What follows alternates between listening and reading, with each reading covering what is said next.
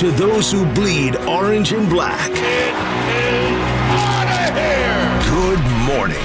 This is Murph and Marcus. Brian Murphy and Marcus the Waterboy Boucher. Streaming live at twitch.tv/The Sports Leader. Sponsored by Bigelow Tea. Grab a mug and tea proudly.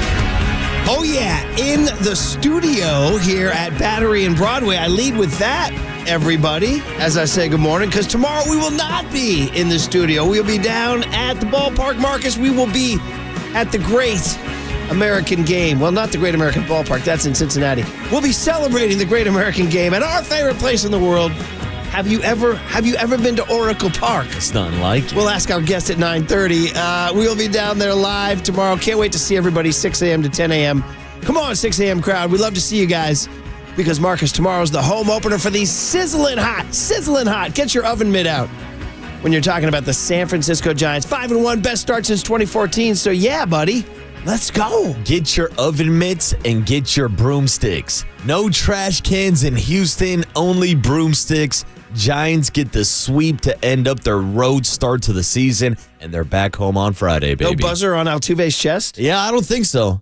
Let's do a quick test. Hey, Jose, if you hear the trash can get pounded 3 times, it means you're getting swept by the San Francisco Giants. By the way, a couple things happened there. One, shout out to Tony, Orlando, and Don. Knock 3 times on the ceiling if you want me. Oh, yeah, young Tony.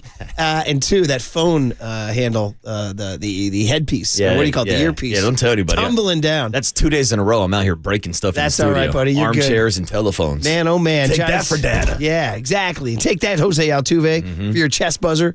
Man, oh, man, they just keep doing it. The only problem is, and I've tried not to bring this up for the first week, because I'm just like, yeah, whatever. It's April 3rd. I'm not going to sweat it. But what's going on with the Dodgers and Padres is beginning. Can they lose a game? Beginning to finally enter my airspace of like, okay, now I got to acknowledge This it. is baseball. They're supposed to lose. As I heard Buster Olney say on the way in, he goes, it's not supposed to be the Globetrotters against the Washington Generals in 150 years of baseball. It's baseball. Baseball's a game of failure. The Dodgers are not failing. And if you missed it last night, Blake Snell had one of those starts that drives you crazy, gone after 4 innings. And the Dodgers are losing 5-0. You're like, okay, cool, finally. Because you're the Braves. You're cool, right? No. The Dodgers came all the way back, tied in the 8th. And if you missed it, Shohei Ohtani on his bobblehead day that caused people to line up outside of Chavez Ravine 6 hours ahead of the first game. Hit a walk-off home run. 50,000 people losing their minds. They're 8-0. Yeah. Ooh. This isn't supposed to happen. No. Not when Blake Snell's going 5 and dive or 4 and dive like he did yesterday. 4 and wait. If it's 5 and dive, 4 and I'm going to need more. Yeah, and that's almost impressive based on the fact of what Roki Sasaki's doing. He can't get out of the second inning. He's in a dugout crying, and they're still winning those games. By the way, we took that one meme. Now, by Thursday, he's crying like freaking... Oh, dude. Now the narrative's going to stick. Like Philip Seymour Hoffman and Boogie Nights. I'm an idiot. I'm such an idiot. No, I love it. But yeah, you're right. I mean, come on, man. Sasaki can't get out of the second inning, and they're 7-0. Oh, by the way, they're 8-0. The Padres are 7. Don't confuse them with the Padres, who are 7-0. My apologies. So, I mean, my God, just everybody, just chill out down there. Everybody down in SoCal, just lose a couple games, all right? But let's back to the home 9, who have been the road 9, and at 5-1, Marcus, I said it, best start since 2014. If people are like, it's early. Yeah, sure. But it's also their best start since 2014. So 2 things can be equally true here. And it's worth noting, because yesterday, actually, of all their 5 games, they lost that one game 3-2 to Justin Verlander's. I bet Verlander's, by the way, who's going tomorrow down here at 3rd and King, McCovey Cove. He's got to be feeling like, damn, I'm the only guy who started a loss. I know. He's out here looking for wins. Yeah, and thankfully, 300. He's going against a light-hitting Mariners team tomorrow that did squeak out a win against the Tigers yesterday, but they do not pack a lot of bats. So hopefully Verlander can silence them. They do pitch it well, though. Yeah. However, the Mariners, they had Luis Castillo. Yes, I was boning up on my Mariners. They played with the roof closed yesterday. And Candace's cousin, our cousin up in Seattle, she sent out a picture of the day. It was a gorgeous day in Seattle. She said, why is the roof closed? I don't know. I prefer roofs being open. Yeah, it's baseball. Open the damn roof. Yeah, especially when it's not raining in Seattle. But anyway, the point is that of the 5-1 start, obviously the 3-2 loss is the only blemish. But yesterday's game might have been like the I don't want to say sketchiest. That's not the right word. It's like they're playing so clean that when they have an inning like the fifth inning yesterday, you're like, wait, what's going on? What happened to my Giants? These guys are bad because they've been in control all week long. And it finally started to slip away. First of all, Landon Roop's first 4 innings, dude, just striking fools out like crazy. Shows up, strikes out the side. It's just dropping down that Uncle Charlie all game long. Just the hook. It's the hammer. The hammer. And there it is. It's one of the best curveballs in baseball, arguably. I mean, Patrick Bailey told us over a year ago that it's one of the best pitches in the entire pitching rotation. I wonder if young Tony knows that a curveball was called Uncle Charlie. Uncle Charlie. I didn't know that. I don't know the history behind that. I don't know it either. But my dad's buddy used to yell it at me at Little League games. Throw him the Uncle Charlie, Marcus. Throw him the Uncle Charlie. First of all, hey, Dad's friend, stop telling the other team what I'm about to throw. It didn't matter. They knew it was coming. They still couldn't hit it. Oh, like you were the Landon Roop of Sunnyvale dude. Little League. When I was dropping curveballs at 12, which is probably a big reason why I had Tommy John surgery. Yeah, dude, my curveball was disgusting from 45 feet. The juice was worth the squeeze. It was, buddy. dude. I got those heckles from the crowd. Throw the Uncle Charlie. The other kid in the box said, "Wait, he's throwing the curve." Yeah, it's like his uncle's in town. Yeah, the yellow hammer, the Uncle Charlie, the hook. There's all sorts of great names. Heck, Clint Eastwood made a movie called Trouble with the Curve. He did. I never saw that movie. It was one of those movies that came out, kind of went away, and I was like, wait, Clint Eastwood made a baseball scout movie? And it slipped away. Maybe I should go watch it. Wasn't bad. I watched it once, but I don't remember much of it, but I remember it being just slightly pleasant. Just Clint hanging around a ballpark. Mm-hmm. You know, just going out scouting with his daughter. Oh, yeah? Yeah, it was a good story. Okay, cool. Did he yell, throw the Uncle Charlie? He probably did a couple times. That seems like it would be in his vernacular. But he is... I mean, Landon Roop's curveball is something else here. It says here, AI tells you the baseball term Uncle Charlie for a curveball gained popularity after Harvard president Charles Eliot publicly denounced sports like baseball, and the curveball received the nickname as a jab to Harvard president Charles Eliot. Wow, that sounds like a crazy origin story. That's insane. I don't know if that's right. As a jab. I don't know if that's right, but... So they're roasting the Harvard president for denouncing baseball? That's great. All right. Anytime someone denounces baseball, we should name a pitch out of them. I should start throwing like the Rob Manfred hunk of metal curveball. And I say this with great jocularity, so please don't start a feud. Should we call it the Uncle Derek? The Uncle Depop? Nice. I'm just nice. joking. I see you riffing. Don't get your feelings hurt. Everybody I see gets you bruised. riffing. I see you riffing. Anyway, but Roop looked great. Then the fifth inning, we were getting to that part. Yes, that's when things so started to he get a little walks shaky. and then the play, like the first time the Giants have looked like the pop-up. I forget who the hitter was, hit a pop-up in the infield right between the mound and home plate. And everybody froze. Landon Roop came off the mound and decided to stare straight ahead. Sam Huff came out from behind the plate. That's right, Sam Huff, I said it. Came out from behind the plate and decided to stare at Landon Roop. Meanwhile, the ball, because of gravity, is headed down towards Earth. Ah, that's how gravity works. And Matt Chapman says, well, if you two kids aren't going to do anything, I'm going to have to try to run in and clean up your room. And he just couldn't get it. And Roop and Huff were both on the hook. Now, you could have an argument about whose ball it is. It was my opinion it should have been Huff's. After the game, interestingly, Roop said Chappie told him, that's your ball, dude. And I guess Melvin told him the same thing.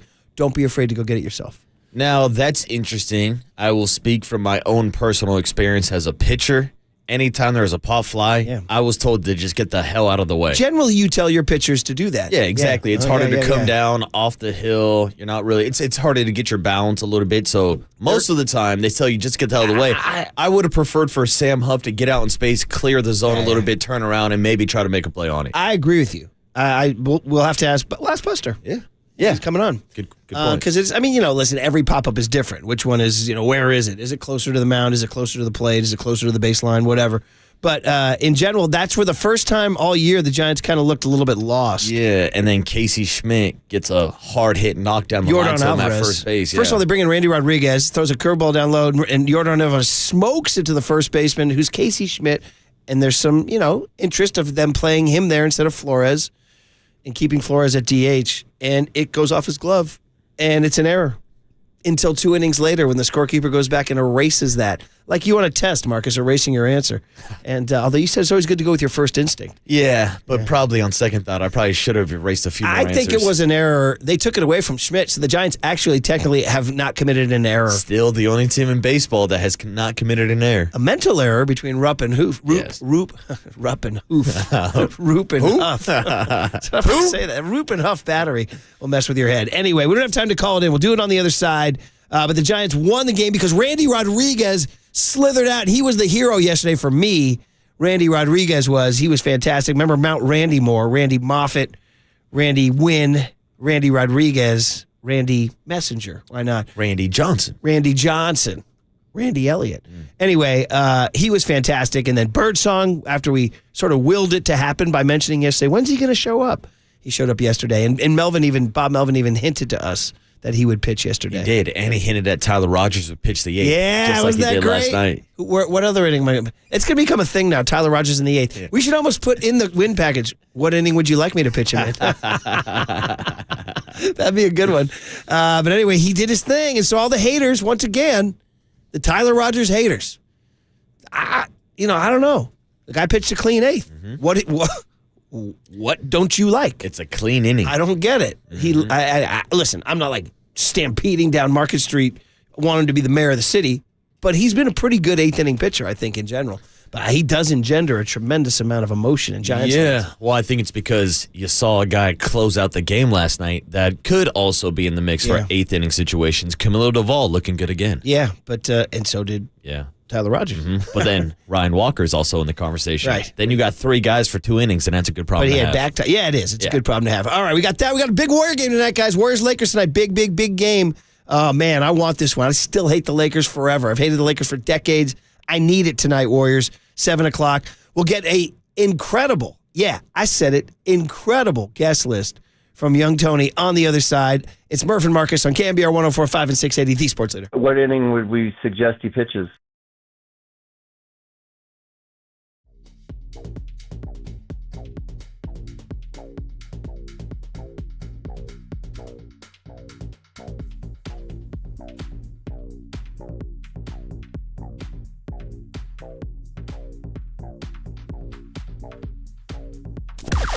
Now, from the O'Donnell Financial Group Sports Desk. Learn more at odfigroup.com. O'Donnell Financial Group, because planning is a process, not a product. Good morning. We are still giving away 2 tickets to see comedian Trevor Noah at the Mountain Winery up in Saratoga on May 23rd. We want you to stay tuned through the 9 a.m. hour for your chance to win today. When you hear the cue to call 415-896-KNBR. And if you're caller number 10, you win. It is all brought to you by Live Nation. You can find official rules on KNBR.com.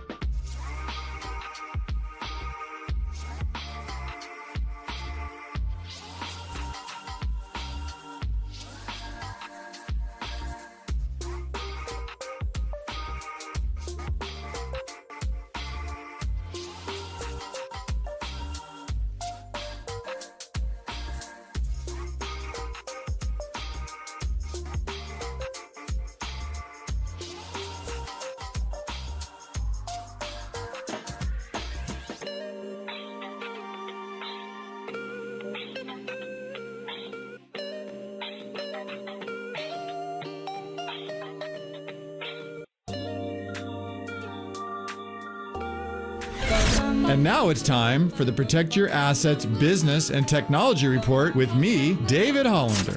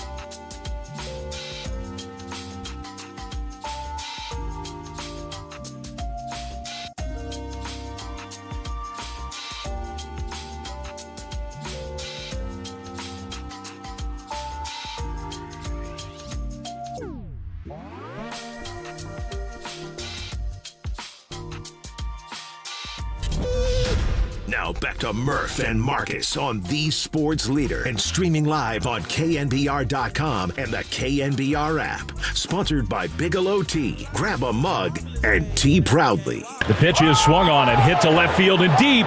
This one is gone over the Crawford boxes. Wilmer Flores does it again. Matos hits a high drive left center field. He crushed it.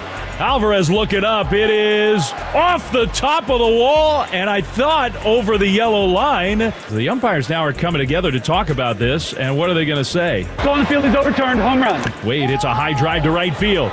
Going back on it, DeZenzo. It is gone! Well, there's hit number one, and that's got to feel great for Lamont Wade. His first hit of the year is his first home run of the year. And it's 6-3 Giants. Yeah, say it louder, Dave Fleming. Lamont Wade's first hit of the year after going 0 for the road trip is a home run off the bench, don't you know? Luis Matos' first home run of the year is a delayed gratification, as it was it gone? Was it not gone? Did it go over the line? I couldn't tell to the naked eye. But you see Pat Burrell doing this in the dugout, doing the, come on, man. And Verlander going, touch them all, touch them all. And finally the ump said, okay. It looks like it went over the line. And then, of course, Wilmer Flores led it off with his sort of record home run, joining the likes of Willie Howard Mays Jr., Barry Lamar Bonds, and then throw in Kevin Mitchell and Chili Davis in that list, too, by the way. Any morning's a good morning when I say Chili Davis by 6:20 in the morning. Fantastic. And Wilmer Flores joins that guy with 4 homers in his first 6 games, Marcus. Wilmer Flores played 71 games last year, had 214 at-bats, and hit 4 home runs. So far, in 6 games, in 19 at-bats, he matched that home run total with 4 already this season. 2 words, buddy. Healthy flow. Healthy flow. Healthy flow. It's a healthy flow. Which I think before we say good morning to Young Tone, we should call it in. Pat Burrell burning out his cell phone. His battery must be low. He's been calling Rob Manfred so many times. Manfred answers the phone in New York. He says, wait a minute, is this the Padres? He said, no, it's not, you empty suit. Oh, he said, you must be the Dodgers. No, it's not, you empty suit. We're the 5-1 San Francisco Giants. Put it in the books. Giants 6, Astros 3. Beautiful baseball. Beautiful baseball. It's a marvelous day in the BAY. I like America. Healthy flow. Yeah, we'll be building as it goes on, too.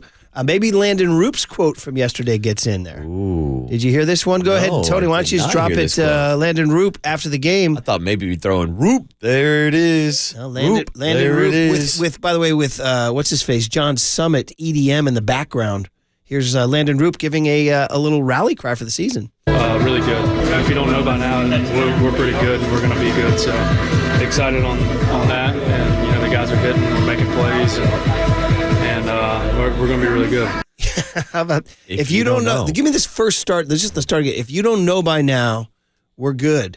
That's what I love that part. It's just like if he basically just said, "Hey, haters, here it is." Really good. If you don't know by now, we're pretty good. And we're going to be good. So boom, that's it. If you don't know by now. If you don't know, you better know. If you don't know, now you know. You better know. Young Tony Farias. Knows. Farias, the man who Home runs? Oh, sorry about that. Yeah, let's do that, buddy. Thank you, buddy. Why don't we do it? Well, we start with the guy who hit his 4th one in the first inning off of Framber Valdez, too, by the way. Framber. What was up with Framber yesterday? I mean, the Giants got to him early, but then he locked in and looked great after that. They figured something out. Wilmer Flores with his history company joining number 4. Big fly. Boom. Boom. Your guy, and I would like to coattail with you and call him my guy too, Luis Matos. Our guy. Number 1. Big fly. Boom. And a guy who had been 0 for the freaking road trip, 0 for the season, comes off the bench and hits his first hit of the season, Lamont Wade Jr. Big fly. Boom. So the Giants had 6 hits yesterday, 3 homers. Giants had 4 hits the day before. They're not overly hitting the ball as much as I would like. Elliot Ramos hitting 269. Wilmer Flores hitting 227. Matt Chapman 238. Lamont Wade 059. Sam Huff 000. Pat Bailey 077. Tyler Fitzgerald 235. So the batting averages are not there, but they're 5-1. No, and it's something that we said we'd keep an eye on. What was it, game 1 where they struck out 17 times, but still won on opening day on the backs of Logan Webb and Wilmer Flores. And yesterday, even in a game where they got to Framber Valdez early, 5 runs in the first 2 innings, Framber still had 9 strikeouts on the day. Like, that's the type of swing and miss stuff he has, but it is also going to be something to keep an eye on with the Giants when they're swinging and missing. But it seems like this year with runners in scoring position, they're not swinging and missing as much. Instead, they're playing a little small ball, putting the ball in play, and that's why we've seen the numbers increase with runners in scoring position. And really what they're doing is they're pitching it. Yeah. They're pitching it great. All right, young Tony, now you can come up here, buddy. Good morning, bro. How was your Wednesday night? Solid. Yeah. Got some Giants baseball, and then I watched the movie, trying to get ahead of the Thursday. Little Wednesday night movie. Man, did my day take a turn Marcus. early? Did my day take a turn early? I don't know if we can get into it. I mean, we could. There's no spot. Like, might as well. We might as well. Yeah. So first of all, we're trying to establish a new bit, the Friday film review for young Tony. I love it. I think it's great. Usually we'd end the show with a little 2. You give it a ranking of 0 to 5 quarter zips. I think, what was it last week? Fast Times Original High, 4.5 quarter zips? I said 4 out of 5. I think you gave 4.5. Oh, okay. You're telling me. All right. Because I remember thinking probably should have been 5. Yeah, whose grading scale is it? So anyway, the point is that we do have a little bit of a dilemma because Friday we're going to be at 58 Social. And it's going to be raucous, and people are going to be going. We're going to have Curly leading "Let's Go Giants" chants and all that stuff. Come on, I want to hear from you. And I was saying to Tony, I was like, I don't know if we should do the film review this Friday, unless it's maybe a baseball movie or something, because I said maybe it's just going to be too crazy. Yeah. There's a lot of ambient noise, and we're ending on the Giants. I agree. And he said to me, "Well, I already watched the movie," and I said, "I don't even know what movie." I had no idea because these things are not planned. He listens to us banter, and then he writes a note down. So, Young Tone, you said. So I watched Dazed and Confused last night. Which is great, right? Yeah. Fantastic. Loved it. Went to a Dazed and Confused themed party thrown by Mike Silver one year. Nice. Where people were smoking joints and dressing like characters from Dazed and Confused. Be a lot cooler if you did. That's back when Greg Silver wasn't even born. Wow. How about that? Think about I wonder that if his for a parents second. knew that they threw a marijuana-soaked Dazed and Confused party. Wow. Oh, by the way, in Berkeley. Yeah. On top of everything else. And one of the guys at the party would be a coworker of their kid that was not born at the time. Damn. Yeah. You just kind of Mind blew my blown. mind. Yeah. So I said, oh, yeah, that's great and everything. And I said, and we were talking about, should we talk about it Friday? And he just casually said, what did you say? You casually said, well, I wanted to watch it because. So I talked to Loader and I talked to Derek Papa when I said I was going to watch Fast Times at Ridgemont High. And they were like, no, Dazed and Confused is a better movie. Oh. And then they started quoting that movie over Fast Times. If anybody in the vicinity, anybody in the 10-block vicinity of Battery and Broadway was listening out their window at 5, they would have heard Mount Murph explode. Damn. I was like, whoa. Now I'm going to try to approach this an hour now. It's an hour later. I'm not going to snap as violently as I did. I said, what did I just hear? So I went on a 60-second rant. Damn. Yeah. Well, it's a good thing I was not in a 10-block radius because I also prefer Dazed and Confused. Okay, so, I mean, I'm done. I'm not saying anything bad about Fast Times. And I like Dazed and Confused. Yeah. I'm just here to tell you guys an empirical fact. The cultural impact of Fast Times at Ridgemont High is like Godzilla compared to the nice golden retriever that is Dazed and Confused. Listen, again, I said this at the end of my rant. I don't want to be in the position of criticizing Dazed and Confused. I love Dazed and Confused. I went to a freaking Dazed and Confused themed party. All right, buddy? But if you want to talk about how can I even describe it? First of all, yeah. So whether it's lines, scenes, characters, I mean, all I have to say is Jeff Spicoli. That's all I have to say. Right there alone, the argument's over. Yeah. Jeff Spicoli is one of the most iconic figures in the history of American cinema. Nobody from Dazed and Confused comes within a par 5 of Jeff Spicoli, and that's pretty much the end of the argument right there. Yeah, I'd say Matthew McConaughey's character. McConaughey is a par 3 away. He's a par 3 away. I'd say he's probably the most iconic. It's a cameo. Yeah, exactly. He's not the main character. It's a good counter. It is. I love McConaughey. We used to have classic lines. We used to have his sound. Pecan used to play it all the time. The Posse Traction, the Mustang, all that stuff. But anyway, listen. File this under. Go to your file cabinet and file it under S for Sandlot. And file it under Sandlot. Wow. Are you putting Dazed and Confused in the Sandlot conversation? You guys are forcing me. These are fantastic. You guys are forcing There's a whole file of movies that are just fantastic. Oh, my God. I just looked down. The first thing I see is McConaughey and Affleck greater than Sean Penn. I mean, come on, bro. Here we go. Here we go. Well, this is it. Dazed and Confused, hands down, no... Here comes the text line. Wow. Look. Wow. I don't know what to tell you guys. It's like... let me turn it to Overnight Dave, who said... Yeah, and Casino is better than The Godfather. I mean, that's the analogy. It's perfect. Casino's a great movie. Scorsese, iconic. Sharon Stone, Joe Pesci. And then there's The Godfather. So that's how it is. I'm just talking cultural impact. Yeah. All right. I've heard people say Goodfellas is better than The Godfather. Well, Goodfellas is not it's not better than The Godfather, but it's better than Casino. And Goodfellas is unbelievable. Yeah, it was fantastic. Yeah. I mean, what are you going to say about Goodfellas? I would say all these movies are all right. That's what I'll say. All right, guest list on a well done Thursday, April 3rd, 4/3/25. Yeah, startling start to the morning. Young Tone, I told you it was an incredible guest list. What you got? Yes, indeed. So for our executive show, Buster Posey joining the show at 7:30 this morning.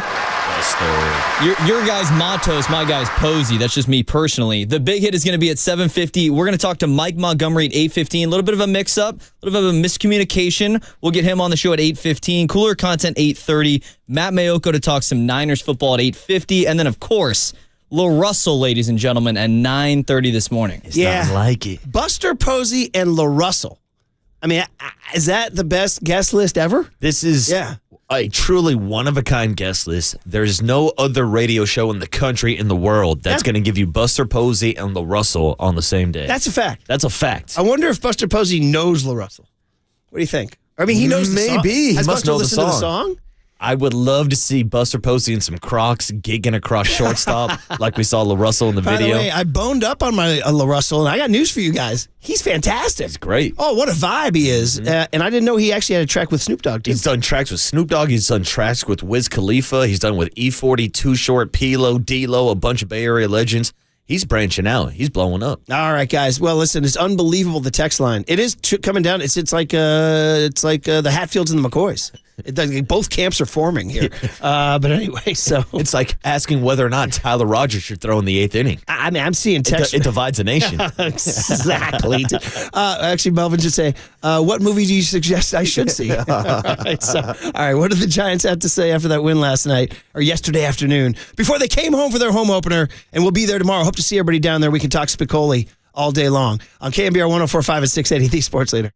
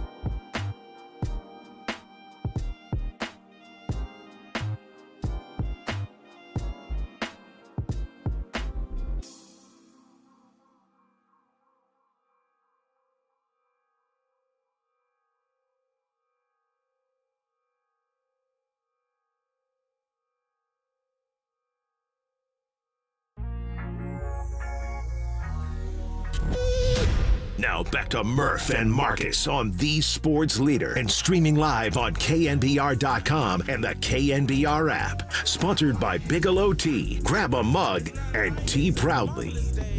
For the Giants, it'll be Luis Matos here in the second. He hits a high drive. And it's deep into left. And it is off the wall. The Giants are saying it went over the wall. Yep, it's gone. They're showing it on the board here. Home run. It is gone. Out of here. And what would Dave's call be? Gone. And what would John's be? Adios, pelota. Well, there we go. That's why they're kooking kite, man. Put them both in the freaking Ford Frick Award together, please. Do the right thing. And have LaRussell be there to induct them, too. Somebody wrote in and said, oh, that was the mystery guest. I'm disappointed. I said, you know what? I'm disappointed in you for that text. Yeah, come on. LaRussell's fantastic, and plus he means a lot to Marcus, who's been on him for a little bit now as his favorite new rapper in the Bay Area. And like we said, what show's going to give you Buster Posey and LaRussell on the same show? There's nothing like it. Yeah, you won't find it. It's nothing like it there. So that was fun. By the way, text line. The text line has called for a timeout. Like the Golden State Lumber and Showroom text line itself is calling for a timeout because it's so worn out from the warring texts coming in from Dazed and Confused. We got a 30-second on the text line. The text line is just going, oh my God. And it's like people they're just like, they're as adamant as me or as adamant as Derek and Loader were about it. Like if you're a DNC guy, you are like in the cave. And if you're a Fast Times guy or gal, you're in the cave too. I mean, people are going nuts about this thing. But 408 says I'm 33 and Fast Times is so iconic, it's embedded in my soul. The next person, the very next text, 209, says Dazed and Confused all day, and I like Fast Times. And he says, so a lot of people just coming in, but a lot, comes down to Spicoli, et cetera. But one of my 559 said picking Dazed and Confused over Fast Times is like taking Farhan over Buster Posey. That's pretty darn good. But 510 says DNC over Fast Times all day. All right. Mm-hmm. And one guy said, Murph, you don't like Dazed and Confused more than Fast Times? It'd be a lot cooler if you did. It would be a lot cooler a very, very if good you text. did. Whereas 925 says, Mr. Hand. And somebody else says, I have a 2-word review of that take. You dick. Which we used to play. Yes, we did. Paulie's We used soundboard, it a lot. Now, I'm surprised you're not a bigger fan of Dazed and Confused because you do remind me a little bit of Wooderson, Matthew McConaughey's character in the film, because one of the big reasons why Murph wanted to stay at KNBR is the older he gets, the KNBR board ops stay the same age. He's always going to have a 25-year-old board op like young Tony. Oh, man. You know what I'm saying. Good. That's pretty good. All right, man. Dude, 925 says, hey, people on Luge should not drive. There you go. All right. We could go all day, baby. And 5-0 settles the bet by saying, Piper, no. Piper, no. All right. There you go. All right. Back to the Giants. I was asking Marcus during the break, I said, because I raised this slight alarm because I noticed they only had 6 hits yesterday. Listen, I'm excited. We're going to have a great day tomorrow at 58 Social. So this is not a criticism. It's an observation. Don't look at me as a Debbie Downer here. But they only had 6 hits yesterday. 3 were home runs. The day before, they had 4 hits. So I was looking at the old-fashioned batting average, and they're 21st in Major League Baseball in batting average. Now, again, 6 games. So we'll chill out. But we have a week to work with now. It's something to look at. So you look at that, but then you look at what's more important than batting average, runs scored. He's scoring any runs. They're 9th in baseball in runs. Actually, they're tied for 8th. They're not tied for 9th with the Phillies. So, I mean, the Cubs have scored 60 runs in 9 games. The Giants have scored 6. The only team that's scored more in 6 games is your Yankees have scored 44 in 5 games. The Cardinals have scored 42. So anyway, batting average low, run production decent. Then I said, Marcus, they might just be pitching it better than everybody. And I look, bro, you ready? Dude, team ERA, Padres and Dodgers leading the way because they're undefeated. But then Rays, Mets, Giants. Giants are the 5th best ERA in baseball as a team. And then you want to go, I'm a big whip guy, walks and hits for innings pitched. Cool whip. Bro, they're 5th in that too. They're the 1.00 whip. So I would say right now, if you're top 5 in whip and top 5 in ERA, right now, should we define the Giants as a pitching team? I mean, we talked about the Giants establishing an identity during spring training. After going about halfway through the season last year and hearing Bob Melvin and people on this team and in this organization talking about the team not having identity.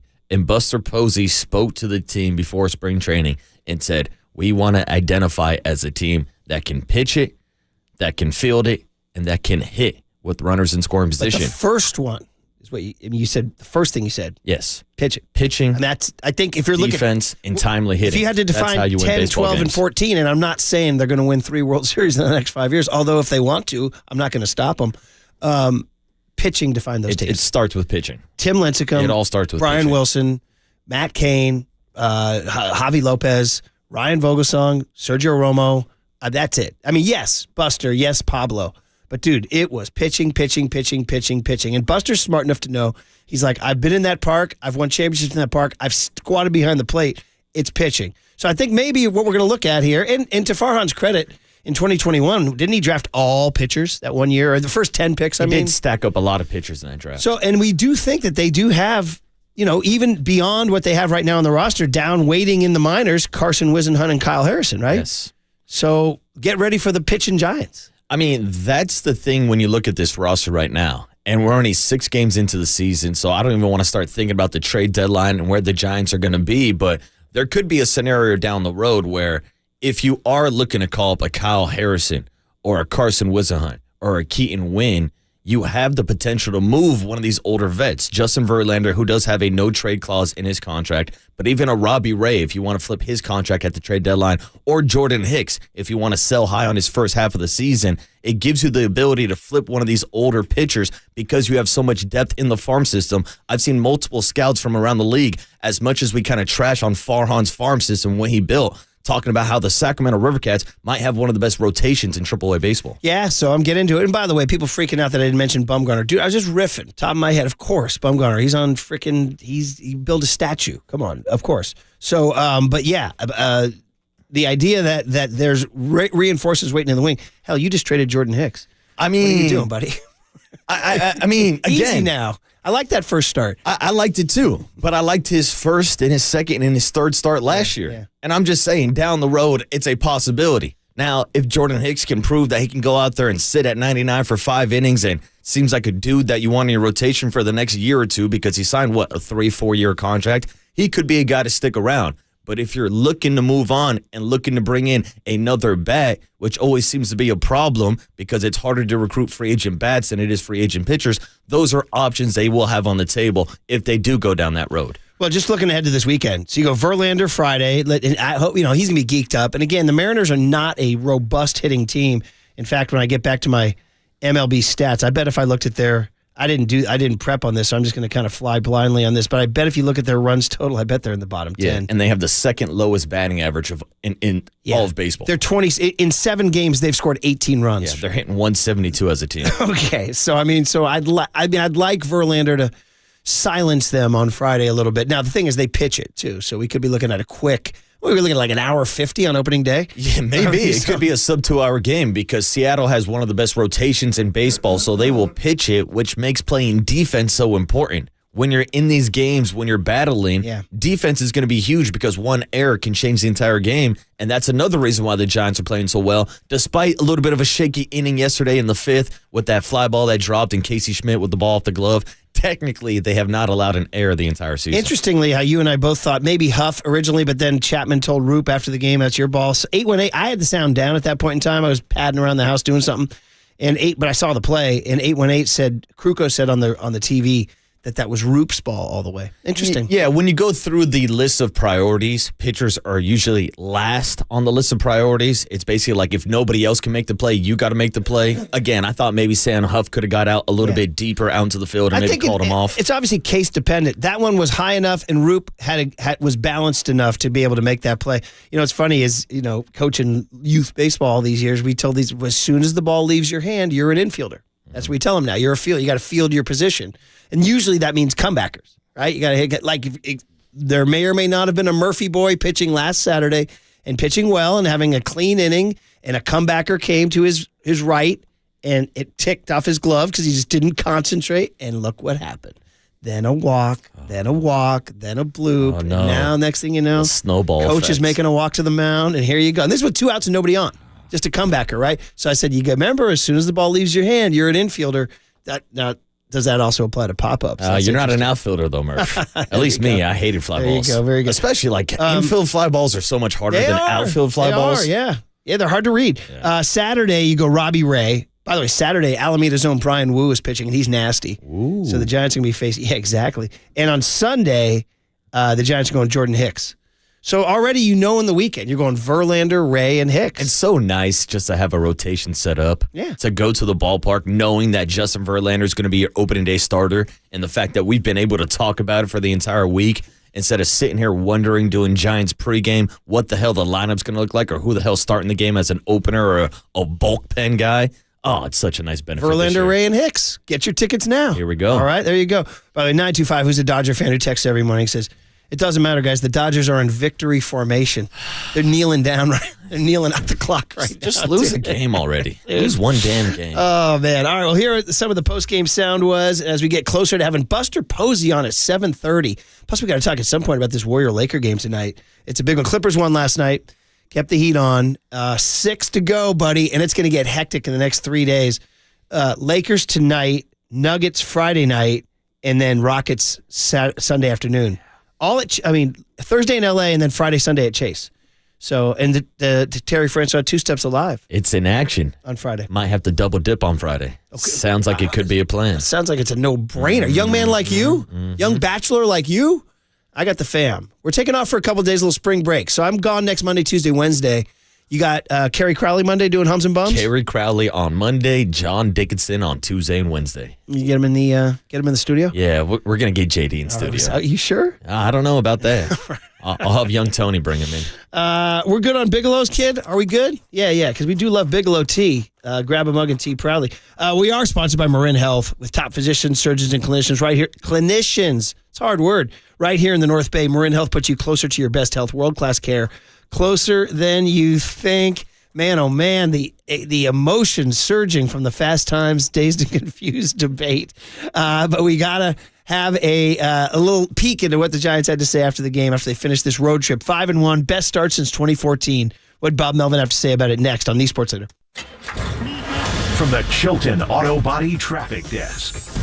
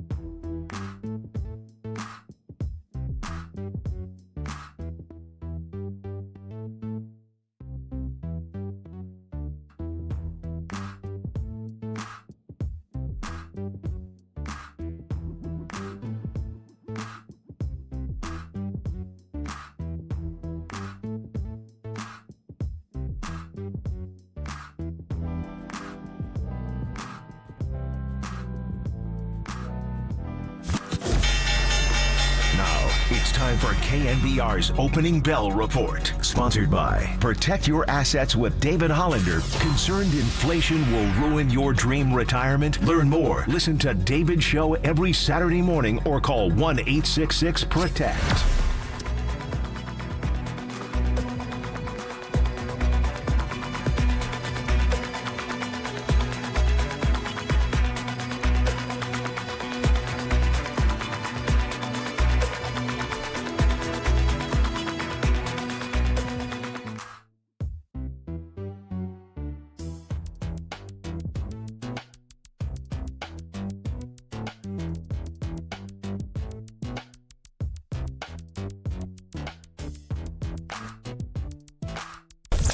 Listen to the sports leader anywhere, anytime. Download the KNBR app. Murph and Marcus continue live from the KNBR Casino Matrix Progressive Jackpot Studios. Casino Matrix. Progressive jackpots are here. Where are you? Just drop in. 1-800-GAMBLER. Murph and Marcus is sponsored by Bigelow Tea. Grab a mug and tea proudly. Here's the 1-1. Altuve hits a pop-up on the infield.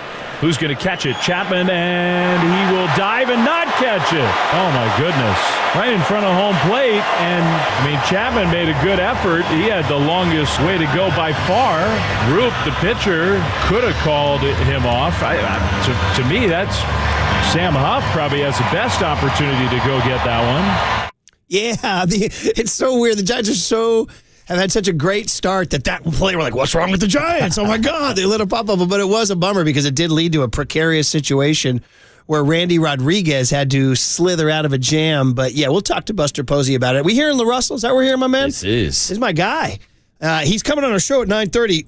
The only show, as our afternoon buddies like to say, the only show in America that gives you Buster Posey and LaRussell on the same show. Absolutely. By the way, how does Mike Montgomery feel about that? He's like, wait a minute, I'm on the guest list too. Yeah, I feel bad for Matt Mayoka. We haven't mentioned him once today. Mount Guestmore, Yeah. Buster, LaRussell, Monty, and Matty. That's the thing. When we have the president of baseball operations coming on and LaRussell out of Vallejo, California, who in this very music video you're hearing right now, Am I Musty, is in a golf cart with Marshawn Lynch on the field over at Cal Berkeley. Just going absolutely dumb in the middle of the field. Very, very excited to talk to him and to Buster Posey at 7:30 and to give you guys 2 tickets to see Trevor Noah, the comedian, at the Mountain Winery in Saratoga on May 23rd. Stay tuned to the 9 a.m. hour for your chance to win. I wonder if Noah's going to riff on the lovely setting that is Mountain Winery in Saratoga.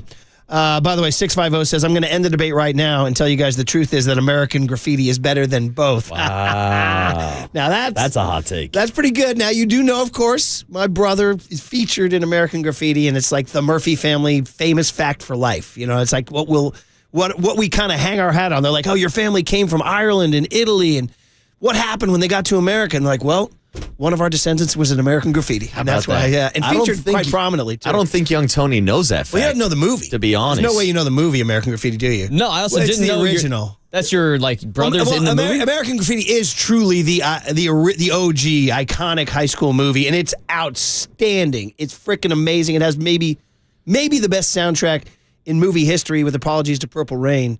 But Purple Rain's original, and American Graffiti's all covers. But yeah, they filmed it at Tailpies High School in Mill Valley, California. They had all the students come out for the sock hop scene, and my brother gets featured on the dance floor, and then he's standing right between Ron Howard and Cindy Williams, who are the boyfriend and the girlfriend. He's graduating, going off to college. She's staying at school, and they're having a fight at the sock hop, and he's standing right between them. He looks around for like 20 seconds and then rubs his hands through his hair.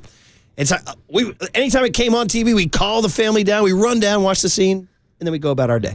But yeah, it's his claim to it's the Murphy family claim to fame. He's the most famous Murphy I know. I tell you, he said that when he was in college, like at parties, mixers, girls would say, "Are you the guy in American Graffiti standing behind Ron Howard and Cindy Williams?" That's a pretty sick flex. Yeah, it is. So anyway, so you're right, 650. It's pretty me out, darn baby. good. I'm a movie star. Exactly. So, and that's Tam's claim to fame too. But anyway, back to the Giants and Buster Posey.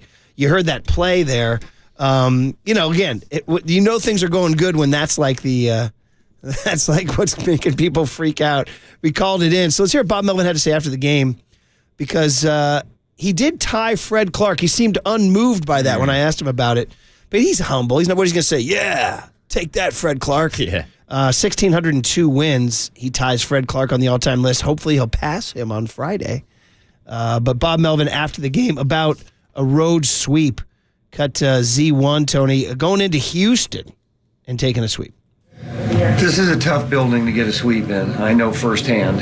To be able to play two really crisp games and then, this game kind of go back and forth, a little wonky. We had a big lead and then, Framer found his stuff and next thing you know, he's out there in the 6th inning. So, but the add-on run by Wade was huge at the time.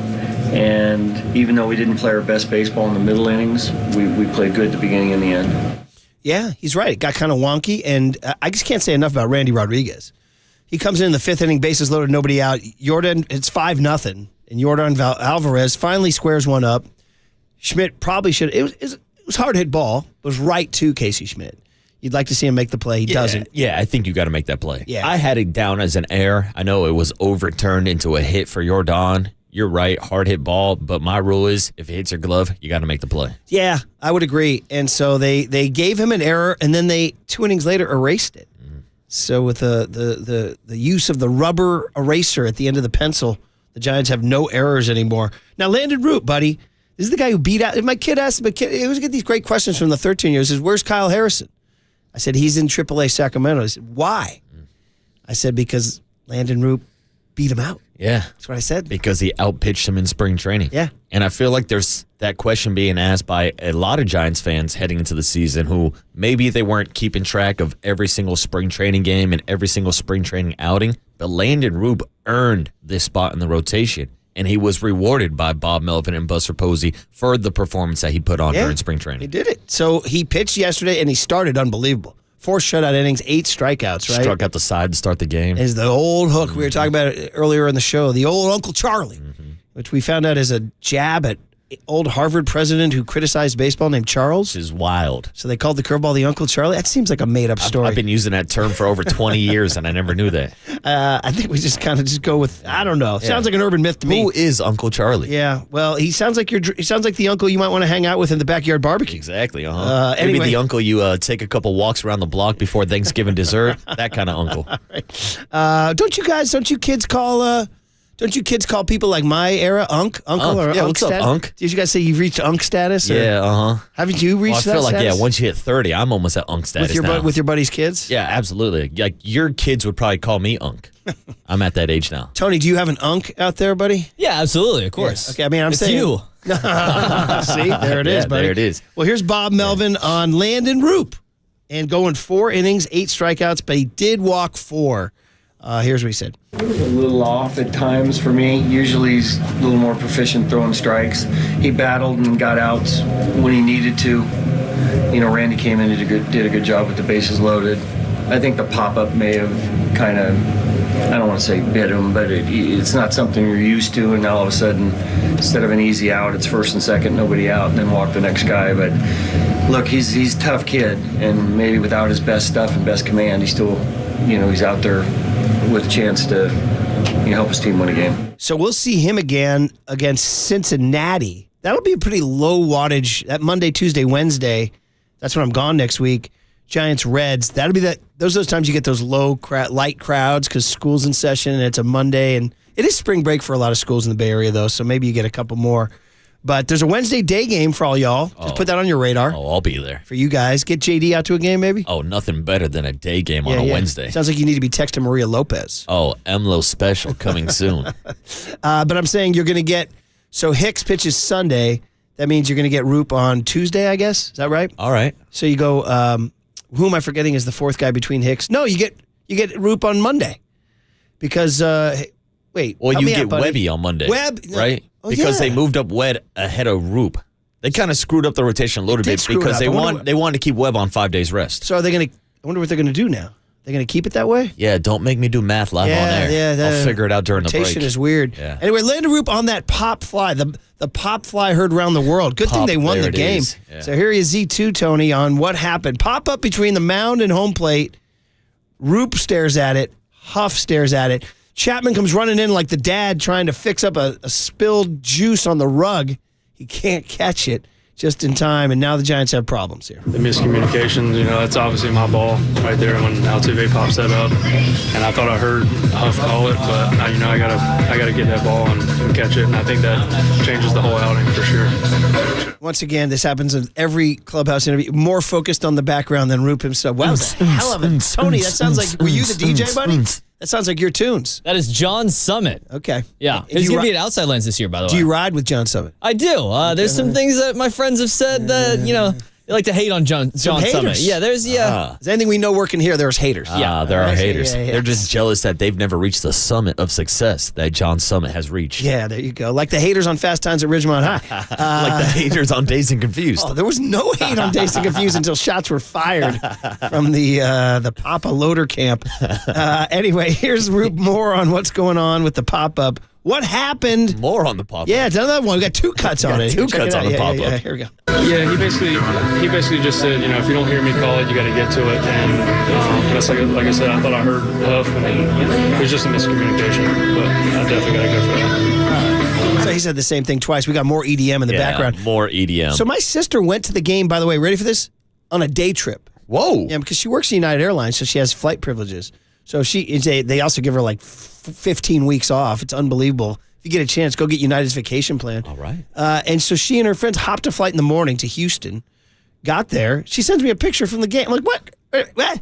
I didn't know she was going. She said, yeah, I'm flying back tonight. She flew back last night, but she told me the stadium was loud.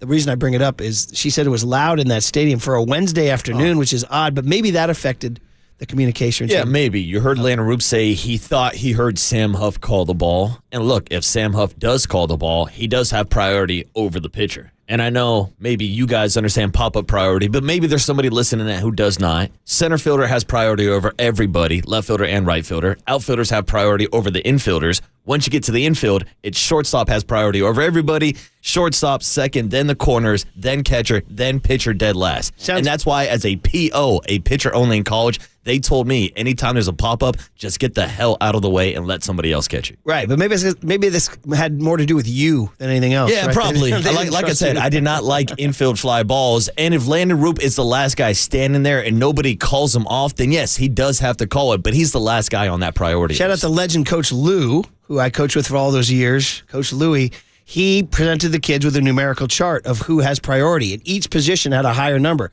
Like it was like center field was like the highest number. It was like 10 or whatever. And then I forget the chart, Lou, but it showed which position had priority based on the number that was higher. Like shortstop had a higher number than third base.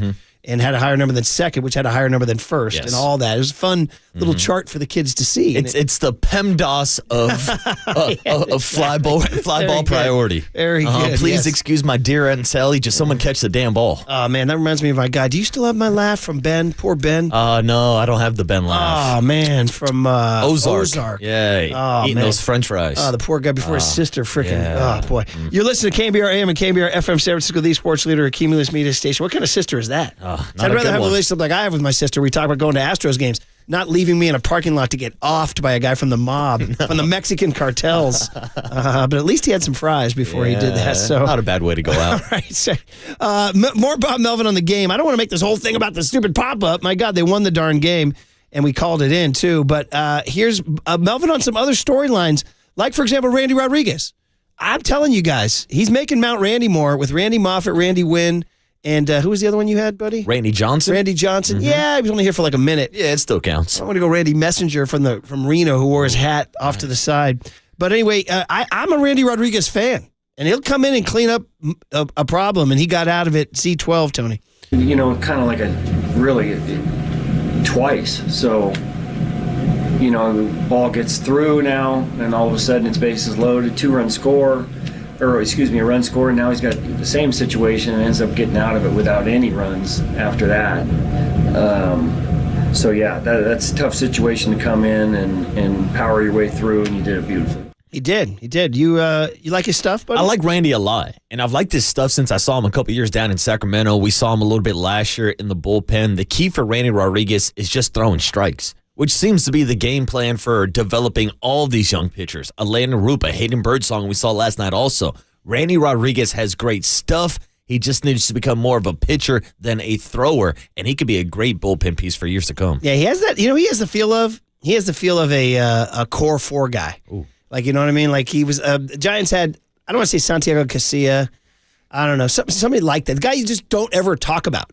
You know, like, I don't think we talked, how much Casilla did we do? I mean, Paulie did Casilla later for Save It for Later to English Beat, but we just didn't talk. There's certain guys you just don't talk about. Well, and Randy especially Rodriguez is one of those guys you just don't talk about. 6th, 7th inning guys are like talking about like offensive guards in football. Well, see, it doesn't get till the 8th inning when you get to the controversial guys. That's when you get the juicy stuff in the 8th inning. What inning would you suggest? Yeah, Is this the new?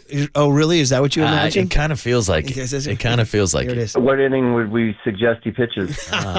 What inning would you suggest for Randy Rodriguez? We have a good thing with Bo Mel. We talk old 75 Warriors. Really? Is that what you imagine? Couldn't talk 75 Warriors with that guy. Yeah, he's like, Murph, I think you need to do your homework on Tyler Rogers. You probably need to do some homework on that one. Really? You don't want him pitching in the 8th inning? That's an uninformed take. Yeah, that's pretty good. I do like, I'm on the pro Tyler Rogers bandwagon, though. Like I told you, the whole thing started with a lifelong buddy who's a really smart Giants fan. He's like, why does Melvin keep putting him out there in the end? I'm like, dude, he just posted a 0. He goes, I know, but it's... And then I mentioned it on the air yesterday, and the text line blew up with Rogers hate.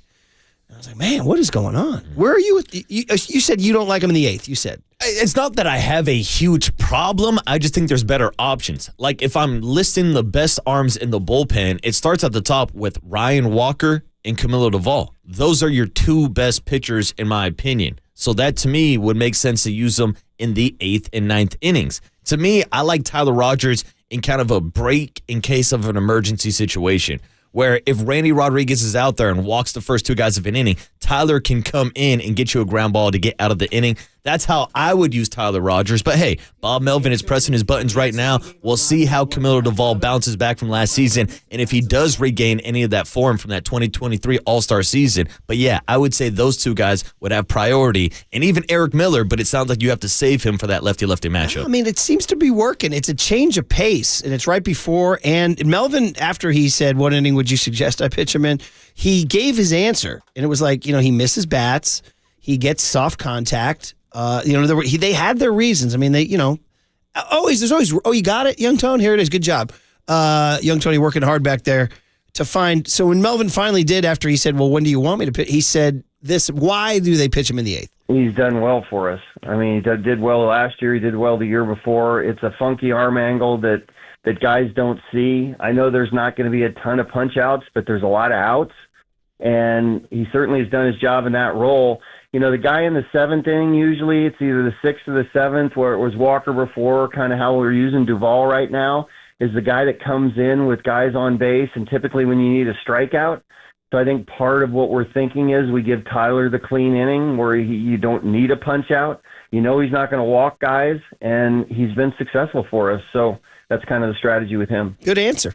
Really good answer. Yeah. Especially about the clean inning, not bringing him in for the punch out, saving those guys for a punch out when you need them, and giving him that clean inning where he's going to get that soft contact. And I think maybe the biggest thing we should take away from that quote from Bob Melvin is he's not going to walk guys. Yeah. He's going to fill up the strike zone, which has been an issue for Randy Rodriguez and Camilo Duvall. So I think he's looking for that consistency of having a strike thrower in the 8th. So many texts coming in. People loving this Giants team. For Golden State Lumber and Sherwin text line. Cousin Vinny, a regular texter, says, I understand what Waterboy's saying, but isn't it great to show a team Ryan Walker and Camilo Duvall in different games to close out games? Yeah, it's a great situation to have, so you don't have to throw those guys back to back. But if you're in a 1-run game against the Dodgers with the game on the line, 8th, 9th inning, I think you got to use your best guys in the same game. 510 says, what crap does everyone have to say about Tyler Rogers now? Ooh. There you go. And then we'll probably end the segment on this incredible text from 707 on the Golden State Lumber and Sherwin text. They said, watching this team hit bombs, swipe bags, and throw cheese, I came up with a new slogan. San Francisco Giants, this team Fs. That's from your generation, buddy. I like it, dude. This is what you kids talk like, right? Uh-huh. This team Fs. We F with this Giants squad. Dude, how about if we had that on the big banner hanging down from the tower at 2nd and King, the left field line tower, This team Fs. I mean, is that past the slogan test for you? I'd buy a T-shirt. Put that on a hat and sell it at the ballpark. What about I Fs with the Giants? I do. I F with them tough, Murph. I'm going to F with opening day tomorrow with the family. We're coming out. It's going to be great. And we're going to be at 58 Social, 6 a.m. to 10 a.m. We're really looking forward to seeing all y'all out there. It's great, man. The food is great. The beers are cold. And the vibes are immaculate. As we get ready to go into the home opener with Justin Verlander and the Home Creams. They're not going Orange Friday on us, are they? For the 1 Friday start? 1:35, so that you can make it a big ol' honkin' day at 58 Social. So we'll see you guys down there. Should be really fun. Okay, Buster Posey at 7:30. La Russell, the rapper out of Vallejo, California at 9:30. How great is that? Buster Posey and La Russell, same day. On the Sports Leader.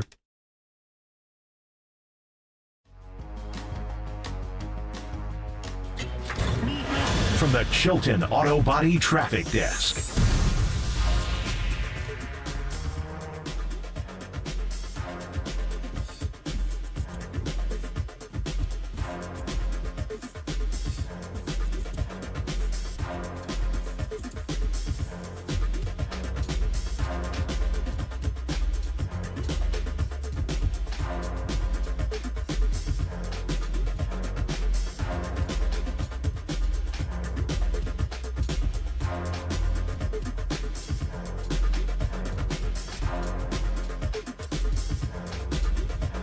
All right, we have our good friend Steve Moskowitz on the line on a Thursday morning, April 3rd. Steve, you want to say good morning and say, well, what happens if somebody out there didn't get their ERC check?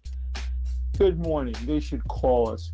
There's so many people growing old waiting to get their ERC check. The government has a super glut of paper applications just sitting there. People are also worried, will President Trump do away with ERC and his cost-cutting moves? Nobody knows. So the bottom line is there's 3 different ways for us to hurry the government up. That's what we want to do for you. We want to get you your money while it's still good law. Or you got a letter from the IRS saying you don't qualify. No ERC for you. We want to appeal those because the government's being sued right now, alleging that they are just denying people. They don't even know if they're qualified or not, or you're being audited. So that's the big 3 in ERC. 1, you're waiting for your check. We want to hurry them up. 2, you were denied and we got them to change their minds. Or 3, you're being audited. We have a lot of experience with this. We want to take care of you. We have a free consultation. We'll explain everything. And the only thing you have to do is say, hey, Steve, get me my ERC money. Just give him a call. That's tax attorney Steve Moskowitz. He's my tax attorney. He should be your tax attorney. Give him a call at 888-TAX-DEAL, 888-TAX-DEAL, or go online to moskowitzllp.com.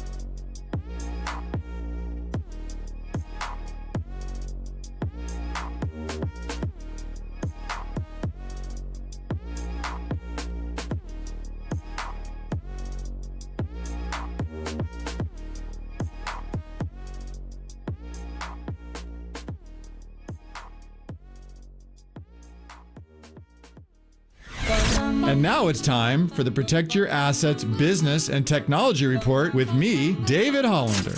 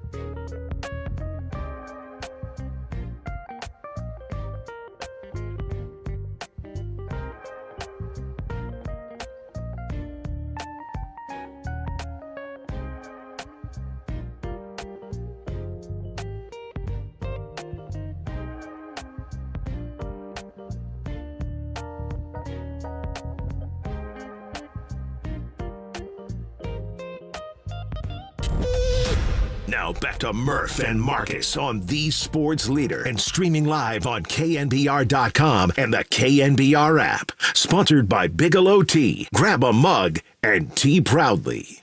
There goes Adames running. The pitch is swung on and hit to left field and deep. This one is gone over the Crawford boxes and off the back wall. Wilmer Flores does it again. He's got 5 hits on the year, and 4 of them have left the yard. If nobody got me, I know Wilmer Flores got me. Can I get an amen for that? I love it. And there's some debate still as to whether we should keep that in the win package. I actually say yeah. I think the boys are outvoting me here, though. Amen. You say no? Do you want it or not? Well, it's funny because you were the one that complained about us having 2 pieces of audio representing Wilmer this early in the season. So I think Tony took it out. Complain is a strong word. I just noted it. You noted it, and Tony took note of your note, and so that's why he took it out. Yeah, I understand. But now you're like spinning it that we took it out of the package when Tony was the one who introduced me to the meme to start with. Oh, you introduced us to the meme. Oh, yes. Oh, yeah. What's wrong with your brain, bro? Come on. Did you discover the meme, or was it? So a friend of mine sent it in our group chat. Yeah, but is it well known throughout the world? Debatable. I mean, I is would Wilmer say Flores my well known? kid claimed to know. Big Deck claimed to know. He's like, yeah, I didn't know that. Oh, yeah. I would say it's well known in the Giants world. Like the Giants social media team used it also on opening day, just did. like young Tony sent us to our Okay. thread. Anyway, debates continue. Yes. All right. A lot of debates well, if this you had morning. to choose between Bob Melvin saying a healthy flow, do you have that one here? Do you have that one? If he just says a healthy flow versus can I get an amen for that? A healthy flow. Okay. That's nice and tight. It sounds good. And then what's the nightingale? You were the one that did bring up, we have 2 pieces of Yes, Wilmer so Flores. And I'm did like, I. all right, so I'm going to take one of them out. I know, but did you take the right one out is the question. You said healthy flow is the better one. We can I go back. We did can review say the that? tape. Yeah, listeners, chime in on this. Well, Marcus maybe and am I allowed to have a change of mind? He is. Is that against the law? He is. All right. I mean, he is going off. So yeah, maybe we so- should have more Wilmer Flores in the Also, one I've package. suggested that we keep that thing organic and change it almost, I don't want to say day to day, but maybe month to month, week to week, something like that. We'll keep it in a flow state in honor of Wilmer Flores. I don't know. And then we got, all right. Then we got the Warrior one that's like 15 minutes. Oh, that one goes forever. Yeah, you can go take a break. You can go to the bathroom during that one. Yeah. So hopefully we'll be playing it Friday. Yes, that's the goal. Win tonight versus the Lakers. All right, back to the Giants. Healthy flow, Wilmer Flores. This is shocking. I mean, guys do get hot, but this is pretty surprising. I don't know how sustainable it is. You know, on the road, obviously. I think Giants hitters, it's almost like when they go on the road, that's when they eat. Because they know when they're coming home, those balls are getting knocked down by the heavy air and the wind and all that. So I don't know what kind of home runs you're going to get this week in this upcoming homestand against the Mariners and the Reds. But it does feel like hitters enjoy hitting on the road. Houston, Cincinnati seem like, I haven't looked at the stats. Are those home run friendly? Great American Small Park, they call it, right? And Houston with the Crawford boxes in left field is also a small ballpark. So, yeah, they are hitting in hitter-friendly ballparks. But, Murph, they're hitting right now without the torpedo bats. And it sounds like the shipment is on the way. Bob Melvin told us yesterday that they are expecting the torpedo bats to be in town in San Francisco this weekend. Find that sound. I heard somebody on one of the national shows driving in saying that already they've cooled off. Like this week, like here we are Thursday, and the torpedo bats have cooled off. I don't know. Anthony Volpe has 4 hits this year, all home runs. Yeah, but I do think that? there's a little bit of a kind of over-exaggeration. Like people act like these bats automatically make you hit a home run. it's funny we talk about the butterfly effect. How about the Nestor Cortez effect? The fact that nasty Nestor was not nasty at all, with a partially torn UCL, was lobbing 90-mile-per-hour meatballs right down the middle to the Yankees that second game of the season, the day they hit 9 home runs and hit 3 home runs on the first 3 pitches. A big reason why they went yards so many times is because Nestor was hanging fastballs right down the middle. Well, the same way we said that the Dodgers, what they're doing to baseball is like the Harlem Globetrotters and the Washington Generals, like this can't happen, is the same way you're not going to freaking pick up a torpedo bat and hit 450 with 80 bombs, all right? It's not wiffle ball, You right? still got to square up a ball. Yeah, so, by the way, like Ellie De La Cruz, who we said, oh, my God, yesterday, 1 for 4 with 2 strikeouts. So, I mean, he could do that with a torpedo bat or not a torpedo bat. Yeah, you still got to hit the ball. Yeah. So, by the way, Bruce Bochy's Rangers just went there and got him 5-2. Hey. Our guy, just looking at this box score, Hunter Green, 7 innings, 3 hits, 8 strikeouts. Dude, so he did to them, but he gave up 1 run and they lost 1-0. So Hunter Green, bro, stay away from that dude. Yeah, he's a guy. bad man. Whoa. Do you have that cut from did you just play the Melvin cut? The Bob Melvin cut on the torpedo bets? So Marcus asked him on the way out. I didn't know if you were joking when you asked him that, or were you serious? It was a little tongue-in-cheek, but it's a serious question also. You said, has the shipment come in? And he treated it like dead serious. He's like, yeah, it's coming in. No, they're not here yet. I know the guys are talking about them. It wouldn't surprise me if they showed up pretty soon. I mean, when you see what's going on, you can't help but be curious about it. So my guess is once we get home, there might be a few out there batting practice, but we'll see. Okay. Did you see Will Clark on the No Filter Network with Bernsey last night? Oh, no. He has a breakdown on the torpedo bat? Yeah. I need that in the cooler of content. He went off. Oh. He said, so you're telling me that you're hitting the ball here? He had a bat and holding up. I can only imagine. That means you're getting effing jammed because you effing suck. He's like, well, I got news for you. Why don't you become an effing better hitter?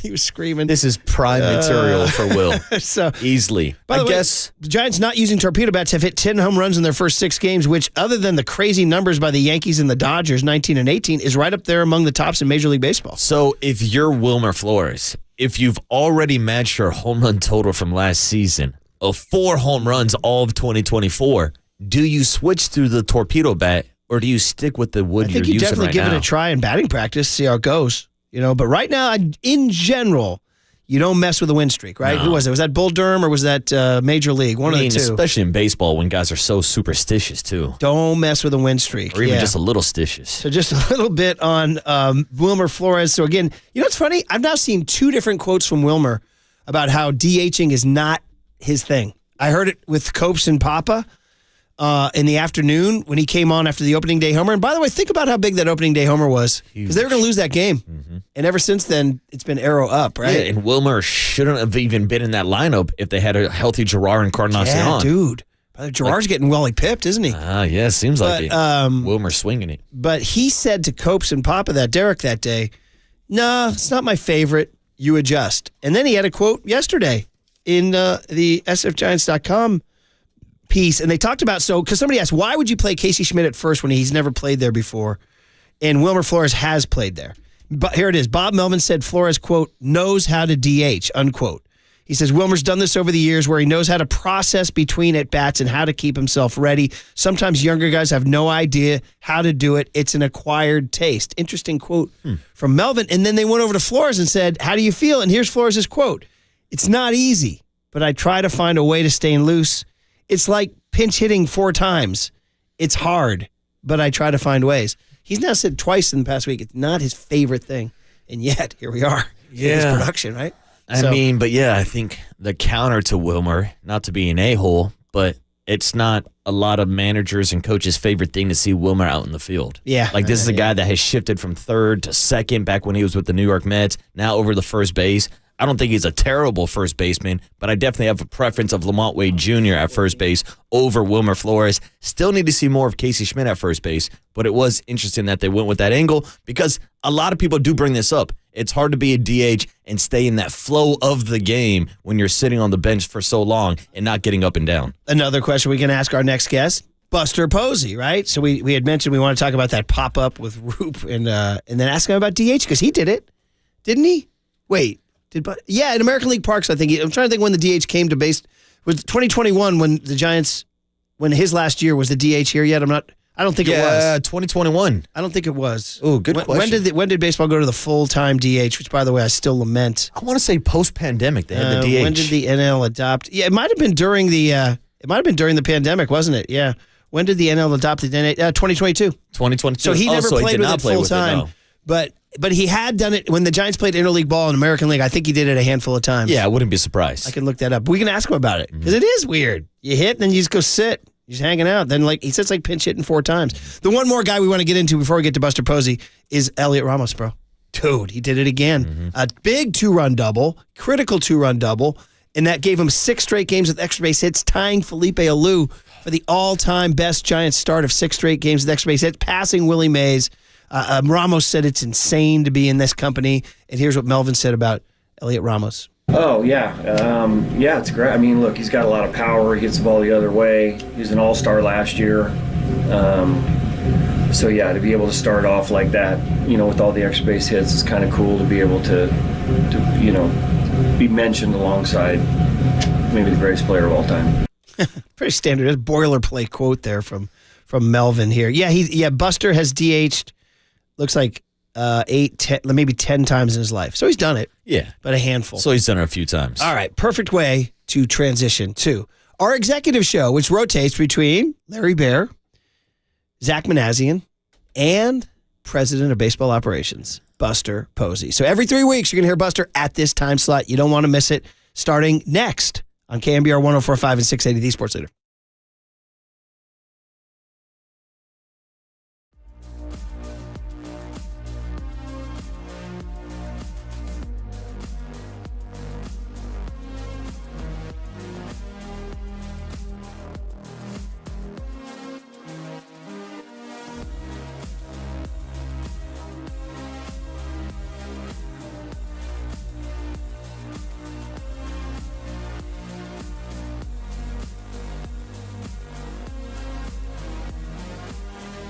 So amidst all the baseball talk, do you know what happens Saturday is March Madness, right?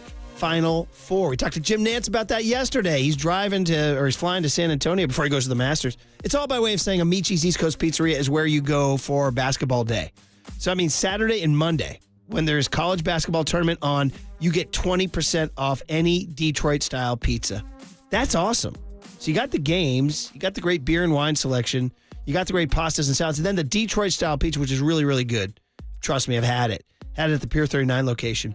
20% off on tournament game days. So say, I heard Murph on KNBR offer this. Maybe you want to order it online and bring it home. So you enter the code MADNESS20 when you place your order. So again, the code is MADNESS20, and that'll get you 20% off the online order. This is all for the Detroit-style pizzas. So when you're in the mood for great pizza and for dine-in or takeout while catching the college hoops and a great deal, 2 words, baby, Amici's delivers. I just want some pizza.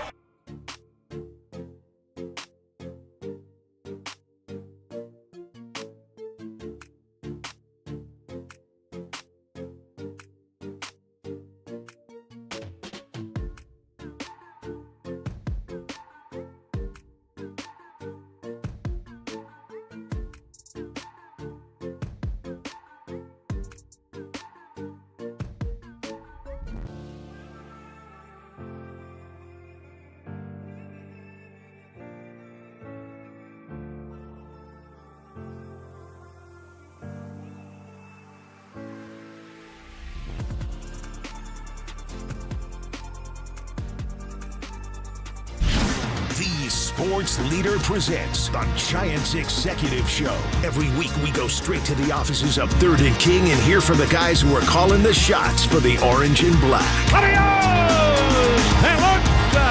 Now, here are Murph and Marcus with Giants President of Baseball Operations, Buster Posey, on the Sports Leader. How much fun is this? 5-1 start, home opener tomorrow. Big crowd, big excitement. Let's talk to Buster about it. But first, we got to tell you it's all sponsored by Benjamin Moore Paints.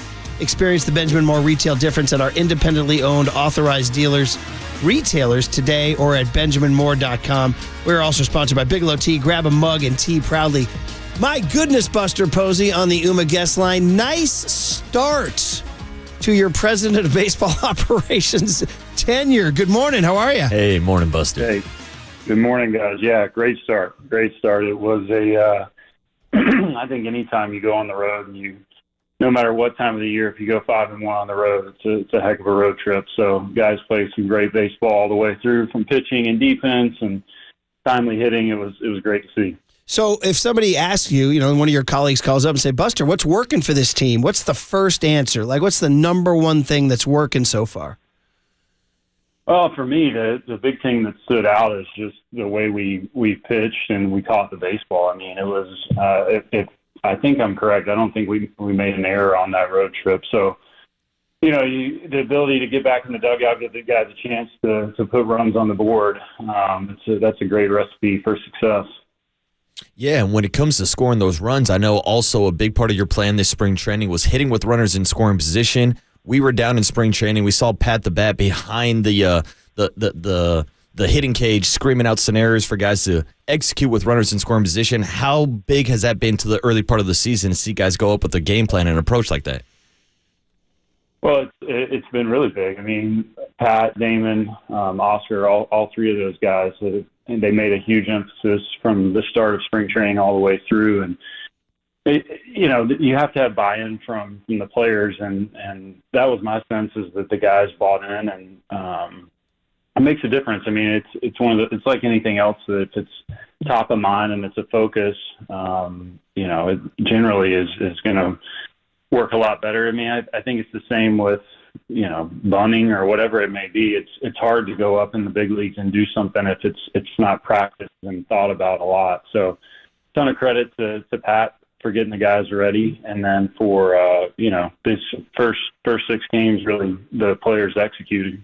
Giants 9th in Major League Baseball in runs scored. Anytime you're top 10, it's pretty darn good. Buster Posey on the Yuma guest line. So, Buster, start getting into some of the things that developed over the first week, and one of the things that developed is Wilmer Flores, your old teammate, by the way. So, tell me about if you could take us back to the decision, you and Zach Manassian and the front office deciding to stay with Wilmer Flores, and what you envisioned for him this year. Could you just kind of give us the Buster view of Wilmer Flores? For me, I mean, Wilmer has a track record. You mentioned it. I played with him. I got to see it up close and personal. I mean, one of the more elite hitters, I would say, as far as the ability to find the barrel. And Wilmer's not going to blow anybody away with exit velocities, but he's a pro. He understands how to hit. There's no question that his knee was causing him to probably lose control of the barrel last year and bat speed. And we saw some glimpses of it this spring that led us to believe that he was in a much better place. And, I mean, 4 homers in the first 6 games. I saw some of the same stats, I believe, that you guys did, as well as some of the company he's in Giants history for doing that. And it's a pretty impressive list of people. And Wilmer's such a popular guy in that clubhouse. It's a great boost to start the year for him and for the rest of the team. Yeah, Wilmer getting off to a hot start, but so is Elliot Ramos, making a little bit of history of his own. 6 straight games with an extra base hit, which ties Felipe Alou with a San Francisco Giants record. Just talk to us about his approach and how he started off so successful to start the season, Buster. Well, to me, he's got the ability to back the ball up, and really he can do it with any pitcher and any pitch and any location. And that's a huge weapon, to be able to have power to all fields. And then when he's a little bit out in front, like we saw last night on I believe it was a slider on the outer half that he hit in the gap for the double, he's strong enough that he can keep his hands back and still drive the ball. So, he's a guy that last year made big strides forward, and I think the confidence has grown, and it looks like he believes that he's a big leaguer and he belongs in the big leagues, and excited to watch him for the rest of the year. I mean, he's 25 years old, and so that's a beautiful thing here. Buster Posey every 3 weeks on the Executive Show. Tomorrow's the home opener. We're very excited here on the Murph and Marcus Show. Hey, so Buster, I want to circle back quickly to Wilmer. We had promised to ask this last segment, the DH, and he gave comments both on KNBR and to the writers yesterday about, it's not the easiest thing. He said it's like pinch hitting 4 times. And Bob Melvin made a remark of, I put him there because, he can handle it maybe better than a younger kid, say a Casey Schmidt or somebody like that. So you did it, I think we counted 10 times on your Baseball Reference page, not sure, but Can you comment on that? Like, it's hard, and how Melvin's trusting Wilmer to do it, and even Wilmer's open about how it isn't his favorite thing. Yeah, personally, I do think it was a challenge for me as well. Especially if you're used to being on the defensive side of the ball. But I would agree with Bob's comments on Wilmer having the right personality. I mean, he, his preparation and his diligence to get ready for each at bat. Again, like you guys mentioned, I played with him and I saw it, and he's a smart baseball player. And he's probably as well equipped as anybody on that team to do it. But yeah, I mean, I think it is, it does feel like pinch hits sometimes, but, it's pretty fun when you get a couple of hits, though. You put the hitter in designated hitter, yes. Yeah, and Buster, we've seen Casey Schmidt play all over the diamond, third, shortstop, and second, and obviously yesterday he was over at first base. So talk to us about that decision. Had he been taking some grounders at first during spring training, or just talk to us to what led to him playing first base yesterday? Yeah, I think that's a lot, not a lot, I would say, but some of the upside to Casey is his ability to move around, and I put Koss in that similar boat, as well as his ability to play different positions. And it's a big weapon. I mean, again, that's not something that's easy. I don't take that for granted that, moving guys around is not ideal. But when you do have a player that's on the bench and you can move them to different positions, it's a big weapon for the manager. Talking to Buster Posey. Tomorrow's the big day. Home opener. Giants off to a roaring start. Best start since a team Buster played on, the 2014 team. We know how that season turned out, so we'll see this one closely.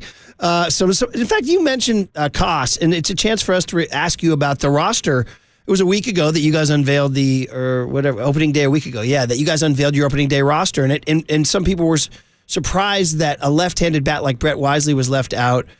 For two right-handers, Casey Schmidt and Christian Koss. Could you and then also maybe commenting on one lefty out of the pen. So a little bit on just when you and Zach and everybody formed the roster, how you guys agreed to take two right-handed bats for utility guys and leave the lefty out, and only one lefty in the pen. Yeah, I mean, obviously this was something we discussed probably ad nauseum, the last couple of weeks of the season, and it really boiled down to, for us with Koss, it's just he checked all the boxes we were looking for from, character, makeup, his ability to run the bases. We saw it when he scored on that ball down the left field line in Houston. Watching him turn the corners of the bases really stood out to me, and just the double play turn at second. He's a baseball player, and he's a gritty guy that became very popular in that clubhouse throughout spring training. And it was a tough call with Wisely.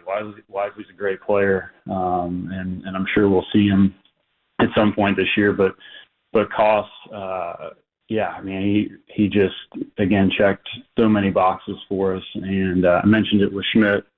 I think Koss is an excellent defender at short, second, third, first. You could probably throw him in the outfield if you needed to. And then as far as the bullpen goes, we had some lefties in camp other than Miller that we liked, but ultimately, kind of felt that Trevino threw the ball well. He's got a great track record, gives a little bit more veteran presence down in that pen, which is a relatively young bullpen. So I just felt that between Trevino's experience and the way he threw the ball, that he gave us the strongest bullpen going into the season.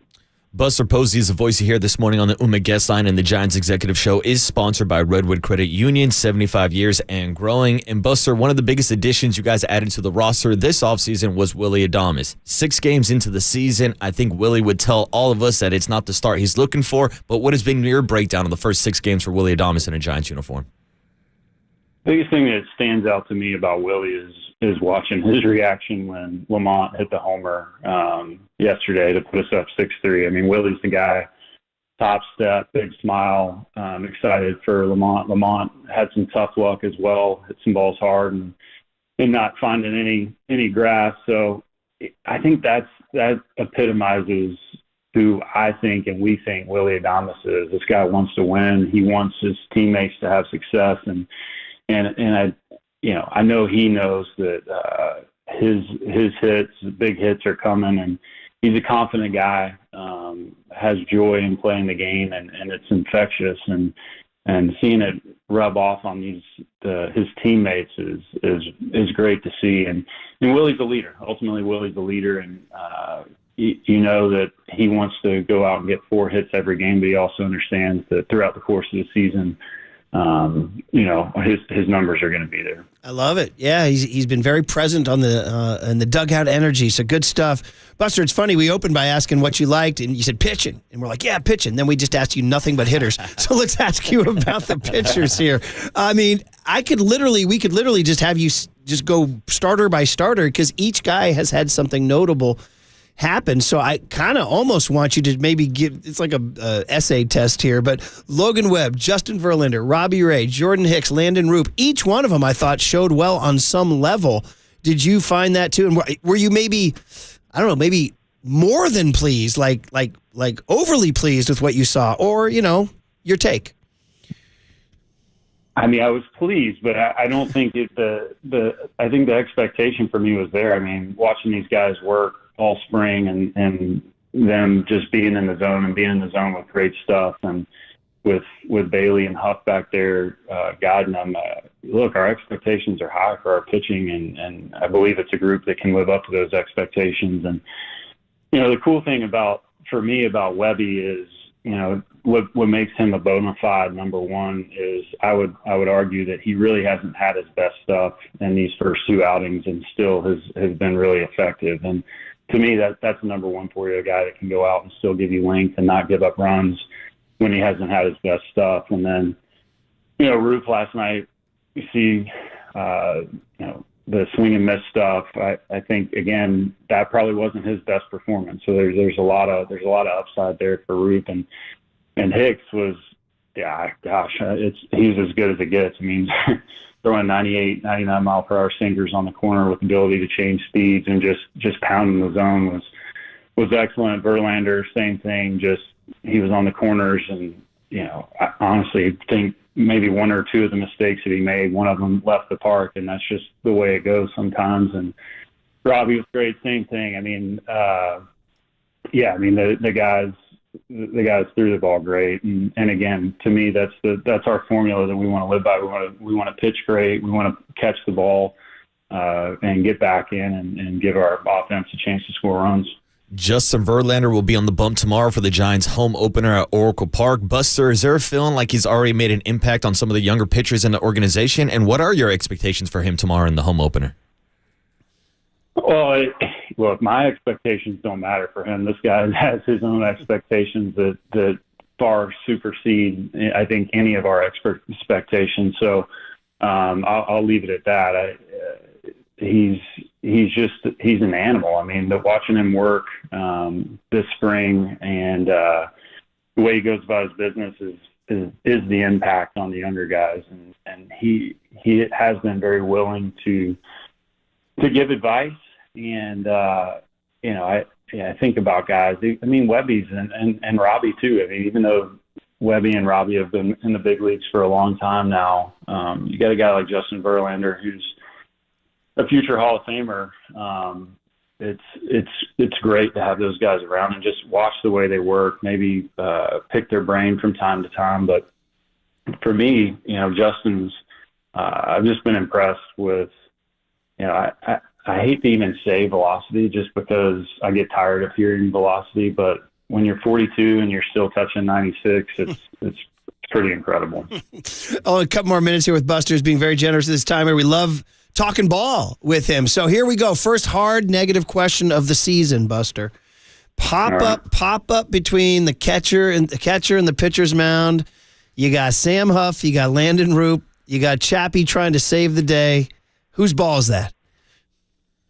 I'd like to see Huff take charge of that one. I mean, that was a tweener ball. Probably would like to see Huff take charge of that one. That was a perfect storm. I'd also like to see Roop either stay on the mound or just kind of standing there in no man's land, I think put Chapman in a tough spot too. But yeah, that's, gosh, we are nitpicking. That was one of the, yesterday's game was probably the sloppiest game we played at the 6. Mm-hmm.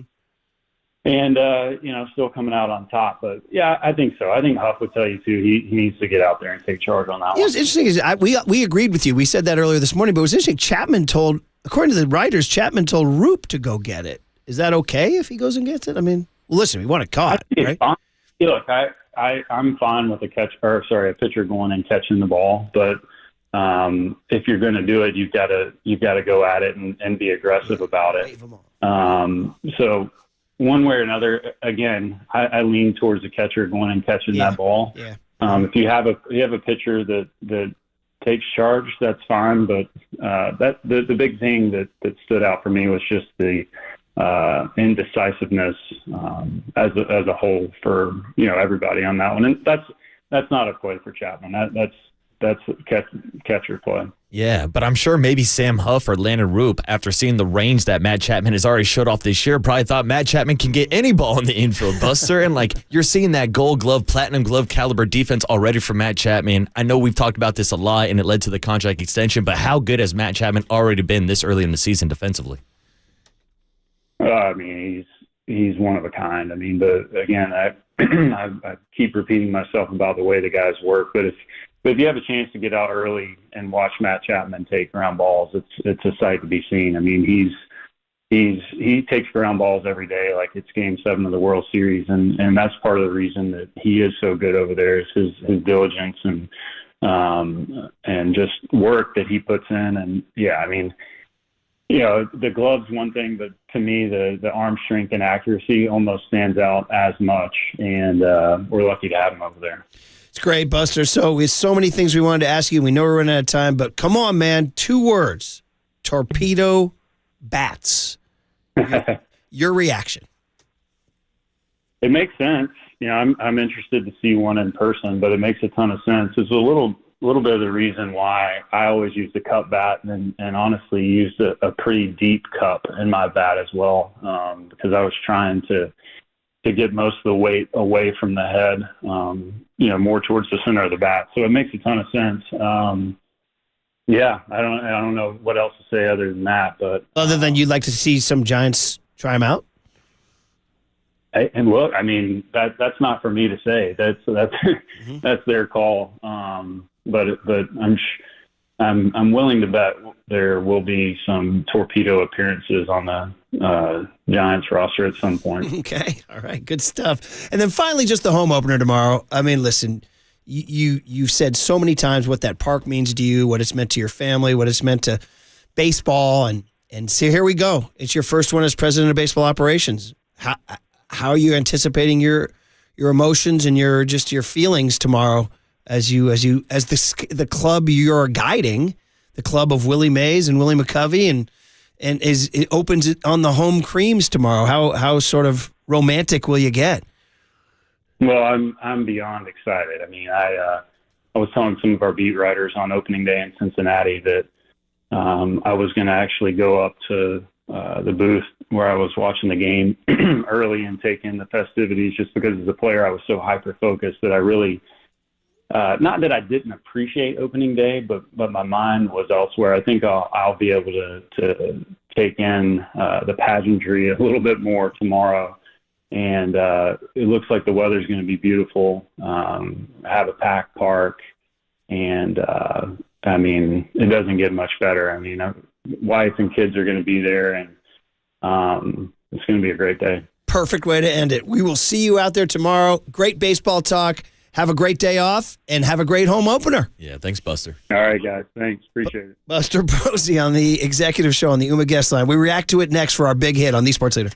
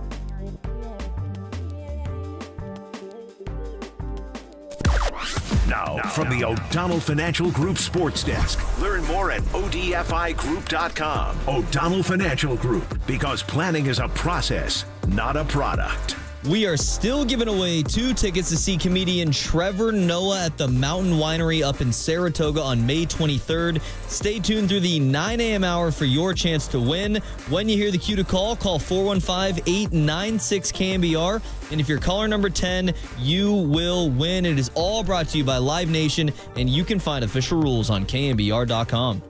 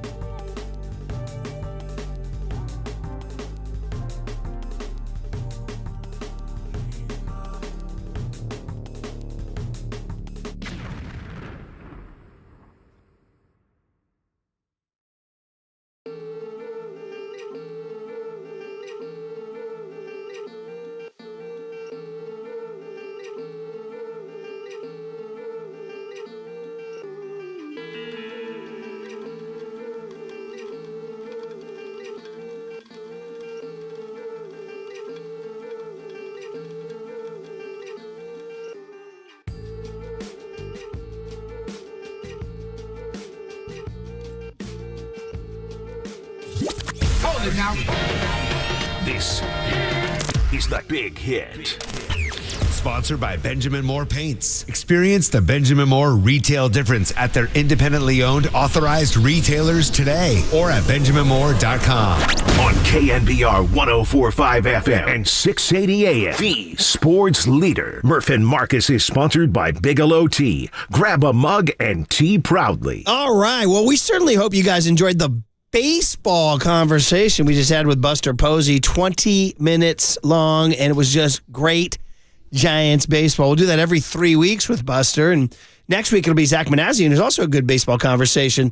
Man, oh man, so many takeaways. That's our big hit right now. Buster talks about a 5-1 start on the road trip and coming home for the home opener. Lots of reaction. We pretty much asked him about almost every single player on the roster. Damn near. Maybe we didn't ask about Randy Rodriguez. We probably should have, but man, oh man.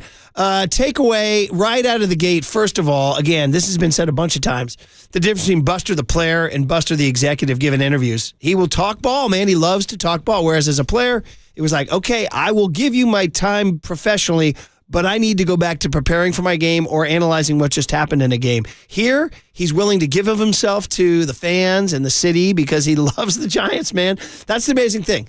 This guy left. I remember the day he retired we were all wearing masks at the freaking press conference, and he and his lovely wife, Kristen, said, the Bay Area has meant so much to us, we'll miss it so much. And I was like, oh, he's moving back to Georgia? I was like, damn. Willie Mays lived here. Willie McCovey lived here. I want to stay here, Buster. So I was sad that Joe Montana lives here, and I was sad. And then the fact that he came back and said, I love this city. I love this team. I want to make memories. I'm like, wait, is this for real? It is for real. And here he is now just diving in 1 week in, Marcus, talking ball about this team. And as somebody texted in, tons of texts came in. Thank you on the Golden State Lumber and Showroom text line. But one guy wrote, I'm worried about Buster 1 week into the season, and he hasn't made a roster move yet. So, I don't know. Your takeaway, bud? I mean, I love talking ball with Buster. We've had the privilege of interviewing him a few times throughout the years, And I would say that he gets better and better each time. Now, I'll ask you because you covered Buster a lot closer than I did. Damn, you wrote a book about Buster Posey. That's true. And to me, I always had the feeling that Buster doesn't like to talk about Buster, but he does like to talk about his teammates and the players he now has on the field in result of some of the moves that he has made. So to him, he's looking at this team like it's his little baby. Like he wants to brag about them. He wants to brag about how they haven't made an error, how they're pitching like one of the best rotations in baseball right now, how they're playing clean defense and hitting with runners in scoring position. He wants to brag about his boys right now. You know what's interesting is the detail he went into on the question about the pop-up. I mean, he wanted to talk about that, and he gave a long, detailed answer about what Sam Huff should have done. And it's funny because you and I are both of our first instincts were that it should have been Huff's ball. It was interesting to hear after the game that Chapman told Roop that's his ball, and Buster's like, no, I'd rather he stay on the mound and do his thing. I mean, but he wanted to talk about that. And at one point, he's like, that's not Chapman's ball. He's like that. He's like, Chappie, you're off the hook, buddy. He tried to come in and save it, but I mean, it was just like he loves baseball. I know most people who work in baseball for a living. Obviously love the game. I mean, do you love radio? I mean, we're supposed to do something we love. This guy truly loves baseball. He wants to talk ball. So, he won't talk about himself that much. You're right. He's comfortable talking about Wilmer Flores or Elliot Ramos or Logan Webb. But, you know, it's funny. In that book, I did make him talk a little bit about himself in the home run, the grand slam off of Latos, and the home run off of Walker Buehler in the 2021 playoffs. And I forced him to acknowledge that those were pretty badass moments. Yes. It's pretty damn cool, Buster. And it's a great start for the Giants to get off to 5-1 and to kind of see the success from what they were preaching all throughout spring training. When Buster Posey showed up in person on day one of camp and gave a message to the team and talked about the importance of representing the city of San Francisco and representing the Giants. You saw all the former players and coaches that he brought into spring training this year to help these guys develop, to kind of find that identity during spring training.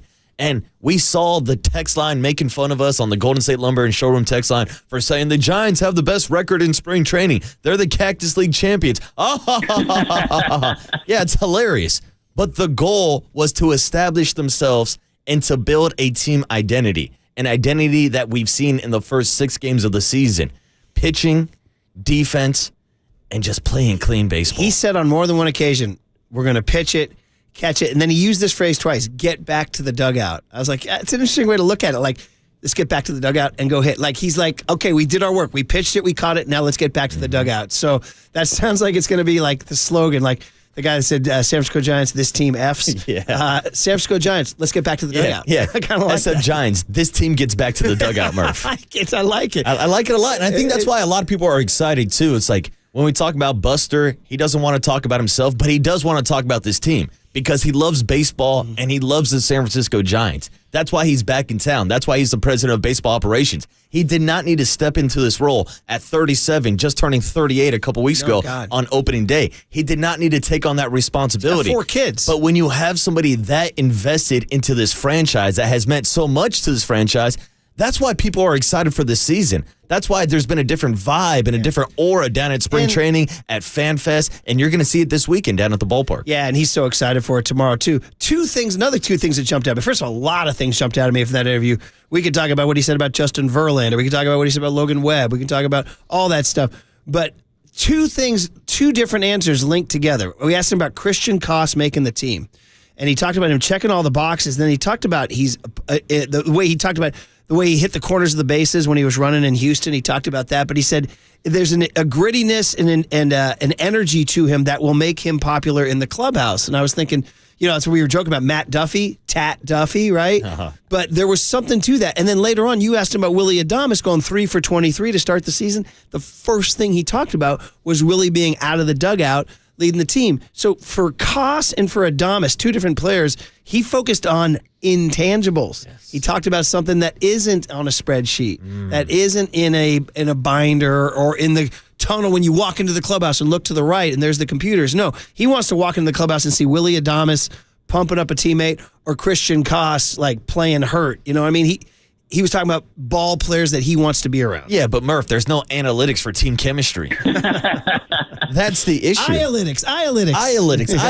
And it's funny, like even talking about the Bob Melvin lineup, instead of having a different lineup being spit out by a computer every single day, to me, there is some value in developing chemistry in a lineup. hitting behind a guy, having those conversations when you're on deck or in the hole. What did you see here? What did you see there? You get on, I'll knock you in, knock you over, go steal a bag. To me, there is some value in that. And we really haven't seen Bo Mel shake up this lineup too much. No. Obviously, yesterday it was different versus a lefty, giving Jung Hoo Lee a day off. But I don't think last year you're going to see Yaz versus a lefty in that lineup. Earlier in Cincinnati, Luis Matos got a start against a righty. Those type of things didn't happen because the analytics told you had to do things a certain way. But the analytics will tell you how good Luis Matos and Mikey Yaz were swinging it during spring. So you're going to give these guys an opportunity, even in a lefty-lefty or a righty-righty matchup. Great stuff, man. The big hit, the Buster Posey hit with us. We'll do it every 3 weeks, and the reaction to things he had to say about this team. That included, by the way, his anticipation of torpedo bats entering. He said he kind of liked it. He thinks it makes sense. That's why he had a deep cup on his bat. I didn't get a chance to ask him. We wanted to let him go, but I wanted to ask him about how competitive he feels. You know, the way Billy Beane used to you had to steer clear of Billy on game day. He was chucking things. He was sprinting on treadmills. He was driving around the parking lot. You know, Billy was a lunatic during games. I wonder how Buster is. But it sounds like he's living and dying with every pitch, the way he's talking about Koss hitting bags and how Huff should have had that ball and all that. The other thing we talked about, Marcus, is the pitching. And we said he started with pitching, and we talked about this earlier on the show when we were talking about the stats. How the Giants only had 6 hits yesterday and they only had 4 hits the day before, but they're pitching it, right? Randy Rodriguez saved Landon Roop yesterday. The Jordan Hicks start, the way he talked about Jordan Hicks, he said, wow. But he said something interesting about tomorrow's starter, Justin Verlander. At one point, he called him an animal. He's an animal. Which I thought was pretty good. He is, dude. I mean, so he's talking about him touching. He goes, I don't want to talk about velocity, but at age 42 to be touching 96, that's when he said he's an animal. How could you not talk about it? Yeah. Like the fact that he's been pitching in the bigs for 20 years and he's still being able to go out there and not only pitch, but to throw at that type of velocity. It's why he's a walking, living, breathing future Hall of Famer. And we get to see him tomorrow at Oracle Park to start the season in San Francisco. Yeah, and Buster says he's going to be there with his wife and kids and feel the pageantry and all that stuff. That usually he kind of just is trying to focus on the game. So that's all good stuff. So tons of stuff going on here on the Golden State Lumber and Showroom text line. 925 says, this is the most excited I've been for a Giants team since 2016. They had a great start in 2016. He said, I think Farhan's day-to-day input on the lineup and team had a seriously negative effect, and Melvin wasn't in control. 860 warns us, let's not start National Leaguing each other's west just yet. I understand. A lot of grind, of course. But what are you going to do? It's early, but you're seeing good signs. Yeah, exactly. You're seeing good signs. 458 says, it's all about legacy. Boys, put a bow on it and call it a legend. 408 says, you guys are talking about get back to the dugout. Remember Tim Ryan's get back on D. Get back on D, That's bro. what he told me as a CYO coach. He goes, Murph, you really out there coaching? I'm like, yeah. And he started roaring. He's like, get back on D. I was like, yeah. I was probably say that about 50 times a game. 209 says, one word to describe Buster is humble. Very true. Very true. 408 says, not once in the Buster interview did you guys talk about how many options a minor league player has. No more options. 707 says, Buster Posey brings this team stability. That's a true story. He does bring them stability. 650 says, Buster Posey, Georgia born, California grown, welcome home. There you go. 408 says 3 words, Buster knows ball. 510, this is the one I read earlier. I'm worried about Buster a week into the season. He hasn't made a roster move. Stan Tim checks in, says Buster could be and should be commissioner after 20 years of winning a few World Series for the Giants. He's got my vote. Seriously. I'll take him over Manfred. Seriously. No questions 408 asked. says, can you just tell Buster thank you from the fans? We did not. Tell him that. 415 says, you guys didn't ask Buster if you're going to sign Verlander for next year. I was like, well, I mean. That's a little early for that. Maybe a little early for that. It's a little early for that. 510 says, I'm kind of emotional hearing Buster right now. Hearing him on the radio for the team makes me ecstatic. 831 says, it's wild we don't play anyone in the NL West until the 8th or 9th series of the season. So many more texts coming in. 510 says, Buster brings momentum. Okay. 408 says, is it too early to get my World Series champion tattoo? Yes. 408 says, I got to bet with a Padres fan will have a better record. Well, you're a little behind on that one right now. Yeah, Padres haven't lost a game. 925 says the Giants may end the season with 2 guys going for a Cy Young. Is he thinking Webb and Hicks? Is that what he's thinking? Ooh. Webb and Hicks? We got to be careful about calling for Cy Youngs in April, though, Murph. 406, are the post-game pressers going to be out of the dugout now? Dude, do you remember that? That's big, Murph. That's when I That's big. snapped. Yeah. Dude. That's when you lost it. Because the interview room had been turned over to the analytics department. I'm just curious if you know the distinction. Oh, boy. 510 says Buster brings hugs. And 928 says, it was great to hear Buster. I'm definitely going to tune in every 3 weeks. Well, you can tune in more than that. Yeah, come on. Zach's a good interview. So is Larry Bear. 707 says, did I miss LaRussell? No. Stay tuned. LaRussell is at 9:30. And 707 says, with Buster, there's no more gaslighting. That's pretty intense. Yeah, Buster, not once did Buster mention tariffs at any time during that interview.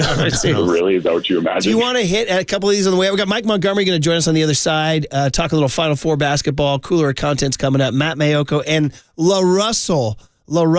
I don't know, which one was your favorite you want to play here, Marcus? Because there's so many about the pitching and the defense and the Landon Roop. And Young Tony, pass me that J. Give me cut J from Buster Posey. Him talking about the entire rotation as a whole, because really there's been too many good performances just to single out one specific one. I mean, I was pleased, but I don't think I think the expectation for me was there. I mean, watching these guys work all spring and them just being in the zone and being in the zone with great stuff, and with Bailey and Huff back there guiding them. Look, our expectations are high for our pitching, and I believe it's a group that can live up to those expectations. And yeah, and he went on and talked about each player in the rotation. My buddy Daryl checks in and said, Buster went home and realized he's not a country boy anymore. He's a city boy. The warm West Coast. 4A says, who gets the biggest applause Friday, Buster or anyone on the roster? Buster will not be introduced. They don't introduce the president of baseball ops. They didn't. That's for the team and for the managers to do their thing. 650 says, you guys didn't ask any questions on the Bryce Eldridge wrist. Okay, well, I guess we will do that next time, perhaps. Yeah, next time. Here's one on the Christian Koss thing. I thought this was interesting. Actually, you know what? Make it different. Why don't we do the Willie Adames one? Where's that? Is that cut? Did we cut that one? It's cut. Yeah, let's do because Koss was too deep of an answer. You asked him about Willie Adames starting 3 for 23, and here was his answer. Biggest thing that stands out to me about Willie is watching his reaction when Lamont hit the homer yesterday to put us up 6-3. I mean, Willie's the guy. Top step, big smile. Excited for Lamont. Lamont had some tough luck as well. Hit some balls hard and not finding any grass. So I think that epitomizes who I think and we think Willie Adames is. This guy wants to win. He wants his teammates to have success, and I know he knows that his hits, big hits are coming, and he's a confident guy.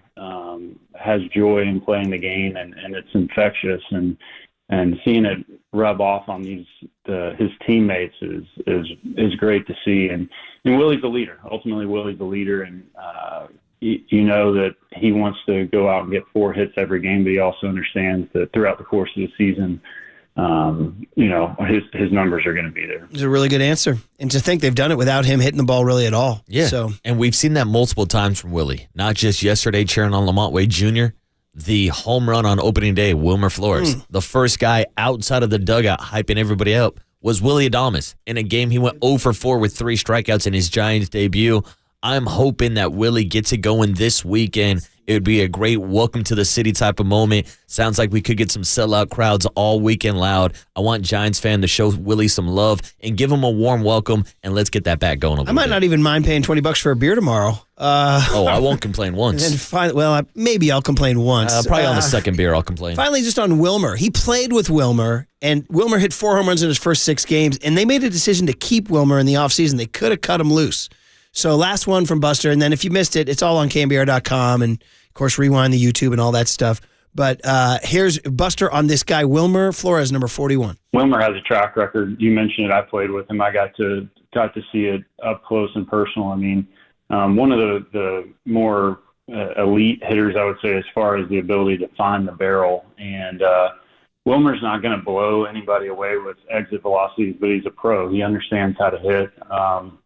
There's no question that his knee was causing him to probably lose control of the barrel last year and bat speed. And we saw some glimpses of it this spring that led us to believe that he was in a much better place. And, I mean, 4 homers in the first 6 games. I saw some of the same stats, I believe, that you guys did, as well as some of the company he's in Giants history for doing that. And it's a pretty pretty impressive list of people. And Wilmer's such a popular guy in that clubhouse. It's a great boost to start the year for him and for the rest of the team. There it is, man. A good Buster Posey sort of, what do I say, like sort of a mission statement on Wilmer Flores. State of the Union. Yeah, thank you. Buster Posey. State of the Wilmer. Last two, 408 says, Buster's a fantastic interview. He sounds relaxed. He sounds poised. He's rising to the moment the same way he did on the field.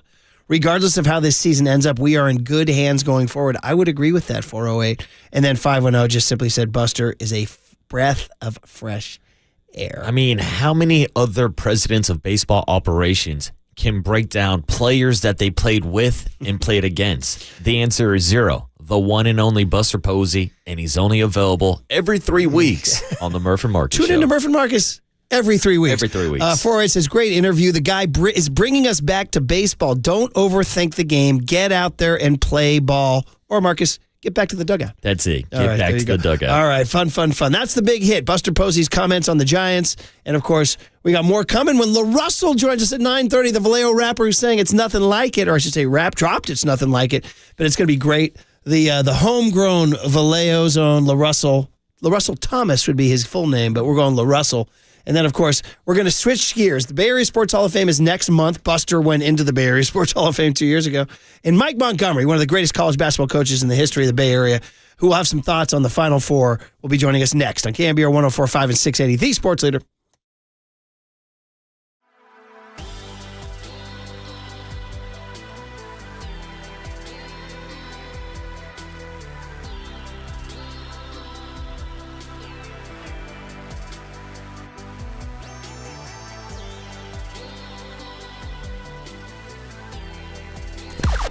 Now, from the O'Donnell Financial Group Sports Desk. Learn more at ODFIGroup.com. O'Donnell Financial Group, because planning is a process, not a product. We are still giving away 2 tickets to see comedian Trevor Noah at the Mountain Winery in Saratoga on May 23rd.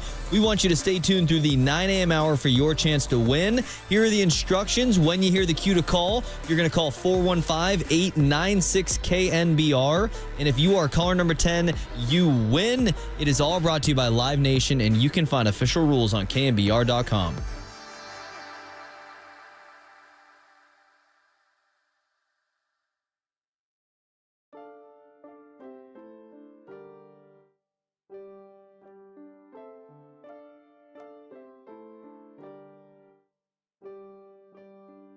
All right, let's talk about Provident Credit Union. My friends at Provident Credit Union, always growing your savings in a smart, secure way. You know how important that is right now. Provident Credit Union has you covered. So for a limited time, earn up to 3.75% annual percentage yield with a pick-a-term certificate, the perfect way to meet your short-term savings goals. You can choose from 3, 6, 9, or 12 months. Lock in a high dividend rate and watch your savings grow with zero risk. That's right. No surprises, no guesswork, just a locked-in rate. And we need it right now. Total peace of mind, okay? Don't wait. Offers like this don't last forever. Take advantage of this limited-time deal. Start earning up to 3.75% today. If you need help getting started, the Provident team is ready to make it easy. Visit providentcu.org or stop by your local community branch today. Rate is effective as of March 1, 2025. Minimum balance required of $10,000. Early withdrawal penalties may apply. Federally insured by the NCUA. Discover the best in retail and business banking right here in your community. Learn more at providentcu.org.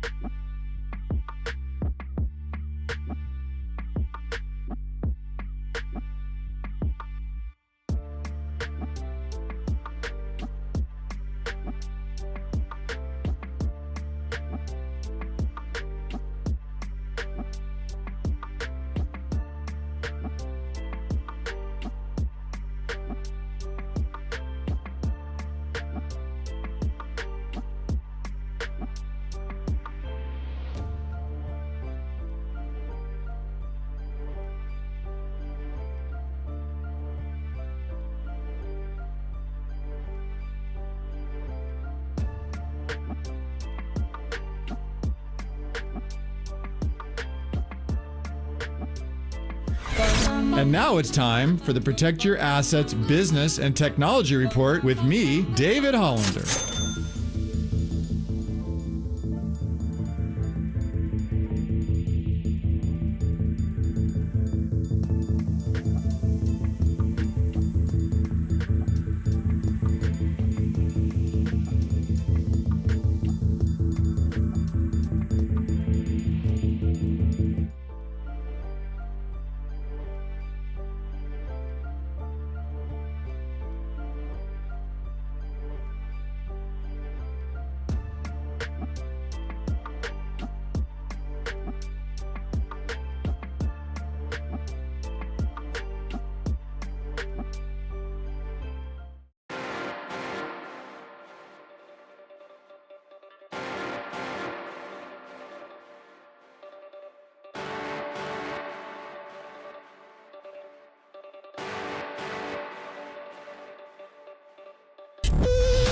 Now back to Murph and Marcus on the Sports Leader and streaming live on KNBR.com and the KNBR app. Sponsored by Bigelow Tea. Grab a mug and tea proudly. All right, so a lot of fun stuff going on right now. Baseball season home opener tomorrow. Warriors-Lakers tonight. And the Final Four on Saturday. A good chance to kind of reflect on some college basketball. He said, you know what we should do? We should call a guy who's going into the Bay Area Sports Hall of Fame next month. What a congratulations we're going to give to Mike Montgomery, who's one of the great coaches in Bay Area history and will be enshrined in the class of 2025 next month, Thursday, May 15th. I'll be hosting that thing. I'll try to stay out of the way and let Mike Montgomery get his moment here, of course. Stanford from 86 to 04, Cal from 08 to 14. Don't forget 2 years with the Warriors, too. College Basketball Hall of Famer, 16 NCAA tournaments, 6 conference championships. Almost 700 wins, and that magical Final Four run in 98. Geez, Monty, I pretty much said it all. You can go now. Good morning. Hey, morning, Mike. That's typically your show. But, you said don't forget about the 2 years of the Warriors. You can forget about that if you want. So you can use that on the banquet. Come on. You already got your banquet lines ready to go. Hey, listen, congratulations, man. It's pretty darn cool and certainly deserved. When you got the word that you're going to the Bay Area Sports Hall of Fame, what was your reaction? Well, I was pretty excited. I actually got a little emotional. I spent my whole career in the Bay Area. Sarah and I, my wife, that's where we decided to make our home. We just wanted to raise our kids there and, had 2 great opportunities, obviously at Stanford and then at Cal. So, the Bay Area, and not unlike Los Angeles now, I live down here, very much professional areas. And so things like the Bay Area Sports Hall of Fame sort of turned to the professional ranks. And so I feel really grateful to have this opportunity. It's awesome. I mean, really, doing it at Stanford and Cal is nuts. And I mean, it makes you so unique to bridge that gap. I mean, I wonder, just as sort of lighthearted question, but how much good-natured ribbing do you get from each school that you were a part of the other school? Not much. That's obviously the thing that people want to talk about. Stanford was great, gave me an opportunity. And then, of course, Cal, very fortunate coming off the Warriors thing to be able to stay in the Bay Area.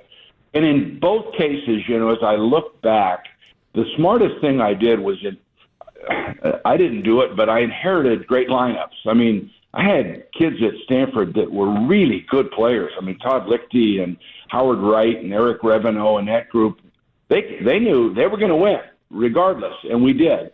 And then when I did some TV broadcasting and would go over to Cal, I saw Cal in a different light, and with Jerome Randall and Theo Robertson and Patrick Christopher and that group, they were good. They were going to win, and we did. So I was very fortunate to win and benefit on the backs of others' labor, recruiting those great players. So you are one of the, it ain't the X's and O's, it's the Jimmies and Joes? No, that's probably the only thing I can do, Anymore, you got to be a financier because you got to figure out how to buy players. So I probably wouldn't survive now. It seems like the whole game has changed so much that it's how much money you got. In fact, everything I hear from my colleagues, former colleagues, is first question out of everybody's mouth is how much you going to pay me. You never hear about academics. You never hear about any of the other stuff that we always thought was important in college sports. Just now is how much you got, which is really sad to me. Mm-hmm. Yeah, and here's the thing, Mike. You're joining an elite group of a lot of great coaches who could draw up the X's and O's. When you look at the Bay Area Sports Hall of Fame, just off the top of my head, you got guys like Bruce Bochy, Tom Flores, Tony La Russa, Bill Walsh. Like, the list goes on and on and on. So what does it mean for you to join that company as a coach in the Bay Area Sports Hall of Fame? Well, it's huge. It's acknowledgement for what we were able to do at both those schools. And, I got to know Bill a little bit when he came back and forth at Stanford. And he was so much more than just a great coach. When I say X's and O's, he just had a way and understood how a team functions and how to get the best out of people. And players wanted to play for him. And it's the same probably with most of those other people that you've talked about, is that, they were more than just coaches. Although X and O's was always what I thought I probably did best. Understood where I was, understood the institution, didn't try to fight it too much in terms of admissions and other things that would happen. And so to be among those people is very, very special to me. Mike, like what Jim Harbaugh did at Stanford was so amazing. What you did was probably more amazing. Like, if I'm doing my research correctly, when you took over the job at Stanford, they had been to one NCAA tournament in 1942. And actually, they won the darn thing. But from that point on, I believe 80, if my stats are right, 89, 92, 95, 96, 97, 98, 99, 00, 01, 02, 03, 04. Those were all you taking them to the tournament. I think that's 12 times. Dude, you completely turned a conference doormat into a national power. And I know you said it's the players, and I get it. But honestly, how did you do it? Well, I think we had a system that worked with kids that were intelligent and understood what we were trying to say and trying to do. It wasn't, pivot, pass, and tear ass type offense. It was methodical, and you finding a way to exploit other people's defensive deficiencies. And these kids could absorb a lot of knowledge. I'll never forget one time I kind of draw stuff up on the board, and I showed them where we were going with it, and I showed them what we were going to break down and do today, but within the next 2 weeks, here's where we're going to try to go with it. So 2 weeks later, I said, okay, here's what we're going to do, and one of the guards, Scott Miner, who's a lawyer, I think, over Fresno now, put the ball down and walked to the other guard position. I said, Scott, what are you doing? He says, well, you drew it up where the two guard was over on this side of the floor. And I just said, holy smokes, you better watch yourself here, because they remembered everything. It was a system that worked for us, and as I say, these kids were able to absorb a lot of material. They were very patient with me in terms of how hard and how long our practices were. And then we had really good players. I mean, you start with the physicality of a Reveno and Adam Keith to the talent of a Brevin Knight. Yeah. Probably starting with Todd Lichty, who was an extremely talented player, right on through the Childresses, the Collins twins, and you name it. We really were able to generate good quality student athletes, and it paid off for us. Yeah, it's a great answer, and it's so true. You guys, you had brains and brawn. Now, I mean, me being a UCLA guy, I remember Jim Herrick coming in here, and I believe it was Andrew Vlahov, your Aussie rugby, your Aussie rules football player. And I remember Jim Herrick saying some of those guys in his West Virginia draw should be playing for the 49ers. Did you guys like that physical? You wanted to beat guys up. Well, you had to do what you could do. You took advantage of your strengths. Everybody used to complain, about, us being physical. God, you guys are physical. Jeez, how come you're so physical? I said, wait a minute. I don't complain about you being quicker than us. You got our fan. You have to do what you have to do. But yeah, the Keith Vlahoff, I can remember Don McLean, who I see periodically on the TV. Mm-hmm. He just hated to play against Vlahoff. Yes, he did. Vlahoff would walk up and say, well, maybe I shouldn't say this on air, in his Australian accent, I'm going to kick your ass. And McLean looked at him because he knew he might. And it was kind of a funny thing. He really didn't like playing against Vlahoff. Donnie was more of a silky scorer. He didn't want to have a bruise was. He did not, for sure. What a scorer, by the way. No, he didn't want to shower after practice. He wanted to go dab. Vlahoff was, I just remember Herrick. He didn't like it. Anyway, Monty, it's so great. But I should tell everybody, it's Mike Montgomery here, and we can't let him leave without a thought on the Final Four, but I do want to remind everybody that it is a great day, the Bay Area Sports Hall of Fame. It's always a really epic day. And listen to this class, not just Mike Montgomery, but the legendary Dr. Harry Edwards. You want to talk about Bill Walsh? Bill brought Dr. Edwards to the 49ers. Of course, Dr. Edwards already had a career at San Jose State and Cal. But Alex Morgan, we seem to have so many great female soccer players from the Bay Area. Joe Rudy, man, 3-time World Series champ, and then 4-time Super Bowl champ Eric Wright. So you have a good class that you're going in with, and we'll be up there at the Hyatt Regency Thursday, May 15th. Everybody should go get their tickets at bayshoff.org, or if you're a company out there, get a table. It's always fun to do it. And I promise, I've done this for the last few years now, Mike, and my goal, we're getting out early. We're not staying too long, Mike. You ready? Yeah, my bedtime's about 8:30. Yeah, how's that? we're going. Well, you and me both, Us buddy. too, Mike. You Us and me too. both. All right, we mentioned the NIL Final Four. I mean, we don't even want to talk about the payrolls of this teams. But Duke, I read a story in the Wall Street Journal yesterday that Duke has this entire silent funding thing from these venture capital guys who went to the school. And that's what's amazing is that they're funding everything and letting John Shire do whatever he wants. And it's like this incredible dream scenario that got him Cooper Flag. All that said, you got your old buddy Kelvin Sampson from the Pac-10 days up at Washington State and the Houston Cougars.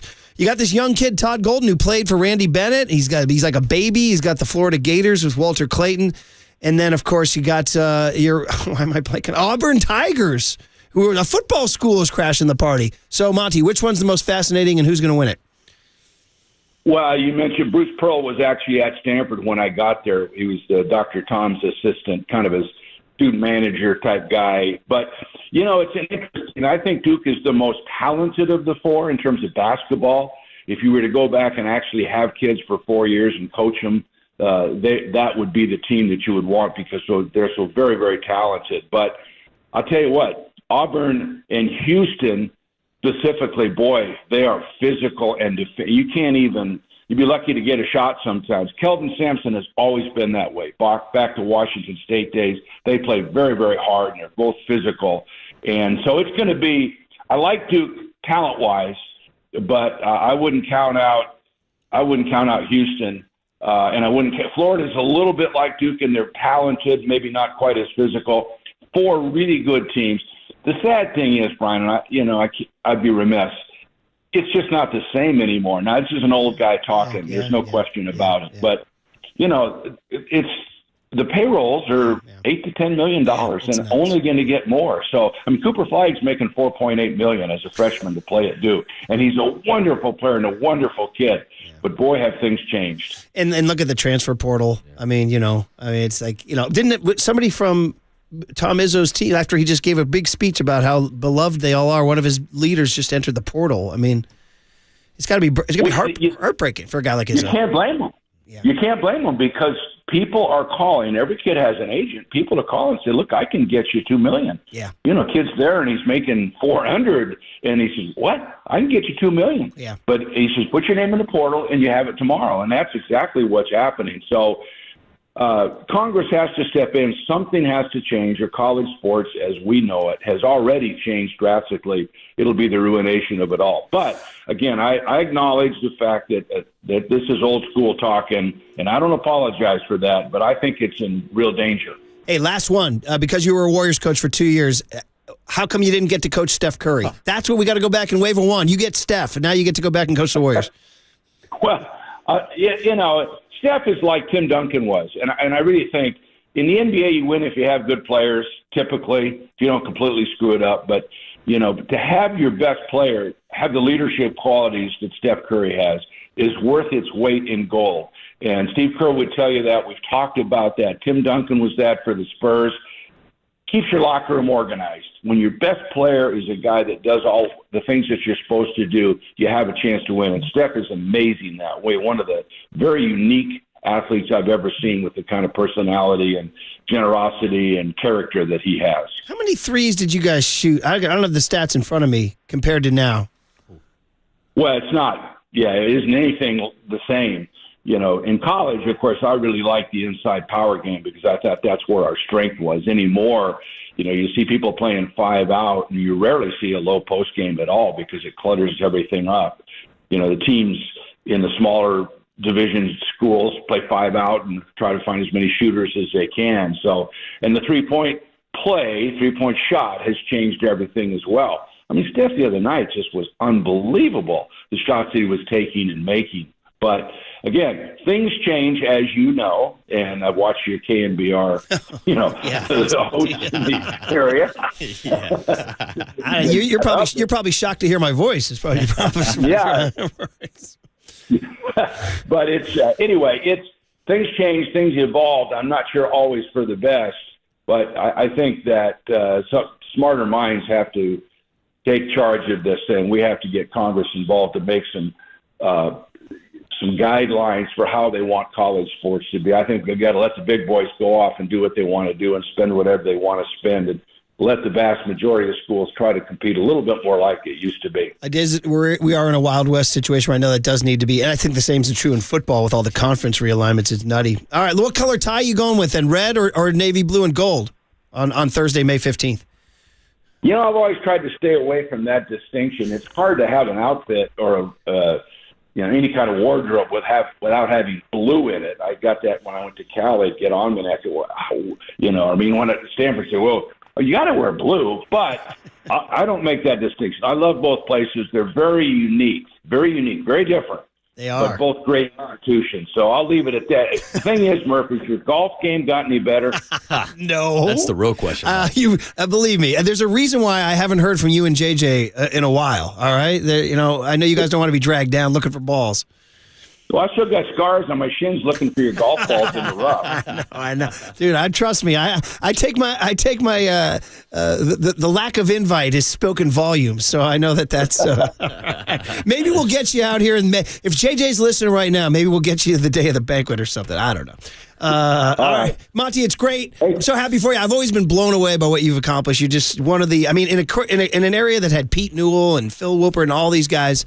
You are right up there on the mountain of the greatest college basketball coaches in the history of California. So congratulations, man. Yeah. And I'll see you. I'm hosting the damn thing. Like I said, I'm going to keep it moving, Monty. So be ready, okay? Yeah, congrats, Mike. All right. Brian Marcus, I appreciate it very much. Nice talking to you. Yeah, Mike Montgomery's always great. He really is. And I did play golf with him a few times. And he was like, "Where, are you serious?" He's like, "Really? That's your swing?" You got Mike Montgomery, a Hall of Famer in the Bay Area Sports Hall of Fame, looking for your balls. He does, yeah. Monty, he's like, "Our time's up, and we're moving on." All right, he's great, and he is amazing. His record is incredible, what he did at Stanford and Cal. Okay, Cooler Content and LaRussell at 9:30. LaRussell going to our Bay Area Sports Hall of Fame, right? On KNBR 104.5 and 680, the Sports Leader.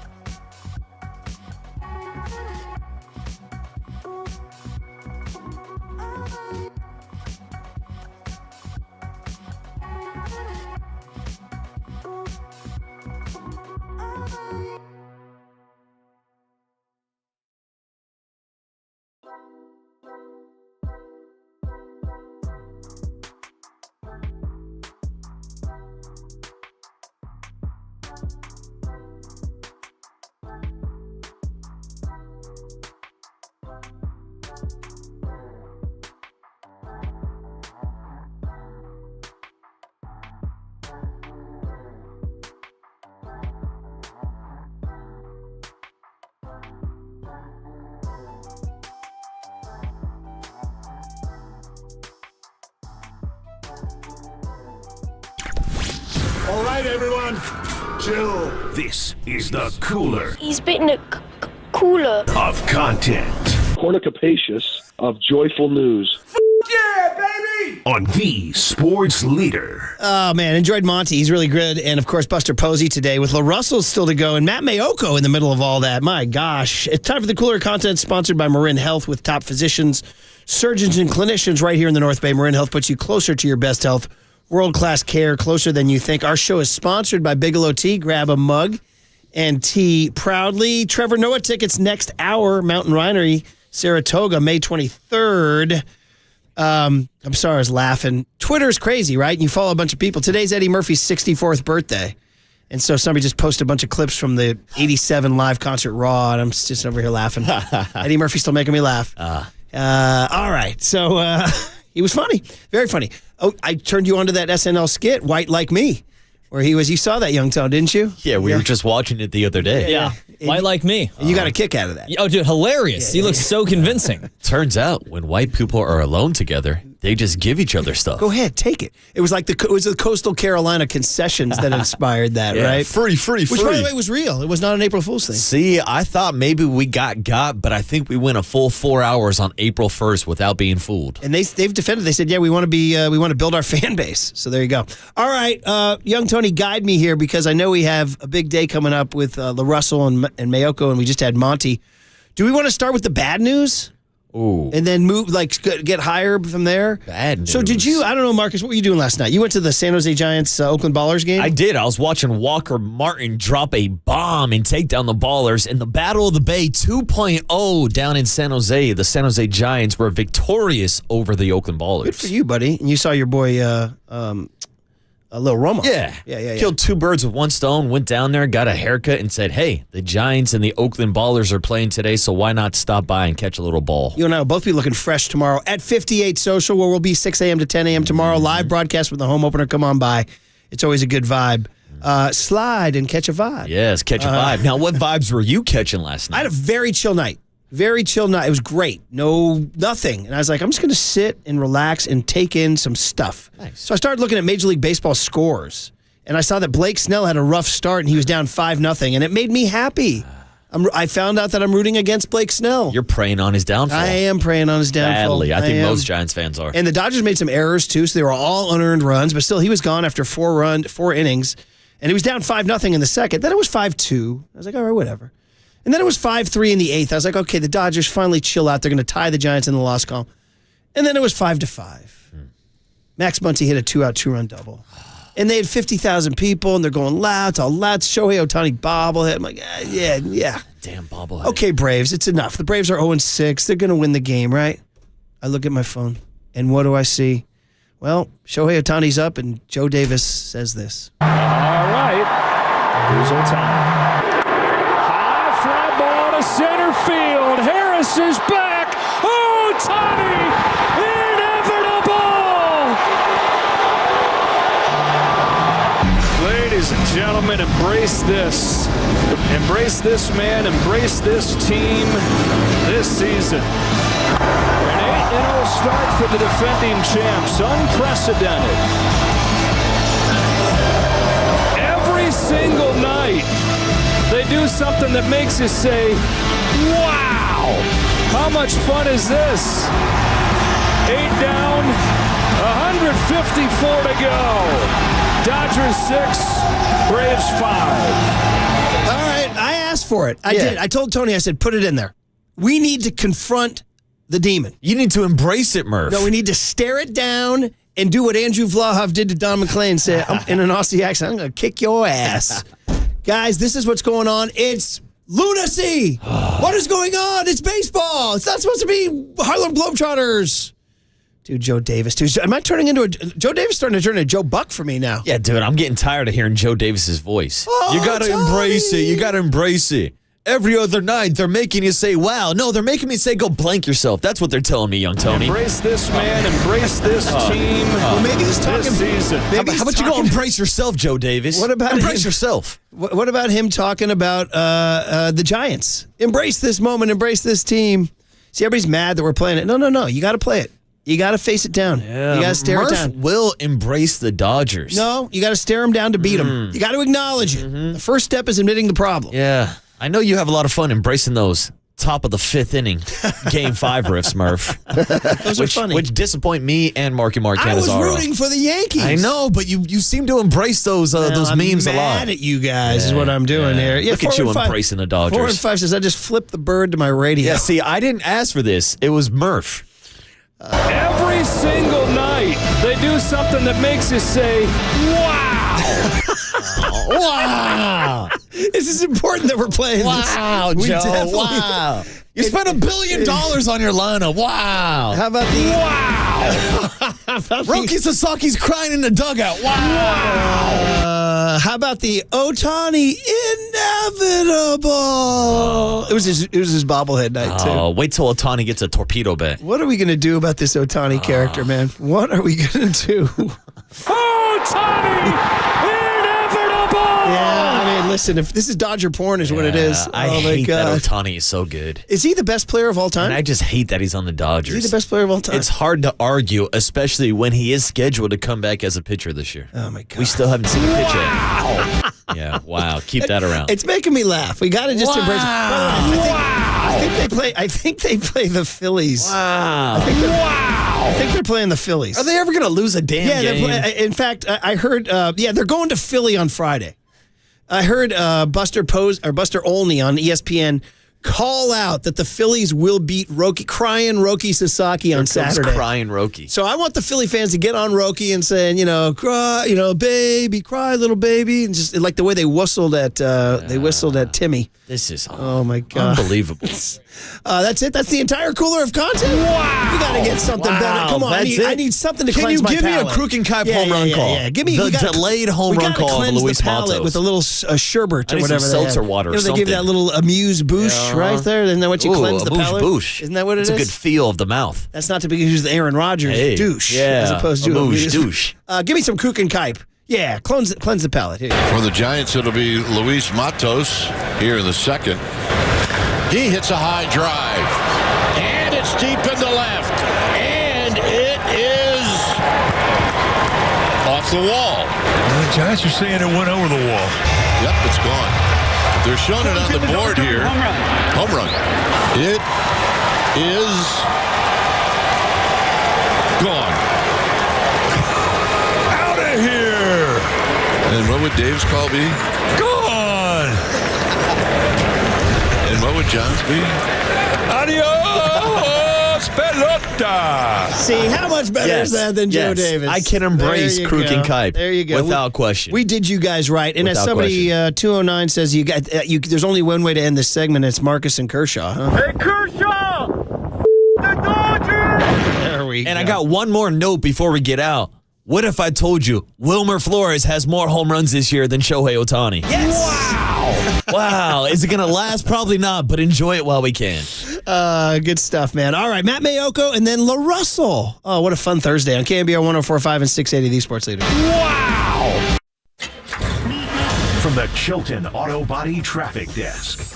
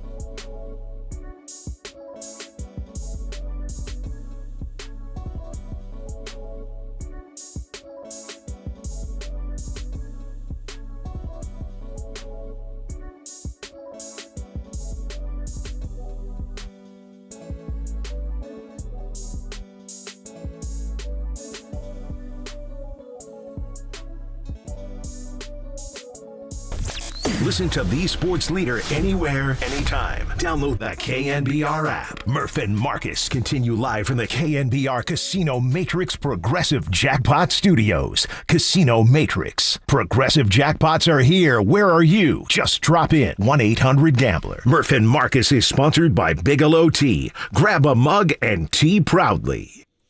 We getting more LaRussell here? Yeah. Yes, indeed. This is my angel, LaRussell. He's really good, man. You know what else is really good? LaMatty. Yeah. Some would say Matt Mayoko is my angel, Murph. Ooh, wow. That's a big statement. Yeah, I was just trying to make the transition. If you're on YouTube and Twitch, you see the handsome mug of a Matt Mayoko. Maddie, I saw your brother Vince, I believe, posted on social media. Did he have a granddaughter? Is that right? He did, yes. So I'm a great uncle. But I just noticed that he's a very handsome guy, your brother. Are you comparing him? No, I started actually thinking, I was like, what a handsome group. I never gave Ernie his due. I mean, I met your dad, did I meet your dad once, I think? Yeah, I think so. Yeah, that's a handsome clan you guys got up there, you know? Well, thank you. Us Italians. Yeah, you know how it works. I got Matty off his I thought you were going to say, I thought you were going to go with hey, your brother, handsome. What happened to you? Oh, Matty, you're a good-looking dude. Yeah, the Garoppolos and the Mayokos, good-looking Italians. Well, yeah, the Garoppolos now might be in a class of their own. Yeah. So. Yeah. By the way, we're not going to. That's Rams' backup, Jimmy Garoppolo, right? That's true. Yeah. Yes, it is. Matty, here we go. You are, of course, back from the owners' meetings. It was kind of eventful in the sense that John Lynch and Kyle Shanahan and Jed York had to sort of answer to their sins and answer to the masses who wondered why did they gut the team so. So let's start at the top. Jed York. Yeah. What did you guys ask him, and what did he say? Well, I don't know if you picked up. The very first question I asked him was, how big of a role did you have in this offseason philosophy? And, because there is a definite football reason for this is when you're paying over the cap for a number of years and you're constantly in the top 5 of spending. At some point, remember salary cap hell of the 49ers when they had to at some point cut everything loose and cut, a good portion of their roster. And then, they went through a couple of really dark years before they built it back up. And Jed's answer was, I think my uncle played more of a role in that than I did, because in essence, he's the one who did all that spending and stockpiling of players, 4 decades ago. That was the reason that the salary cap came into line. So, yeah, they're definitely saying, it was the salary cap. It's looking ahead. They're way over the cap for 2026. So a lot of what they did was they kept the roster together when they were coming off a Super Bowl season because they thought that they could make a run with the same guys they had. And then they tore their roster apart after a 6-11 season. By tearing it apart, they still have Brock Purdy and Christian McCaffrey and George Kittle and Trent Williams and Nick Bosa. I mean, all these guys, Fred Warner. And so they still have probably as many high-priced players as any one team has in the league. But it's incredibly jarring to see all those guys leave, starters. A lot of starters, a lot of key backups. 10 guys who are basically starters or key backups. 10 guys left, and really nobody else of any name recognition came in. So from that standpoint, it was jarring. And Kyle Shanahan even said, I knew it was going to happen. This was the plan. But still, when reality hits, it's difficult to deal with. Matt, what were your thoughts about Jed York saying that Brock Purdy is a top 10 quarterback? And do you think that Brock Purdy's agent is now going to use that quote against the 49ers in contract negotiations? I don't see why he wouldn't. No, my thought was as soon as Jed York said, when we're doing this and you have a top 10 quarterback and blah, blah, blah. And I said, you think he's a top 10 quarterback? And he said, yeah, absolutely. He said he's the top 10 quarterback. And he also, he kind of danced around this part of it, but he also he noted the pairing. The pairing of Brock Purdy and Kyle Shanahan together makes Brock Purdy a top 10 quarterback. So when you look at the top salaries from quarterbacks in the NFL, number 10 is Jalen Hurts, and he makes $51 million a year. So I don't know that by saying he's a top 10 quarterback, I don't know that that's going to be any departure from what the 49ers would want to pay him. I'm sure Brock Purdy's people, Brock Purdy's agent, Cal Strongens, is saying, hey, Dak Prescott, $60 million a year. Brock Purdy, played more games last year. He's had more success than Dak Prescott. He should be up there. But then when you see, that clump of guys at 55, Joe Burrow and even Josh Allen, it's going to be tough, I think, for the 49ers to say, well, we should pay him more than Josh Allen, average per year. So, I think what you're looking at is somewhere right there in that $50 to maybe $55 million per year that the 49ers would be comfortable paying Brock Purdy. Of course, the agent and Brock Purdy's side would like $55 to $60 million. So that's what has to happen. And as John Lynch has said on basically every contract that has ended up getting completed, is when there's mutual interest to do a deal. When the player wants a deal done, when the team wants a deal done, a deal will get done. And so I think a deal will get done, just a matter of what it looks like. How seriously should we take the Mac Jones signing, knowing that there was a chance in an alternate universe where Kyle was going to take him with the third pick? Like kind of a Sam Darnold thing, like, well, you know what, Brock? We have this guy right here, so we don't have to sign you to anything. Yeah, I don't think it'll go that far. I mean, they've already, they've told the world, John Lynch and Kyle Shanahan have said, as long as we're with the 49ers, we want Brock Purdy as the quarterback. I think it's obvious Kyle Shanahan liked Mac Jones 4 years ago. It's more obvious now that when first time he's available, without trying to trade for him, that they went out and they got him. So they like him. They like what Shanahan said was, I like the way he plays, what he's done, especially in college. I mean, his final year, really his only year as a starter at Alabama, I think like 41 touchdown passes, 4 or 5 interceptions. So I think he fits what Shanahan likes, but I don't think there's any pressure like, oh, hey, if we don't get this deal done, we got Mac Jones over there warming up in the bullpen. I don't think there's any of that, but I do think that, if something were to happen, like happened to Brock Purdy in the NFC Championship game, or what happened, late last season when they needed somebody to step in and play. They needed a guy to play in Green Bay. They needed a guy to start that final game of the season. I think that they would feel like they have an opportunity to get Mac Jones up to speed and that there wouldn't be that much of a drop-off. Matt, it seems like there was a little bit of confusion within the 49er fan base earlier this week after John Lynch spoke to you guys down at the owners' meetings about how it might not be too optimistic to think that they could get the deal done with Brock Purdy before OTAs. If you can clarify those comments and what timeline do you think Brock Purdy and the 49ers are on with those contract negotiations? Okay, so it was kind of the way the quote reads is different than I think the context of it. So the question was, is it too optimistic to think that you could get something done before the start of the offseason program? And John Lynch's answer was, I don't think it's too optimistic to think that could happen. So when you read, I think it's too optimistic, I don't, whatever, right. Then it reads differently than what the setup was. Yeah.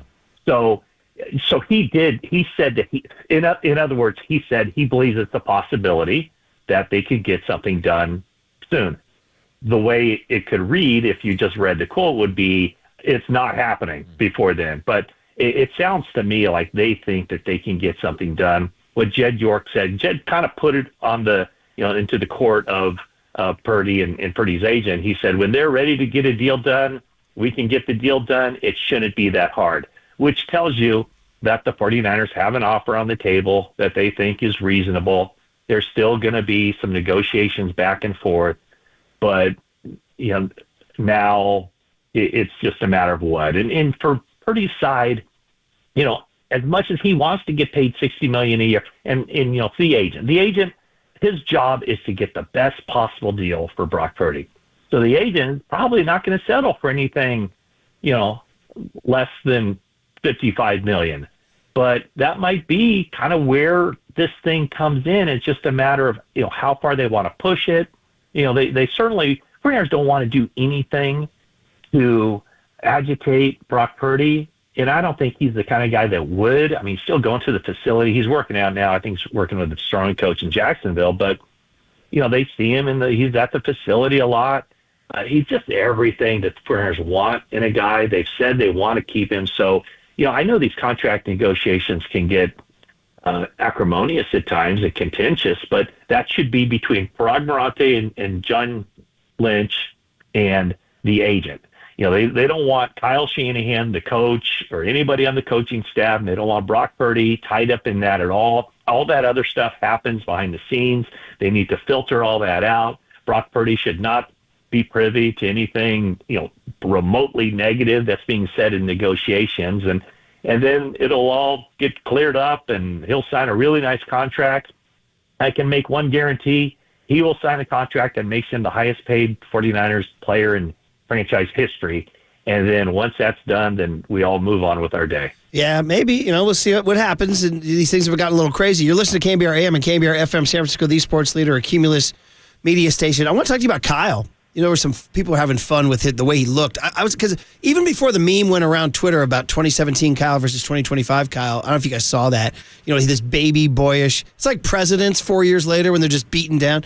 Also, Kyle, there's like an Andy Garcia vibe, the hair, slick back hair, and the Miami jacket. Yeah. But he also just like the vibe of Kyle. I think he said something to you guys about he was like maybe talking to you, Matt. He's like, we lost the Super Bowl in overtime.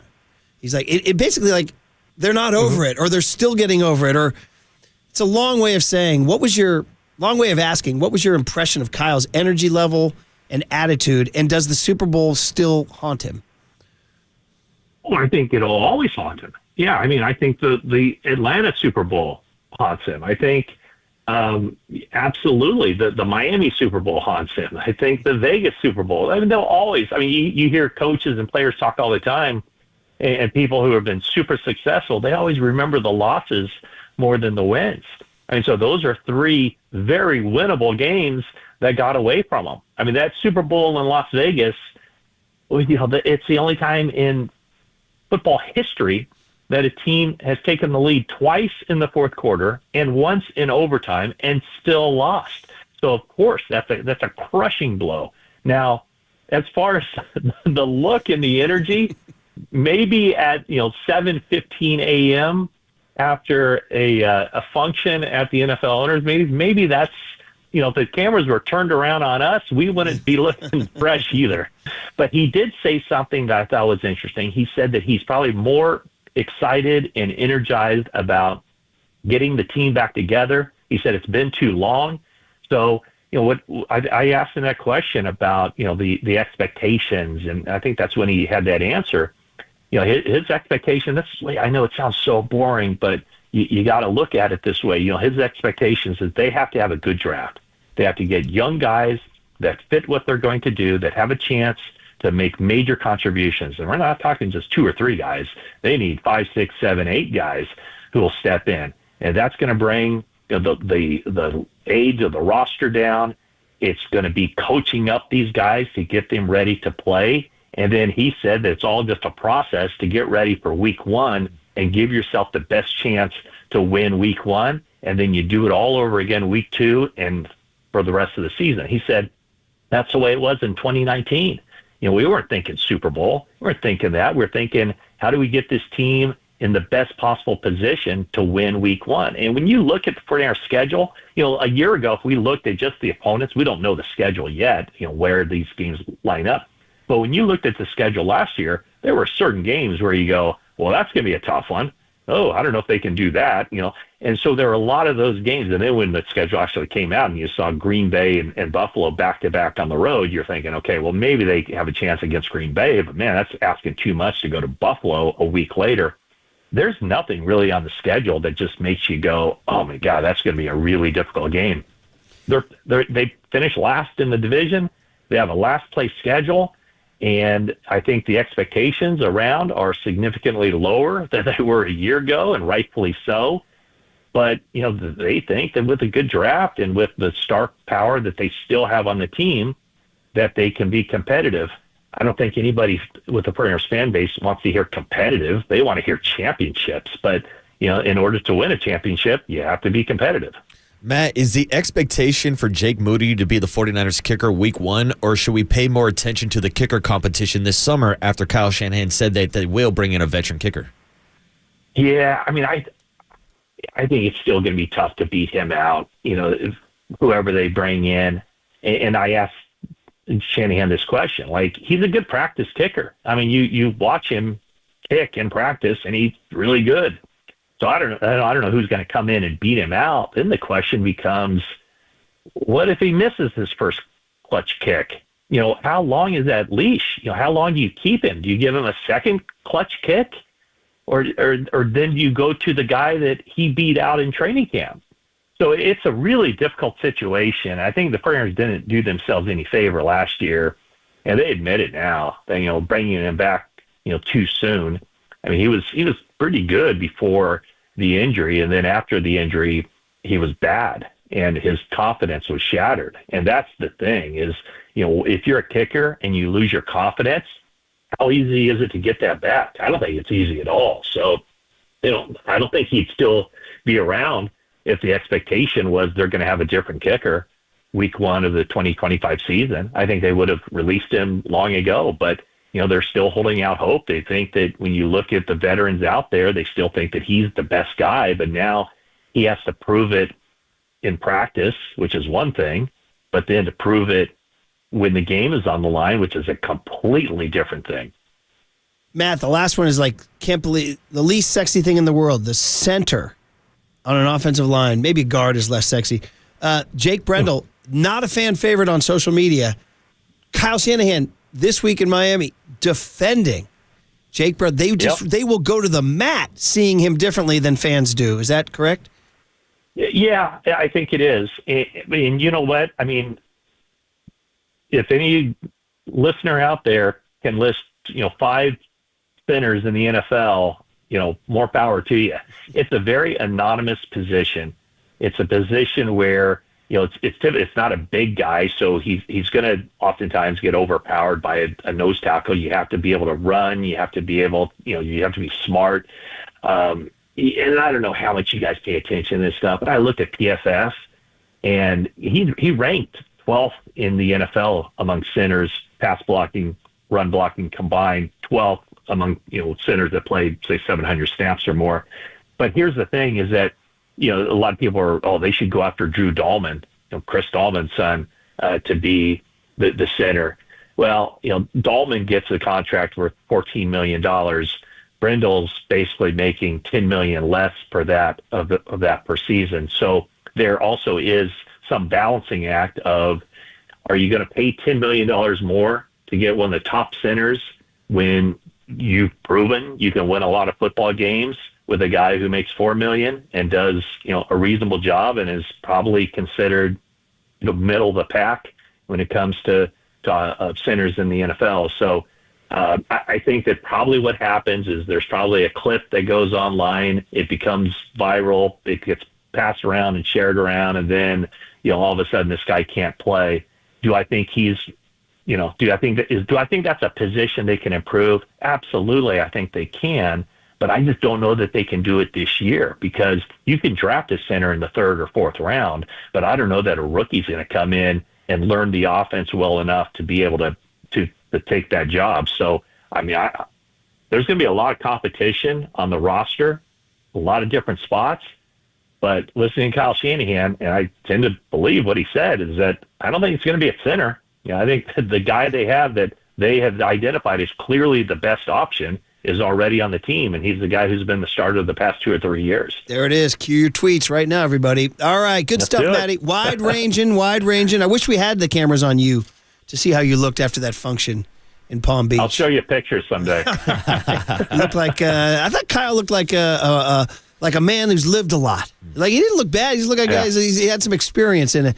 There was some wisdom in those crow's feet. All right, Matty. Yeah, you said presidential years, right? Yeah, exactly. Only presidents who care age. We're not going to put. Well, I'm going to stop. Yes. Okay. I almost Thanks, said Matt. All right, Matty, you're the best. Thanks, guys. Have a good. Hey, happy home opener, right? Go Giants! Come on now. Yeah, absolutely. All right. It'd be fun. We're going to go from... How about that? Hell, the top 3 in the NL West. Holy cow. No, enough of this nonsense, right? Come on. Everybody chill out, lose a game. All right, Matty, be good. Everybody follow Matt, of course, at NBC Sports Bay Area. You can follow his podcast, 49ers Talk. You go to the website. It's all there at NBC Sports Bay Area. He's our 49ers insider for KNBR. And we're going to go, how about our legends? Mayoko handed over to a Buster Posey review. He came on our show today.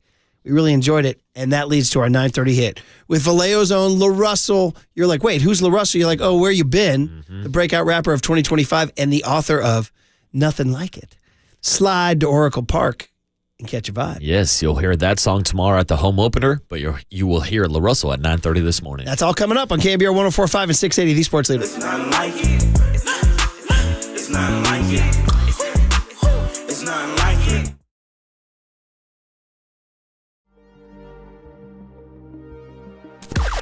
Now, from the O'Donnell Financial Group Sports Desk. Learn more at odfigroup.com. O'Donnell Financial Group, because planning is a process, not a product.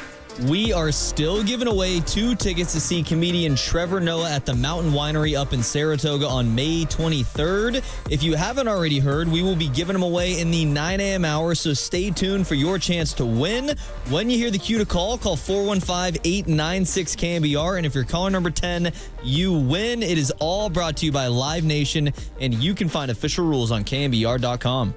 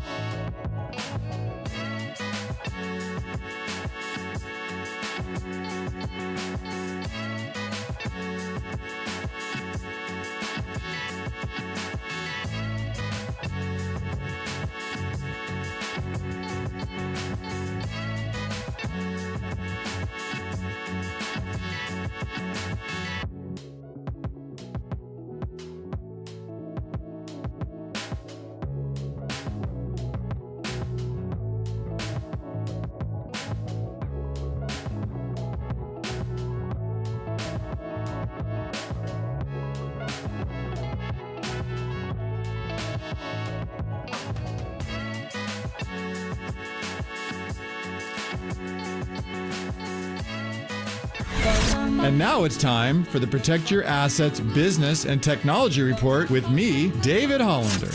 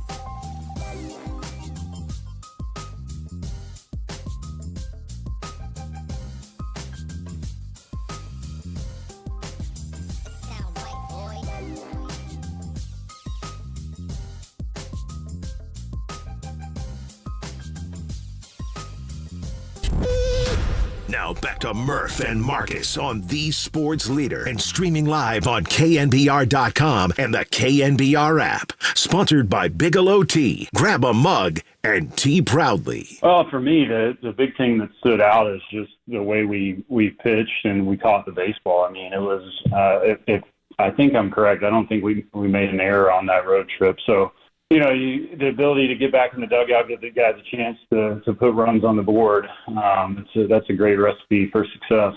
That was Buster Posey with us at 7:30, the executive show. He'll join us every 3 weeks, which is a perfect time to kind of check in with him. But also, by the way, Zach Manassian next week, Larry Bear the week after that, then back to Buster Posey, kind of like a Decades Friday. And Buster had so many interesting things to say, just substantive things to say about the team. I asked him, so what jumped out from the first week? He said, we pitched it, we caught it, and we got back in the dugout. And he said that a couple times in the interview, getting back in the dugout. We said that's going to be the new slogan, 2025 Giants, get back in the dugout. I like it very, very much. I need LaRussell rapping, back to the dugout. Slide into the dugout.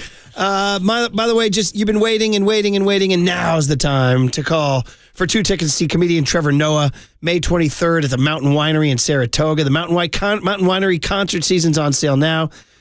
Featuring a wide variety of shows. Kevin Hart, George Lopez, David Spade, Smokey Robinson, Chris Isaac, Thievery Corporation, Leonard Skinner, and more. Tickets and info at mountainwinery.com. John Curley waiting for your call at 415-896-KNBR. 415-896-KNBR. 2 tickets to see Trevor Noah. Maybe some comedy and maybe some incisive sociological commentary, too, coming your way. All right, just like incisive baseball commentary from Buster Posey. LaRussell's going to join us at 9:30. So, by the way, we were joking. And you know, if his people are listening right now, booking a rapper in the morning, 808 KNBR. You know what I mean? Because they're chill. They did say maybe stay late. Maybe somebody rolled something up. Maybe somebody burned something. A lot of late nights, early mornings. Yeah. I mean, musicians. I remember we used to have the drummer, Kenny. That's the first time I mentioned this guy in a long time. If he's still listening right now, Kenny Dale Johnson, Chris Isaac's drummer. He used to be a regular on our show. We had Kenny Dale Johnson, the drummer for Chris Isaac. He was great. But, man, booking a musician in the morning, yeah, buddy. They're like, wait, what? Yeah, fingers crossed. I read Bruce Springsteen's autobiography. He said it was a problem in his house once he got married and had kids because he wouldn't get up till like 1 in the afternoon. Yeah, it's an issue when you got to make breakfast for Timmy. His wife, Patty's like, what are you doing? We got kids. They're coming home. You're in bed. Yeah, you got a life to live. He's like, yeah, I was recording until 6 in the morning. She's like, yeah, well, guess what, Dad? You got pickup today. Yep. You got carpool today. That's why I'm still single. You're like the Tommy Castro band that used to always play at Grant and Green. They used to say, here's the drinking triple, or is it sleeping triple, drinking double, and always being single. Yeah, that's my motto. Put that on a T-shirt. Buster Posey is married with kids. And he told us they're catching it. We asked him about almost everybody on the darn roster and how they're doing. Let's start with the easy one, the lowest hanging fruit, the Wilmer Flores fruit. 4 homers in 6 games. And we said, Buster, you were his teammate. He had a bad year last year. He was hurt. He had knee surgery. You could have let him go. And instead, you didn't cut C. Tony, Buster, what are you seeing with number 41, and why did you keep him? Wilmer has a track record. You mentioned it. I played with him. I got to see it up close and personal. I mean, one of the more elite hitters, I would say, as far as the ability to find the barrel. And Wilmer's not going to blow anybody away with exit velocities, but he's a pro. He understands how to hit. There's no question that his knee was causing him to probably lose control of the barrel last year and bat speed. And we saw some glimpses of it this spring that led us to believe that he was in a much better place. And, I mean, 4 homers in the first 6 games. I saw some of the same stats, I believe, that you guys did, as well as some of the company he's in Giants history for doing that. And it's a pretty impressive list of people.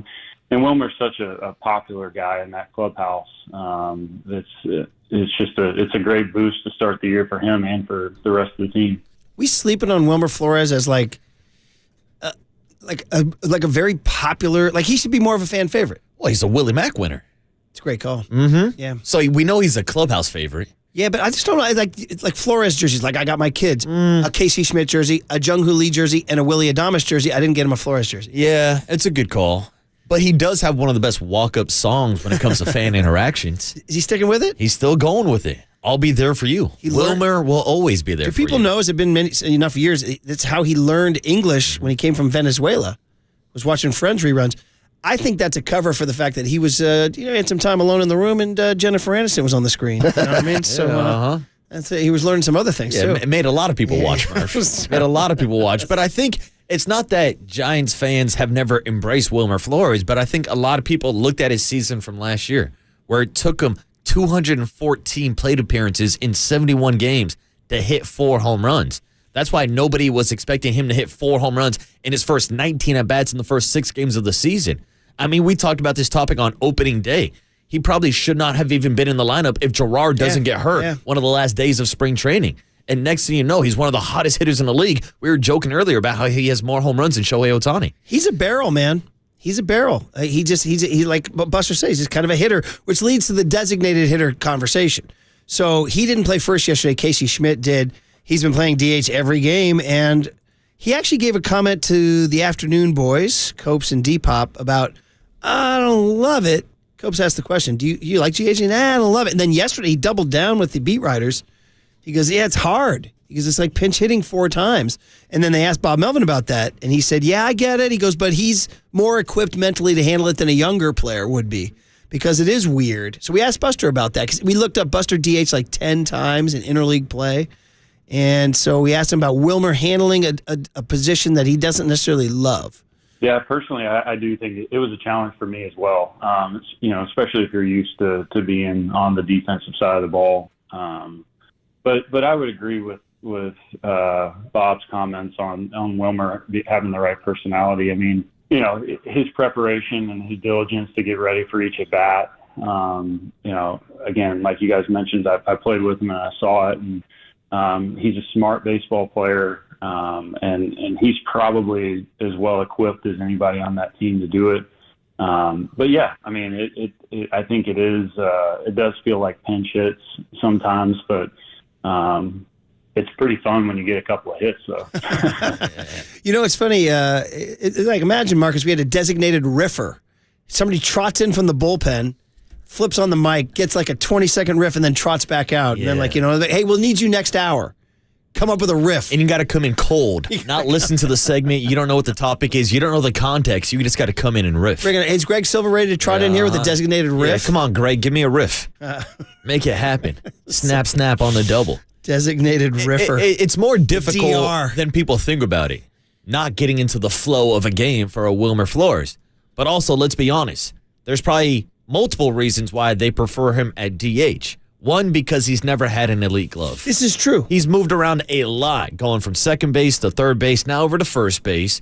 But it is interesting that they go with Casey Schmidt at first base yesterday instead of Wilmer Flores. I think the second reasoning behind that is because of the health of Wilmer Flores. Mm-hmm. Not just because of him mentally being able to handle that role, but physically, I don't know if his body can handle playing in the field every single day. Get off those knees. So if you get him off the field, you get him off his legs, he's sitting down on the bench a little bit more, and that's why I think they're going with Casey Schmidt at first, defensively over Wilmer Yeah, Flores. so they Wilmer is not the best defender, and he wants to be out there on defense. And the Giants they're going, yeah, buddy, and he starts to trot up the dugout, and they just gently push him back down. Dude, you're such a great DH, bro. You're doing great. You're great with the Go bat. to the clubhouse, get a snack, get a snack. Casey, grab your glove. Get like, hurry, someone hide Wilmer's glove. Hide it in the back. Hide it in the back. Dude, you're doing great at DH. You're doing great.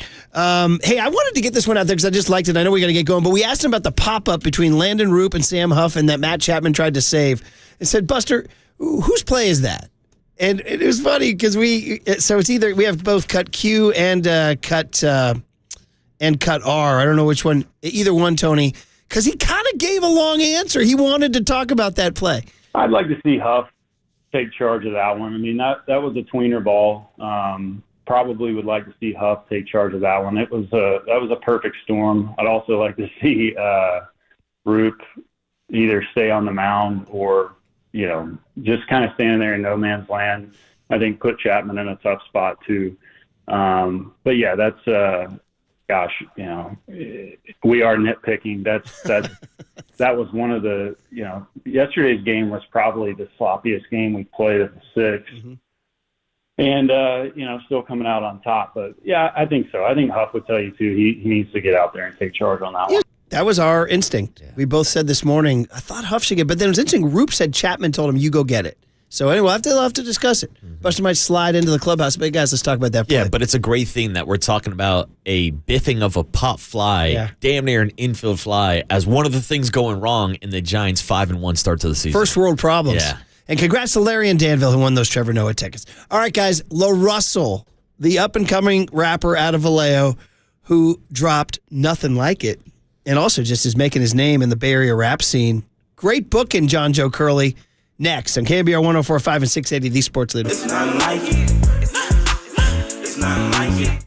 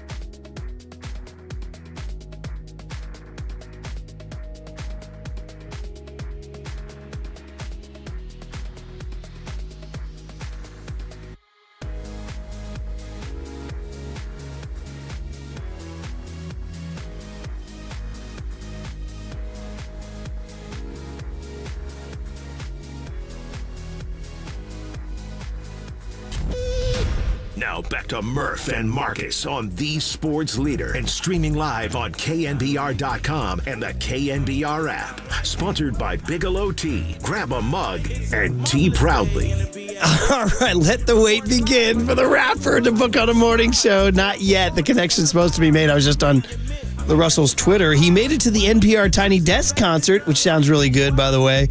He sounds great. You guys should follow him on Twitter at LaRussellGC. That's 2 S's, 2 L's. Although probably Insta, too, for the kids, right? Mm-hmm. I don't know if he has a TikTok or anything. Oh, he's all over social media.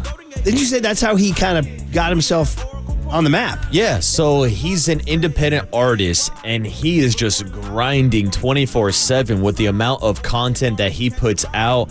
He's kind of figured out the Instagram algorithm where he will self-promote his music videos to pop up in your feeds. So next thing you know, you're scrolling through your Instagram and you'll see Marshawn Lynch in a music video with LaRussell, and you're like, damn, I want to click on this. And he's just relentless. He just dropped his 36th album. What? People are asking, who's this new Bay Area rapper? No, LaRussell puts out content after content after content. It's part of the strategy, and that's why he's blowing up. That's why he's doing songs with E40 and Too Short and Wiz Khalifa and Snoop Dogg and a bunch of other people. He's blowing up because of that grind, Murph. So you want to talk about that social media? Does somebody want to slide into his DMs and remind him that he's supposed to be on the show right now? There's nothing like it. I did have that feeling after I teased it for 3 days. Marcus, we booked LaRussell for you. Marcus's favorite new rapper, and doing the nothing like it. I was like, then again, booking rappers before 10 a.m., actually booking any musician, yes, rock musicians, whatever. Really, I mean, maybe the only guy you're going to get before 10 a.m. is like a Christian choir singer on their way to morning mass or something. So the San Francisco men's chorus. Well, we'll continue to cross our fingers and see for LaRussell. Maybe if he misses today's appointment, maybe we can get him to come by live tomorrow, 6 a.m. to 10 a.m. Slide to 58 Social and catch a vibe. Catch a vibe, man. Maybe he's looking for his Crocs right now to skip across the infield. You ever have a blind pig at 7 in the morning? Oh, it's nothing like it. Yeah, you ever forget to call the morning show? It's nothing like it. Exactly. So, shout out to my guy, LaRussell. I know. It is.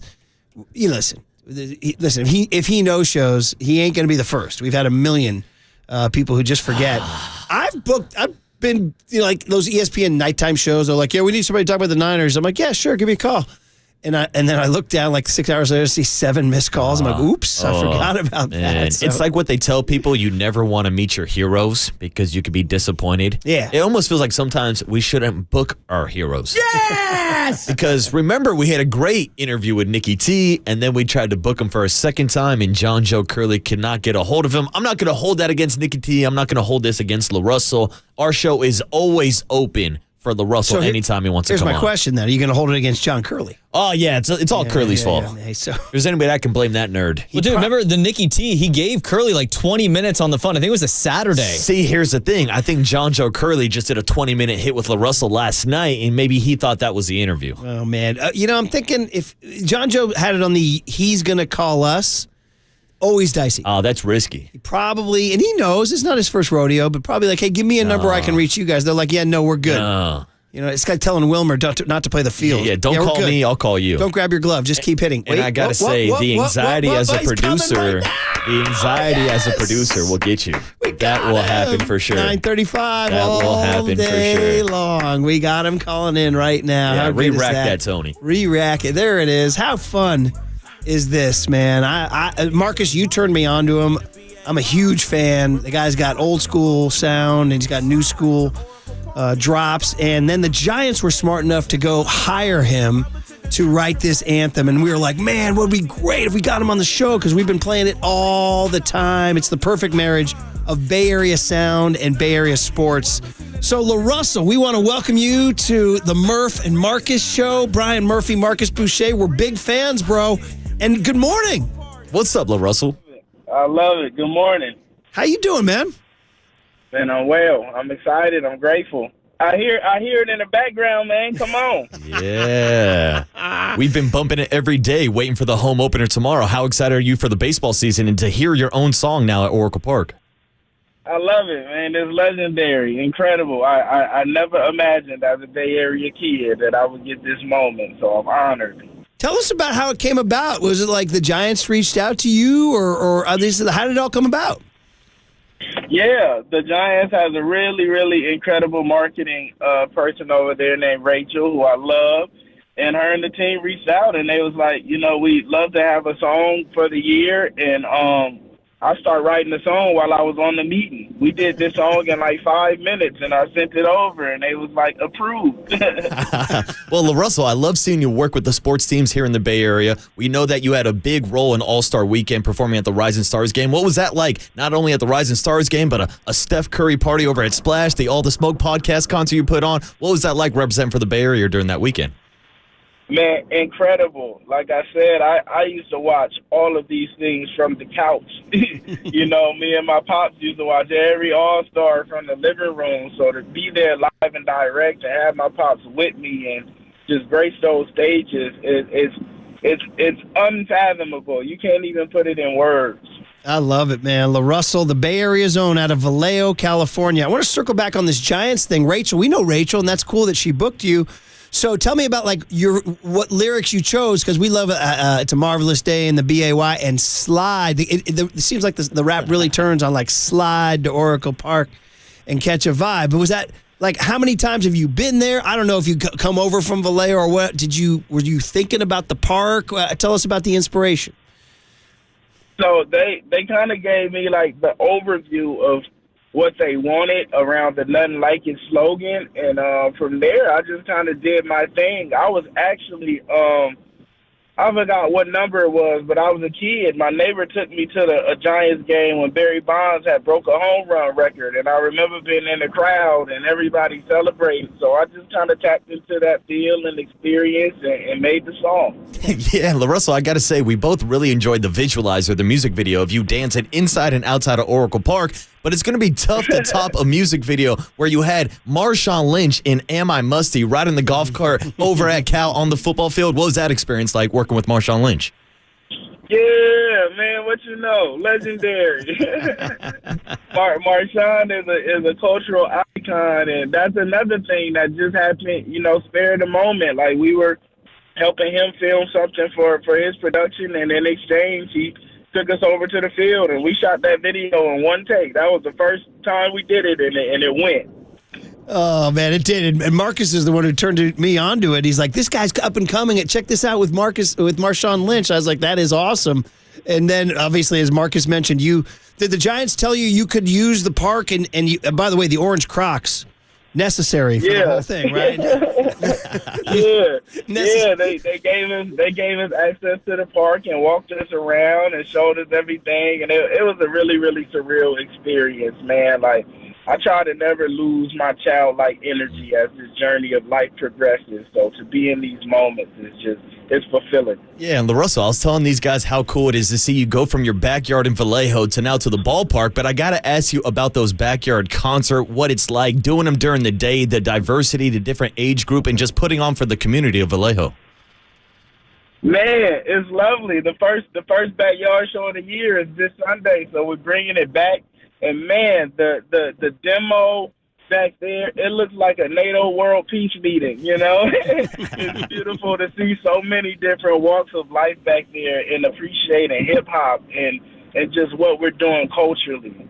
Yeah, and Vallejo, of course, being from Vallejo, you think about rappers like E40 and Mac Dre. And LaRussell, I'm right around your age. I was born in 92, so I grew up right in the middle of the hyphy movement, the Thiz movement, all of that stuff. How big of an influence was that on your rap career? Man, gigantic. If you from Vallejo, the Bay in general, you kind of talk like Mac Dre and 40, and you walk like Mac Dre and 40, and all the songs that we get come from those two sources. So, it's impacted me heavily. Like, my movement, it's rooted, it's in us. It's true. I could hear the old. In fact, I want to ask you how far back you go on your influences. I'm old, right? Mm-hmm. So I grew up when Grandmaster Flash and the Furious Five were like what my high school basketball team was listening to. But then also, who went to my high school is a guy named Tupac. He went to Tamalpais High in Mill Valley. He grew up in Marin City. Yeah. I don't know if you knew. So how far back do you go? Do you listen to as far back as the 80s and 90s in your influences? Of course. I got a song. I got a song called The Breaks with Grandmaster G from Sugar Hill Gang, you know, I always reach back to the OGs and the legends. Like I'm real seasoned. You know, my pops had me on hip hop really early. Pop sounds about to. It's a second shout out for Pop. Sounds like you guys have a good vibe, huh? Yeah, that's my dog. Is he a sports fan? Was he a Bay Area sports fan? Not necessarily just Bay Area. Like we just like, you know, we like the game. We a fan of whoever getting busy. Yeah, I love it, LaRussell. And as Murph said, man, I love seeing you do work with so many different artists around the music world, whether it's nationally, guys like Snoop Dogg or Wiz Khalifa, or locally here doing songs with E40, doing songs with P-Lo, doing songs with D-Lo, Larry June, and all these Bay Area artists. Has there been one kind of like pinch me surreal moment for one of these artists that you've been on a track with? What was that? Could you repeat it? Yeah, has there been like that surreal moment for you, be like, damn, I'm in studio with E40, I'm in studio with Wiz Khalifa? Has there been that artist that you've worked with that kind of have you kind of reflect on your career and how far you've made it? Man, hell yeah, Snoop Dogg. Snoop Dogg is, you know, my mama got to meet Snoop Dogg, and to just be, you know, Snoop, the reason I do what I do partially is because I used to always watch a concert DVD called Up in Smoke Tour with Dr. Dre and Snoop Dogg. So to meet him in person, insane. Man, LaRussell, we'll use a couple more minutes here on the Murph and Marcus show. We have LaRussell, the rapper who dropped Nothing Like It and then skipped in his orange Crocs across the outfield and danced in front of the park, and it's going to be tomorrow's home opener. Now, spoiler alert, are the Giants inviting you to tomorrow's home opener? Yeah, we'll be outside. Hell yeah. And then it sounds like there might be like an in-season concert at Oracle Park this summer. What can you tell us about that? Yeah, we'll be outside. I can't spare too many details. Okay. So it's going to be a good time. Okay. And by the way, I have people coming in from Vallejo saying, are you, if you're truly from Vallejo, do you choose CJ's Barbecue or JJ's Fish and Chicken?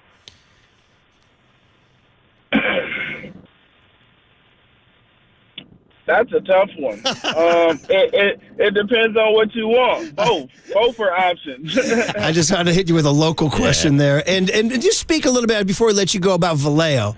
Just what it means to you. And, you know, it's a city that's had some hard times, but you guys sure have produced some tremendous artists. But what does it mean to you to be from Vallejo? What do you want to represent? Man, it means everything. I have so much pride and joy in my city, and Vallejo put a lot of sauce in the pot in terms of Bay Area culture. And like I say, the way we talk and the way we walk and the way we dance. And we have so many icons and legends from the city. I'm just honored to be able to be the next representation to the world of what the Bay Area is and what Vallejo means and stands for. Yeah, and LaRussell, I think you said it perfectly. I think you are a great representation for the Bay Area. Anytime I see you, you got a smile on your face. It always looks like you're having a good time. You're involving everybody in the community. So I just want to speak for us from a sports radio station, say thank you for what you're doing for the Bay, and looking forward to seeing you at the ballpark this year. Gratitude, mutual. Thank you, guys. You're the best, LaRussell. Take care, man. There he is. Yeah. Yeah, LaRussell, nothing like it, man. Look at John Joe. Yeah, coming nicely through. done, John Joe. Nicely done. You should see the text line. People are blowing up. 707. Been friends with LaRussell since high school. He's always been a stand-up dude. Love to see how far he's come, and the icon has become much loved, brother. 209 says, man, LaRussell is such a vibe. Yeah, he is. 925 says, 65-year-old white grandma here. Loving this interview. Good get, John Joe. And this is why people in the Bay love LaRussell, because you'll see grandmas at his backyard concerts in the middle of the day. Did it's he for say all it was ages. he said it was like a NATO World Peace Summit. Exactly. You'll see all types of walks of lives at a LaRussell And concert. 408 says, how can you not love this guy? The particles are immaculate in the Bay Area right now. So that's how we'll end that segment there. Good stuff, man. All right. We didn't even show him our video of you and me at the boombox. Yeah, Murph walking in with the boombox and me helping Unk gig on stage at the round table. LaRussell. All right, man. Giants, things are happening, guys. Things are happening. Old Paulie used to call them particles, and there's things in the air. The Giants buster, the way they're playing, LaRussell coming on the show. Things are happening. Like, this could be a good summer. This could be a good summer. We might be on to something. All right, man. What's that movie that ends? This is going to be a really good summer. What's that? Is there a movie that ends with that line? The guy's like, it's going to be a good summer. God bless it. Maybe it's Dazed and Confused. Ooh, I don't know. Maybe. Stay tuned. Actually, somebody wrote in the middle of this, if somebody listens for 4 hours, you are a hero. And in the middle of the Russell interview, it says, LaRussell takes fast times over Dazed and Confused. Oh, that's a hot take. That's somebody who's been on the air. He's been listening since 6:20 this morning. That's pretty good, man. Very, very good. All right. Well, listen to what young Tony learned today and get that. We're going to slide to Oracle Park tomorrow. Catch a vibe. 6 a.m. to 10 a.m. How good is that? Come on down. And he tapped into that Barry Bonds energy. He said that was pretty good. On KNBR 104.5 and 680, the Sports Leader. From the Chilton Auto Body Traffic Desk.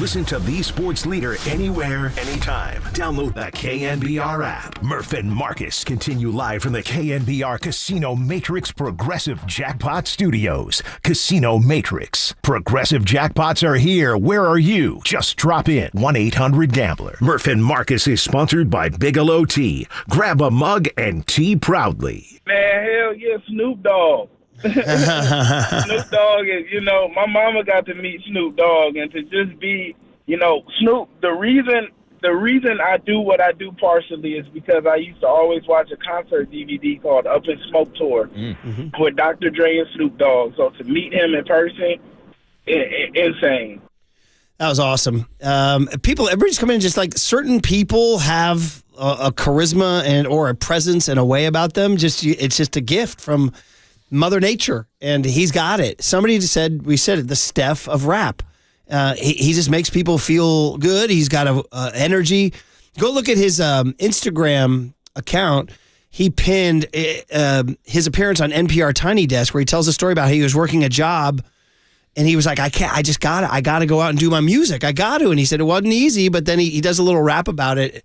And it's just great. He's just good at what he does, and he's got a good energy about him. So absolutely. And the Giants sure made the right decision. And you heard it with that rejoin, how happy he was to meet Snoop Dogg. I think Snoop would agree with most of our listeners when we are asked if we want LaRussell on the radio. Put that on Sports Talk Radio. Put LaRussell on Sports Talk Radio. Oh, man, that was really, really fun, man. I enjoyed the heck out of that. And John Joe, we kind of pulled it off. The Giants helped us out in getting LaRussell. Sounds like LaRussell's kind of guy. You could just call him up tomorrow and say, hey, man, what are you doing? Go, I don't know, come to the show. Yeah. I guess it's going to be in Napa, his backyard show. Hell yeah. Somebody said? Yeah, I've got tickets to go see him in about 2 weeks down at the Midway, day before 420. Now, where's the Midway? Down like Dogpatch area. Oh, really? Mm-hmm. So he'll be in the city. I mean, he's always putting on shows out here in the Bay. So he works hard? Oh, dude, he's grinding. Like, I'm not joking. Like, I told you about him dropping 36 albums already at this point in his career. And the way that he has attacked social media, he makes you watch your music videos, which is, it seems like a little intrusive at first, but you're like, this guy's great. And like the way that he attacks like the whole entire industry as an independent artist, I would recommend for any up and coming musical artist out there in any genre to take a listen to a couple of his interviews and talk about his marketing strategy, because here he is blowing up and he's even made it to the Murph and Marcus morning show. Yeah. So I had gone to Spotify, just kind of bone up. And the second track on there was his track with Snoop. And so I was like, oh, Marcus, we checked that out too. West Side, what's a party on the West Side? Yeah, with our guy good. Larry June on it. Yeah. Mhm. Well, that's you want to talk about a crossover. And I told you my 17-year-old came home from his last water polo practice bumping his tunes, sadly not listening to KNBR in the car. And he walked in, just took out the AirPods. He goes, tell Marcus thanks for LaRussell. Hell yeah. That's what he said. I'm stacking them up. First, it was Larry June with his work with the Giants, with the City Connects when they originally dropped. That's right. And now we got LaRussell working with the Giants. Once again, thank you for the Giants for help setting up that interview. But thank you to the Giants of Major League Baseball for embracing rap and hip hop. We've seen all the hype videos with Kendrick Lamar. Like, we're talking about advertising to a younger audience. I'm glad that they are now making that connection and trying to advertise to a different audience when baseball, to be honest, is viewed as an old white guy sport where all you get is Patrick Bailey walking up to the plate with country music. That's my biggest thing about the African-American historical tie to baseball is gigantic and rich. If you've ever been to the Negro League Museum in Kansas City, some of the greatest players and greatest characters, and part of the culture. Part of it, the African-American experience in baseball goes back to the 1800s and played forever, so it should never be lost, ever. It should be emphasized and embraced.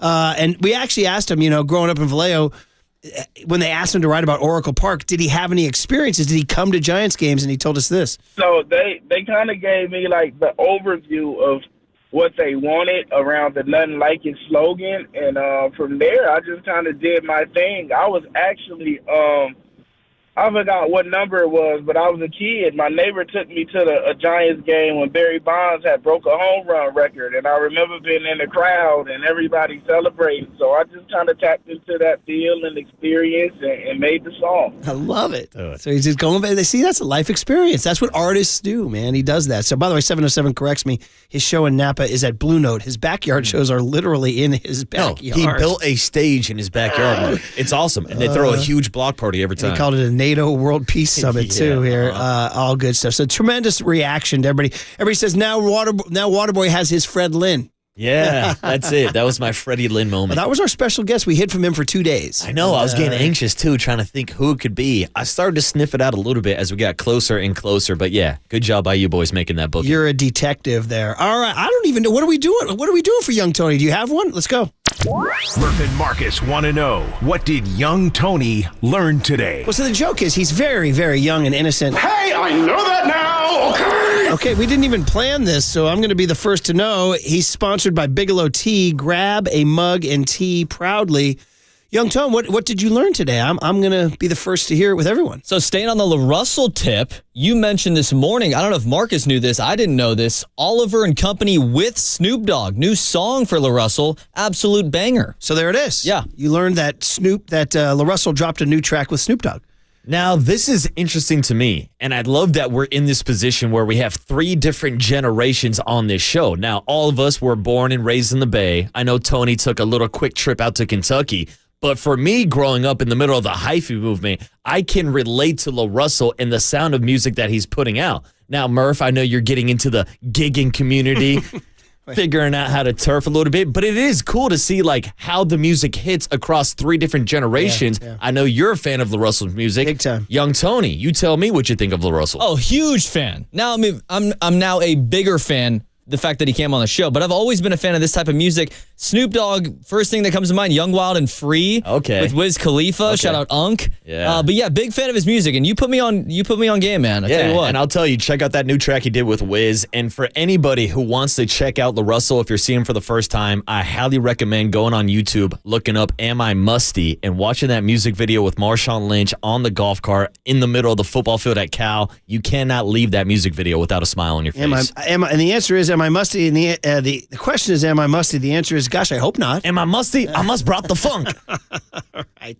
I'm so glad that we went with that as opposed to this morning's very contentious, very un-LaRussell argument that we had about Fast Times at Ridgemont High versus Dazed and Confused. No.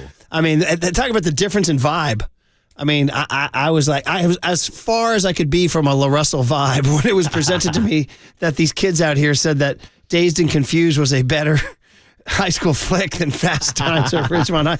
And it put me in the uncomfortable position of having to criticize Dazed and Confused, which I didn't want to. Yeah. Again, that's why Jim Harbaugh says comparisons are... you don't have to compare, comparisons Murph. are odious. It'd be a lot cooler if you didn't. If you did not compare. Hey, just tying it back in, we had some people hating on Nothing Like It, the Nothing Like It anthem. When we first heard it, Marcus and I were loving it at Giants Open House.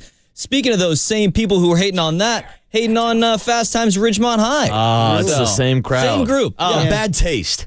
By the way, when you guys were at that media open house and they showed it, somebody filmed it from the crowd. Like you guys were dead as a doornail. You didn't the whole crowd was just staring straight at Young it. Tony and I, front row, all the way to the right, though. They must have had us not in front. You should have been like what you were with me at the Presidio Round Table. Start grabbing Tony's collar. Yeah, I know, but you weren't there, which means I have to be the adult in the room and the representative of the morning show. And I was like, I cannot be the guy gigging across the stage right in front of Larry Bear. All right. Well, tomorrow, guys, 58 Social, 6 a.m. to 10 a.m. It's a tradition.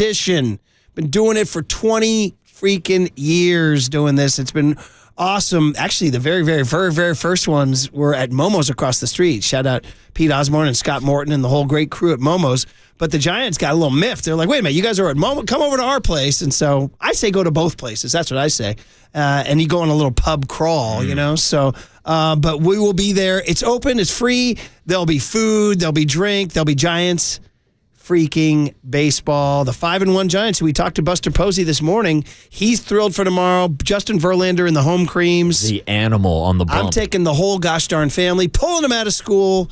The kids were getting very nostalgic. Remember when you used to take us out of school for home opener? And I'm like, what if I did it again? Let's go, Dad. Let's go. All right, so let's hop in the car. All right, so we'll see you all tomorrow. Everybody come on down. Yeah. It's definitely, you should want to miss. You're going to slide to Oracle Park and catch a vibe because it will be a marvelous day. It will be a In the vibe BA. tomorrow at the Public House. So there you go. Thanks to Buster Posey, Matt Mayoko, Mike Montgomery was fun too, and LaRussell, of course. John Joe, great job, buddy. Young Tony, Marcus, see you tomorrow at the park. When it's time for a change, think speedy oil change and auto service. Engine light on, we can fix that. You're listening to KNBR AM and KNBR FM, San Francisco, the sports leader, a Cumulus media station. Oh, Tony! Wow! We both puked. Out of here! Gone! Adios, pelota! Yeah! That's the end of the game. 4 hours, 3 faces, 2 Gregs, and 1 place to be. Excellent. Greg Papa. Touchdown! San Francisco! And Greg Silver. Let me tell you something. There is no such thing as being calm. I am fired up to be here. This is Papa and Silver. There goes Adames running. The pitch is swung on and hit to left field and deep. This one is gone over the Crawford boxes and off the back wall. Wilmer Flores does it again. And Matos hits a high drive left center field. He crushed it. Alvarez back. Alvarez looking up. It is off the top of the wall, and I thought over the yellow line, but no, in play. Giants in the dugout are saying home run. Go in the field, he's overturned, home run. It is a home run. Pena swings and misses, strike 3. Roop with the curve, and he picks up strikeout number 7. Now the pitch, and a check swing. He went. No appeal needed. DeCenzo offers at that Roop curveball. Another swinging strikeout. Landon Roop impressing. Wade hits a high drive to right field. Going back on it, DeCenzo. It is gone. Well, there's hit number 1, and that's got to feel great for Lamont Wade. Alvarez, ground ball softly hit. Wade comes in to field. He'll flip to Camilo covering. He gets to the bag ahead of Alvarez. And what a week to start the year for the Giants. The game is over. The Giants beat Houston 6-3. They sweep the Astros here in Houston. And the Giants go 5-1 to start the season away from home.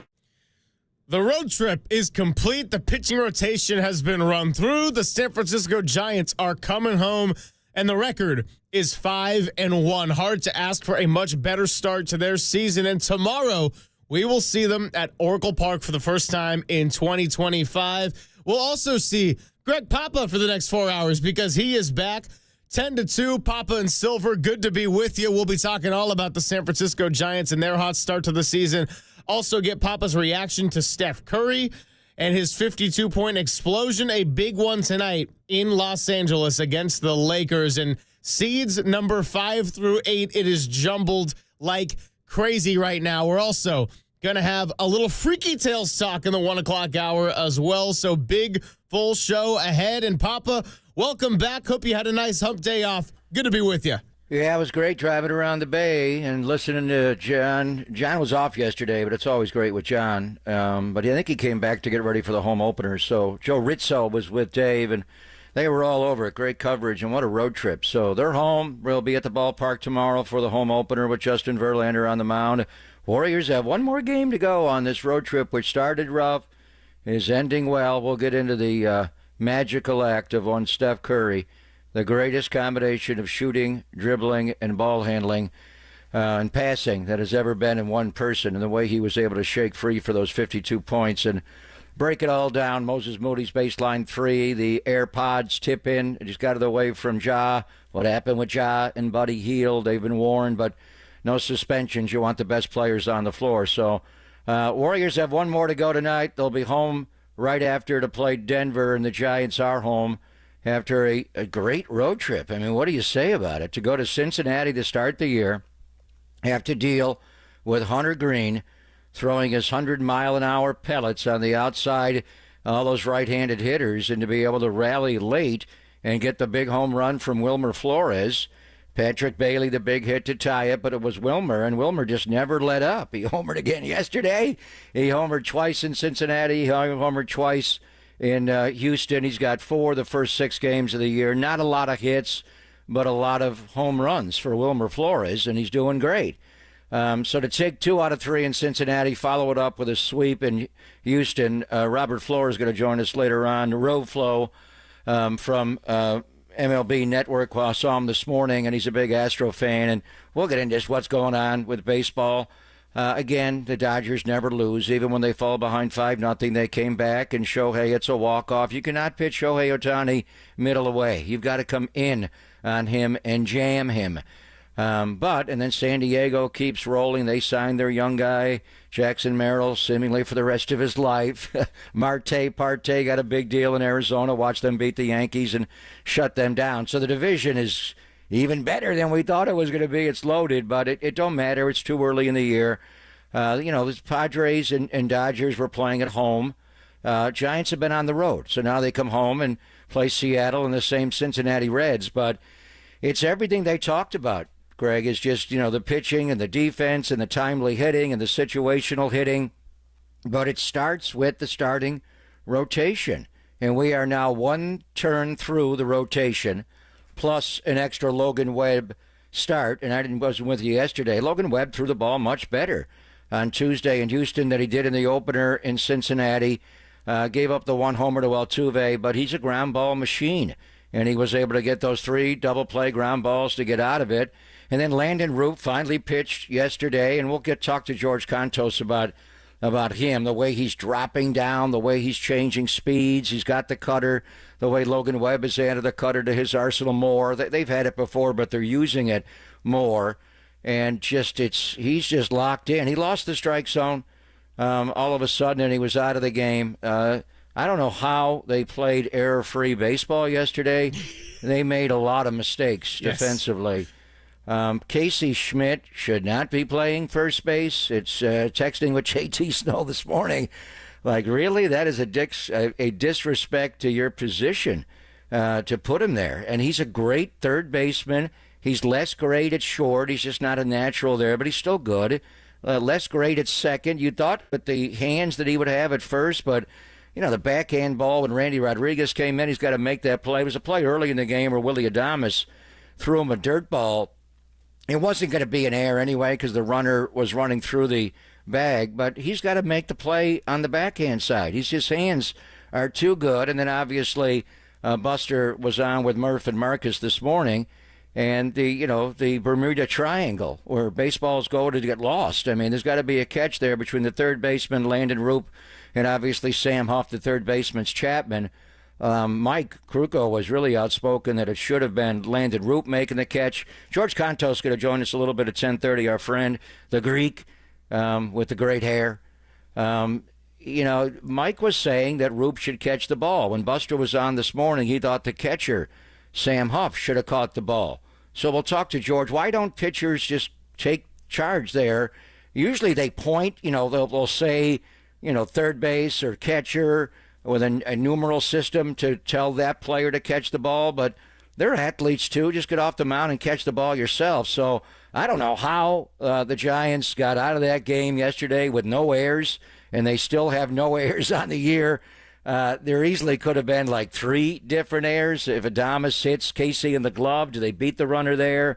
Obviously, the play that Casey on the backhand, and they changed it initially. It wasn't an error to a base hit. That's an error. He's got to make that play, and Landon Roop doesn't like that because his ERA goes up. Randy Rodriguez cashes in a couple of inherited runners there. I mean, he was the savior of the game to me yesterday.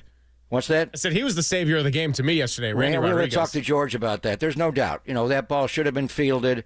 But he did get out of that. And you come into a bases-loaded, nobody-out situation and get out of it with just the 2 runs. And then Hayden Birdsong did, we finally saw Birdie come in and work out of the bullpen. Is that the role for him? So obviously it's the core 4 plus 1. We'll get George's thoughts on what he sees from the Giant bullpen this early year. But not perfect yesterday. It don't matter. They win, and they score 6 more runs. They're 5-1. And look at the games they've won. They have scored 6, 7, 3, but Logan Webb pitched beautifully, and then 6 yesterday. The one game they lost, they got just 2. So maybe we'll amend it to 3 or more, but really it's 4 or more. And right now this team is averaging about 5 runs a game. So it was a bit of a rockier path to the finish yesterday. There's no doubt about it. No official error logs, but I'm with you. They did not play the cleanest baseball. They certainly made some mistakes, and the play where Matt Chapman had to sprint in between Landon Roop and Sam Huff. I want to get George Contos' thoughts on that one. And you mentioned what Kruk said on the broadcast when it was live. Heading into yesterday, the Giants, 16 of their 24 runs scored were with 2 outs. So they are really cashing in on the situations. Now 16-30 because all 6 yesterday took place with 1 or no outs on the board. And the NL West, again, Giants, it's 6 games into the year. You're only going to worry about yourself. We love what we see from the 5-1 start. But the top 4 teams in the NL West right now, 24-3. We thought the NFC North was running away like crazy in football this year. 24-3 is a ridiculous start. And did anyone have a better day yesterday than Jackson Merrill signing a seemingly lifelong contract in the morning, going all Supreme Court justice times millions and millions of dollars, and then hitting a home run in the afternoon for his undefeated Padres squad?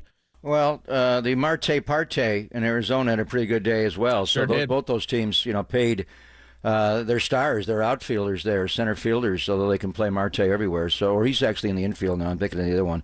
But anyway, it's too early in the year. And, they're going to go on the road now. The Dodgers are going to Philadelphia. starting tomorrow. They're traveling there now to play tomorrow, so they're going to lose games. I mean, the way they came back last night, and I was watching that game after I watched the Yankee game, and Arizona just, Zach Gallen just pitched a beautiful game. Corbin Burns was not good his first start at Yankee Stadium, first start as a Diamondback. They won both those games, and they're 4-2. Padres just magic everywhere around, and obviously Michael King threw the ball better. They're just loaded, and then the Dodgers just find a way to seemingly at the end of it have more runs than you. But they're not going to win every single game. But the fact that they're 8-0, Dodgers, San Diego 7-0, we'll talk to Robert Flores about it later on. We've had situations where teams have gotten off to this kind of starts, and the Giants have been involved in it, both as the New York Gothams and Felipe Alou's first team in 2003. They got off to a great start and won the West wire to wire and won 100 games that year. But to have it be two teams in the same division is a little staggering. But don't worry about them. We'll see them when you see them. We're not going to play the Dodgers for a while. But 8-0 and 7-0 is impressive, and Arizona is 4-2. So it is possible that all of the four teams, Dodgers, Padres, Giants, Diamondbacks, make the playoffs because you have three wild card teams in addition to the division winner. The fact that you're playing each other 13 times now with the balanced schedule the last couple of years and not 19 makes it mathematically, I guess, possible. But you would think at some point you're going to cannibalize each other. The other side of it is the Cardinals are off to a good start. The Atlanta Braves are off to a miserable start. They're 0-7. Can they get back into the wild card race? Yeah, the Atlanta Braves are off to a very brutal 0-7 start. Coming up next, we'll keep it right here on the Giants. We got George Contos joining us at 10:30. I'll give you the full guest list tease on the other side and also tell you about, of course, it is day 4 of 5 to win tickets to see the Bay Area Panthers at the SAP Center April 13th. It is Papa and Silver with Papa back in the house on the Sports Leader.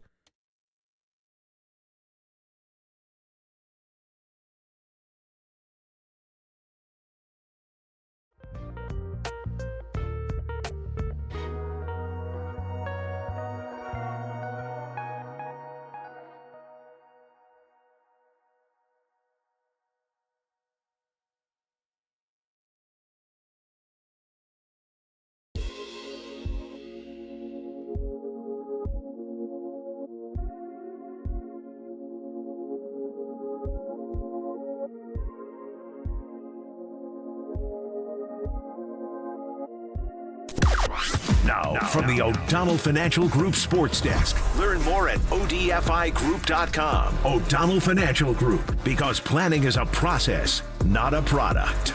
The San Francisco Giants complete the sweep out in Houston, and they're heading back to Oracle Park tomorrow. 5-1. Justin Verlander on the mound. Murph and Marcus are going to be at 58 Social, and Papa and Silver will be live from the field. So we can't wait. And if you can't make it out there, keep it right here on KNBR 104.5 FM and 680 AM.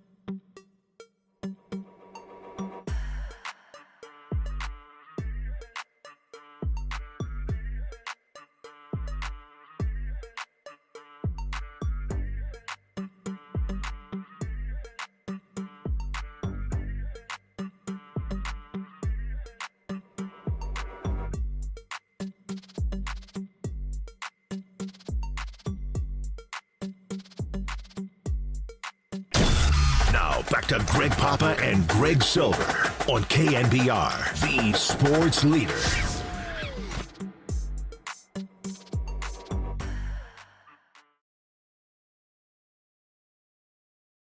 There goes Adames running. The pitch is swung on and hit to left field and deep. This one is gone over the Crawford boxes and off the back wall. Wilmer Flores does it again. He's got 5 hits on the year, and 4 of them have left the yard. 2-0 Giants, 3 hitters into the game. Say it with me, Walter. If nobody got me, I know Wilmer Flores got me. Can I get an amen for that? Wilmer Flores has tied his home run total from last year. He hit his 4th yesterday. Hasn't even played a game in Oracle Park yet, and we were a little concerned about Gerard Encarnacion, the injury, missing up to 8 weeks now, possibly a little bit more, and obviously want to see Gerard get a lot of at-bats when he does come back healthy. But so far, Wilmer Flores playing at the DH spot has been a beautiful surprise for the San Francisco Giants. We'll see them for the first time at Oracle tomorrow. Thanks for hanging out with us. Greg Papa, Greg Silver, taking you from 10 to 2 as we do every single day. And before I hand it back to Greg Papa, I also want to get a chance to tell you about our contest, because if you're ready to bring your outdoor voice indoors, the Bay Area Panthers of Indoor Football League has got you covered. Head on over to BayAreaPanthers.com for special offers on single-season group tickets and more. So all you got to do is be caller number 10 when we give the cue to call. Tune in between now and 1 p.m. The number is 415-896-KNBR, and you'll win, furnished by the Panthers. Find official rules at KNBR.com. Today's cue to call by your co-owner of the team, Marshawn Lynch, is... my superstition was that I needed to have maybe a shot and a half before every game. Of? Hennessy. What you mean? I was thinking, yeah. Gatorade. Toradol. I don't know what I was thinking. Hell no. And there's a bar right there in the locker room in Seattle. Schneider and Pete Carroll. Backpack. Got it. The backpack. If there was one organization, by the way, that I would actually buy having Hennessy good to go for Marshawn Lynch, it would be Pete Carroll and John Schneider's Seattle Seahawks. That is classic. Peyton Manning one-on-one with Toradol. Really? It's the Jordan Bell liquid diet. A shot of hilarious. Marshawn, is it only Hennessy? I remember when the players were wearing those oxygen masks years ago. You don't see them as much anymore. I saw Marshawn in Seattle before a game, walking around the field with that mask on.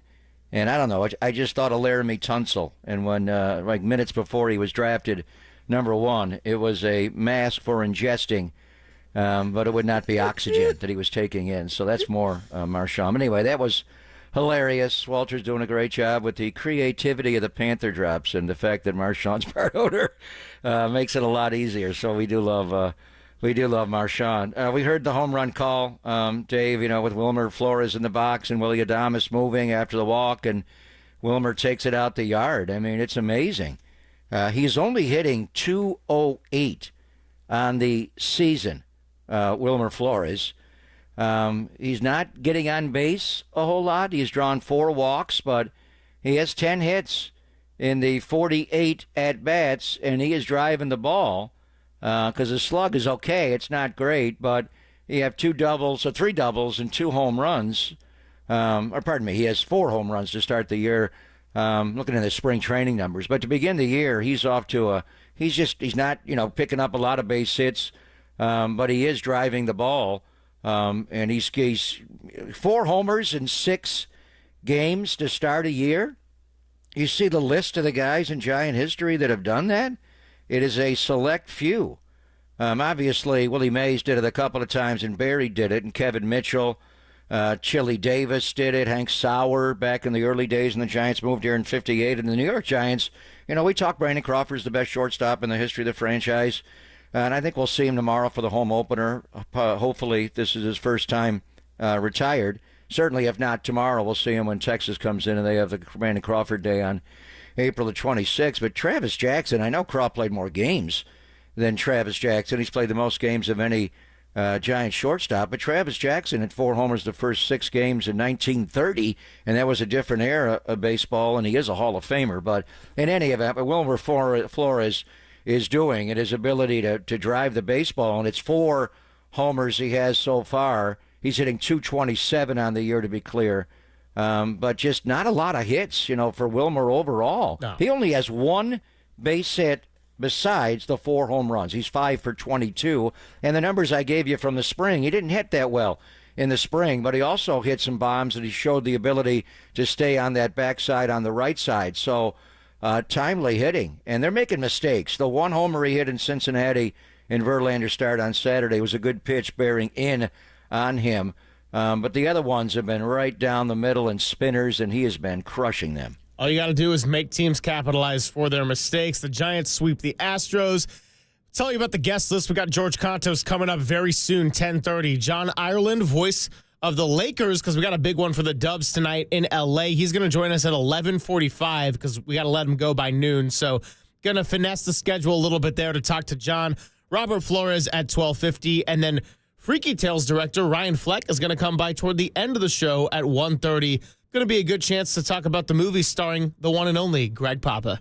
Yeah, I don't think that's that's me. There's a lot of other people that are there. So we'll talk to Ryan. Ryan, the movie comes out tomorrow. Yeah. So we saw it at the premiere a couple of weeks ago with Ryan, met his father, and his father's so proud of him. But it's Oakland. And we're talking about Marshawn. Marshawn does have a cameo in the movie driving a bus. It's just so Oakland, around the theater and everything he did. And we'll get into it more. It's a great film. It's not for everybody. It's a little gory, but it's really good. And it brings you back to the 80s, and it brings you back to a time in Oakland that we're all long. Oakland's still there, didn't go anywhere. But a lot of teams have left Oakland, obviously, and we'll talk to Ryan just about why, he was driven to do it. So I do want to have Ryan out on the eve of when it's in theaters. And it is going to theaters. It's not just going to be on streaming services and Netflix, and you can actually go in the movie theaters to watch it. So go watch it to keep it in the theaters as long as possible. But just Wilmer's hitting the ball well. How about Elliot Ramos, the start that he is off to this year? Jung-Hoo Lee, the start he is off to this year. Adames is streaky. He will come in. He had some big hits. Certainly in Houston. And then Lamont Wade Jr., probably the best sign from yesterday was Lamont getting a base hit and then driving the ball middle in for a home run. So there are some things we got to figure out a little bit. We'll talk to George about, should Hayden Birdsong be pitching 2 innings out of the bullpen once a week, or what's the role there with him, the composition of the bullpen overall. But the bottom line, this team it's doing it in spurts. They're driving the ball. They're not getting a lot of hits, but they're getting timely hits, and something that we didn't see last year. They're scoring, and they're pitching, and they technically have no errors. Yesterday was sloppy, but still nothing in the error column overall. The defense has been much, much better. And then 1 turn and 1 extra Logan Webb start through the rotation. Wow, it's early. Farhan, when, Blake Snell started to really dominate, and Robbie Ray started to pitch, he dropped the line best rotation in baseball, and it just didn't work out that way. Blake Snell got so hot in August, and he, in fact, went to that ballpark in Cincinnati and threw a no-hitter on that Friday night. But Robbie Ray wound up getting shut down. Kyle Harrison tired out. Hayden Birdsong was good. And then you've got the, old reliable Logan Webb. But it's early. We're 1 turn through and 1 Logan Webb second start through. But how good is this Giants starting rotation? Well, let's ask George Contos about that coming up next. The phone lines are open as well, 415-808-5627. Orange Man out in Calistoga, I see you. We're going to get to George Contos, and then at 10:50, phone lines are wide open to take your calls and hear your thoughts on the 5-1 trip. You buying it? Does it feel different? What are your expectations for tomorrow out at the home opener? And who's been the biggest pleasant surprise? Because there's a good handful to choose from. Let's hear from George Contos next with Papa and Silver on the Sports Leader.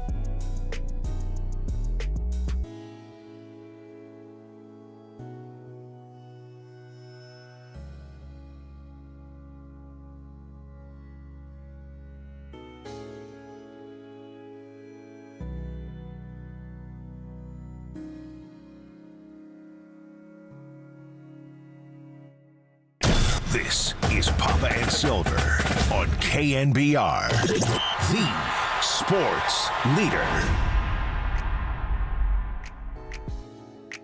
2 down here in the inning. Roop comes set. Now the pitch and a check swing. He went. No appeal needed. DeCenzo offers at that Roop curveball. Another swinging strikeout. Landon Roop impressing here this afternoon in his season debut. Landon Roop rounding out the pitching rotation for the San Francisco Giants. They get their 5th win. They come home with a sweep off of the Houston Astros. You know, the last time that the San Francisco Giants started 5-1, George Contos was on the team back in 2014, and he joins us right now, courtesy of the UMA guest line. He was on Giants Post with Carlos Ramirez yesterday, so it was great to see him on breaking down the game. George, great to have you again. Greg Papa, Greg Silver out here in San Francisco. We are thrilled for opening day coming up tomorrow. And how are you, my friend? I'm doing great. Obviously, good road trip, 5-1 road trip. It's a lot more fun talking about Giants baseball when they're winning and playing good ball. So everything is all good on my end. Yeah, I don't want to jinx it by any means, but this is my first year in this role or anything. I was doing a lot of producing last year, and through the summer, I was just like, man, there are some tough games to get through, and right now it has been anything but that. So I want to start with the Altuve infield single, and I know you broke this down on postgame yesterday as well, but Chapman ends up running in, trying to save the day in between both Sam Huff and Landon Roop. But, I was also wondering, if Patrick Bailey is starting instead of a Sam Huff, is that a situation where the catcher maybe takes more of the responsibility and calls off the younger pitcher? Just like, what's the dynamic there between a pitcher and a catcher? And Roop and Sam Huff obviously got a lot of chemistry to get through together, but what did you see in your initial reaction from that play? Well, they typically tell you traditionally in spring training, we do all these pop-up drills all over the infield where they get the spinner machine going and pop-ups are going everywhere. They always tell the pitcher to get out of the way. Let the fielders do their job. Obviously, this one was not that well hit, so it didn't go up in the air as high as it normally would have if it was a little bit more well struck.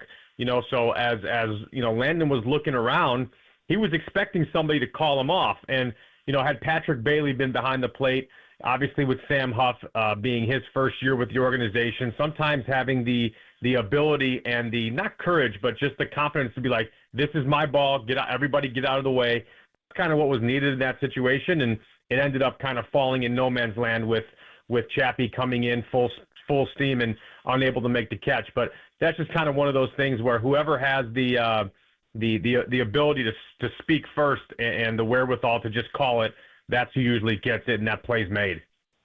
Yeah, and Landon Roop quickly was out of the game, Georgie, and he was pitching so well to start the game. He had the strikeout pitch going and the curveball, that changeup that he's adding more along with his fastball. He's got multiple ways to get hitters out. So just give me your thoughts on what you're seeing from Landon. He didn't get as deep into the game as he wanted, but he started out well and wound up going 4, and he left the bases loaded and a couple of runs scored, and he gave up 3. But is he dropping down? Just start with this. It looks like he's dropping down more to me than I saw him last year when he was straight over the top. Maybe he's just doing it periodically on certain pitches. What are you seeing from Roop so far? I thought the stuff looked great. I mean, the fastball was up to 96 miles an hour. He came out of the gate in that first inning and looked like there were no emotions bugging him at all, punching out the side. And look, that lineup in Houston is a really good lineup. A few of those bats have started out a little slow, but there's a few guys in that lineup, 4 or 5 guys that can take you deep and hit the ball hard at any given time. So I was really happy with what I saw. I mean, 4 innings, he punched out 8 guys. The walks is something that I'd like to see him work on, right? You start nitpicking a little bit when you start falling behind in counts, and he's still a newer guy at the major league level. And what we saw was anytime there was a pitch needed to be made, his deferral was to that curveball. That's where he wanted to go. And when you're out of the bullpen, you can do that. You can go to your bread and butter at any time because you're not turning lineups over. But as a starting pitcher, like Kruk said during the pregame wrap when we were chatting with him, you got to throw all your pitches, be comfortable and confident to throw them at any time. And obviously, he's still getting his feet wet as a bona fide starter at the major league level. But the stuff overall was really, really good. I'd like to see him pound the zone and maybe nitpick just a little bit less. But it was a really good start to lead off his 2025 campaign. Talking to George Contos here after the Giants sweep the Houston Astros. I got a kind of a two-parter on Hayden Birdsong here. Just we're talking about the best short-term use for Hayden Birdsong, and we had John Shea on yesterday, and he said, I think the plan was to have him come in long relief for Jordan Hicks if he didn't really quite have it, and that was not the case with Hicks in Houston. And, that first inning was a little shaky, and then 2 through 6, he was just fantastic. But, I'm trying to think about if the rotation's looking as good as it has and Hayden Birdsong's services aren't needed quite as much, what's the best short-term use for him? And do you think they would ever throw him in the middle of an inning like they did with Randy Rodriguez? No, my personal view on Hayden is I think he's a starter. And, he had a tremendous spring, as did Landon Roop. And obviously the organization wanted to reward both of them with opening day spots. And obviously there was only one slot in the rotation available. And some guys somebody was needed in the bullpen for that ability to go long in case that kind of role showed up. And in the first time or two throughout the rotation coming out of spring, sometimes that's needed. You need a guy who's going to come in and eat up innings if a starter goes short, 3 or 4 innings. That obviously wasn't the case, but I think Hayden is a starter, and that's what he'll continue to be. I really don't envision them using him in that, coming in with traffic on base and getting out of a big jam. You got guys, that bullpen is looking really, really good and really, really deep. So Randy Rodriguez, you got to tip your cap to him since you mentioned how well of a job he did yesterday coming in with the bases loaded and no outs and getting out of it in pretty seamless, quick work. But, Hayden Birdsong, at least from my view, he's a starter. The stuff is really good. He's got all the pitches.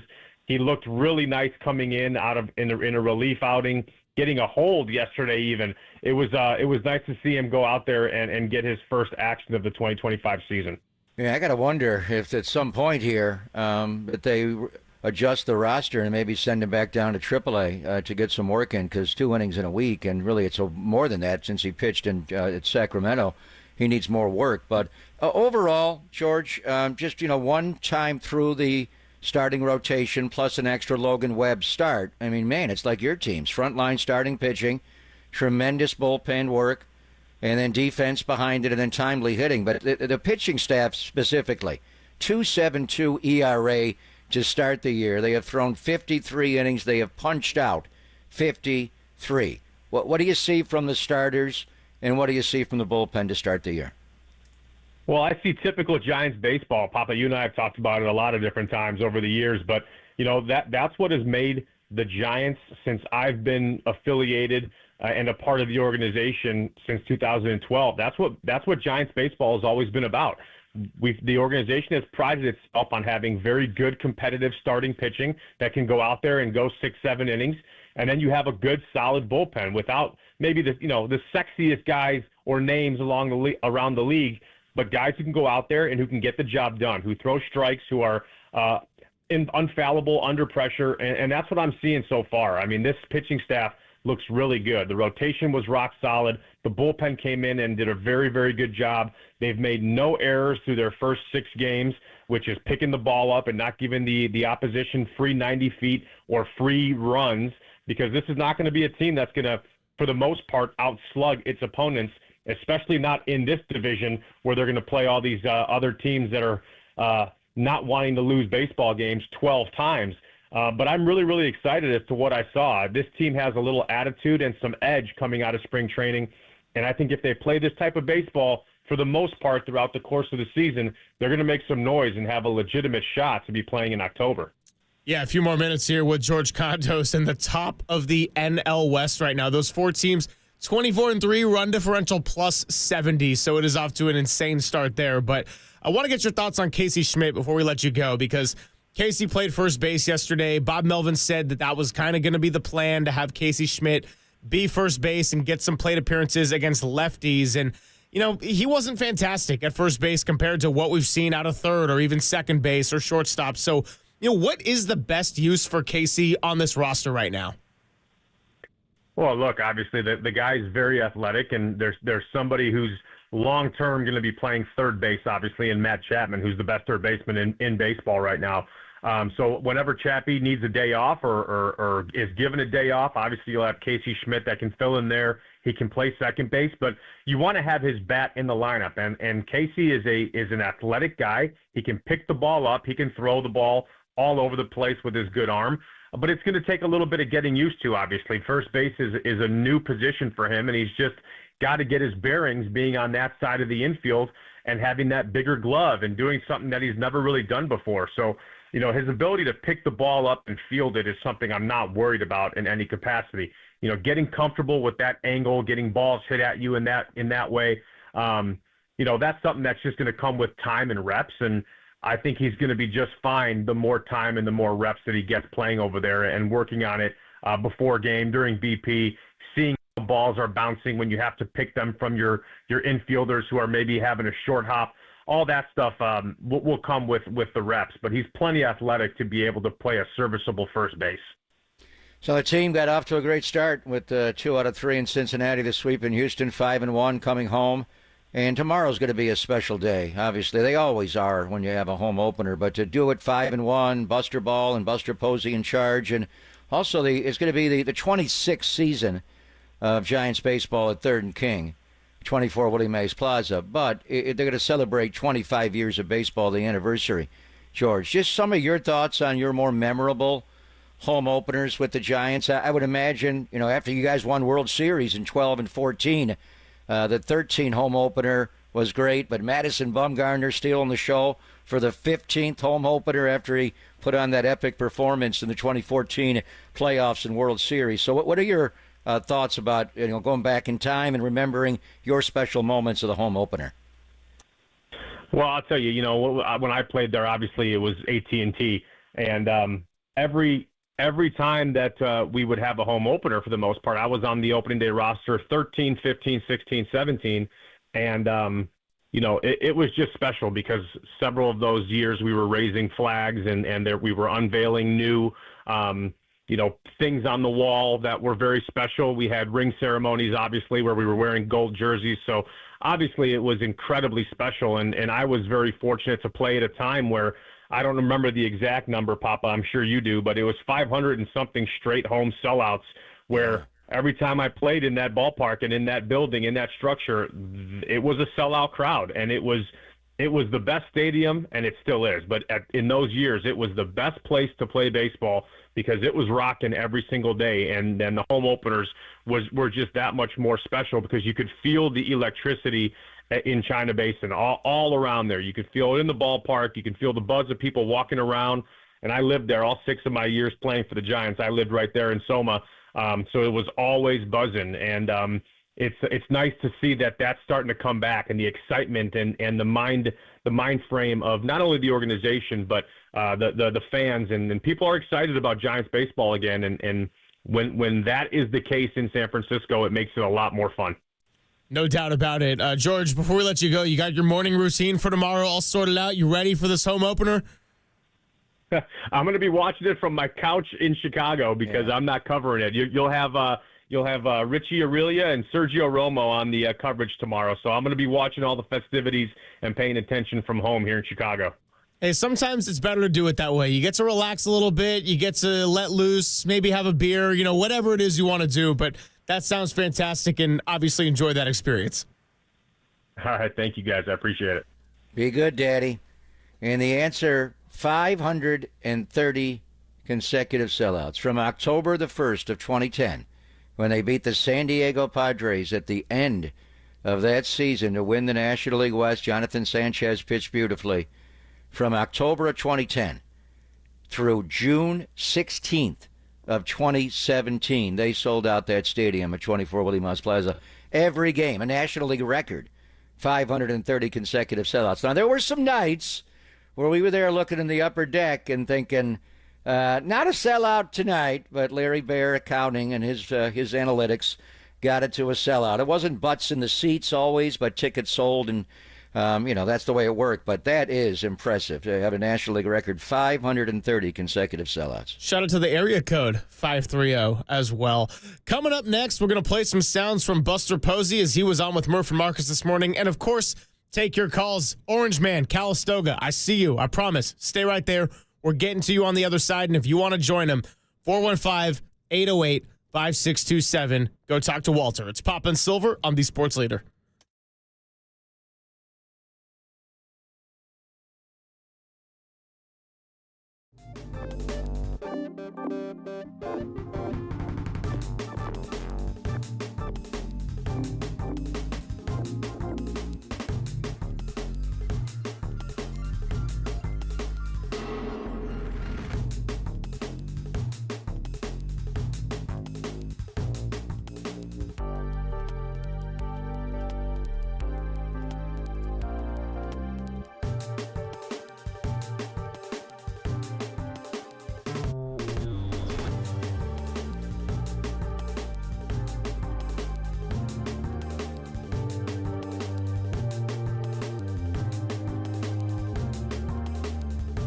Greg Papa here from my friends at the Laser Eye Center of Silicon Valley. For over 25 years, the Laser Eye Center of Silicon Valley has been the Bay Area's leader for modern vision correction. Do you struggle with distance vision, need reading glasses, or wear bifocals like I did for years?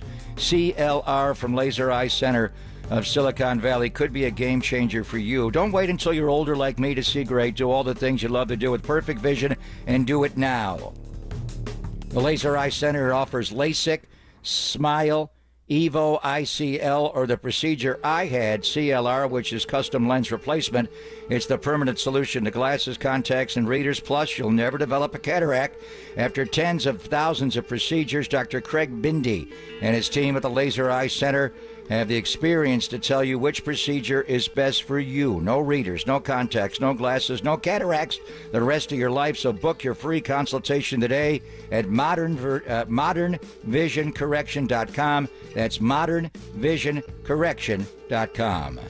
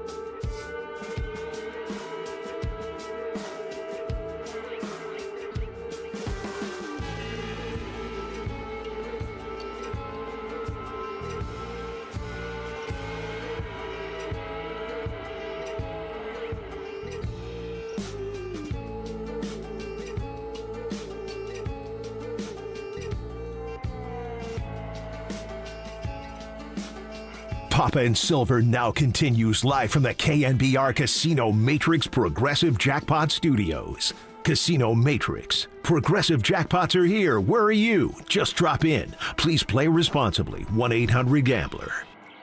Great to be with everybody. Happy Thursday. The week's going to end in fantastic fashion. Tomorrow, Papa, we're going to be on the field at Oracle Park for Giants home opening day at 3rd and King against the Seattle Mariners. I am beyond excited for this one, and I want to hear from a bunch of our listeners today as well, because I know that this is a very special time of year. And look, starting at home could be cool. It's a lot of hope. It's 0-0, but starting on the road in a way, you get 2 opening days, and to come home at 5-1 ain't so bad either.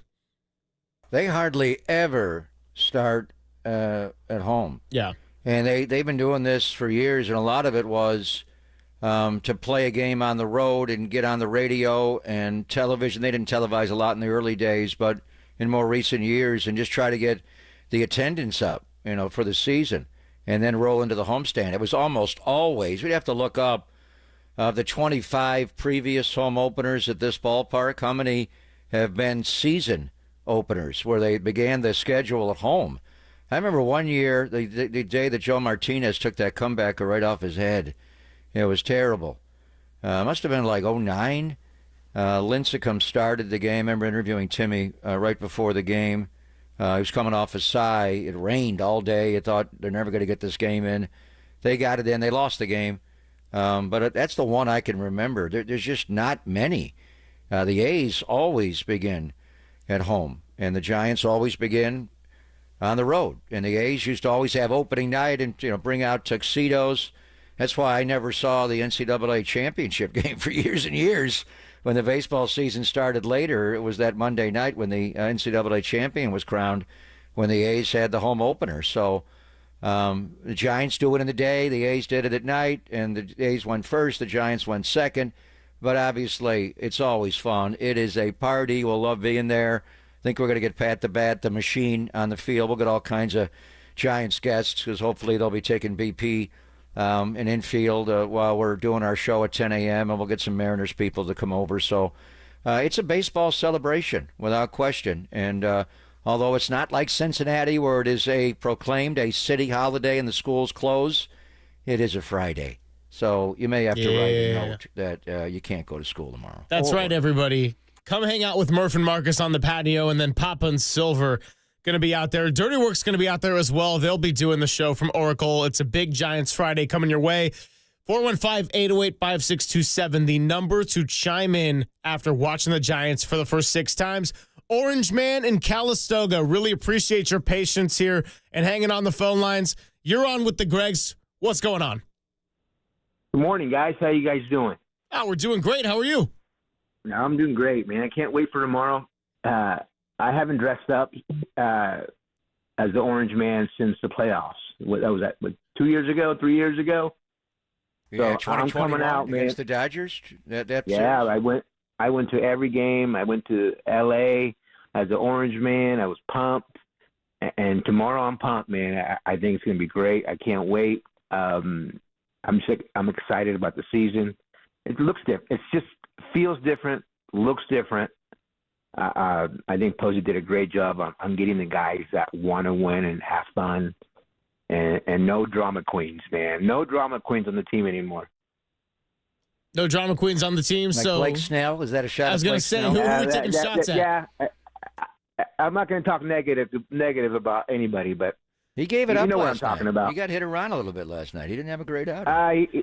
No, he had a couple errors, so he gave up 5 runs, but no ER on his record though. All right, so Orange Man, let me ask you before we let you go, what or who has been the best pleasant surprise to open the season for you? Flores, baby. Flores, the man. And Ramos, too. Ramos. Yeah, I mean, Ramos coming off an all-star, but it is nice to see that, he's hit 3 bombs and he's picking up right where he left off. Wilmer tied his home run total from last year already. Hey, appreciate the call, Orange Man. great to have you, and call in anytime. The number is 415-808-5627. What are you guys going to be tomorrow, guys? I'll stop by. What are you guys going to be tomorrow? We're going to be on the field. Right Where on are the you going field? to be? Then we're going to be certainly at the Gotham Club. We'll meet you at 58 Social for I'll an be orange there. pint. I'll be there first thing in the morning, so We'll buy you. We'll buy you one. Yeah, we're going to be, and then we go every Wednesday. We'll go for the patio. We won't be there. Murph and Marcus will be there, and we'll see our girls, Barbara and Mary Jane, and have our giant orange bloody starting on Wednesday. But I'm glad to hear he's able to keep that moniker. My school, my alma mater, had to drop that distinction. Not politically correct, but his orange man is different than the one in central New York, but he's a friend. Can't wait to see the dog tomorrow hanging around the bleachers, and we'll do a lap, after the game gets going and hit everywhere and go out and see McCovey Cove Dave out in the Bay tomorrow. So it's kind of like, just reunion again. Back in school, you see a lot of faces you haven't seen since the fall of last year, so tomorrow's going to be exciting. They did open at home in 2022, by the way, but then that was the only time in, I think, 16 years. So you mentioned, 09 with Lincecum? 09? Yeah. I think that was the only other time in recent history. Who they open in 22 against? I believe that was the Marlins, if I did my searching you're right. Yeah, you that's know who right. had a home run? Joey Bart. Yes, he Sandy did. Alcantara. He had a bomb of a home run. So in this park's history, was 09 correct? The opener when Timmy started against Milwaukee? That was that was the season opener, right? I believe so. I gotta go. Like, all the Google searches are jumbling together. 2009 opening day. But yes, I know it was a Tim Lincecum opener. You were absolutely right about that. And Joe Martinez took a comebacker off the head. That was a terrible day. Yeah, don't like that memory whatsoever. You're listening to KNBR and KNBR FM San Francisco, the sports leader, a Cumulus media station. Walter working hard on the phones right now. Let's go out to Tony in Riverbank. Wants to talk about his excitement for the squad. Tony, what's going on? You're with Greg and Greg. Oh, thank you for having me on the show. It's just very exciting. Opening day tomorrow. Wish I could be there. It's Saturday. Also wanted to thank KNBR because they gave away 2 tickets to a concert, and I called in about 2-3 weeks ago, and I won them. So I was very excited about those concert tickets, and I'm just excited that the Buster Posey era has started off with a bang. The record looks great. We're back to fundamental baseball, pitching and defense. That's what made the Giants great in the 3 World Series, and I wish I could be there tomorrow for opening day, but I will be there Saturday for sure. Hey, appreciate the call, Tony. Before I let you go, I'm going to ask you the same question as Orange Man. Who or what is your pleasant surprise of the first 6 games? You going Wilmer as well or something different? Oh, yeah, Wilmer. Also, I'm impressed with Webb's pitching and the pitching staff in general. I like Elliot Ramos. So it's been a small sample size, so I look forward for more success or more production from Adames and also Jung-Hoo Lee. So very excited Jung-Hoo Lee's healthy and back this year after his injury last year. So very excited. So, yeah, I just can't wait till tomorrow's game, and I'm going to be there Saturday. Hey, if I'm sensing one thing, Tony, you're excited. Appreciate the call, Tony. Thank out you, in Riverbank. Anthony. Thank you. By the way, speaking of Tony, we'll see him tomorrow. Tony Gemignani will be there for the home opener. So get to the Slice House. Look at how good he looks. Good-looking on dude. TV. Good-looking He dude. was on Good-looking pizza. KTVU Fox 2 this morning, making my favorite pizza. Which one's your favorite? The one he's making right there, Greg. The okay. one he's making right there. They're Good all answer. good there. I like just pepperoni on top is my favorite, but little anchovy. But Tony, anything that Tony serves up, good-looking man, isn't he? By far the best-looking Italian man in the Bay Area. Yeah, well, now Tony that Jimmy Gemignani. Garoppolo's gone, it goes to Tony G. They hung out together. Tony's got a place in Las Vegas. Forget what they call it there. It's like rock and roll pizza or something. Claims it's even as strong as Tony Gemignani's. And Jimmy, when he's playing for the Raiders, I remember after a game when we played him the preseason, he had a whole box. He gave me a box of pizza. It was from Tony Gemignani. Can you imagine those two guys together, Jimmy G and Tony G? Oh. Slayers. Big time Slayers. I see Mike and Oakley will get to you in just a second as well.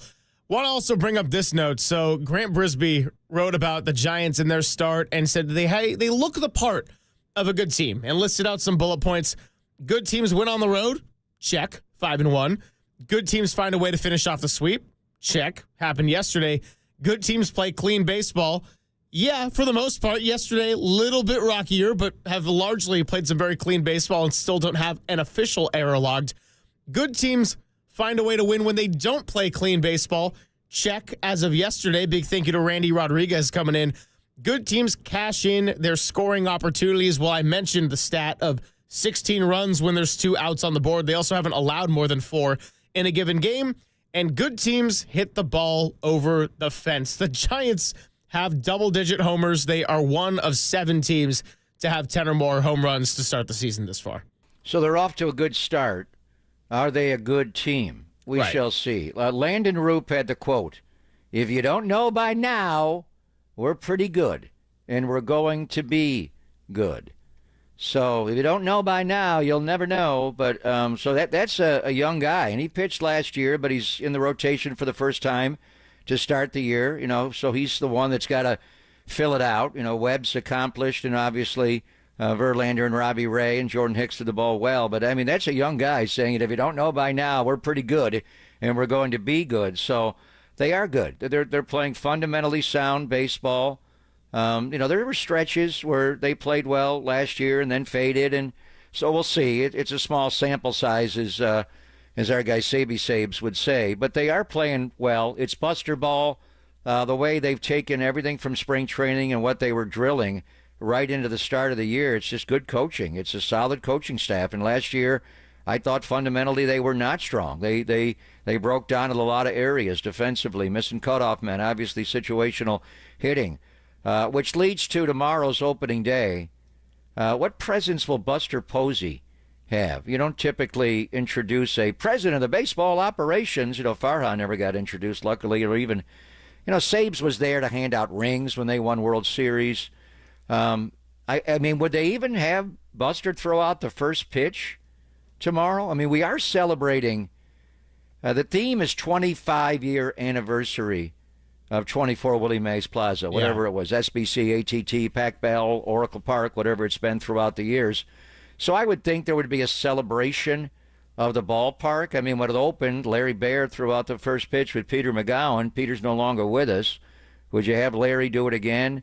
I mean, have Bonds and Buster throw out first pitches? I mean, who is more than any 2 individuals personified that ballpark? And when it opened, obviously, Bonds and the second year of the ballpark had 73 home runs and gave us all those big moments leading up to 755 and 756 and ultimately 762 on the road in San Diego.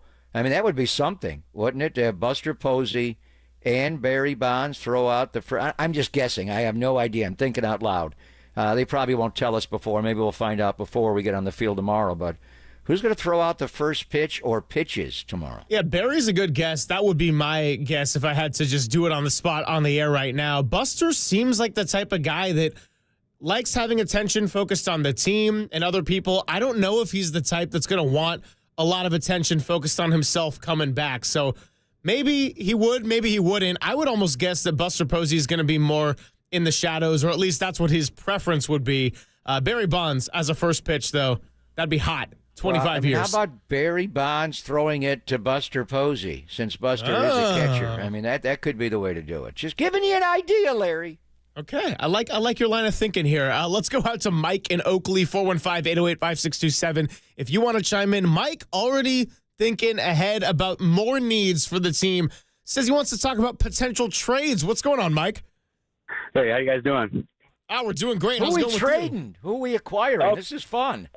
Well, I don't. Yeah, this is like my really good friend at work, and I we follow the minor league box scores. We're just trying to look ahead and project and play like we're the general managers. So just have fun with me. Let's just say let's just take a real like optimistic view on the team and the young kids, specifically the starting pitchers. Birdsong, Roop, the young guys first. Harrison. And all the Carsons. Yeah, okay, got it. So, a lot of Carsons. We lead the league in Carsons. Okay. Yeah. Let's just say everybody's really, really showing like just coming out hot, and pounding the door down. But there's no room for him because Hicks is going longer into the year. By the way, Hicks, to me, you guys have been asking everybody what the biggest surprise was. I think it was Hicks' stuff because I'll just save that. But Hicks looked amazing. Yeah, it was great. So who we let's say we have getting? this Bad plethora. Vlad from the Blue Jays? Who do you want? Well, I think we need a left-handed bat. Vlad would be great, but even if it's an expiring contract, if we get a left-hand, I don't know what left-handed power bats might be available. Bo Bichette? You want to get Bo Bichette? Yeah, Bobat's right-handed, doesn't he? He does. Yeah. I'm still on the Blue Jays because both those guys are in the final years of the contract. Okay. We're going to trade you a left-handed hitter. And which one do you want? And who needs starting pitching? Like, can we trade everybody? Yeah. The Red Sox are dying. So I don't know. I don't have a name. I just thought, I'm just generally interested in what you guys thought about where we could upgrade. If it's first, obviously it needs to be a short-term thing. But yeah, we got a couple teams that we're playing great baseball, but we're still looking up. And so that was in expected. theory, though, you want to bundle some of the young starting pitching and trade the starting pitching that's at AAA for a left-handed bat. That's what I'm thinking. Yeah, either an expiring contract at first or maybe like a longer-term deal. But yeah. All right, well, hey, appreciate the call, Mike. I like Mike's thinking. They're 5-1. Everyone's feeling good. We're getting all these calls about it's exciting. I can't wait for opening day. And Mike's like, yeah, me and my buddy at work, we're playing GM here. Let's make this team even better. Well, that's what we do. I mean, everybody does that. And I would say it's a little early. It's April the 3rd. We have no idea yet what this team is going to be. Let's get to July 3rd or maybe earlier. The trading deadline does start, in early July now, and you only got the one deadline. So I think it's a little bit early, but I do understand. Like the Warriors all season long, the strength in numbers, and at some point you were going to make a multiplayer trade where you were giving up 4 to get 1. And it flipped, and as Steve said, it saved our season making that trade. So let's see. I mean, Wilmer's off to a good start. It's early. Lamont, he had a good game yesterday, hit a bomb. I would think the right side of the infield is something to look at potentially, and that's why the Blue Jay players, they're both in the final years of their contract. So are they going to be traded, between now and the deadline? Obviously Vladimir Guerrero with a huge number attached to him, and then obviously Bo Bichette is somebody we talked about there, both right-handed hitters. So there are other names that are going to be out there, but that's something to keep an eye on. There's no question the strength of this organization is starting pitching, not just in San Francisco, but that rotation in Sacramento is loaded. Yes, it is. Yeah, Kyle Harrison, the 27 Carsons that Mike mentioned, 27, really 3. But, and then you got Tristan Beck, you got Sean Jelly down there right now, and the starting pitching has been fantastic to those points to start the year. And, a couple hitter-friendly ballparks, I'll acknowledge that, playing in Cincinnati, the Great American Small Park, and then in Houston in the flat left field wall there. So you're going to come home to Oracle.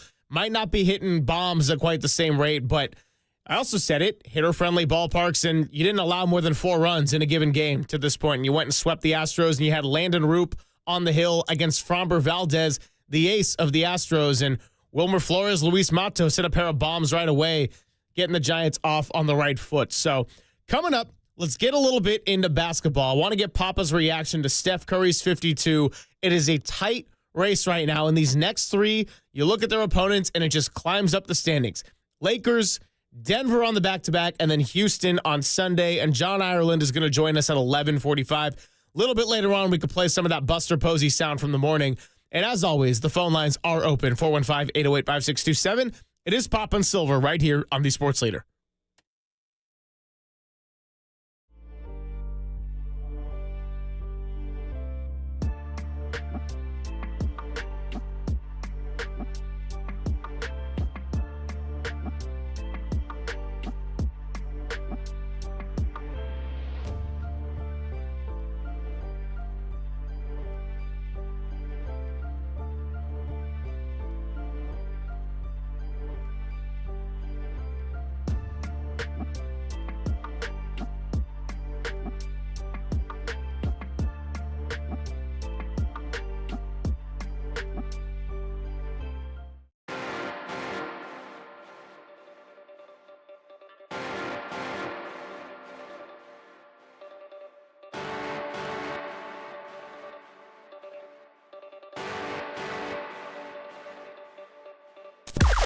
Now, from the O'Donnell Financial Group Sports Desk. Learn more at odfigroup.com. O'Donnell Financial Group, because planning is a process, not a product.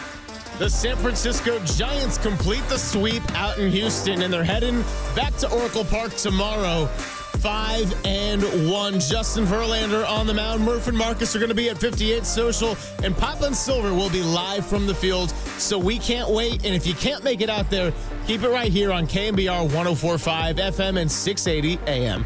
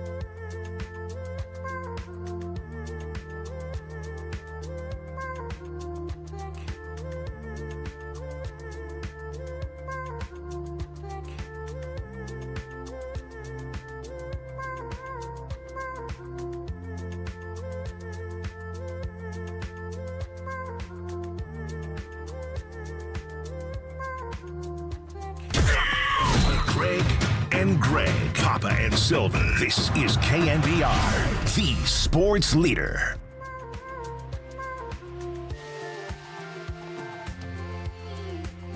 Completely different team. You know, Jimmy saved our season. The trade saved our season. Everybody knows that, but you watch what he did tonight, 12 for 12 from the line. You know, Steph goes off the floor. We're running everything through him. Just a big-time defender, big-time two-way player. Jimmy has made the rest of the pieces fit. Moses, BP, Gee, Quentin. You know, it's just the roster makes sense. We got guys who are competitive and tough and smart, and they're, you know, as Steph talked about, he wanted to play meaningful basketball again, and he's getting to do that. We're all getting to do that, and it's a lot of fun. As of this morning, the number 3 seed and number 8 seeds in the Western Conference are separated by 2.5 games. So a great win against the Memphis Grizzlies, who now without their coach are 8th in the Western Conference. So yes, they've had a slide, but also goes to show how compact these Western Conference standings are. Warriors get the win the other night, improved to 44-31 thanks to 52 points from Steph Curry. And there you just heard Steve Kerr talking about another important piece to that. Jimmy Butler, perfect 12 of 12 at the line, 27 points, and he saved the season. He has. All they do is win since Jimmy has arrived, and you put Jimmy on the floor with Steph Curry, and they just don't lose. I mean, the numbers are amazing.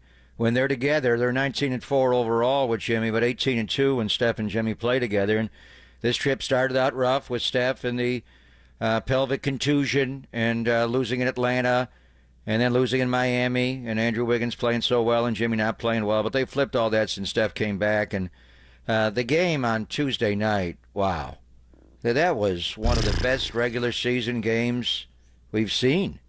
And I know you and JD talked about it yesterday, but wow. I mean, just and not just Steph.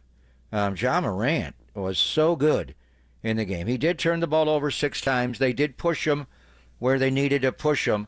Jaren Jackson Jr. got into foul trouble and wound up fouling out. Kavan did a great job battling with him later.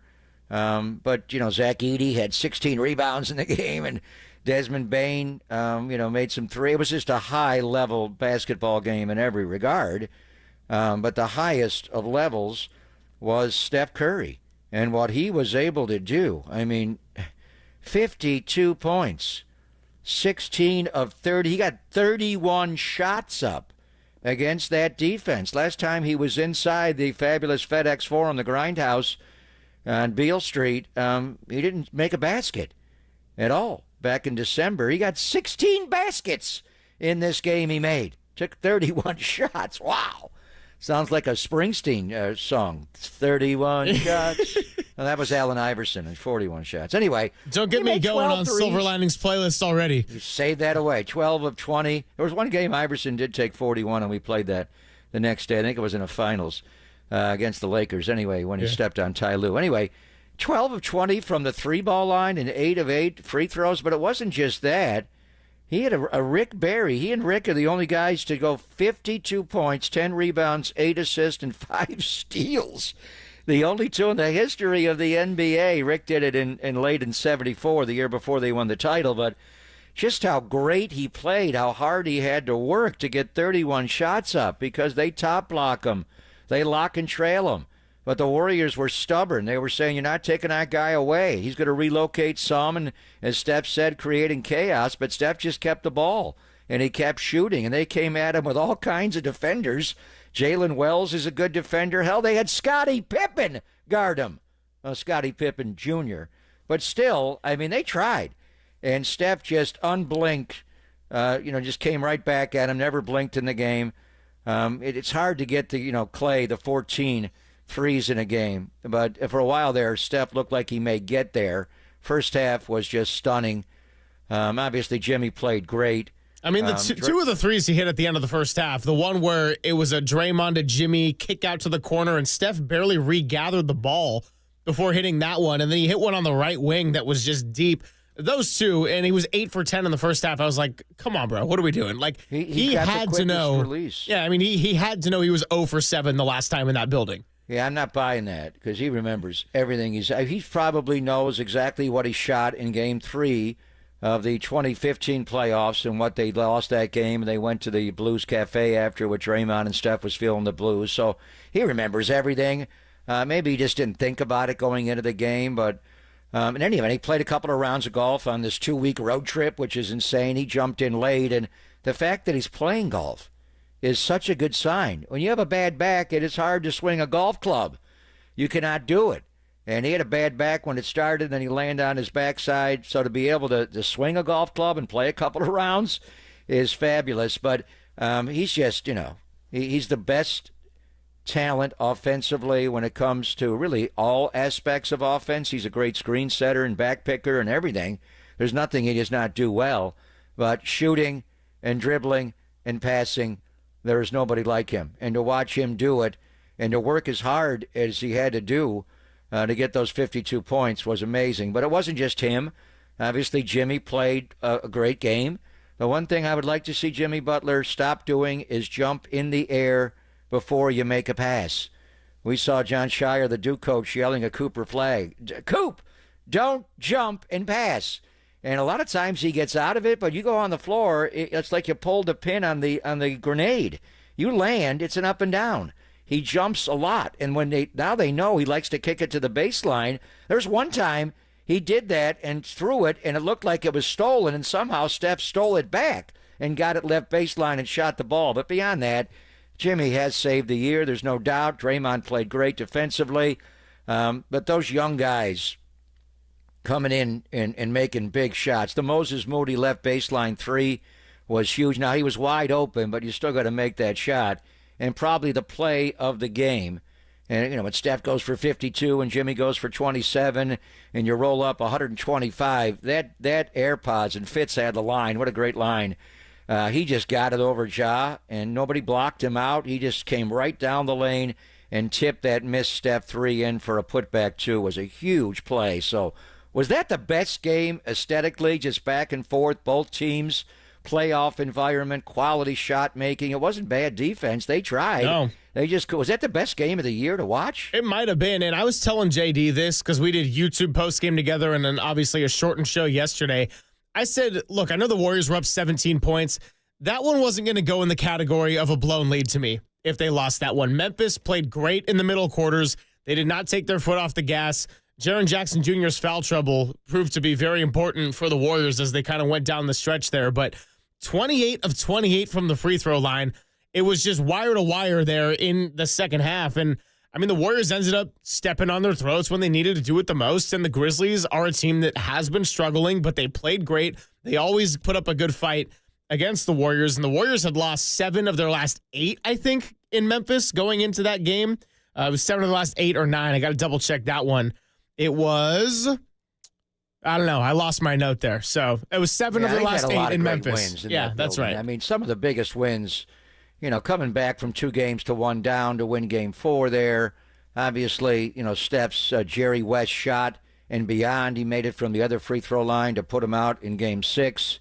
And that reaction of that young man in the baseline. And then obviously in 2022, when they got hammered, whooped that trick and then still was able to extinguish them. So, whatever it is, I mean, we're looking at is they don't play well against Denver. They don't because they haven't been that good of a team. They've been good, but they've been beatable the last couple of years. This is all changed, and the big lead it happens in the NBA. Memphis came roaring back, but the Warriors were down 4 points. It was 120 to 116 with 3:38 to play in the game, and you thought, oh man, how are they going to be able to pull this out? And then Podziemski a cutting layup. Steph makes it 3. Jimmy goes to the line. Just all of it. Podziemski's tip, Steph's 3. I mean, they ended the game on an 18-5 run after they were down 4 with 3.5 minutes to play in the game. That was impressive. It was incredible. And on the note of Podziemski and Moody, I thought about our conversation with Marcus Thompson from Tuesday, and this starting lineup is now 12-0 together. And I said, why does it work so well? And he's like, well, defensively, they're not really sacrificing. They can all guard, and obviously Draymond is the engine behind it, being able to defend 1 through 5 and do what he does. And Marcus actually just dropped a new column about the defensive mind of Draymond Green, so can't wait to read that one after the show. But offensively, he said, if Podziemski's scoring, it certainly works. Now, Podziemski did not have a great game offensively, and it helps when Steph Curry goes absolutely nuts and has 52. But what I will say as the extra layer of this conversation is there was so much talk over the last year and a half, Papa, about how the Warriors need a second star. They need a second star. They need an all-star alongside Steph. And they just didn't really have closers, was my issues with it. That's why the clutch game scenario could be so frustrating, because the offense sort of turned into teams knew Steph Curry was going to be the one to guard, and he would take a lot of tough and contested shots. And Podziemski and Moody, although they did not shoot the ball all that impressive, they made each collectively 2 big closing plays. The AirPods tip in and the Moody corner 3 to sort of seal the deal. That was some closer stuff, and that's important when you want to think about those young players playing in a playoff-like environment as you get ready for what is hopefully a 7-game series coming up. Yeah, I mean, check out Marcus's piece, Marcus Thompson III. It was amazing about it. You got to sit down with Draymond. They went through a lot of different things, and we'll talk to Marcus in a couple of weeks about it. He actually details isolated plays that show his brilliance. There was a play in the game in Memphis on Tuesday night where he was on Ja Morant and then came off of him, kind of yo-yoed in the middle, you know, that roamer, that middle linebacker free safety, and Ja was going to throw a lob to the big guy, Zach Edey, and Draymond he sloughed off of Ja, and you don't want to leave Ja's body, but he read his eyes, and he was going to throw the lob, and he got back, and he tipped the ball away from the lob to Edey. Who does that? Who makes that play? Who's Jimmy Butler, possibly? Think about Jimmy. Man, he scores and you don't even notice. He had like 15 points in the second quarter, and I'm like, what? Where did he get the 15? He banked that one that I think had hit the side, the corner 3 hit the backboard. Like, how did they do that? Yeah, so our joke was he had 27, and we're like, that was a quiet 27. What's the most points you can have where you consider it quiet? Well, I mean, he adds up. He's like that every game. You don't really notice him.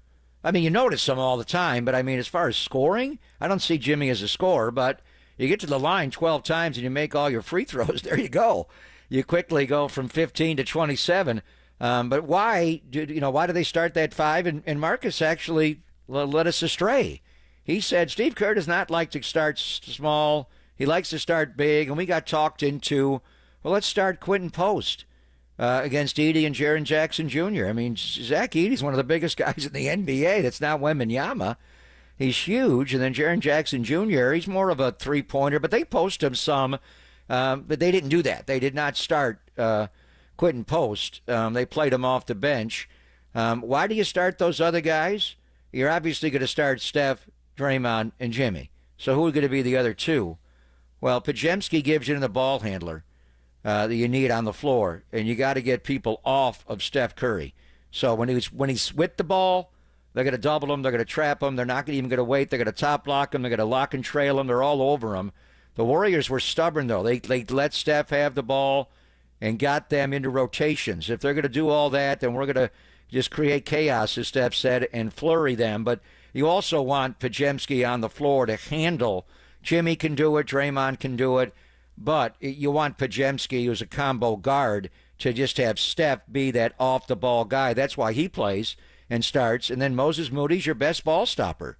There's no doubt. You need Moses Moody on the ball, and he took the assignment of Ja Morant. And Ja Morant is a hard cover. He is hard to deal with, that guy. His shot is funky. You're like, how does he ever make a shot? But he puts it in the basket, and, man, he scores. He gets anywhere he wants in the lane.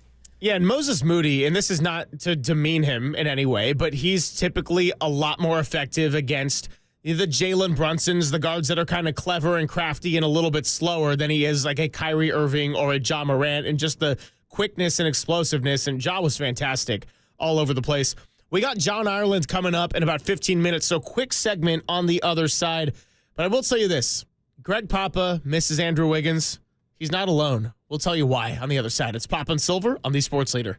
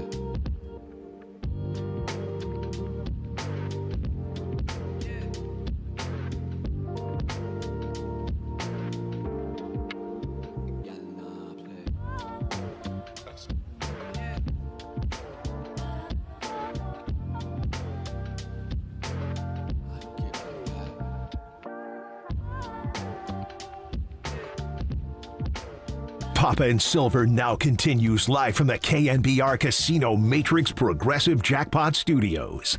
Casino Matrix. Progressive jackpots are here. Where are you? Just drop in. Please play responsibly. 1-800-GAMBLER. Papa and Silver hanging out with you. We're going to keep it fast and furious because John Ireland's going to join us coming up in about 10 minutes, and he's got to be off at noon, so we'll have an extra long segment on the other side, talking some Warriors basketball. It is a big one tonight. Warriors say that Gary Payton II, with his partially torn ligament and his left thumb, will be considered day-to-day moving forward after missing tonight's game against the Lakers. So I don't know what we're going to get. I don't know how effective he will be having a big wrap on his left hand, but it could be a lot worse. And as we learned last week or earlier this week, it's about the stability from Sam Gordon. So as long as there's some stability, then the question becomes pain tolerance for GP2. Yeah, so he's out tonight. It's his left thumb ligament partial tear. What does day-to-day mean? Not today, but maybe tomorrow against Denver and Jamal Murray? I mean, how does he wrap that? I guess you don't, normally you try to splint two digits together. But the thumb out there, a ways away from the index finger, it's hard. I think they would probably just wrap the thumb and maybe splint it. Then how does he handle the ball? How does he shoot the ball? Would be the question. He can play defense, but how does he do the dexterity elements of it? So anyway, that's good news because Sham said 5 to 6 weeks. The Warriors pushed back on that right away. It's not going to be that long. And Gary's a tough guy. So what are we hearing about Kuminga? He is questionable still with the right pelvic contusion. Yes. But this questionable is better than Tuesday's questionable before Memphis. But really the questionable was doubtful. They didn't think he was going to play. I think if they had to come up with a word now, it would be more probable. Are we feeling good about Kuminga being back tonight against the Lake Show? Yeah, I haven't seen anything official. Steve Kerr definitely sounded more optimistic about that one when he was in Memphis about his prospect of playing tonight in L.A. Wanted to get a piece of sound in here before we get to John Ireland because I teased it. Well, Greg Papa's been missing Andrew Wiggins, and I can understand why. When you saw what he did against Miami, there's a lot of great things he can do on the court for you. Here's Draymond Green on his podcast talking about the reaction his kids had when they found out about the trade. It was weird. You've gone to war with the guy for the last, 5 years? And won championship, built a relationship. My kids cried when they found out Wiggs was gone because his kids and my kids have a great relationship. And I was like, Wiggs, man, my kids was crying when they found out your girls were gone. He was like, brother, that's the only thing Amaya kept saying. It's like, wait, so I don't get to see my friends anymore? There's just so much more than just basketball there. So to see a brother on the other side, it was definitely weird. Obviously, I'm pissed off we lost because, again, we needed to win and wanted to win. But I'm also happy to see Wiggs play well because, again, the love that's there is bigger than just a game. I'm happy to see him playing well, starting to find his footing because I think he got so much of his career left ahead of him. To see him starting to find his footing, finding his rhythm down in, in that system, I think is great. Yeah, so the relationship between the fans and Wiggins, I know, was mixed and up and down with him missing his time and having his father's health deteriorate toward the end of his time there. But, the trade saved their season. I think everyone agrees, including the Warriors themselves, that Jimmy Butler being on this team has brought a new life and energy into it, but still also goes to show how popular Andrew Wiggins was just as a presence in the locker room and how Draymond's kids took it hard, man. Well, Draymond's son hangs around a lot. The families all travel, and they're around the team a lot. And he's had his kid on the bench as a honorary ball boy. So they know the players. The bottom line is I did not want to trade Andrew Wiggins, but there's no doubt. As Steve said, it saved our season. I think it's more personality than basketball. Jimmy just has a forceful personality that is imposing his will on this basketball team. And the bottom line is, in games he plays, they're 19-4. When Steph and Jimmy play, they're 18-2. Now, we're going full circle. So the last time the Warriors were in crypto, Jimmy was not here. He was there. He arrived and he met the media, but he didn't play in the game yet. And then they flew to Chicago, and he became a Warrior that Saturday night. So right away, I got to move on. Wiggins is not on this team. But this is the first time the Warriors are going to play Luka as a Laker. When they saw them on February the 6th, right after the Jimmy trade the day before, Luka didn't play. So you've got three guys you got to deal with. And mainly, LeBron, you got to stop him, but he's just a freight train. We'll see how they match up tonight. Can Jimmy guard LeBron? How does Jimmy guard Luka? Interesting. And then Austin Reeves is probably the guy with the quickness, the cleverness to be able to, you got to put your best ball stopper on him. So Moses Moody maybe gets him. We'll see how they match up. It's Luka and Austin Reeves in the backcourt, and then Rui Hachimura and LeBron up front and Jackson Hayes. And then, conversely, and we'll talk to John about this, how they're sharing the ball with Luka. Obviously, LeBron's playing off the ball a lot more. His usage rate is down. They use clever motions like Karl Malone, quick duck-ins and posts and cross screens to get him the ball, and Luka feeds, and they kind of go into a split out of it. So offensively, and you got to deal with Austin Reeves and Luka and LeBron. But how the hell are they going to guard Steph Curry tonight? I think Austin Reeves will start on him, but how is that going to go? Gabe Vincent will mix in behind, I think, a little bit. And then you got Dorian Finney-Smith, who's got some length. Their best defender on him would be Jared Vanderbilt. Right. But I'm not sure he's going to play enough. He was 1 for 6 in last game and played only 9.5 minutes. So it is on. We have had two of the most impactful midseason trades in the history of the NBA.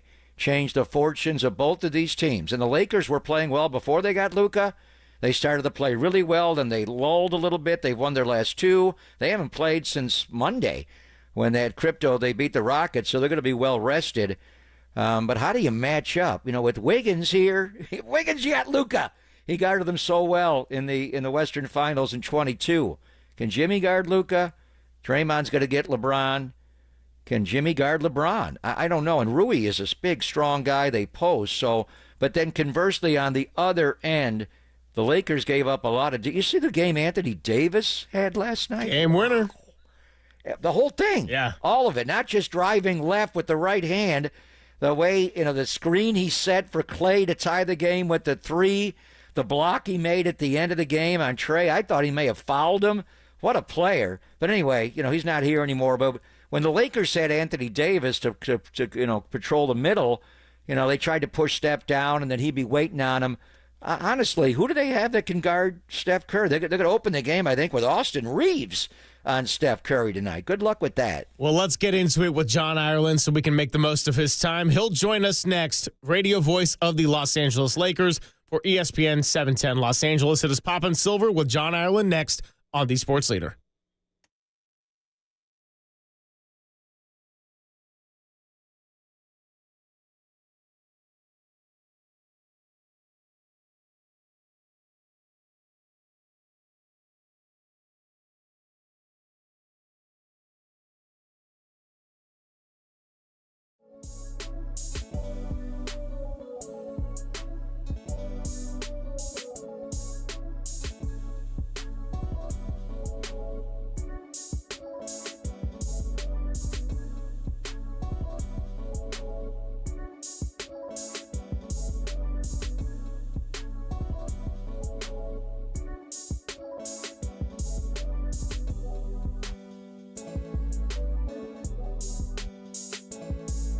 And I'm Greg Silver to ask you a question. Did you know that many of the attorney ads you've seen or heard aren't even based here in the Bay Area or sometimes not even in California?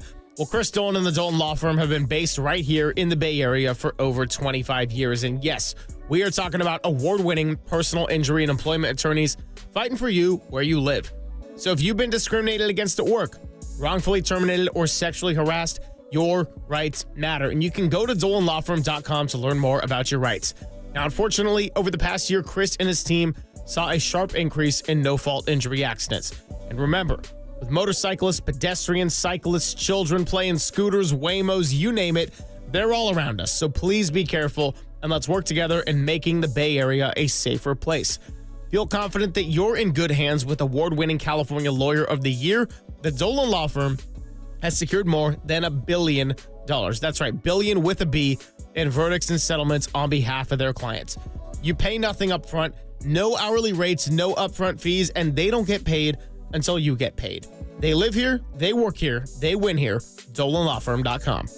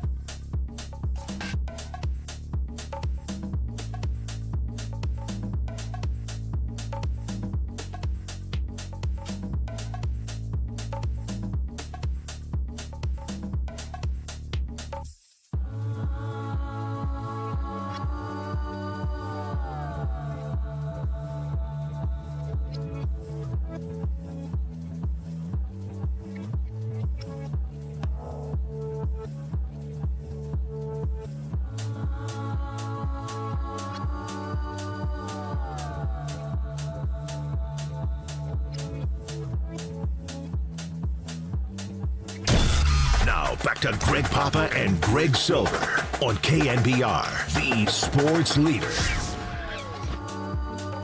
Thanks for joining us, Greg Papa, Greg Silver. We're going to keep it short and quick because John Ireland is joining us on the UMA guest line, and he's only got a limited amount of time. So, John, really appreciate you making some extra time during a busy day for the Gregs. How's it going?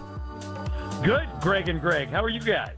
We're doing well. I mean, this is going to be a great matchup. You got the rivalry and the history of Steph and LeBron, but also two teams with very different looks and impactful midseason trades, as you know well. So in kind of what's going to be a first edition Warriors versus Lakers, the focal points of Steph and LeBron remain, but Jimmy Butler and Luka Doncic now in different jerseys. What do you expect as far as matchups, and how is this all feeding into your prep for tonight's game?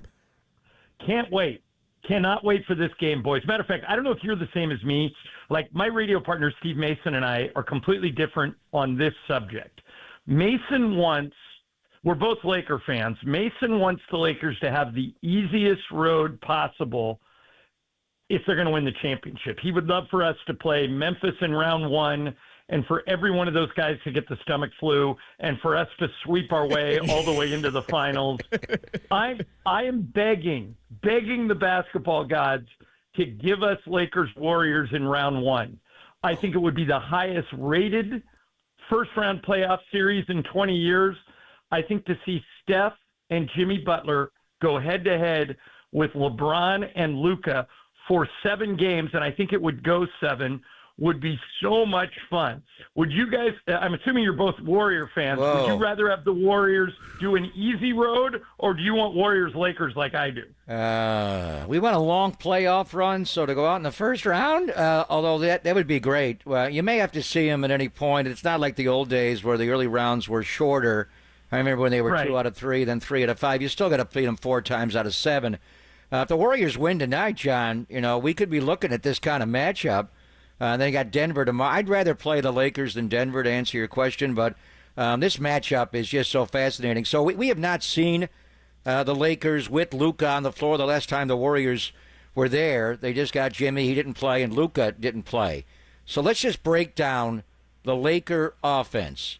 Austin Reeves also is a terrific player, but all the talk was, how do they share the ball? How are they sharing the rock with Luka and LeBron? LeBron has changed his role willingly, Greg. I think a lot of people are surprised by that. But he was on his own podcast, the one he's been doing, the one he used to do with JJ, and now he's doing it with Steve Nash, the Mind the Game podcast. And Nash asked him, why does it work when you guys, we all think that you and Luka both need the ball, but you guys have figured out a way to make it work pretty early in your time together. How did you do that?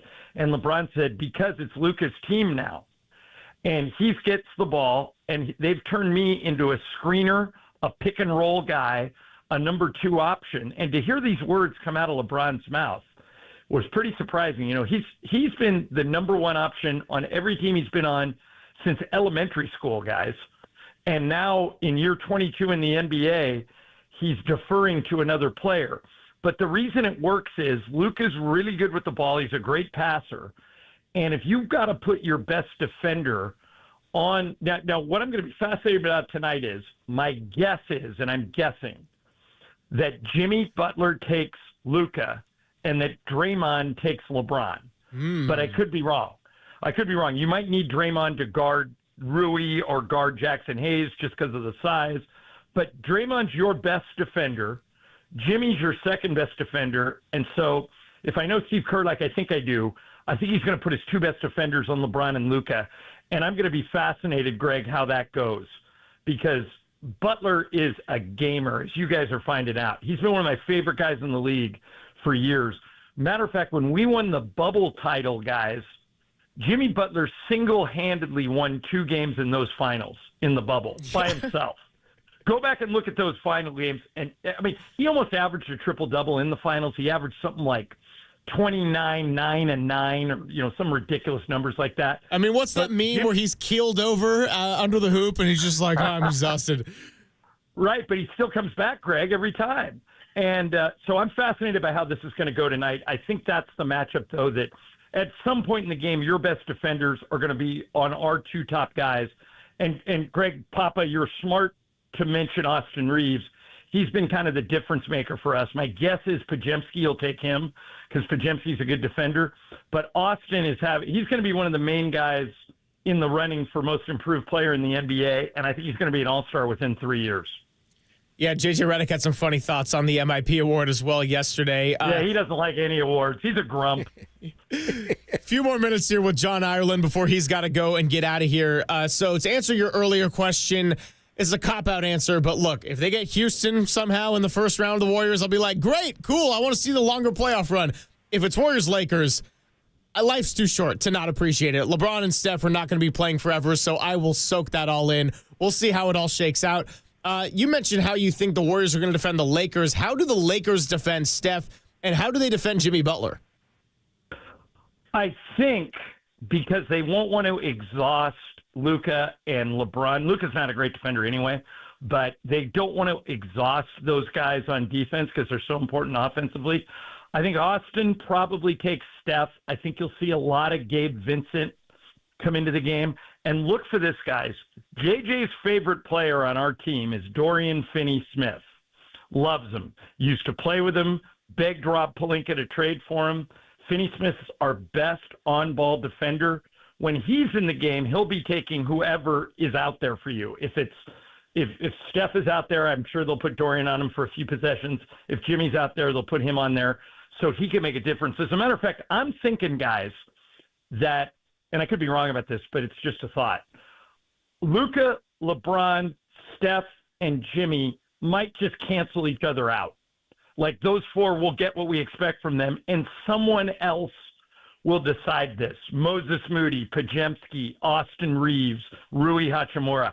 I think this smells like a night where somebody unexpected is going to have a big game. Do you guys buy that theory? Yeah, I do. Just real quickly, Jared Vanderbilt is a good defender as well. Will he play enough minutes to get a large role against Steph Curry tonight, John?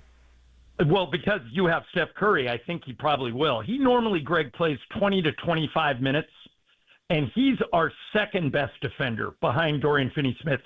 He might take Draymond. Vanderbilt defends Greg bigger than he is. He's about 6'7", 6'8", kind of like Draymond defends bigger than he is. Vando's not as good of a defender as Draymond, but he's in the same area code. He kind of hangs his hat on defense. So I think you'll see Vanderbilt, Draymond Green a lot tonight. I think you'll see Dorian Finney-Smith on Jimmy Butler a lot.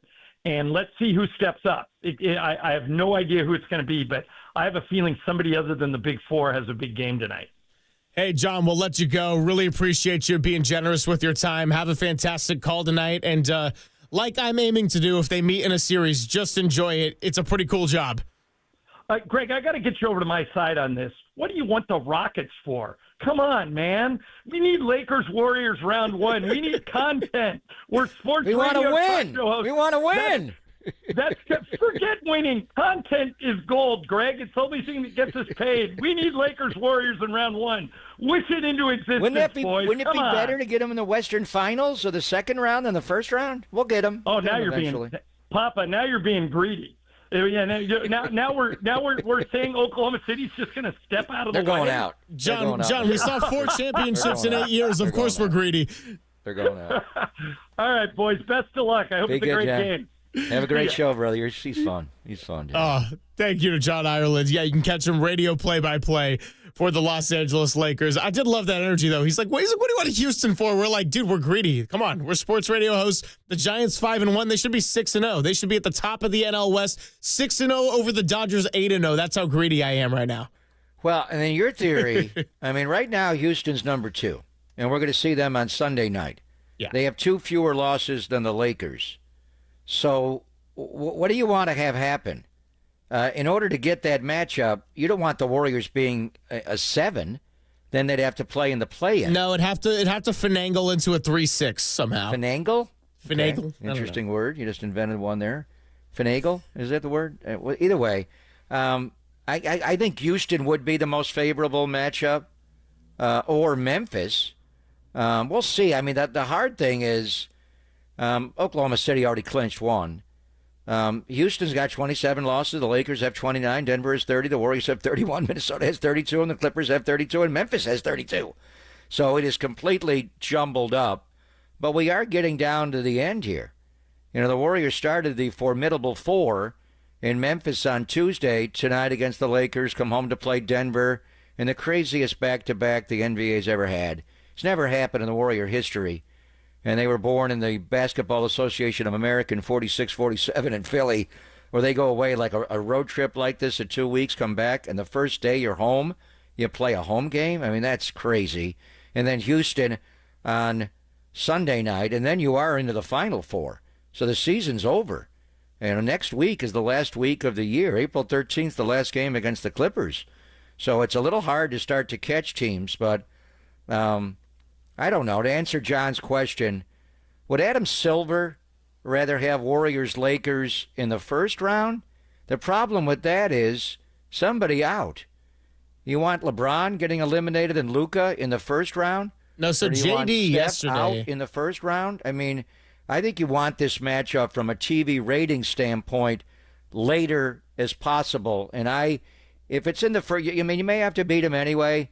But my thought would be avoid the Lakers and Denver. Those are the two teams that you're looking at as a possible first-round matchup that are probably going to be two of the hardest ones, obviously, with Denver and the Joker and Luka and LeBron with the Lakers and Austin Reeves. Well, you're listening to KNBR and KNBR FM San Francisco, the sports leader, a Cumulus Media station, midpoint of Papa and Silver on a Thursday. I'm with you. I would rather see the Warriors face the Lakers in a first-round playoff series than I would the Denver Nuggets. Now, we'll see if I'm singing that same tune tomorrow morning when we're out at Oracle Park and doing a little recap of this game. But I think just considering the fact that Luka's not a great defender, Anthony Davis was an ultimate Warrior killer.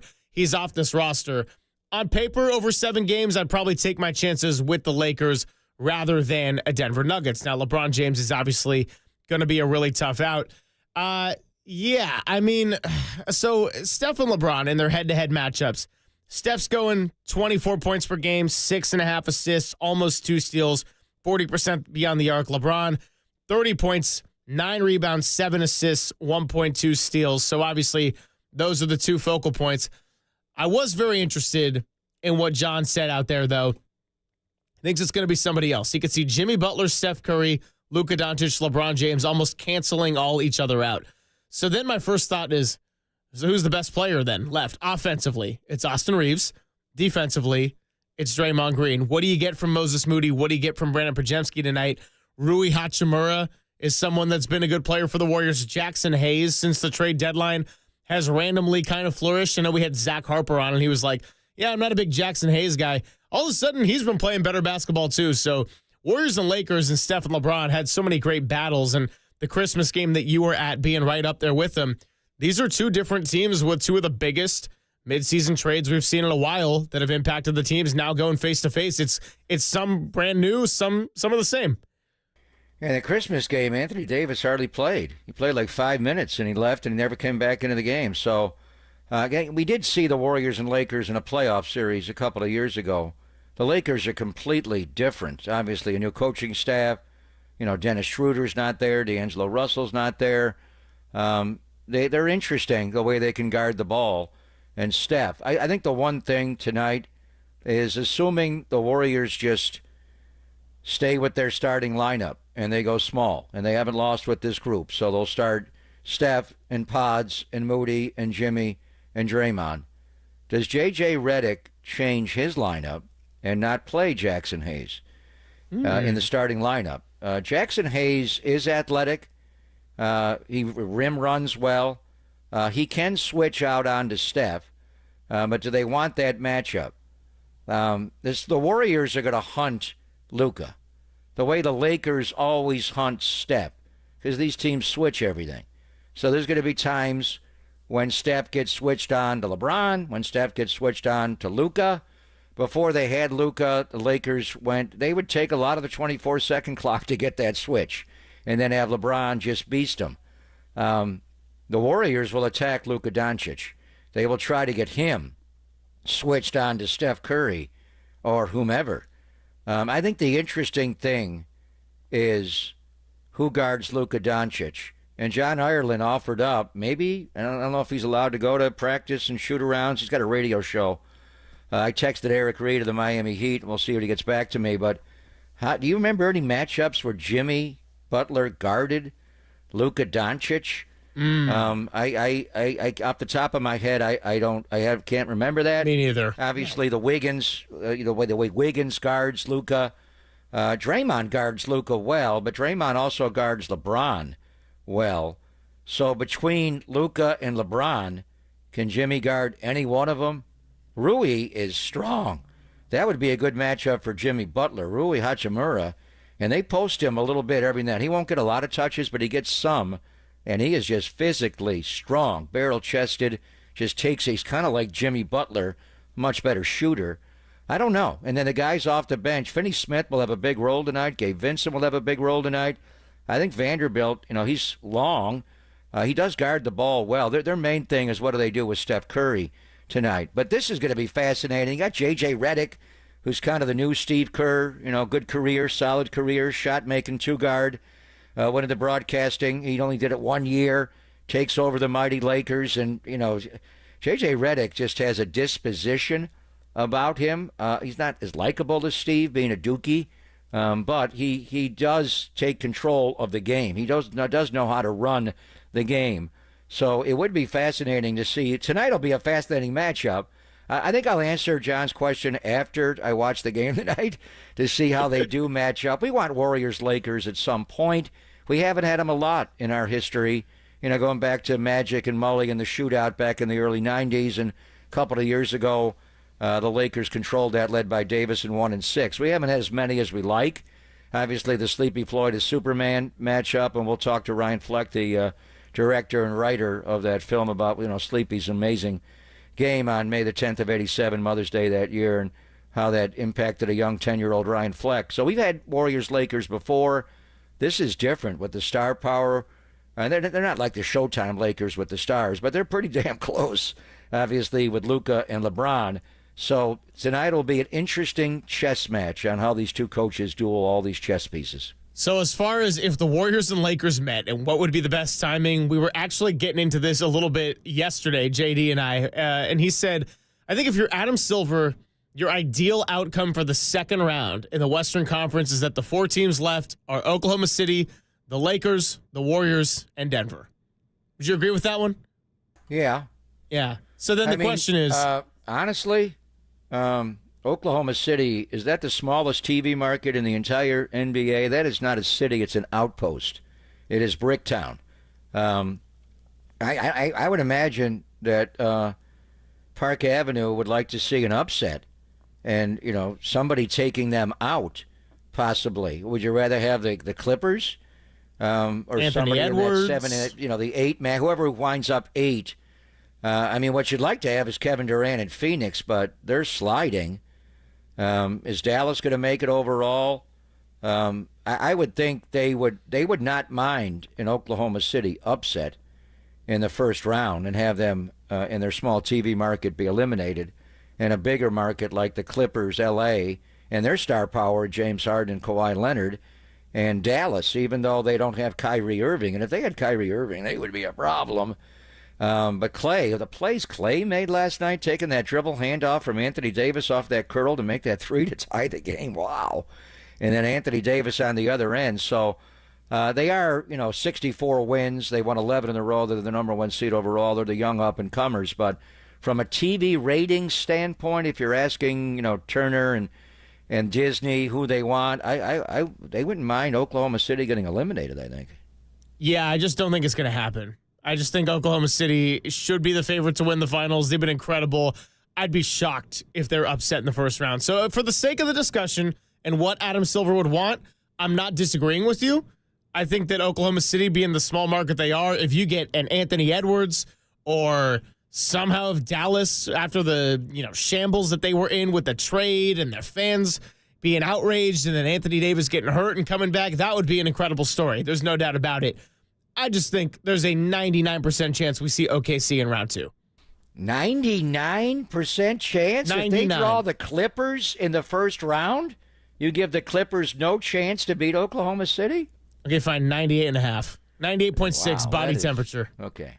Yeah. That's why they play the games. That's Let's why they see. play the games. You got Kawhi Leonard, James Harden, Ivica Zubac, Norman Powell. They got some veterans on that team. They're going to have to deal with Kawhi Leonard. I can see Kawhi Leonard guard SGA. But Ooh, who that'd knows? be You may good. not even get that matchup. Anyway, yeah. So I'm just I'm throwing it out there that I think that highly of OKC that until they play the Warriors, they got very high chances to go and win a series. And then, of course, can't slow down Jimmy, Steph, and Draymond. Coming up, we'll keep it on hoops for a little bit here. Robert Flores is going to join us at the bottom of the hour at 12:50. Then talk a little Freaky Tales to wrap up the show around 1:30 with Ryan Fleck. And don't forget, Silver Linings playlist coming your way at 1:15. It's all right here on KNBR 104.5 and 680, the Sports Leader.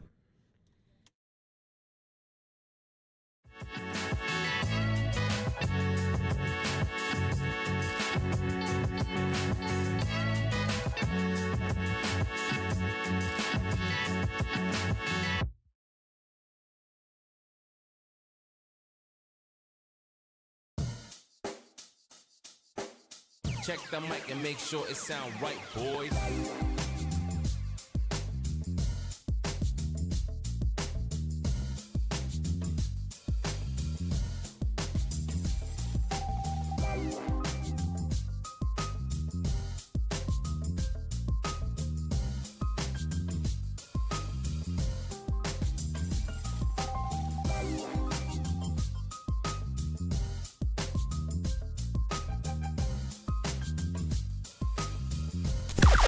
Now, from the O'Donnell Financial Group Sports Desk. Learn more at ODFIGroup.com. O'Donnell Financial Group, because planning is a process, not a product. The San Francisco Giants complete the sweep out in Houston, and they're heading back to Oracle Park tomorrow. 5-1. Justin Verlander on the mound. Murph and Marcus are going to be at 58 Social, and Papa and Silver will be live from the field. So we can't wait. And if you can't make it out there, keep it right here on KNBR 104.5 FM and 680 AM.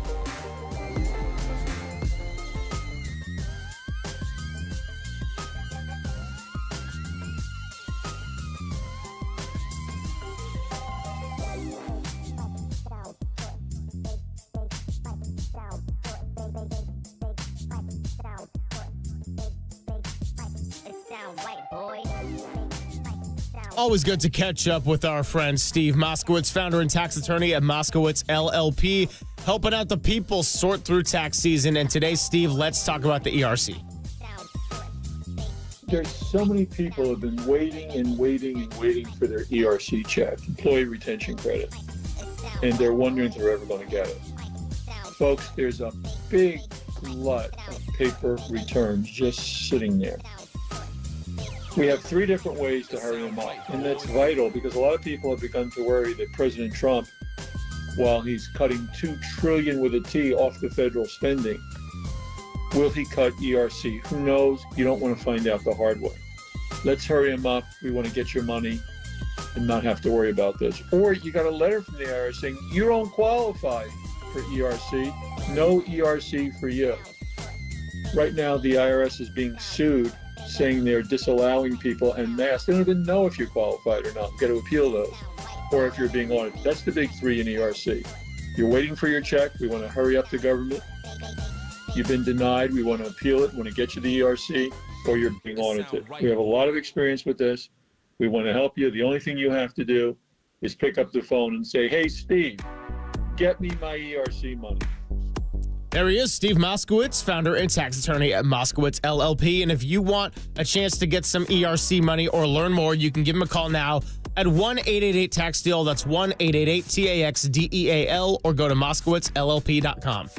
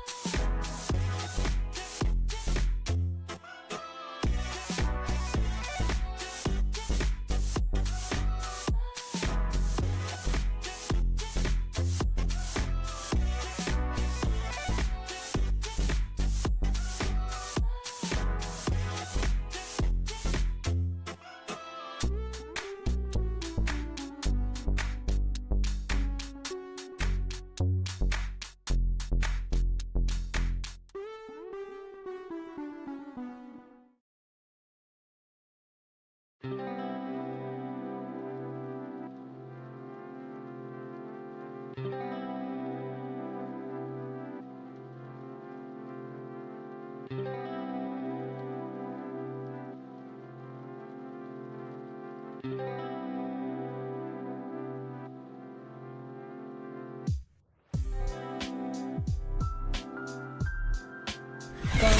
now it's time for the Protect Your Assets Business and Technology Report with me, David Hollander.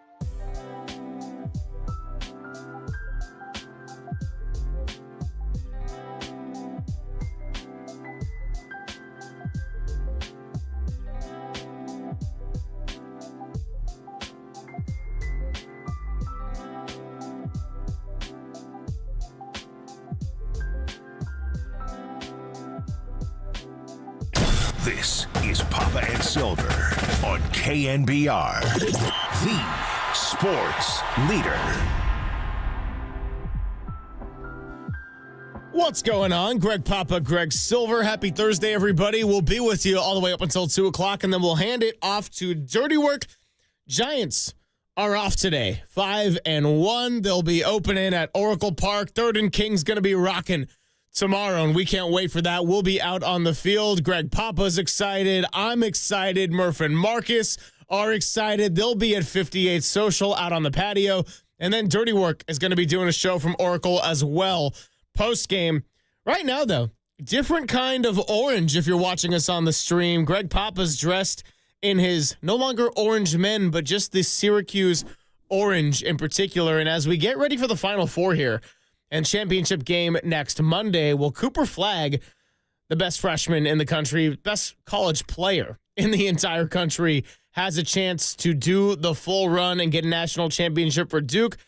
One might say a Carmelo Anthony-like achievement. And Carmelo Anthony has been elected into, or he will be, he's been notified that he will be elected into the Naismith Basketball Hall of Fame, class of 2025, 19 seasons in the NBA, a college national champion, a 10-time All-Star, 6-time All-NBA, and 3-time Olympic gold medalist.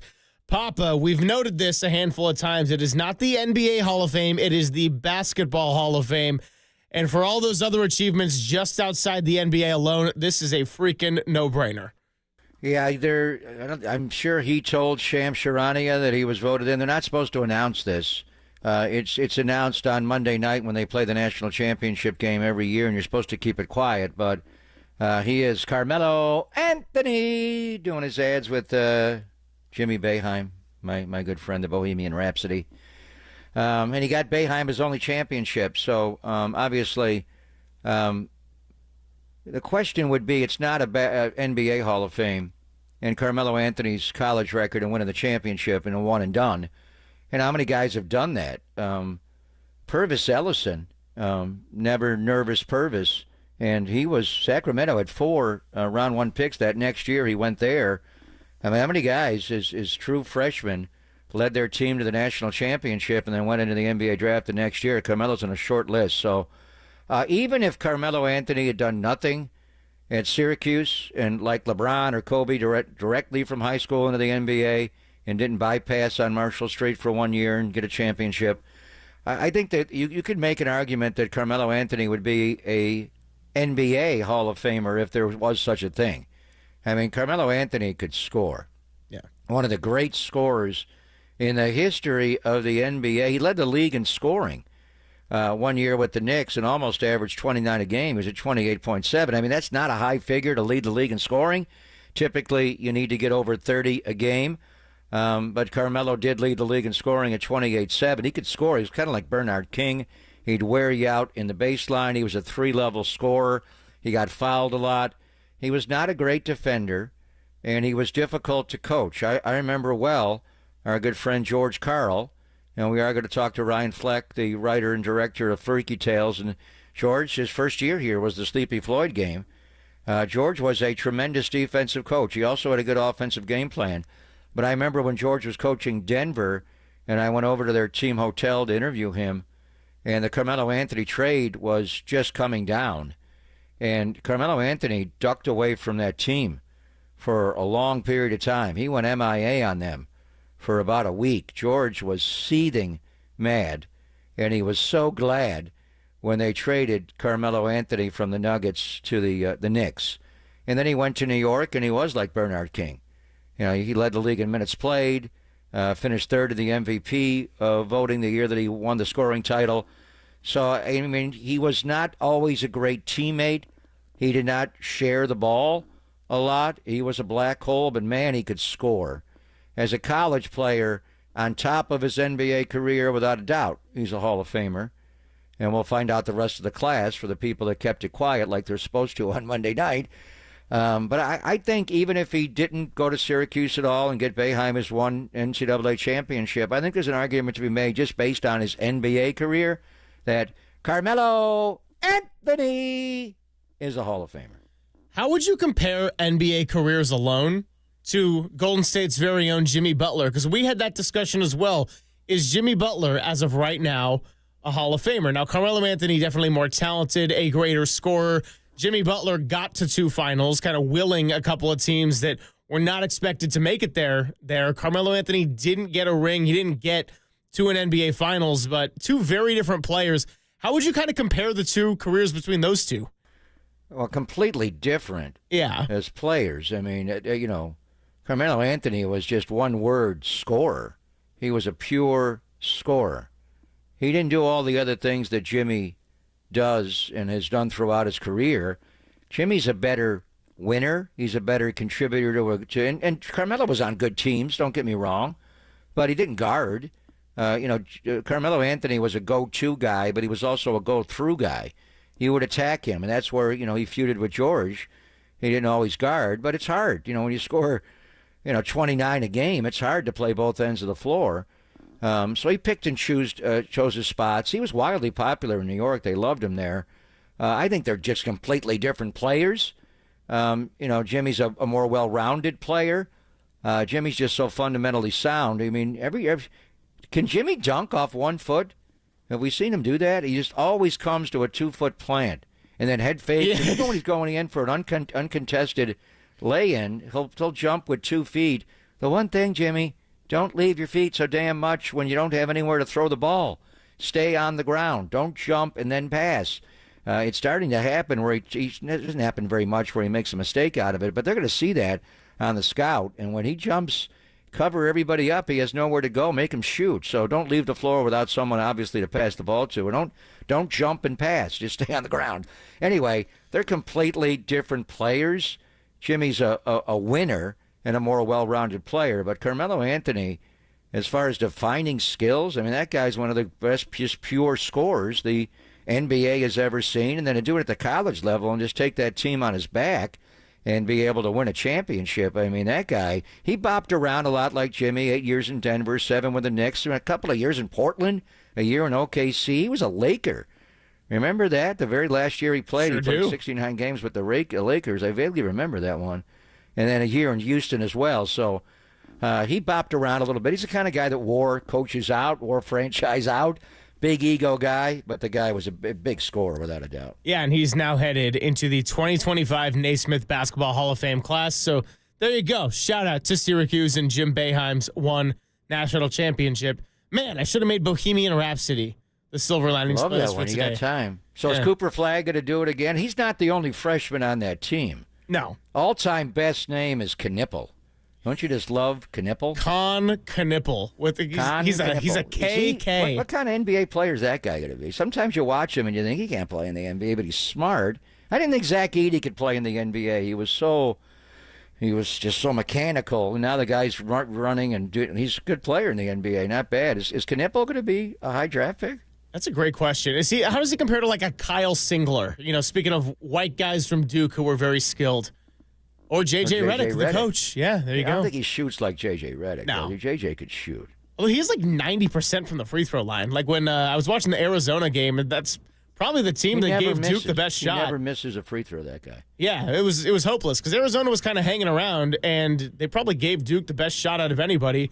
They're fouling at the end, and they kept fouling Knipple, and I'm like, well, he's never going to miss. It was a lost cause. It's like Steph Curry. His jersey off and see exactly who Knipple is. What is his? It's part of his name and his body. It's a weird name, isn't it? It is a strange name, yeah. So Con Knipple and Cooper Flagg. We'll see if they can get it done versus Houston. And then on the other side, you got Todd Golden and the original Joe's Going squad of the Florida Gators taking on Janai Broom, Bruce Pearl, and the Auburn Tigers, making their second ever Final Four. All right, coming up next, we finally will get to it because we got Robert Flores joining us at 12:50 earlier. I wanted to make sure we took your calls. I'm glad that we got your calls, and the phone lines are still open, 415-808-5627. But let's also hear from Buster Posey as he was on the morning show, and then we'll get to Roflo at the bottom of this 12 o'clock hour. And it's Papa and Silver hearing from your president of baseball operations. Yeah, that's right. First year, Buster Posey next on the Sports Leader.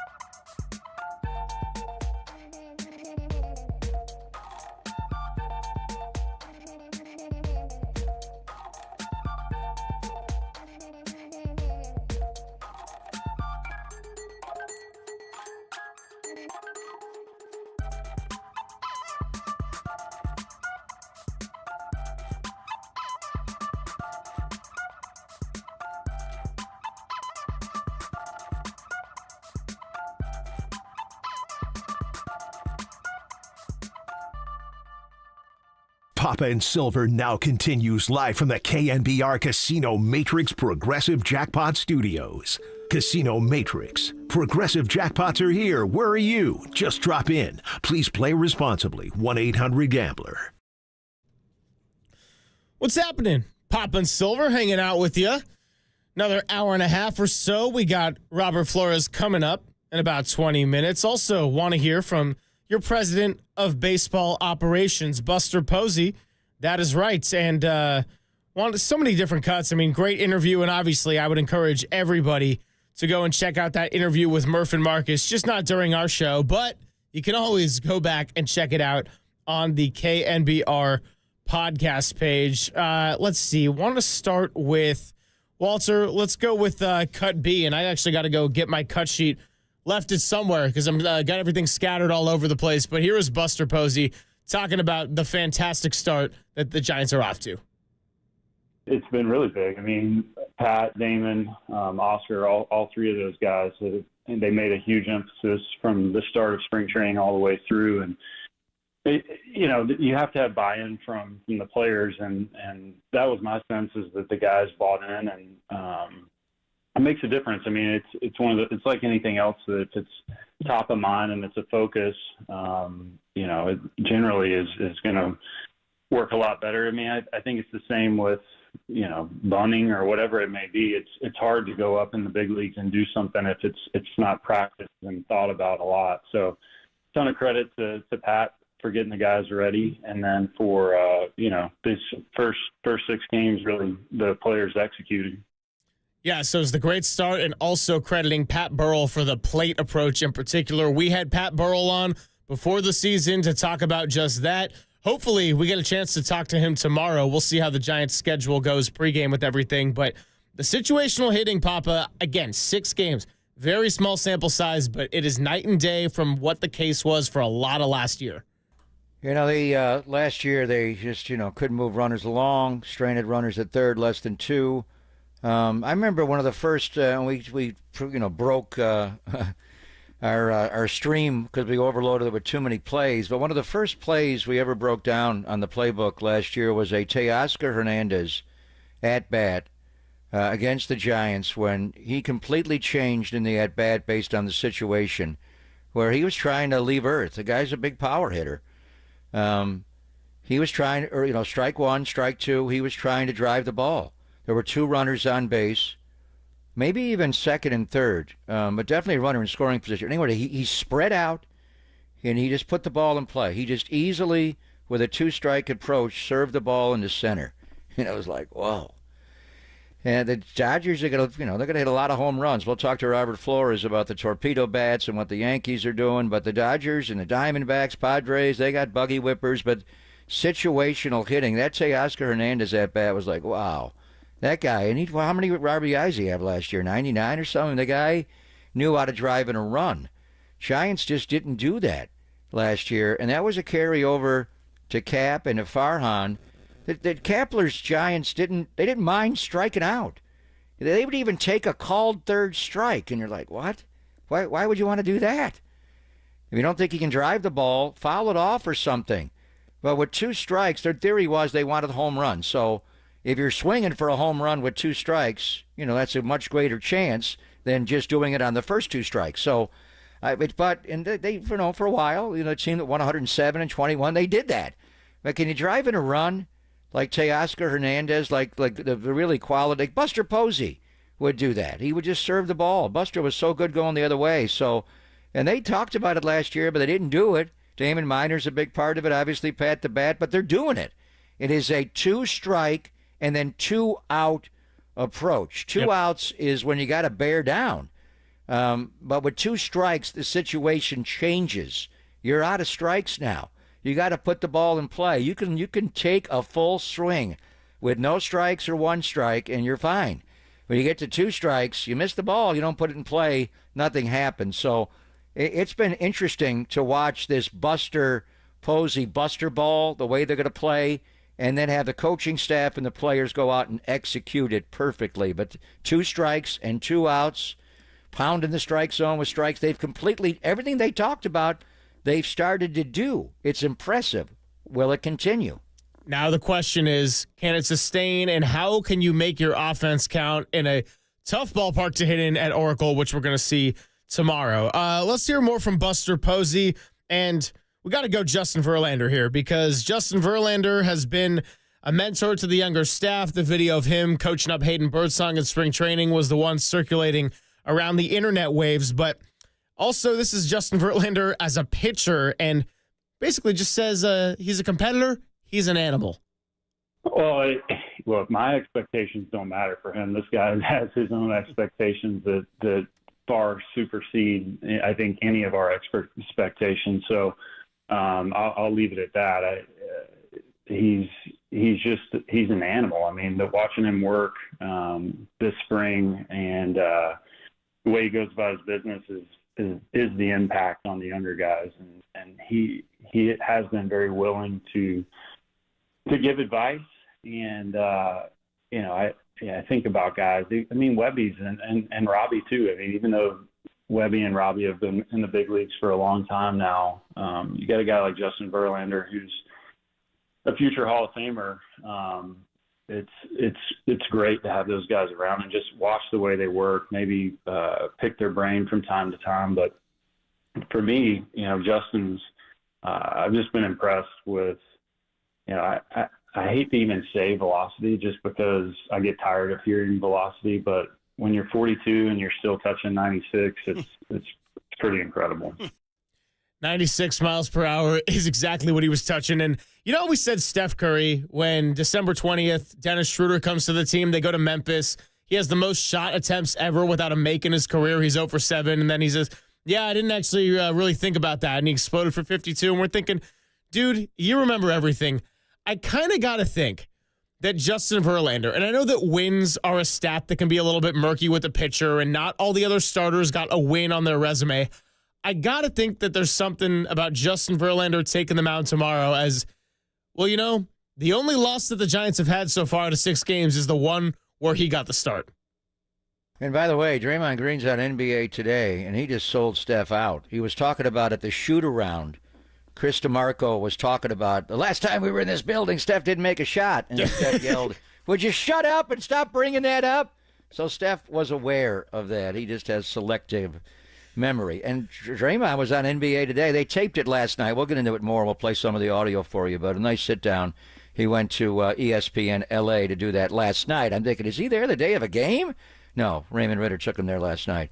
Anyway, with Verlander, it's going to be a different vibe. And he's the perfect guy because he is an animal to start the home opener.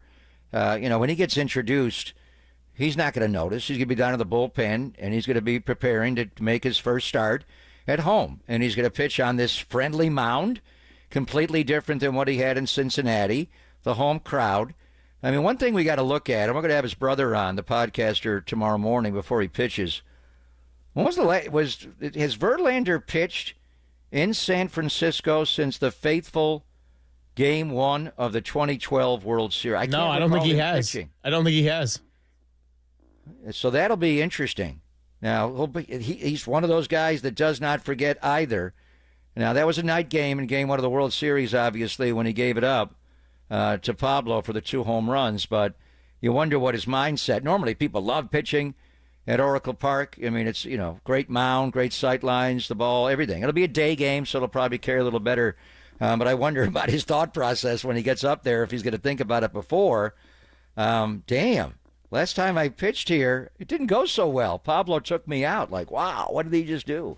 Yeah, I would imagine that he's probably got that on the forefront of his mind, more so than what I mentioned, where the one game the Giants did not end up winning was the one where he ultimately got the start in that one. So going to be great to see Justin Verlander. I mean, the experience tomorrow is going to be fantastic. And as strange as it is seeing Justin Verlander in a Giants uniform and wearing number 35 and all that, I mean, how incredible of an experience is that to see one of the all-time great pitchers, current active wins leader at 262, searching for 263 tomorrow, get to go out there and pitch for the Orange and Black on a team that is off to a 5-1 start, and they're going to see Seattle tomorrow. Let's play another from Buster Posey. We'll go with the good old torpedo bats because Robert Flores is going to join us coming up in about 10 minutes, and I'm sure he'll have some thoughts on this. Buster Posey was asked by Murph and Marcus if he thinks that some Giants should try using the torpedo bats, even though the roster as a whole is off to 10 collective home runs. Here's what he had to say. And look, I mean, that's not for me to say. That's their call. But I'm willing to bet there will be some torpedo appearances on the Giants roster at some point. Keeping it short and simple, I'm willing to bet Lamont Wade could definitely use a little torpedo. But hey, Lamont finally broke the hitless streak last night with a bomb and So did Rafael Devers, by the way. He was the nice 0 for 21. He got the RBI double. He is on the board for the 2025 season. Congratulations to Walter's fantasy team. And Bomel was on with Murph and Marcus, not this morning, but yesterday morning. And he thinks that a lot of time the bat shipment, when you're on the road, it's just not going to arrive. So maybe when the Giants get home, and we'll be there to watch batting practice tomorrow. That'll be the great part of our show. Doing it from the field right up until the pomp and pageantry of opening day when John Miller takes over in his tux, and it'll feel different. Maybe we'll get John as well. But they're going to try it out. One thing Buster did say is he liked to use a cupped end where you see a lot of times they take a shot of a bat, the end of the bat is cupped out. So they're trying to get weight out of the barrel, take a little weight out that's not necessary, because if you hit it off the end of the bat, you're not barreling it, you're not going to drive it, you may even break the bat. So a lot of hitters cup the end of the bat and just hollow it out, and you slide more weight down to the barrel. So Buster was saying he always used a cupped bat, and he would use the torpedo bat. You at least try it in batting practice. Some of these guys are just taking it right into the game, which is really odd. Like Ellie De La Cruz never used it before, and then he had 2 bombs, so it worked for him.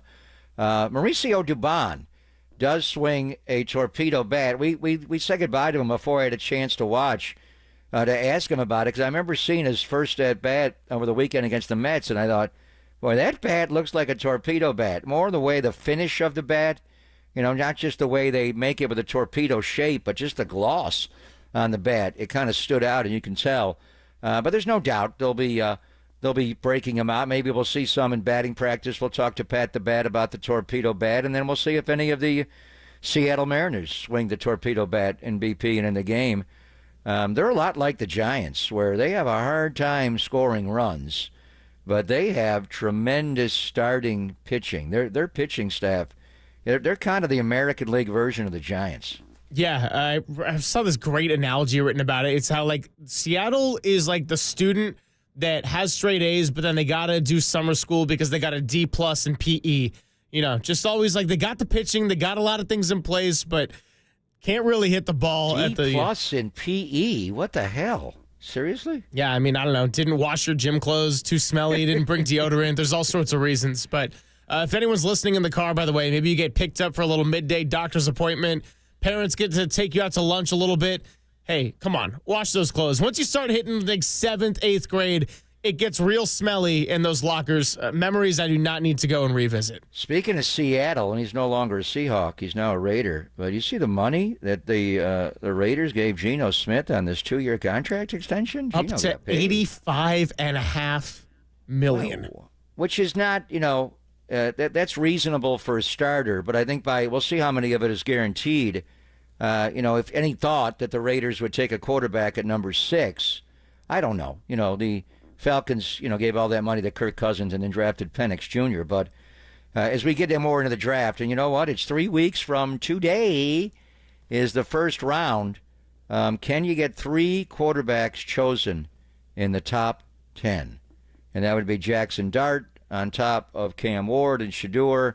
I would take Jackson Dart without question, but I think by this extension, we're kind of scratching the Raiders off the list. They just extended Geno. So more than likely, they're not going to be in the QB game. Yeah, and assuming Cam Ward goes number 1, that leaves some spots for Shedeur Sanders, possibly in New York Giants. We'll see what Jackson Dart ends up doing. I hope it's all 3, just for the sake of let more players drop to number 11 and see what the 49ers can do. Coming up next, he's an MLB Network host. We've had him on the show once before, and we'll get to bring him back. It is Robert Flores with Papa and Silver on KNBR 104.5 and 680, the sports leader.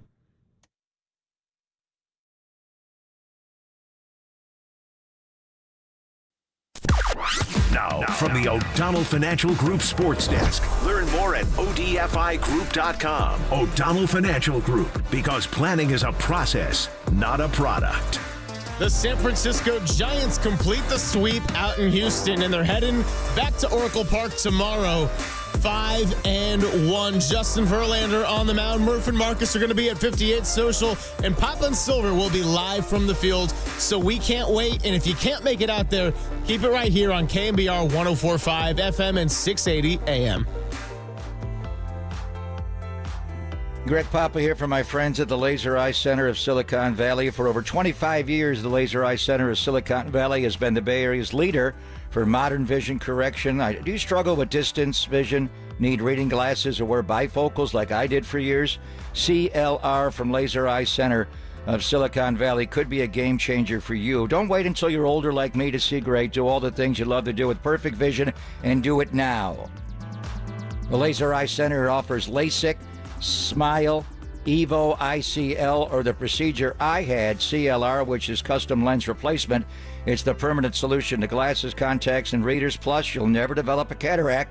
After tens of thousands of procedures, Dr. Craig Bindi and his team at the Laser Eye Center have the experience to tell you which procedure is best for you. No readers, no contacts, no glasses, no cataracts the rest of your life. So book your free consultation today at modernvisioncorrection.com. That's modernvisioncorrection.com.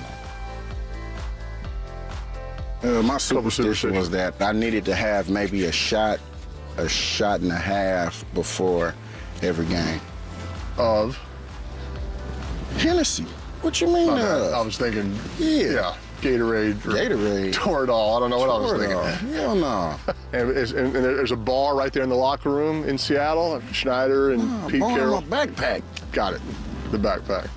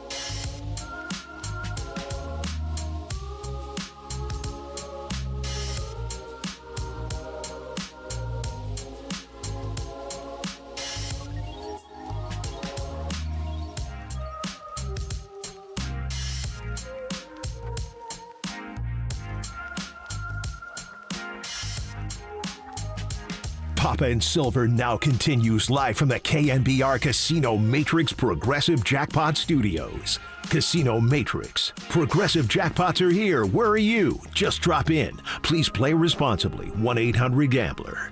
There goes Adames running. The pitch is swung on and hit to left field and deep. This one is gone over the Crawford boxes and off the back wall. Wilmer Flores does it again. He's got 5 hits on the year, and 4 of them have left the yard. 2-0 Giants, 3 hitters into the game. Wilmer Flores cashing in on his opportunities. You just heard Dave Fleming say it right there. Only 5 hits, but 4 of them have been bombs, and that's certainly helping Walter's dong pool and all of our degenerate activities here at KNBR, the sports leader. It is Greg Papa and Greg Silver hanging out with you for another hour and 10 or so. Great to have Robert Flores of MLB Network joining us on the UMA guest line. We did it once before, but this is the first time we are going to talk to Roflo here in the baseball season. So great to have you on again, Robert. Greg Papa, Greg Silver. How's it going with you?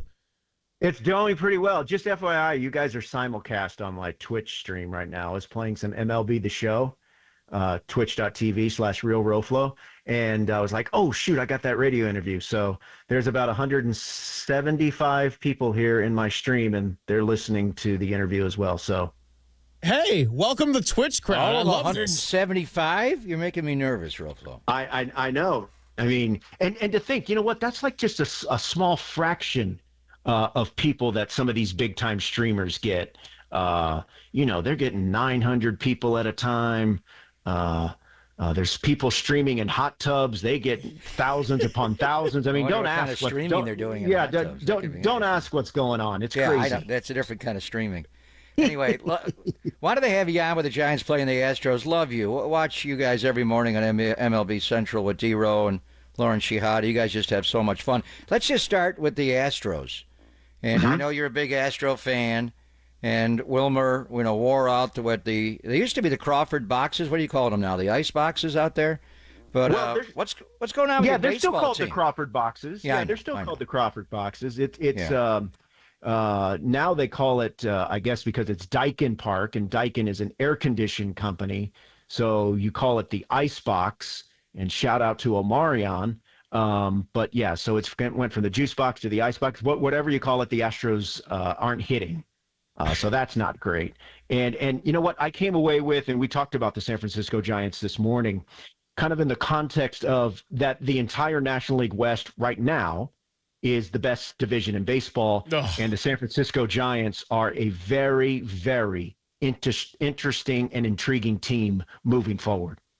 Talking to Robert Flores here and his whole Twitch crowd, so you're making me nervous here. But for the sake of a larger audience, why don't I just be a little bit of an instigator, huh? Let's talk about the torpedo bats. Is this like the greatest invention since Gutenberg's printing press? Is it overhyped? Are you in favor of them? Are they a disgrace to the game? What's the Roflo rundown on the torpedo bats?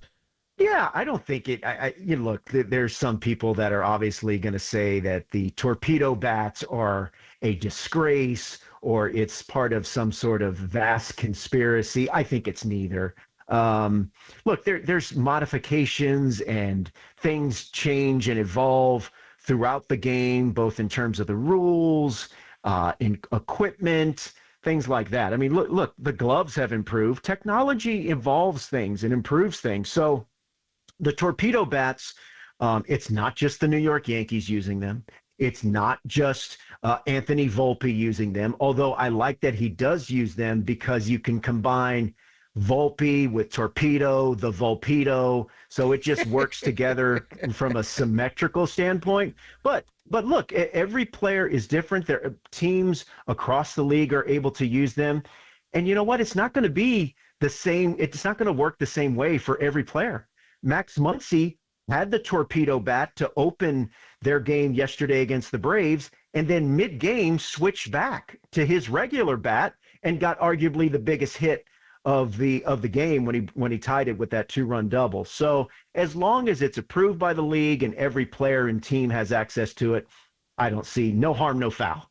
Yeah, and the Yankees obviously went crazy against the Milwaukee Brewers and their staff over the weekend, hitting 15 bombs and 9 on Saturday. But team from the American League West rolled into the big ballpark in the Bronx, Robert, and shut them down. Zach Gallen pitched beautifully. Volpe got him late, but Arizona beat him twice. So just going back to the National League West, wow, Dodgers 8-0, Padres 7-0. We've had teams get off to quick starts, 2 teams, but never in the same division like this. The Giants are playing great 5-1, and then Arizona at 4-2. So my question is, somebody's going to win the West. We'll see who it is.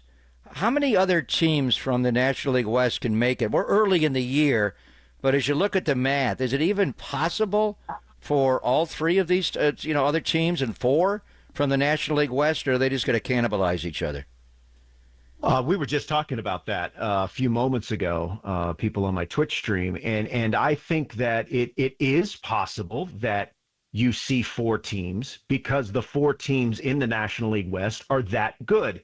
Now, look, you guys know this. It's a long season. It's just April 3rd. Things happen, injuries, slumps, trades. But moving forward, look, I think I'm not going out on a limb to say I think the Dodgers are going to win the division, and they might win it by 3 to 5 games. So, but, I thought you were going to say 35 games. No, it just seems that way. But look, to your point, the Arizona Diamondbacks are very good. Zach Gallen, he's their number 2 starter. Corbin Burns, Eduardo Rodriguez, I love their lineup.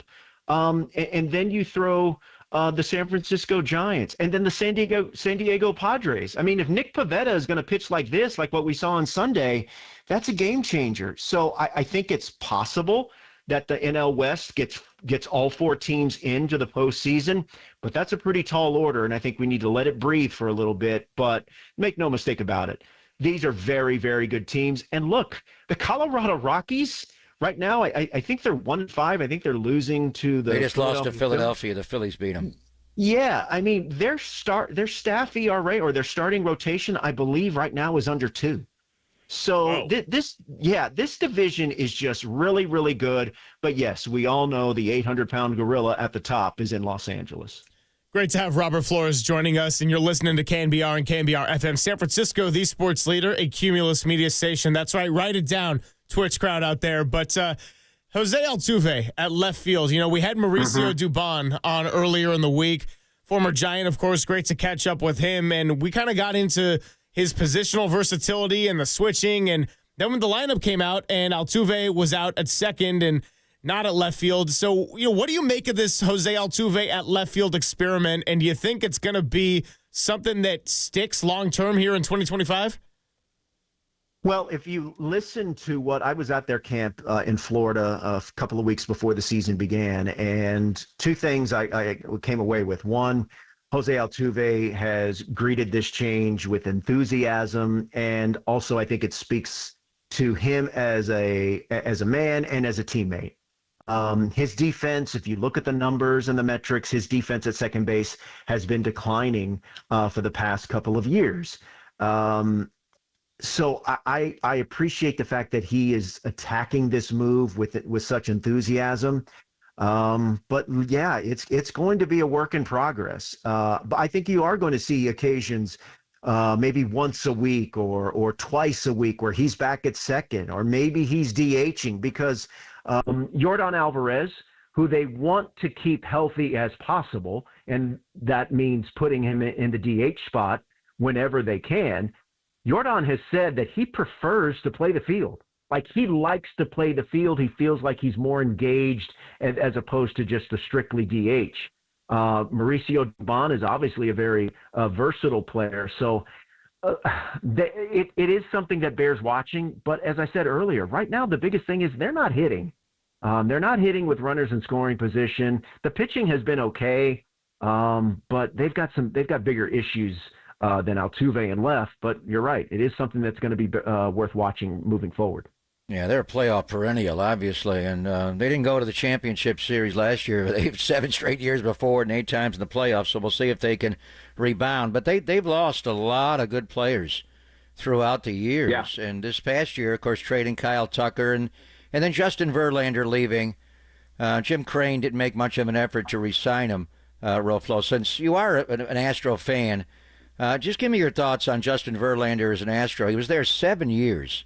He was 73-28, my God, with a 2.71 ERA, won 2 of his 3 Cy Youngs there. You saw the brilliance of him coming back from injury and severe injury to win a Cy. You saw him last year pitch through the neck and back. We saw him his first start in Cincinnati. He was strong.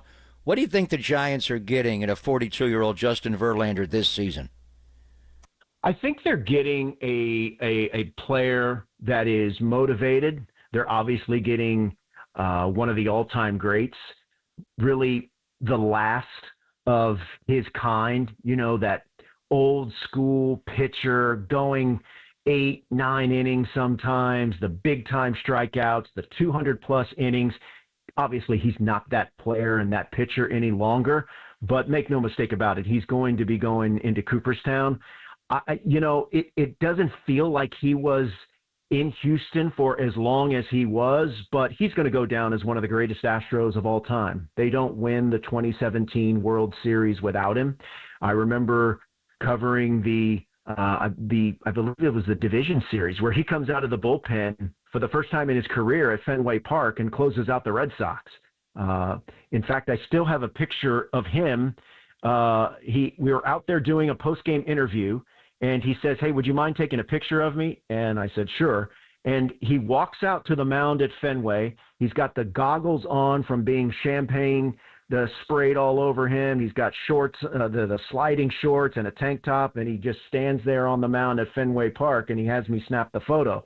So he's going to go down as one of the all-time great Astros, but I think the Giants are getting a really good pitcher. I think he brings value to them, obviously on the mound, but more importantly to those young pitchers on that staff. Got Robert Flores with us here, and, we talk about the NL West and how many teams could make the playoffs, and really just looking at the Giants, we thought if they're going to surprise some people, then could they make a fight at the wild card? And another division that we were looking at in that context was the National League East, thinking that the Phillies, the Mets, and the Braves all were going to be tough competition. Now, it's very, very early. A lot of these teams have played just 7 games. What is going on with the 0-7 Atlanta Braves? Well, I think that they're running – it's a couple of things. They have been dreadful with runners in scoring position. A lot of their big time run producers have yet to get hot. They still don't have Spencer Strider. Ronaldo Lopez is now on the injured list. And they happen to run into 2 of the hottest teams in baseball in the open up the season in San Diego. The Padres are red hot and really good, and we already know how good the Dodgers are. So it's a combination of factors. Obviously, there's been a team that has started 0-7 has never rallied to make the postseason. Okay, so that gives you a little historical context. However, a couple of things that I think are missing in that stat is right now there's more postseason spots available. So I think that. I'm not ready to close the book on the Atlanta Braves. I did pick them to win the National League East. That pick is obviously not looking too great, but it's still too early. I think they can make a run, and there's too much talent on that team. They're still without Acuna. They're still without Strider. Strider will be back before Acuna. So, look, they got the Marlins coming into town. Their home opener is tomorrow. If the Braves don't take 2 of 3 from the Marlins at least, then I'm going to be like, okay, there's something more going on here. But I think you got to let it breathe for a little bit. Yeah, they've had a terrible first week of the year. Jurickson and Profar getting popped for half the year. And then just going, huh? Yeah, also true. The Profar thing, I forgot. Good point. Yeah, that's terrible. And they're waiting for some of those guys to come back. But to, lose the way they did at Dodger Stadium and then San Diego playing so well as well. So they're the Padres are the team I want to ask you about because we know the Dodgers are loaded. I mean, maybe the most talented roster in the history of the sport when you look at their lineup and their starting rotation and the bullpen and all the closers they got. Where are they weak? I mean, maybe Muncy's defense at third, Robert, but the Padres are 7-0 for the first time in the franchise's 57-year history. The last time they got off to a start like this was the '84 season, and we know they went all the way to the World Series, and Leon Durham booted the ball, and they wound up going up against the juggernaut Tigers and lost the World Series, but they went to the World Series that year.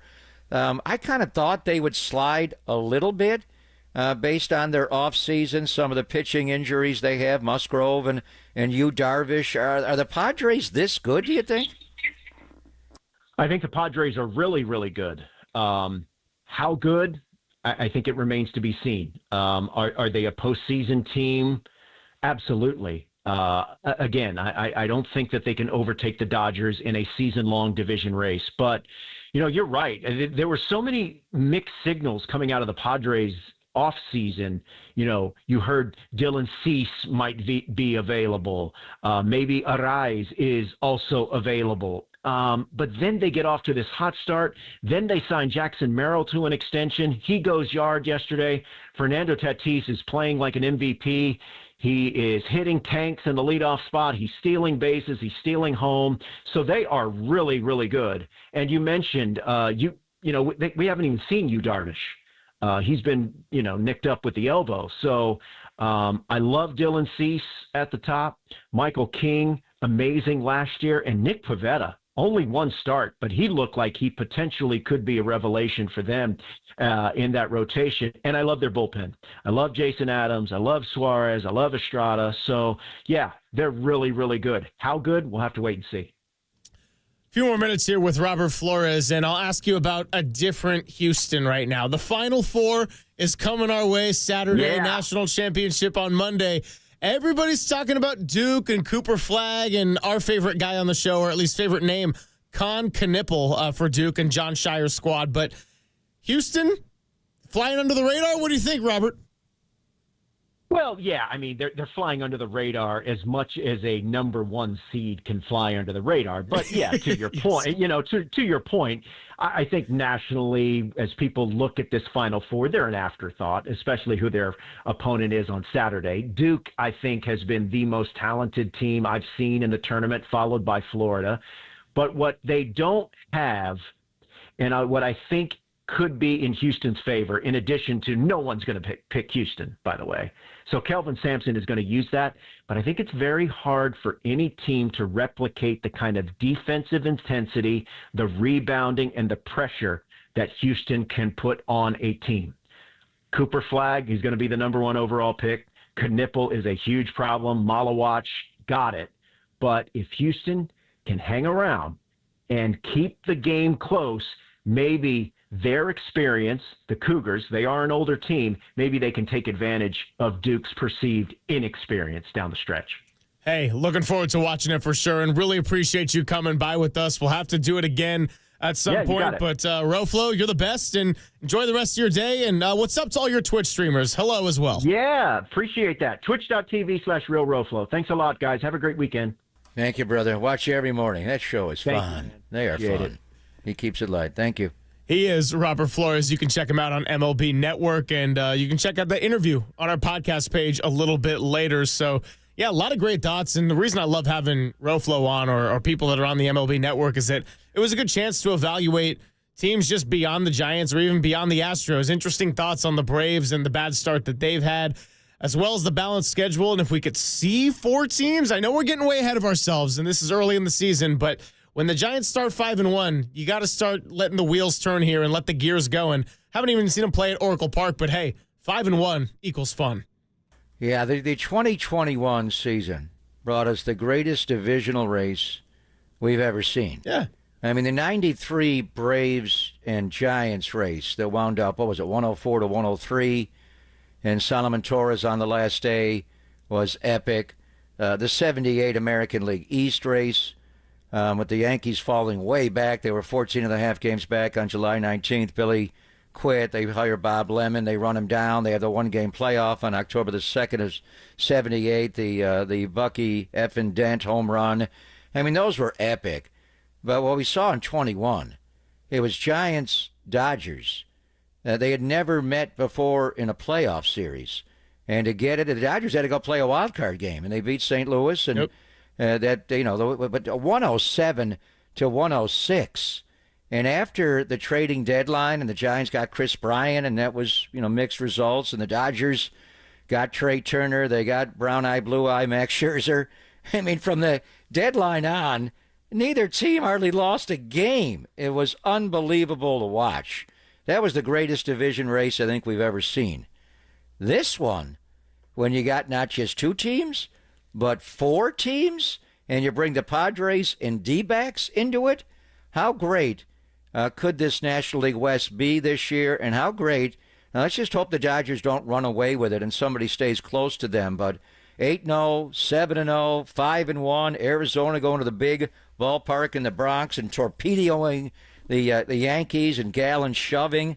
I mean, this National League West race of 25 could be special. It's like I said earlier, 24-3 plus 70 run differential for those 4 teams right there.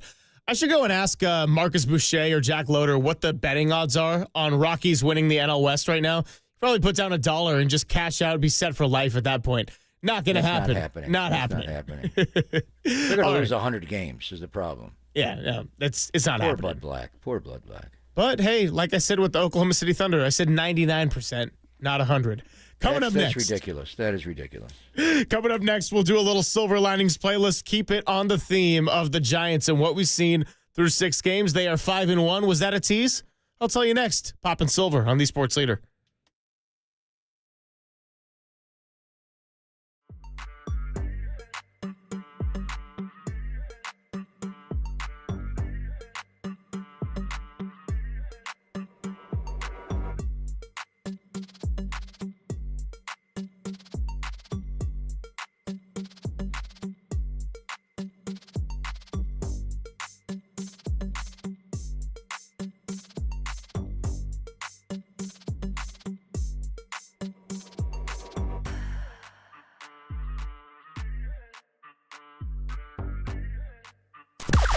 Now, from the O'Donnell Financial Group Sports Desk. Learn more at odfigroup.com. O'Donnell Financial Group, because planning is a process, not a product. The San Francisco Giants complete the sweep out in Houston, and they're heading back to Oracle Park tomorrow. 5-1. Justin Verlander on the mound. Murph and Marcus are going to be at 58 Social, and Poplin Silver will be live from the field. So we can't wait. And if you can't make it out there, keep it right here on KNBR 104.5 FM and 680 AM.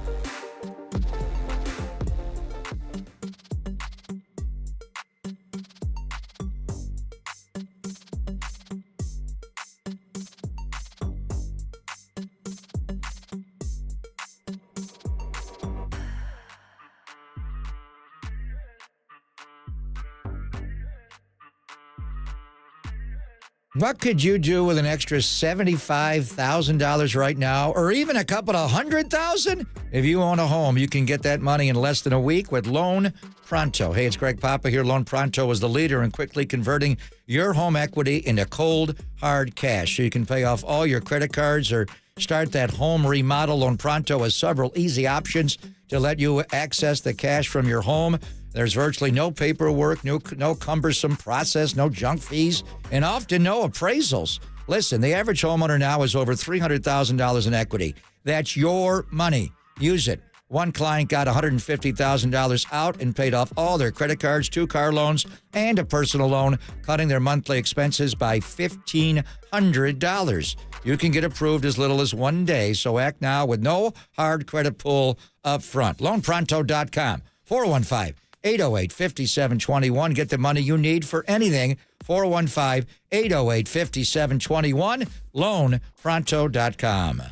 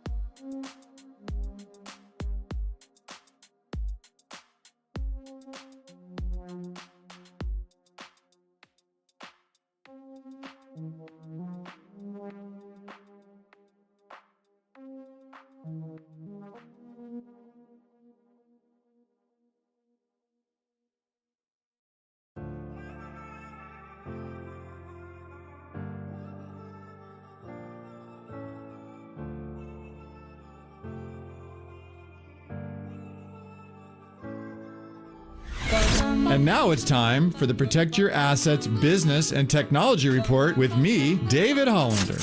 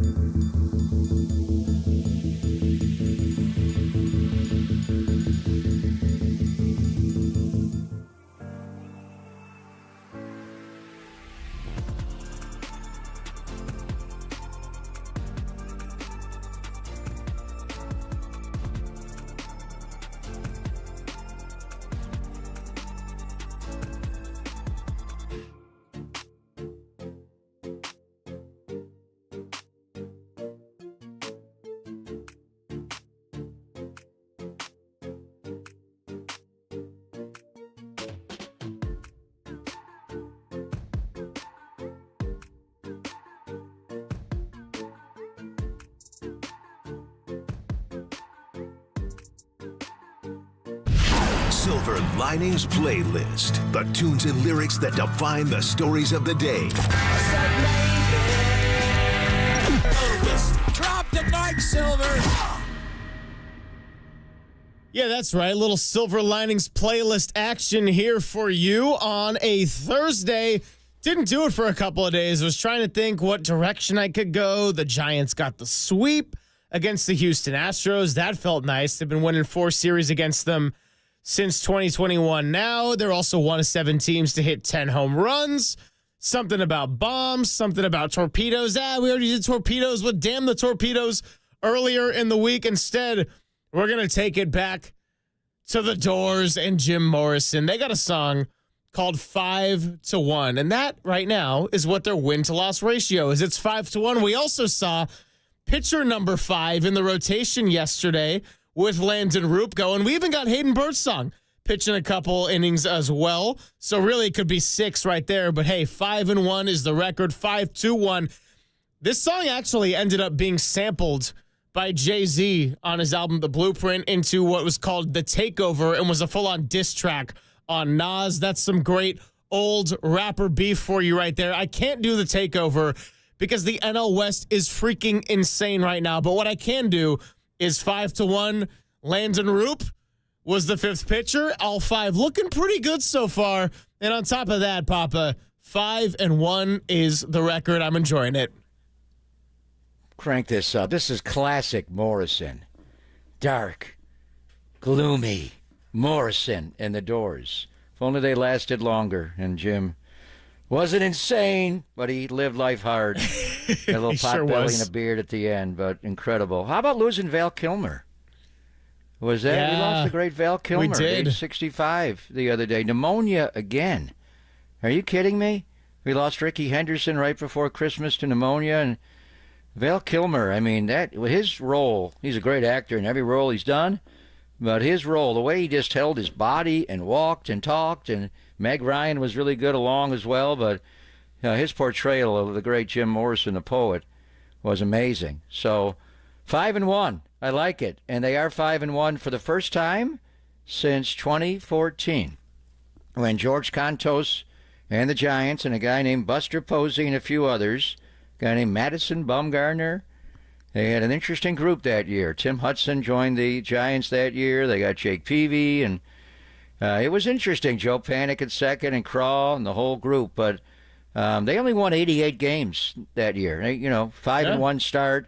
88's a good number. They did get in the playoffs, obviously, and were able to go all the way to the World Series, and what a run it was, ultimately beating Kansas City to win the World Series. So we'll see where it all goes, but 5-1 start, the first time since the Giants won their last World Series in 2014, and the hero, Madison Bumgarner, with his co-star as well as Buster Posey. Do you know when the time before 2014 that they started 5-1 was? Well, they were 6-0 in 2003. Are you saying exactly 5-1? Felipe Alou's first year with the Giants. 2010, they were 5-1 that year as well. 2012, they were 5-1 that year. Oh, were they? Yes, they were. I got 2010 when they won the World Series, whatever it is. Unless Walter's feeding me fake news, I'm going to blame him if it's wrong. I mean, they started 6-0 in 2002. Yeah.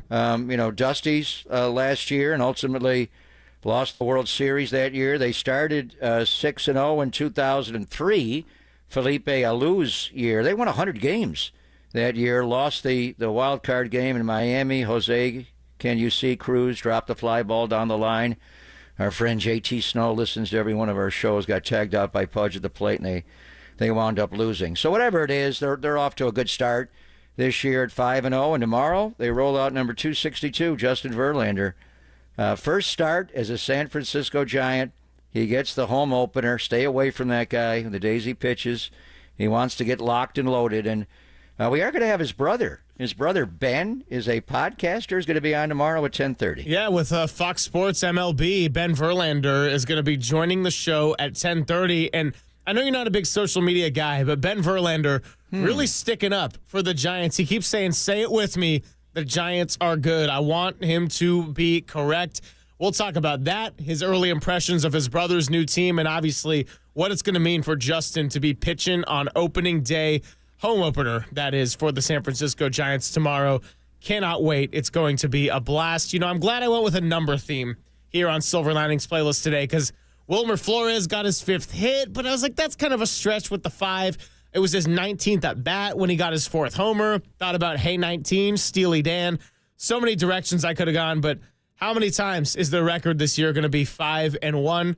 Well, it's only 1 because no matter what happens tomorrow, it will change. So there you go. We went with Jim Morrison, 1968, The Doors, the growly voice, taking over.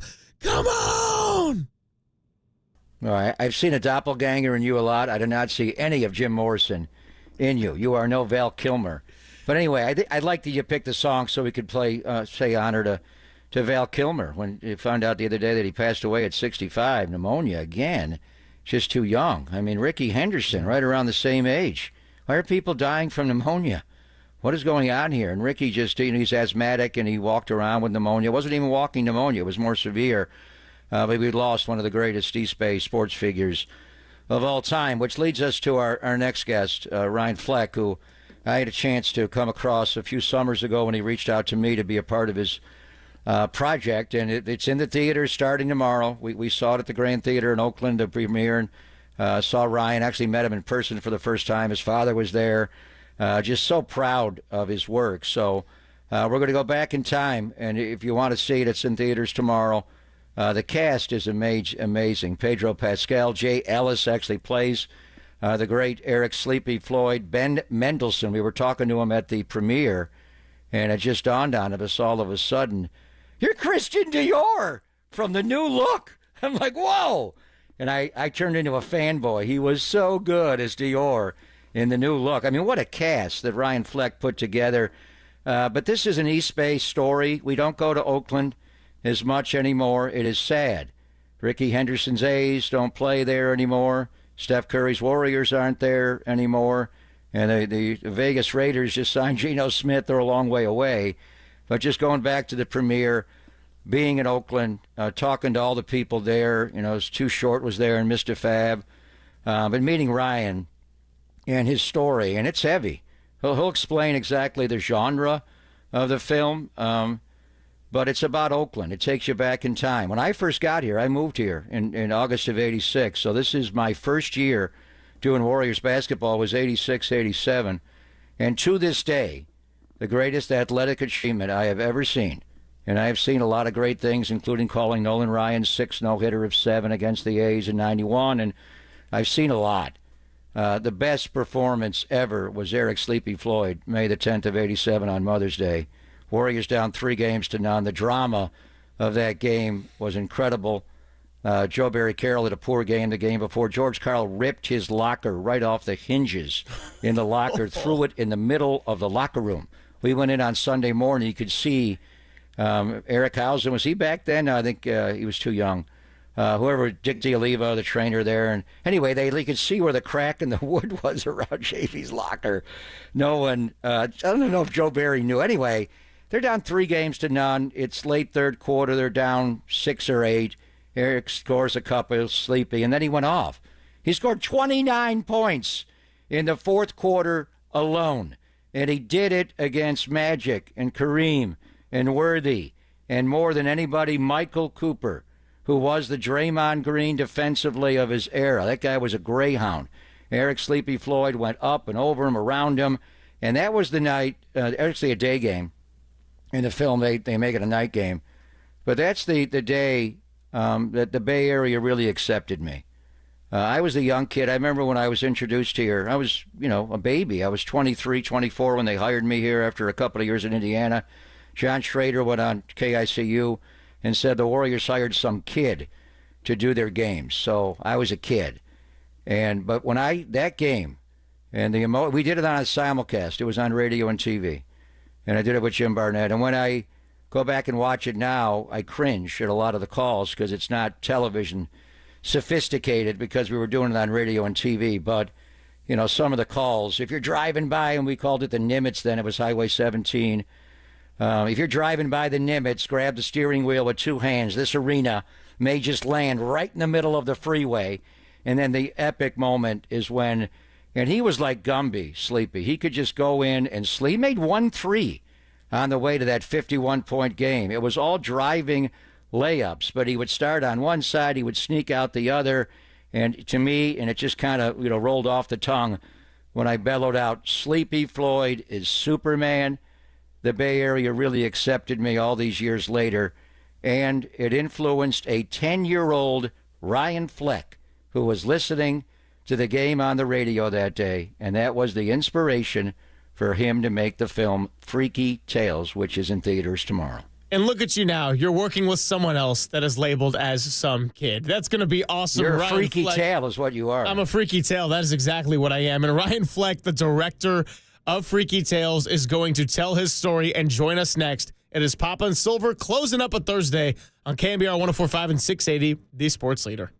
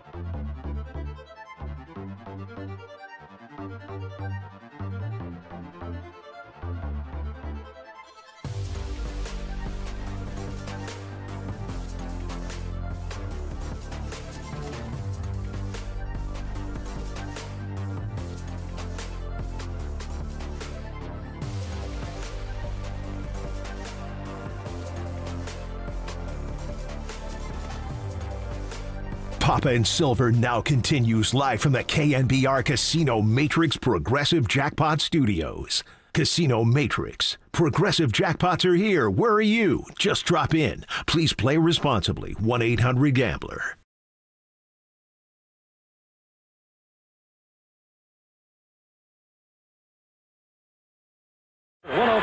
Bad pass, right to Larry. On the pass by Cooper. Floyd right side. Drives over Green. Up and good. Sleepy Floyd scores again. Sleepy Floyd is Superman. And we haven't even played 4 minutes of this quarter. Sleepy Floyd is Superman, huh? Where did that one end up coming from? Well, guess what? Freaky Tales and the song you hear from Too Short right here under this music bed is a great way to welcome in Ryan Fleck, the director of Freaky Tales, which you can catch tomorrow night, telling the wild story. It's got a fun trailer. Papa has seen the premiere already, and Ryan joins us courtesy of the UMA guest line. Thanks so much, Ryan. Greg Papa, Greg Silver, out here for KNBR 104.5 and 680 in San Francisco. How's it going with you today? Hey, guys. Hey. Oh, yeah, really appreciate your time coming by. And I want to let Papa, take a lot of these questions on. And I know you guys have gotten a chance to speak, and he spent some time with your father. But, I was reading in the Hollywood Reporter just kind of the whole origin story of Freaky Tales and how it sort of took on different lives in your head. And really wasn't until the pandemic when you got to put all this together. Just explain the origin story and sort of the brainchild that became Freaky Tales, which we'll see tomorrow. Yeah. Besides the song for the title, Freaky Tales, it all comes from Greg Papa's play-by-play of that game that you just played in the intro.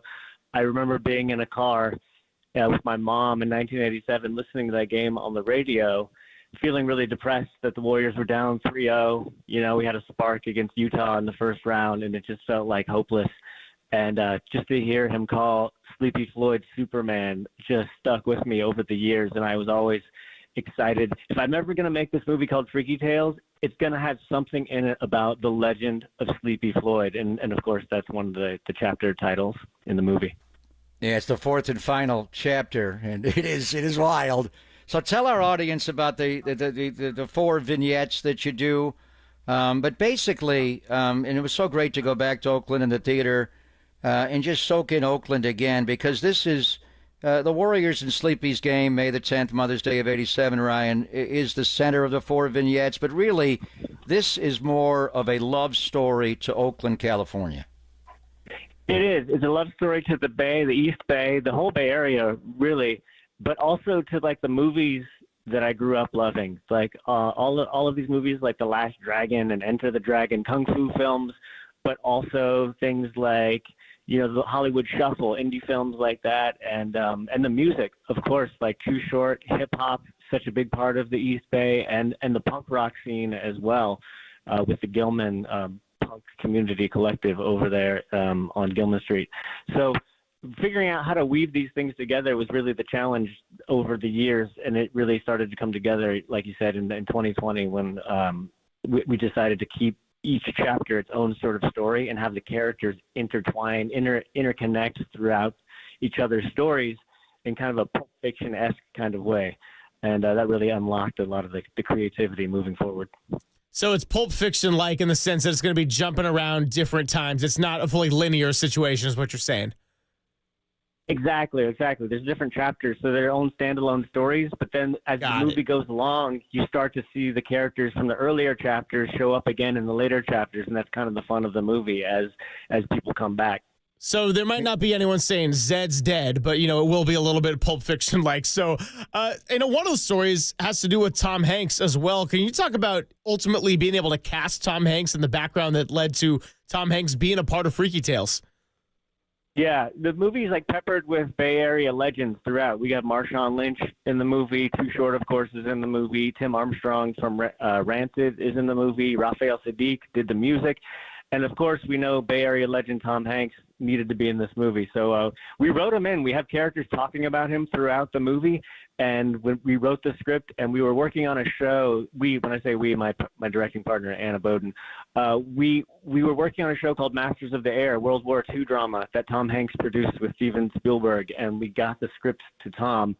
And he loved it. He was like, "Oh man, this is great. Of course I'll show up for this." And we didn't believe him until he actually walked onto set that day, and our minds were blown. Yeah, he was just in his role and the way he pulls it off is a video shop salesman and trying to sell people into buying. I'm not going to give too much away, but he steals it. He's just phenomenal. Your cast, Pedro Pascal, the Mandalorian. Wow, he was just phenomenal. Jay Ellis, who actually played Sleepy, and Ben Mendelsohn. We were talking to him at the after party at the premiere, and it dawned on me, that's Christian Dior from The New Look. I fanboyed on that guy. I mean, he was so good. He's so good in your film, and it's a totally different character than Dior in The New Look. But just talk about the cast. I mean, it's a star-studded cast. Yeah, they're all awesome. Mendo, as we call him, Ben Mendelsohn, this is the third time working with him. We worked with him on a movie we made about gamblers called Mississippi Grind, and then we cast him in Captain Marvel, of course, and this is the third time's a charm. But we love Ben. He's so volatile and crazy, and you never know what he's going to do next. And Jay we worked with also on a show called Mrs. America. Got to know him, loved him. He was our first choice for Sleepy. And of course the great Pedro Pascal, who now everybody knows is he's fantastic in the film. So Ryan, you make a cameo role in this movie yourself as well. I do? Wait, what did I do? Besides all my obsessions, I don't think I'm in it. Did we cut that out? Did you make it? I don't think I made the cut. No, I'm sorry. I'm sorry. He's not Tarantino. Tarantino does that. No, see, I got confused with the Pulp Fiction thing. I was reading about Too Short himself. Ignore me in my articles. We are talking to Ryan Fleck here, who is the director and did not make a cameo here in Freaky Tales, talking about Sleepy Floyd and everything. But, how would you compare putting this project together to some of the other successes you've had with, like, the Captain America series, for example? Yeah, I mean, with the success of Captain Marvel was, like, huge for us because without that movie, I don't know that anybody's just jumping in line to make this wacky, crazy movie, Freaky Tales. I think on the page, it's like, what is this movie? This movie is a crazy love letter to the Bay. It's got kung fu elements. It's got hip hop battles. It's got a punk and punk Nazi fight.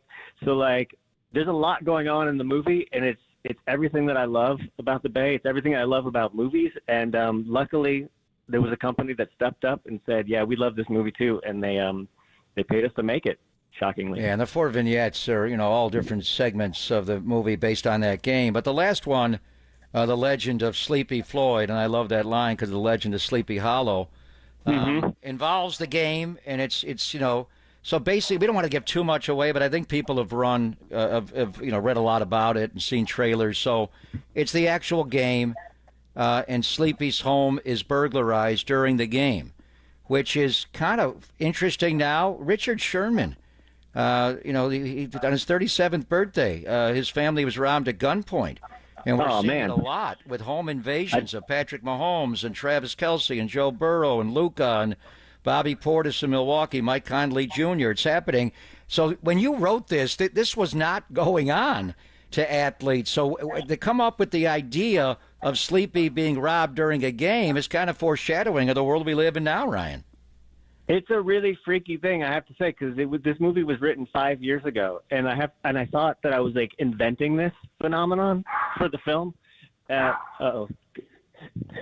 Sorry, my dog just got home. I thought we were inventing this phenomenon for the film, but like all of a sudden this thing started happening, and I was just like crazy. Just like I didn't know that this was something that was possible. Few more minutes here with Ryan Fleck. All right, so, as we try to figure out for our audience out there that wants to know more about Freaky Tales without giving too much away, just fill in this sentence for me. If you enjoy blank in your movies, you'll want to carve out time for Freaky Tales. Oh, say that again? Like, wait, sorry, I missed that. So it's a fill in the blank for you. If you enjoy blank in movies, you'll want to carve out time for Freaky Tales. Oh, gotcha. Yeah. Well, if you love movies and you love movies, if you love action in movies, if you like lighting Nazis on fire in movies, if you love just good music, and if you love the Bay, this movie's for you. Everything. If you just love, feature-length filmmaking at the highest level, you're going to like it. The acting, superb. The music, the feel, the vibe. So it was great meeting you in person and your dad was so proud of you and all you've done in your career, Ryan. But what's it like to sit in a theater? I don't even know if you sat there that night. You saw it earlier, and watch your own film and consume it with the audience. Is that a weird feeling? Yeah, it was surreal because it was at the Grand Lake. There's like 650 people there, and we shot there. So the movie takes place partly at the Grand Lake Theater, and we're sitting in the theater where the movie takes place. It was kind of surreal. In my hometown, I grew up going to movies in that theater, and just to have the roof blown off the place by 600 people from the Bay Area who really just got the movie and understood it and just had a blast. It was amazing. Last couple of minutes here with Ryan Fleck, director of Freaky Tales. All right, so you made a movie about events in the Bay Area, something that's close to your heart, memories of childhood. That's how we connected with our good friend Greg Papa right here. Maybe you don't have an answer to this yet, but what would your next Bay Area themed production be? I don't know, but I feel like if there's got to be Gary Payton has to get worked into the next one. I feel like Gary Payton we missed out on in Freaky Tales, so more Bay Area sports legends need to make cameos in the next Freaky Tales. And Gary Payton the second at the premiere, he was there, and he's got his son as well. Just a thought, Ryan, and I, going back to the theater and going to Oakland. We don't go to Oakland as much anymore because the Warriors don't play there anymore. The A's don't play there anymore. The Raiders are long gone. Just your thoughts on what has happened on the sports scene to your beloved East Bay to lose over time, and it's happening rapidly now. These three teams. It is so tragic. I can't even begin to tell you. I'm still a diehard Warriors fan. I feel like they didn't leave the Bay Area, and they started in San Francisco, so that's a little bit more of a complicated situation for them to go from Oakland back to San Fran. But for the A's to leave in the way they did was just heartbreaking. And I'm done with baseball, frankly. I'm done with baseball. John Fisher, I'm going to kick him in the nuts if I ever see him. Hey, Ryan, thanks so Maybe much for coming by. Film project in the Bay Area. Yeah, there we go. We got the answer right there. Ryan Fleck. It'll be bloody when you get him. I know that. Yep. Ryan Fleck sees a John Fisher. It's epic work, my friend. Thank you, guys. Appreciate it. Thank you, Ryan. Appreciate it. Yeah, congratulations on all of his accomplishments and Freaky Tales coming out. And there you go, Papa. You got it right there. He's going to kick him in the nuts. And I got to go see the movie myself, but it sounds like there might be a lot of blood to go with that nut kick. Yeah, there's a lot of blood. It is gory, but it's comedic is what it is. It's got a little cartoonish element. It's just the acting is well done. We'll see how the nation, receives it. You're going back in time. You're going back to '87. The music, everything they had to do. The signs on the street, they had to change. The cars, and this is to me it was amazing because that's when I first moved to the Bay Area. To just feel that time like you're going back into a time machine. And I've been here, almost 40 years now. So it is amazing from that standpoint. It's got a lot of Oakland and East Bay and Bay Area in it. But that's the way movies are set. When a lot of films are in New York or Boston or L.A. And so I'll be anxious to see how the country does perceive it. But I loved it. If you're a Bay Area sports fan, you'll love it. If you're an East Bay fan, you're going to love it. You're going to love the music. You're going to love it all. So I'll be anxious to hear when we come back. Maybe not so much tomorrow during opening day, but next week if you see the film over the weekend, what you thought of it. Well, I love how when I asked him, if you love blank, you're going to want to see Freaky Tales. And he goes, action, the Bay Area, just keeping it very generic, and then throws in a lighting Nazis on fire. Like, oh, okay, now we're getting really specific here. I like this. There's a lot of that. It happened at the Gilman. The Nazis, the skinheads rolled into town. I didn't know that all happened, but that was prevalent. All right, Papa, on the other side, we're going to wrap up this show, hand it off to Dirty Work. But until then, it is time to make you some money. The following interview is being paid for by TakingVegas.com, and the views, opinions, and picks expressed do not reflect those of the station or its ownership.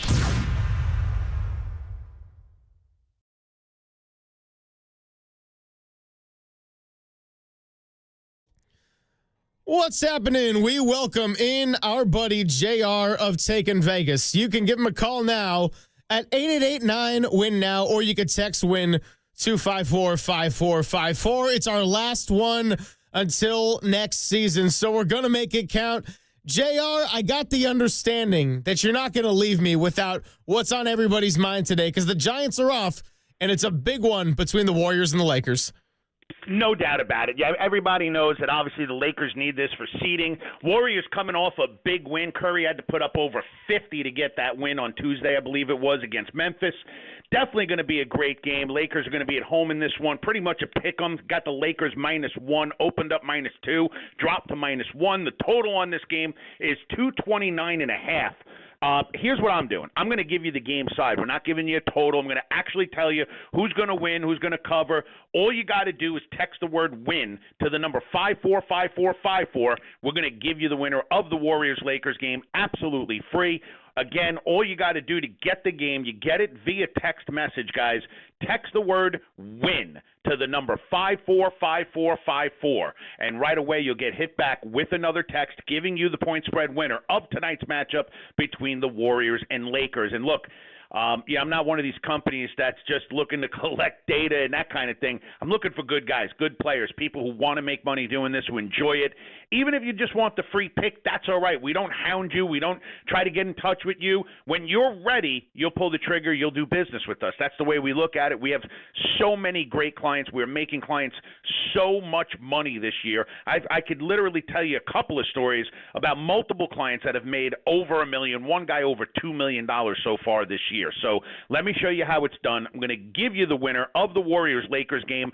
Again, via text message, just text the word WIN, W-I-N, to the number 545454. We'll give it to you absolutely free right away.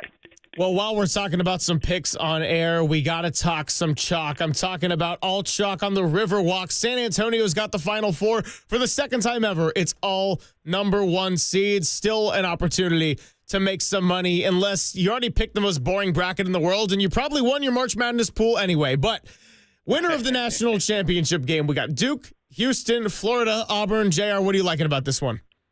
Well, you know what? I think that there is a lot of opportunity. And unfortunately, because of the transfer portal, I think you're going to see a lot more of this moving forward, right? The last time we saw 4 number ones, I believe it was like 2008 was the season that we saw 4 number ones. And that's the only time it had ever been done before this. So this is, some would say, a rare occurrence. But I get the feeling because, these kids that look good at George Mason and George Washington, all these mid-majors, they hop into the transfer portal, and next year they're playing, for Purdue or Ohio State or Virginia, one of the top teams. So you're going to see a lot of these number ones continuing to stay number one, stay strong. I mean, I believe it was Rick Pitino came out the other day and said someone gave him an open checkbook. He doesn't even want to recruit freshmen. He's just going to go into the transfer portal and buy players.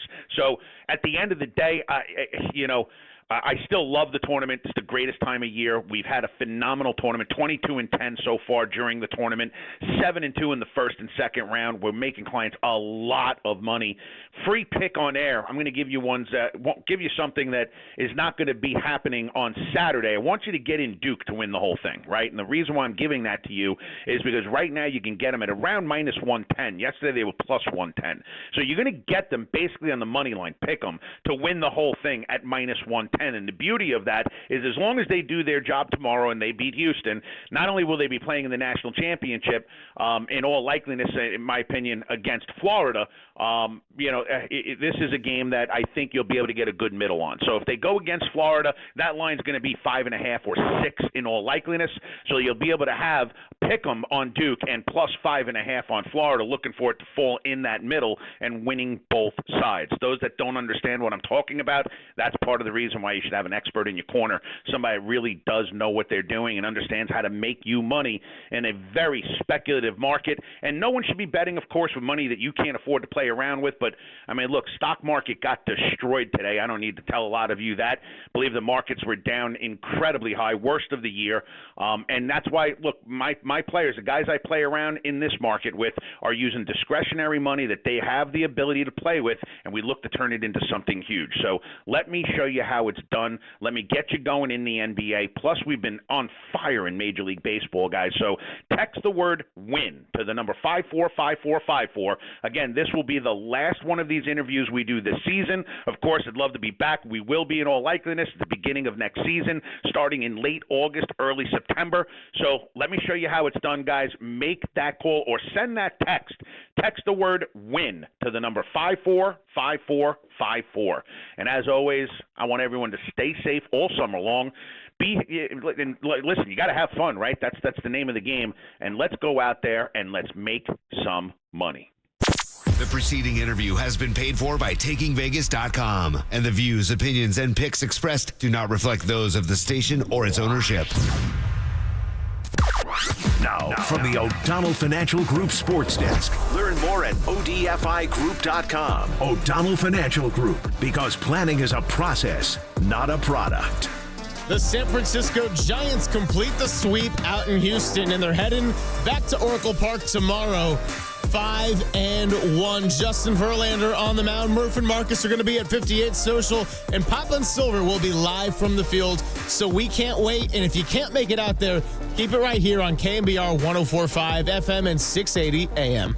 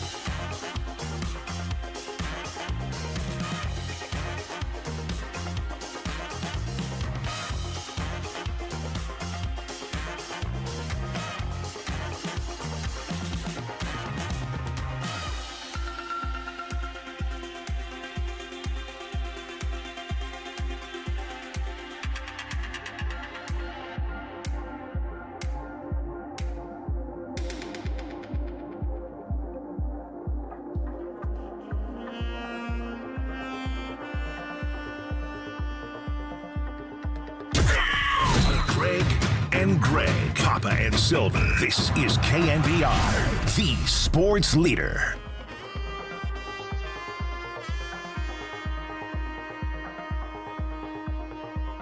Papa and Silver just about ready to wrap things up. We're going to hand it off to Dirty Work Copes, Depop, Tim Webb coming your way in just a few moments.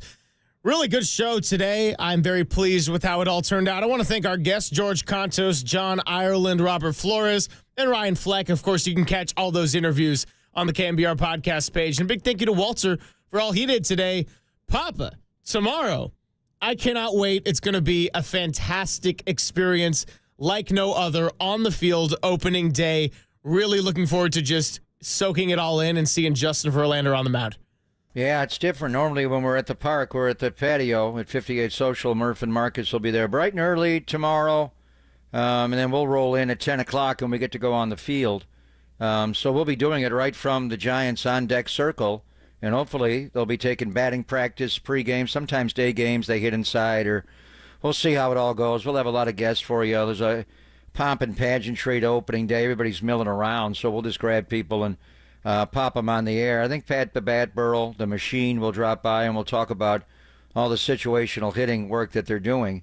So certainly a lot to address leading up to the broadcast starting and the first pitch being at about 1:30 as they celebrate 25 years, 25th anniversary at 24 Willie Mays Plaza. It'll be sad. This is the first one without the Say Hey Kid. So it'll be emotional there. And it's actually the 26th year of the ballpark, but it's a 25-year anniversary. So I'm sure there'll be I'm wondering about the first pitch. We talked about it with Barry Bonds. Throw it maybe to Buster Posey.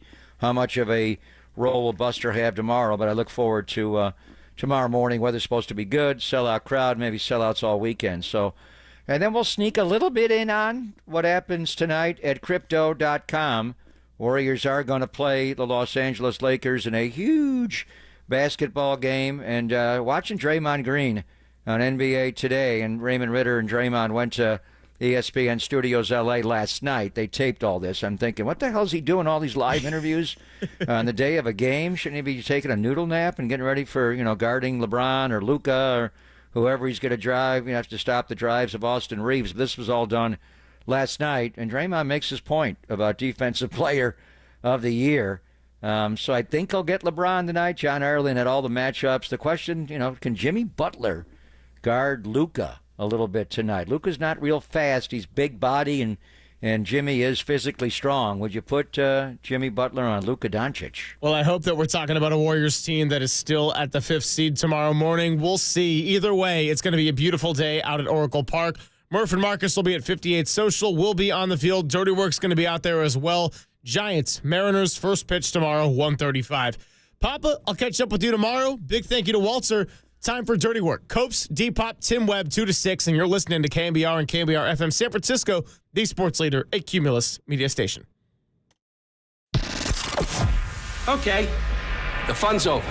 They've done the dirty work of the radio business. Anybody messes this thing up for me tonight is through. Engineering, board operating, and producing. Not only are you fired, your life is over. And now, they have the microphone. What could go wrong? Nobody messes up. You understand me? Don't mess up. Adam Copeland. You wanted some sort of hard-hitting Bob Lee journalism. You came to the wrong place. Derek Papa. Oh, boy. Okay. It's getting hot. Is it getting hot, sir? That's even worse. How are we feeling? It's getting hot. Oh, boy. And Tim Webb. Mankini, yes or no? 59. We go with this, Tim. It's a dirty job, but someone's got to do it. Ridiculous.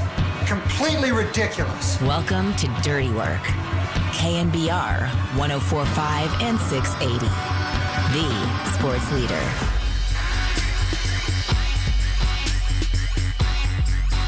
Dirty Work on a Thursday afternoon. Adam Copeland, Depop, Tim Webb, as soon as Walt gets his ass out of the chair, our only full show of the week. You ready for it? I'm ready. You got stamina for it? I've been holding it in all week. Now I got a full 4 hours. You've been holding what in? My takes. Anyway, KNBR holding it in. And my urine. I mean, dude, we see this. See, what's his name? Cory Booker did the 25 hours. I saw that. Yeah. On the Senate floor. And that was all the questions for him after. Wait, sorry. How long was it again? It was 25 hours and 8 minutes. And it was the longest speech ever on the Senate floor. He passed. 25 hours? 25 straight hours. You're not allowed to sit down. You're not allowed to go to a bathroom break. You got to be. And he was talking the entire time. It was wasn't technically a filibuster, I guess, but it was the longest ever speech on the Senate floor. Past Strom Thurmond, who never get when a dude is at the top of the list for 24 plus hours, and he was an old dude, anti-civil rights guy way back when. So anyway, after the speech, forget the contents of the speech. All the questions for him were not about any of the content or any of the stuff that he was laboring over, trying to make points about whatever's going on with the country. They were all about so what was your strategy for getting through 25 straight hours? When did you stop going to the bathroom? When did you stop eating? When did you stop drinking? Putting Scott Hansen to shame. Dude, Scott Hansen commented on it on Twitter yesterday. He said, dude, game recognized game. Dude, there's a new champion in holding your bathroom. Yeah, 25 hours. I mean. Apparently he didn't eat after Friday and didn't drink after Saturday, and then he stepped on I think he started his speech on was it Tuesday morning or something like that? Monday night, Tuesday morning? Is he trying to copy Jimmy Stewart and Mr. Smith Goes to Washington? That's an old reference for all you kids out there. Thank you. I think he topped that already. Anyway, 25 straight, 808, holding it in. Holding it in, baby. I mean, every once in a while, we get into the middle of a 4-hour show, and I'm I can't even hold that in. Yeah, I've been pretty good with my bladder when it comes to these 4-hour shows. Yeah. the bladder. I've put it to the test. That one day. It wasn't the bladder, though, Tim, that got him, remember? No, it was a bad combination of tea and chicken. Yes. That's the one day. It wasn't the bladder. It was a probiotic, I think is what Derek is saying. Exactly. Dirty work. I put it to the test with burritos and chicken and tea. Dirty work on a Thursday. Get some bad chicken, that'll get you. It will. Had some a couple weeks ago. I know you were telling us about it. Oh, dude, I'd never had food poisoning before. Chicken messed you up. Last Tuesday night or last Monday night, ended up with something that was gnarly. Gnarly. Didn't miss the show, though. What am I, Jack Loader? I didn't miss either. What am I? A little bathroom problem? I'm missing work with my loader? Seriously. Our guest today, we're going to do a lot of basketball talk because we didn't have a chance at all to get in to any Warrior basketball yesterday, and we have the biggest game of the season. We've been saying it every game, but now really cool and unique in that we get a pennant race that's going to involve the Warriors and the Lakers here. They're going head-to-head. Pretty much every other team in the Western Conference. No seeding is going to change for the Warriors in terms of climbing today, but it can solidify some 5 stuff, especially because Memphis does play tonight against the Nets in Brooklyn. Okay. So Memphis sitting right behind the Warriors right now. Is it Memphis or Minnesota that plays tonight? They both play tonight. Okay, hold on. Let me double check here. You can pull the schedule up, but we are going to get into Grizzlies play the Heat. And Minnesota. The Nets. Yeah, sorry, Minnesota plays the Nets, yes. So it's Minnesota at the Nets, Memphis at the Heat. Anyway, we'll get into a lot of Warrior talk because Warriors and the Lakers tonight, 7 o'clock from Crypto.com Arena. And we talked about this the last time they squared off. Still the number one show in town in the NBA. Steph versus LeBron, the two biggest trades at the trade deadline, Warriors and Lakers. And as I said to you the other day, if the Warriors can get past Memphis, like they did 2 nights ago, they have an opportunity now to cut the Laker lead over them down to 1 game with a tilt against Denver tomorrow. And by the way, Denver's only 2.5 games above the Warriors. Yep. As it stands bad right now. loss last night, even though they rested Nikola Jokic, Jamal Murray, Aaron Gordon. Lost the San Antonio Spurs. So Denver, I don't know if they'll get the 2nd seed right now. I think they're 3 games behind Houston. I should clarify that. The Warriors are 2 games back of both Denver for the 4 and the Lakers for the 3. Lakers have the tiebreak over Denver. So the Warriors 2 back of the 3 spot right now and 2 back of the 4 spot. The Warriors do not have the tiebreak over the Lakers. They do not. And they can't, right? No. They lost all 3 at this point? They've lost all 3. There's no way that they could gain ground on them. Unless they have a better record. In terms of the tiebreak. But this could still today, if the Warriors win tonight against the Lakers, they will wake up tomorrow as the 4 seed. They'll go to bed tonight as the 4, they'll wake up as the 4, and then they'll have a tilt with Denver for that 4 and 5 position. I mean, dude, this is probably the hardest back-to-back I've seen the Warriors play in quite some time with the opponents they're playing. And it's 2 opponents that really have their number right now. The Lakers, 3 wins against them this season. And as we've said for the longest time now, the Denver Nuggets have won 9 straight dating back to the 2022 playoffs. Both teams kicked the Warriors' ass. 9 straight. 9 times. So 9 straight regular season wins? Or it includes playoff games? They have not met in the playoffs since 2022. Right. So it's 9 straight regular season meetings. The Warriors have lost every single time to the Denver Nuggets. They're due. They're due. But Mike Kruger would be like, if it's a giant pitcher who's like that, is like he's 0 for 9 against this Giants pitcher. Yeah. Kruger could be like, well, it's ownage. What if it's a hitter that needs to get a hit for the Giants against the opposition? Oh, well, he's due. Seen him 9 times. I know what he's got. Hey, but this schedule is also pretty damn brutal. I mean, even though it's in L.A. and that's a quick trip to come around back to Chase Center tomorrow, I mean, to have this road trip to go to Atlanta, to Miami, to New Orleans, to San Antonio, to Memphis, to L.A., come back home for a couple of hours, and then play the Denver Nuggets, That is a gauntlet. Yeah, and then you get Houston on Sunday at home as well, and then you go back on the road. The Warriors always beat Houston. Phoenix, San Antonio next week, Portland next week as well, and then that final game a couple of Sundays from now against the Clippers at a 12:30 start out at Chase Hey, Center. at least we know that Buddy Hield won't be reprimanded for the old finger guns. Neither will John Morant. So I sent you guys this video the other night when the Warriors were playing Memphis. John Morant notably suspended more than once for firearm violations as it relates to league image and whatnot. The one with him in the nightclub, I guess he had a firearm. He had the other video. One. He's in a video like a convertible waving a gun around. Even his friend in the video was like, "Whoa, what are you doing?" And he'd already been in trouble at that point. The convertible was even more ridiculous than the nightclub. Anyway, John Morant, after a shot goes down the other night, does a double guns like machine gun sort of celebration. Even Draymond looked at him like, the hell are you doing, man? Well, I think Draymond was directing it at Buddy Hield, be like, don't be as dumb as him. And then Buddy Hield did it back to him, right? So, I mean, for a guy who's been in trouble for that stuff in the past, not a good look. The NBA then said today they will not punish Buddy Hield or John Morant. Yeah. For the celebration. The finger guns, they said it was not violent in nature, but still a bad look. Well, yeah, they were real guns. Well, yeah, I don't know what they would deem violent in nature. Like, LeBron, I remember one time in the NBA Finals, I'll show you a video clip. It's one of my favorite gifs. My buddy and I have joked about this forever. It's LeBron in the Finals, I don't know, 10, 12 years ago, and it's going to break. And it was the same thing. They had like a little video package of highlights for John Morant doing the double gun celebration. And LeBron, he's doing one where he puts a clip in, cocks the gun, and then puts it into the holster. And as he does it in slow motion, the NBA Finals on ABC logo like fades in on the side. It's one of the funniest things ever. You're like, it almost seems fake, but Oh, man. LeBron also. I mean, LeBron did it too well. I was like, that guy's familiar with firearms, I think. Anyway, John Morant not going to be punished. He also put out a tweet last night after everybody was talking about it, where he said, "Jaw this, jaw that," with a laughing, crying emoji. I thought that was hysterical.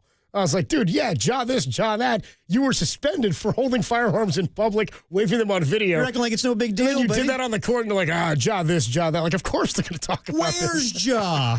Where's his mind at? Anyway. I don't want to die. I'm scared to death. John Morant and T. Morant are hell of a combo. His dad, T. Morant, who's been banned from a couple of arenas, I think. Yeah, I forgot into the fight with he's up there in annoying Shannon fathers. Sharp, right?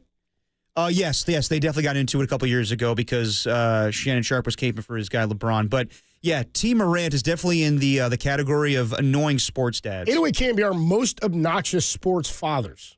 I mean, I'll give you my list. Marinovich has got to be up there, right? Oh yeah, Tom Marinovich dad. Oh, maybe the worst of them all.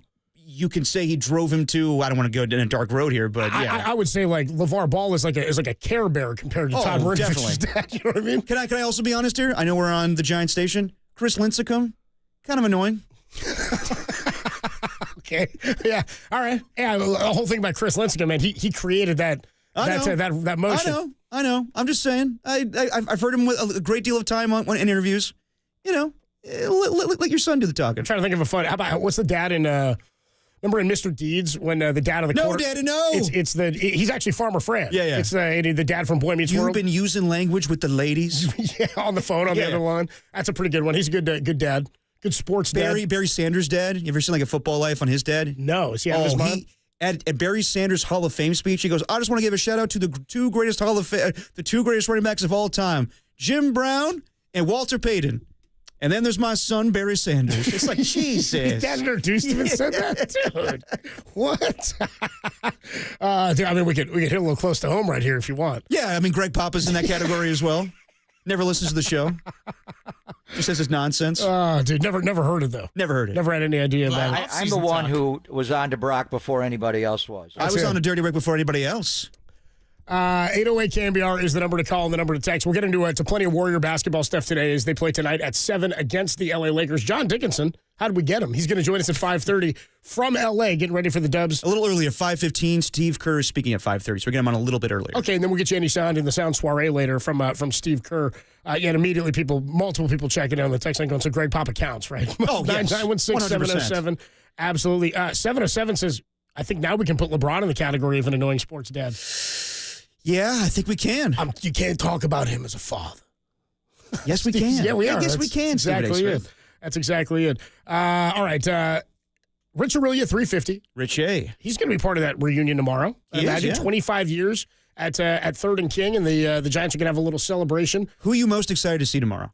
Well, I don't know who's going to be there. The Giants do a great job of bringing guys back like this. And you know me, I'm an obscure. There's guys you fall in love with when you watch baseball. Like, we all love our JTs and our Rich Aurelias and our Kirk Reeders, and I hope Rob Nem's going to be there. That would be sweet. Rob Nem would be great. Okay, I no imagine he'll be chance there. in hell Jeff Kent's there tomorrow. I'd like him to be. He won the MVP in 2000. I know. But when's the last time he showed up to the ballpark? I don't know. I know there's been times in the Bochy era where he definitely showed up at, like, in spring training when they have guys show up and be like roving instructors and stuff. Kind of like how Buster brought a bunch of guys back this year, and he had JT out there. Joe Panic came back and worked with the guys. Pablo was there at one point, hanging out. Like, it's good to have that stuff around. And Jeff Kent did that, I want to say, a couple of times in the Bochy era where they were just bringing guys back. I remember him doing an interview at one point, like on KNBR, wearing a Giants lid or something like that. But I don't know. I don't. Like, if he's invited back, maybe he'd come. Maybe he's not affectionate about that stuff. I mean, when JT Snow has talked to us about him, he goes, Jeff was one of those guys who, and you knew it based on the way he played, it was all business for him. He said he wasn't like a big sports fan where he watched tons of games. He said he'd go and play his game. He'd get 3 hits, and he'd go out and do whatever he did in the nights and weekends and off-season, come back. He wouldn't know what the scores were around the league necessarily. Didn't really care. Was just out there to do his job and drive in runs, and he did it at a clip better than almost anybody who's ever played second base in the history of baseball, in my mind. So it would be cool to see Jeff Kent. I'd like Jeff Kent to be out there. And correct me if I'm wrong, that season was when we have the infamous quote, enjoy the game more. I think it was a 2000 season. Is that year? Do you know, Tim? Do you have a date on that? I want to say Ralph and Tom were on the field with Jeff before a game, and that's when he said it. You guys do all day long, KNBR, bitch about the game, enjoy the game more. Jeff Kent, man, so funny. I'll settle for a Survivor Jeff Kent sign off too if you got it. If we looked at like a 2000 team, and I wonder if because look at it right now, I also wonder if it's simply the 2000 team reunion, or if there's going to be other guys from that era, like just kind of help usher that in. I mean, will Dusty be around? Yeah, you mean like to think he's part of the organization now. Pretty cool if Dusty was there. You think Calvin Murray's going to be there?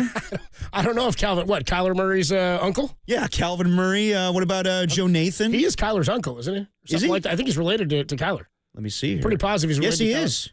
Joe Nathan. Yes, he is, yep. Joe Nathan would be a cool one. He emerged more in like 02, 03, really 03. Mark Gardner? Gardy would be a great one to have. I imagine he'd be out there. Sean Estes. Yeah. From the 2000 team. Some of these guys are so local or still doing stuff around the broadcast team and whatnot. Who else? Throw some other names. Russ Davis. I'd love a Billy Miller. Tim, that'd be sweet to get a Bill Miller out there, huh? From 2000. I'd like that. Maybe a Marvin Bernard. Yeah, Marvin Bernard would be good. Marvin Bernard. Ellis Burks. You think they'll bring back Kevin Elster to get booed? Hit 3 homers on opening day when the ballpark opened. I don't think he'll be there. I don't think we're celebrating that moment. I think we're looking for a better outing tomorrow than we had on the first game ever played at Pac Bell back in 2000. All right, we'll take a quick break. Rich Aurelia at 3:50, Mark Spears at 4:50, talking Warriors and Lakers. JD at about 5:15 from LA on Lakers and Dubs as they play the biggest game of the season, really for both of these teams tonight. Yeah. We'll get into this one next because they both made huge trades at the trade deadline. We'll talk about who's benefited more from those trades. What's on the line tonight for the Warriors? They sit 2 back now of not just the 4, but of the 3 seed, and they play both teams ahead of them in the next 2 days. Tonight against the Lakers, tomorrow against Denver. 808 KNBR, 415-808-5627. The number to call and to text. Dirty Work, the greatest show in America, rolls on as the Dubs get ready for the Lake Show on the Sports Leader. You know what pissed me off? Is I think I've made about $60 million playing baseball, and I want this freaking $1 million in this game. And it's not even $1 million. It's $600,000 by the time Obama takes it. I'm a Game 7 World Series loser. You know, I've played in the biggest games in the world and the worst games in the world, but this just sucks.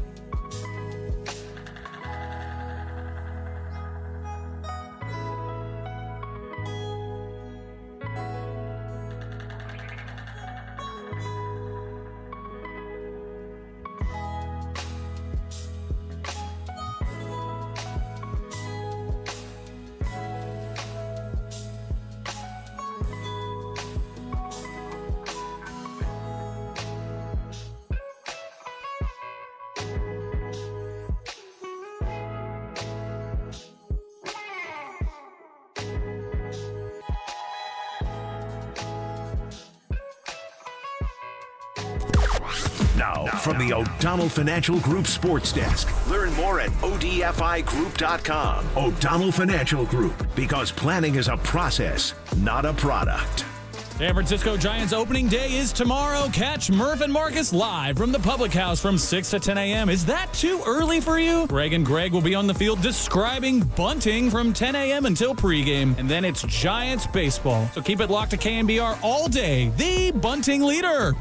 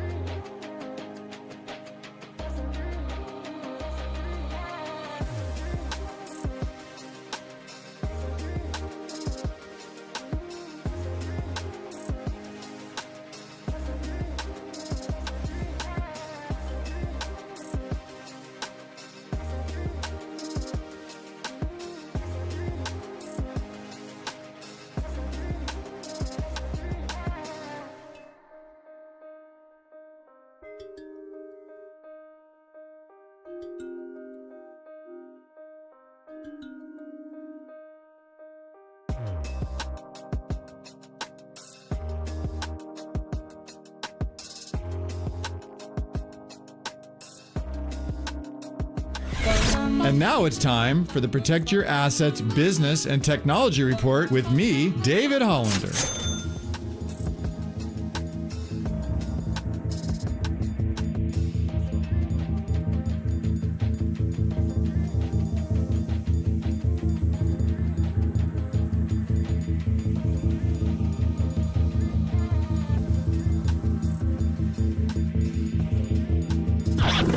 This has been the Protect Your Assets Business and Technology Report with me, David Hollander. Will you have enough money in the bank when it's time to retire? That's the big question that's keeping you up at night. Let's talk about it. Join me this Saturday from 8 to 9 a.m. right here on KNBR for my show, Protect Your Assets. Or call 1-866-PROTECT.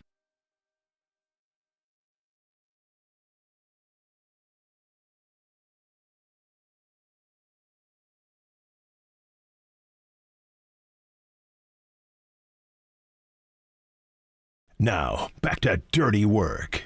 Adam Copeland and Derek Papa on KNBR 104.5 and 680 AM, the sports leader.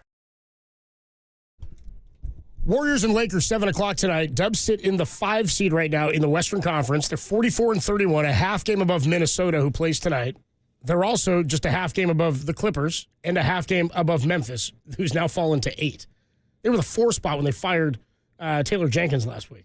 Yeah. They've fallen 4 spots since they fired their coach with like 10 games to play. Not a lot of improvement since that move. Houston's locked up a playoff spot. They're under the 2 seed right now. A little bit of a surprise to me. Oklahoma City, of course, is sitting up at the top. They're going to be the 1, 64-12. The Lakers right now, though, as we pointed out, what's at stake tonight? The Warriors can climb a bit closer. Actually, if the Warriors win tonight against the Lakers, they will be the 4 seed going into tomorrow's game against Denver. They'll jump Denver, and they won't be the 4 seed. They'll be a game back, They'll be a game and a half back of Denver playing tomorrow with a chance to be just a game back with a victory over them because they're idle tonight after their loss yesterday, but they've fallen to the 4. Right. So, again, it's really hard to project what can happen. But it's so jumbled right now. I can't remember the last time I've seen the Western Conference this jumbled up. It's usually very strong in teams that have won a lot of games. This is the first time where I feel like it's kind of been a little fluky this year. Like, I'm not buying the Rockets as the 2 seed. I kind of wanted them to slip down a little bit to the Warriors level if they were going to be a first-round matchup, and now I think that's going away a little bit. Some people think the Clippers are coming, that they're on the rise. Yeah, they are. That they've played better in their last 10. Minnesota, too, man. Even though the Warriors have the tiebreaker with them head-to-head-wise, so you have a little bit of wiggle room there, but Minnesota, I mean, their schedule is so easy down the stretch here. 7-3 in their last 10. Clippers are 8-2 in their last 10. Warriors 7-3 in their last 10. The Lakers 6-4 in their last 10. So what's at stake tonight here is obviously positioning. Warriors can't gain anything here in terms of a tiebreak. And we should note, Lakers have been one of the best teams in all of basketball in conference play. Yes. Outside of the Oklahoma City Thunder, the Lakers have the best conference record in the West. 32-13 in the West. They own the tiebreak. According to my buddy Brett, who's a big listener and a big Laker fan, he texted me, said, Lakers have the tiebreak against every team in the Western Conference except for OKC right now. They also still have to play OKC twice and Houston once. And OKC has everything wrapped up, so they can just rest their starters. They don't have, they're not too worried about it. Even though they've won 11 in a row, and we'll get to it later, Mike Greenberg thinks they're maybe the best team of all time. I'm not there yet. Yeah, I'm not there yet. You know what I mean? Warriors went 73-9, lost the finals. Everyone's like, well, they're not the best team ever. The Pats are the 18-1. They're not the best team ever. You got to win the whole damn thing. Let me call you the best team of all time. Yeah, we all know it's the 72 Dolphins, right? Yeah. Come on, bro. You know what I'm saying? Yeah. Anyway, what's at stake tonight for the Warriors? First of all, Gary Payton, he's going to miss tonight's game. Again, torn ligament in his finger. They're saying he's after today. He'll be day-to-day. So he could play tomorrow, which would be huge. But let's not rush that back too quickly. The Nuggets lost last night after playing a double overtime thriller in a loss 2 nights ago. Yes. Who'd they lose to? They lost to they lost to Minnesota, which was so bad for the Warriors. Double OT game. Well, but the Warriors won and they climbed. No, I know. I'm just saying, like, they're on their heels. Like, again, I'm not worried about the teams behind them. I'm worried about the teams in front of them because the teams in front of them are the teams you're playing right now, and you control what you control your destiny against the teams that you play, right? You can't control what's going to happen with Minnesota. I know, but you're looking over your shoulder a little bit. Of course, but you don't play them again, so there's not much you can do about it. You just got to keep playing against the teams, and if you keep beating the teams in front of you, you can jump some of those teams and make Minnesota somebody else's problem. Which is why the next 2 games are so interesting. As I said before, it's teams that you've struggled against in the past. It's also teams that you could see in the first round. Like if you climb up, you could have the Lakers drop to 4, or you could move up and have the Lakers potentially face them in the first round. Same thing with the Denver Nuggets. Like, this is going to be very interesting the next 2 nights. To play the Lakers, to play the Denver Nuggets. I know that the previous game was the biggest test up to this point. These next 2 games, take Sunday out of it. I know that that's another contender in the West, you could say, with the Rockets, but I'm not buying them right now. These next 2 games will definitely give an indication of how we look at the Warriors in the postseason. It's so funny, though, because they also won't be indicative of how the season's going to end. There's still enough games left, and everything's so bunched up that the Warriors, again, we said it, a week ago, Memphis was the 4, now they've lost 4 in a row, and they're the 8. Yeah. And they're in the play-in tournament, but still just a half game back right now of the 5 seed, and 2.5 back of the 4, and the 3 are some of these teams sitting that far down. So I told you last week, I'm not really as concerned anymore about what the test is. Like, are they tested? Have they been tested enough? Playing this high level of stress, at this high level of stress every single day, it's kind of like when we look back at 2021, Giants and Dodgers, and we said, it just felt like whoever came out of that series was going to be at a disadvantage against the Braves because the Giants and the Dodgers had played effectively playoff baseball for like 5 straight weeks. Every day it was what's the other team doing? And now with the Giants, with the Warriors, you're looking at like 5 other teams, which is why it's tough for me to gauge any level of like, they're better now because they beat this team, or I think less of them now because they lost to this team. At health with their top 3 guys, and I want Gary Payton back, but with Steph, Jimmy, and Draymond, the way Draymond played the other night, against Memphis, the way Jimmy played, especially in the fourth quarter. Yep. These are the performances that these guys rise to the occasion for. If there's a big game on the table, Draymond's going to be there.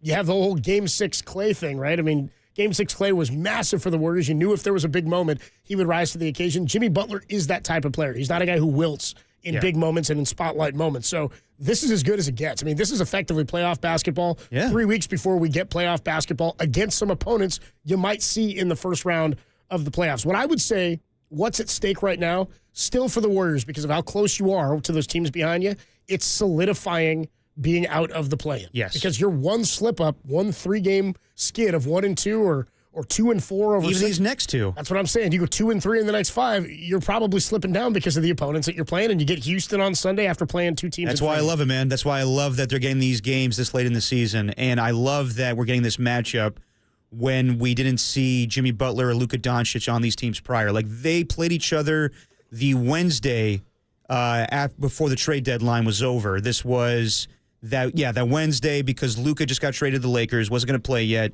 Jimmy just got introduced as a Golden State Warrior, did the press conference, was going to play in that game. I love that these 2 teams haven't seen each other since that time. And, prior to the whole moves and everything, the Lakers have had the Warriors' number. Every game this year has been a battle. That Christmas Day game with Steph Curry and LeBron James, it felt like a one-man show with Steph Curry carrying that game. They almost won that game, and in the end, I want to say Austin Reeves gets the layup to win that game. There's another game earlier in the season or later on after Christmas Day where Anthony Davis went off, but I think like a couple of days later, a week later, they traded Anthony Davis to Dallas. So I want to see how different this team is in the 4th matchup against the Lakers. It's just such a different Lakers team now with Luka Doncic. I have no idea what to expect tonight. Is Jimmy guarding Luka?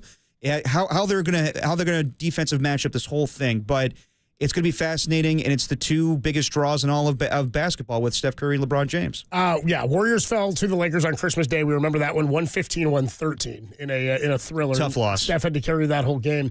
Then they lost by 10 on January 25th, a month later, 118-108. So all 3 of the losses, 0-3 for the Warriors against the Lakers, 10 points or fewer this season. And then most recently, February 6th, and the trade went down February 4th. Yep. So these 2 teams had just made the moves, and we hadn't seen them or what they look like, or had seen them sort of round into form, into what kind of teams they would be. Warriors lost that one by 8, 120-112. That one was down in Los Angeles. And they will play the final regular season game tonight. Would you say this is the biggest game between the Warriors and the Lakers since the play-in game a few years ago? No, I would say since the playoffs that they met a couple of years ago. Well, of course, that playoff series, it's funny because the play-in game, they were both play-in teams vying for that spot. LeBron hit that shot and got poked in the eye and then said, I shot at the middle basket. Yeah. The playoff series against them, it was such a dogfight to get past Sacramento. Steph had to go for 50 in that Game 7 on. Oh, no, man. I'll get into this more later. I wanted that series so bad. I wanted it too, but I just never really bought that they were going to be in it. They definitely lacked the size. And at that point, I know Warriors fans don't want to hear this. With how bad Klay Thompson was in that series, I would have moved off of Klay Thompson after that, or into that offseason. What was that, 2023? 2023. The year after they won the title. Yes. It was coming up, his contract extension, everything was getting weird at that point. Just how he just wasn't locked in mentally, and everything was going on in that series. They lost Andrew Wiggins for a big chunk of time at the back part of that season. And they just lack the size. Like, I remember that series. That's a series where I was like, why aren't we playing Jonathan Kuminga more? But now it's kind of, you're kind of understanding that a little bit. But I'm interested to see how Steph Curry plays tonight. Coming off of a 52-point performance, he said the rest was good for him. Is he going to go all out tonight? Like, I would assume so. This is a huge matchup. He always rises to the occasion against LeBron James. But, Tom has brought this up in the past. Steph has not shot particularly well at Staples Center against the Lakers. But, this is a huge moment. It's against these two guys, these juggernauts. I'm expecting a huge game, and I want to see what Jimmy Butler has against if he's matched up against Luka. But yeah, it's going to be fascinating tonight. We'll see what the matchups look like, and what should be the biggest sporting event on TV tonight. Going to be a lot of fun. Warriors and the Lakers at 7:00. Will the Dodgers playing the Braves at the same time? I don't know if they're playing today. I'm not really sure. It could be an afternoon. God. Dodgers just keep hammering the Braves. Was it walk-off last night for Shohei? Shohei hit a walk-off. Braves and they came back to win that game. Braves are 0-7. And just a quick note, we were talking about where you find a playoff spot potentially for the Giants. This is a bizarre note. No team has ever made the playoffs in baseball history after starting 0-7, which is alarming to me because it's only a week. Yeah. You could make that up. You got 155 games to play, and you can't make up. No team's ever made up an 0-7 start. I wouldn't be surprised. I mean, I think that maybe divisions out of it, considering the other teams that are in their division, the Phillies and the Mets. But I wouldn't count the Atlanta Braves out of it. They need the pitching. They need to make history. You did call it the round table. You didn't think that the Atlanta Braves would be a playoff team again. I'm still waiting for the Padres to Padre, too. I know they've started hot. They're still the Pods. I'm still waiting for the Padres. By the way, D-backs are insane. Zach Gallen last night, 6 2/3, 13 Ks. To beat the Yankees. Anyway, we'll get into some baseball stuff later when Richard Willia joins us. But back in February, about 2 months ago, almost exactly when they made the trade for Jimmy Butler, and it was right after the Luka Doncic trade went down between the Mavericks and the Lakers, I said, I think the Warriors traded Jimmy Butler gives them the chance to be better than anybody else relative to trades that were made, meaning the Jimmy trade was going to have a bigger impact on the Warriors than any other trade in basketball, including the magnitude of Luka to the Lakers, because my thought was, everybody thought the Lakers were already good. Everybody thought the Lakers were already kind of contenders in the Western Conference with Anthony Davis. It was just a matter of how much better did they get for this season? How much different will they look? They still lack the size, which is why this game is going to be a lot of fun in this matchup. I think if we get this in a first-round playoff series or a second-round series, that might be it. I don't know if I need to see anything else. That might just be the series everybody wants. I'm sure Adam Silver's like, let's make sure this is not the first-round matchup. We gotta end up with this being like a conference semi or a conference final, because you end up with Steph LeBron in the playoffs and these two teams in a 7-game series. Is there anything anybody else wants to see after that? That's going to be the best possible head-to-head matchup. Maybe the draft. Regardless of if you're a basketball dork and you want OKC or you want Cleveland to go head-to-head, the two best teams, whatever. In terms of star power, storylines, magnitude, off the Olympics, Steph, LeBron, Luka, Jimmy, Draymond Green's out there, this could have a whole lot of playoff magnitude. I still think the Warriors trade, it's hard to argue that it's anybody else, that the trade of Jimmy Butler was bigger for the Warriors than the trade of Luka Doncic was for the Lakers. We'll talk about that next. 808 KNBR, which trade had a bigger impact in your mind? Get to your thoughts on that on the text line and your calls next. Dirty Work, the greatest show in America, and it's only here on the Sports Leader.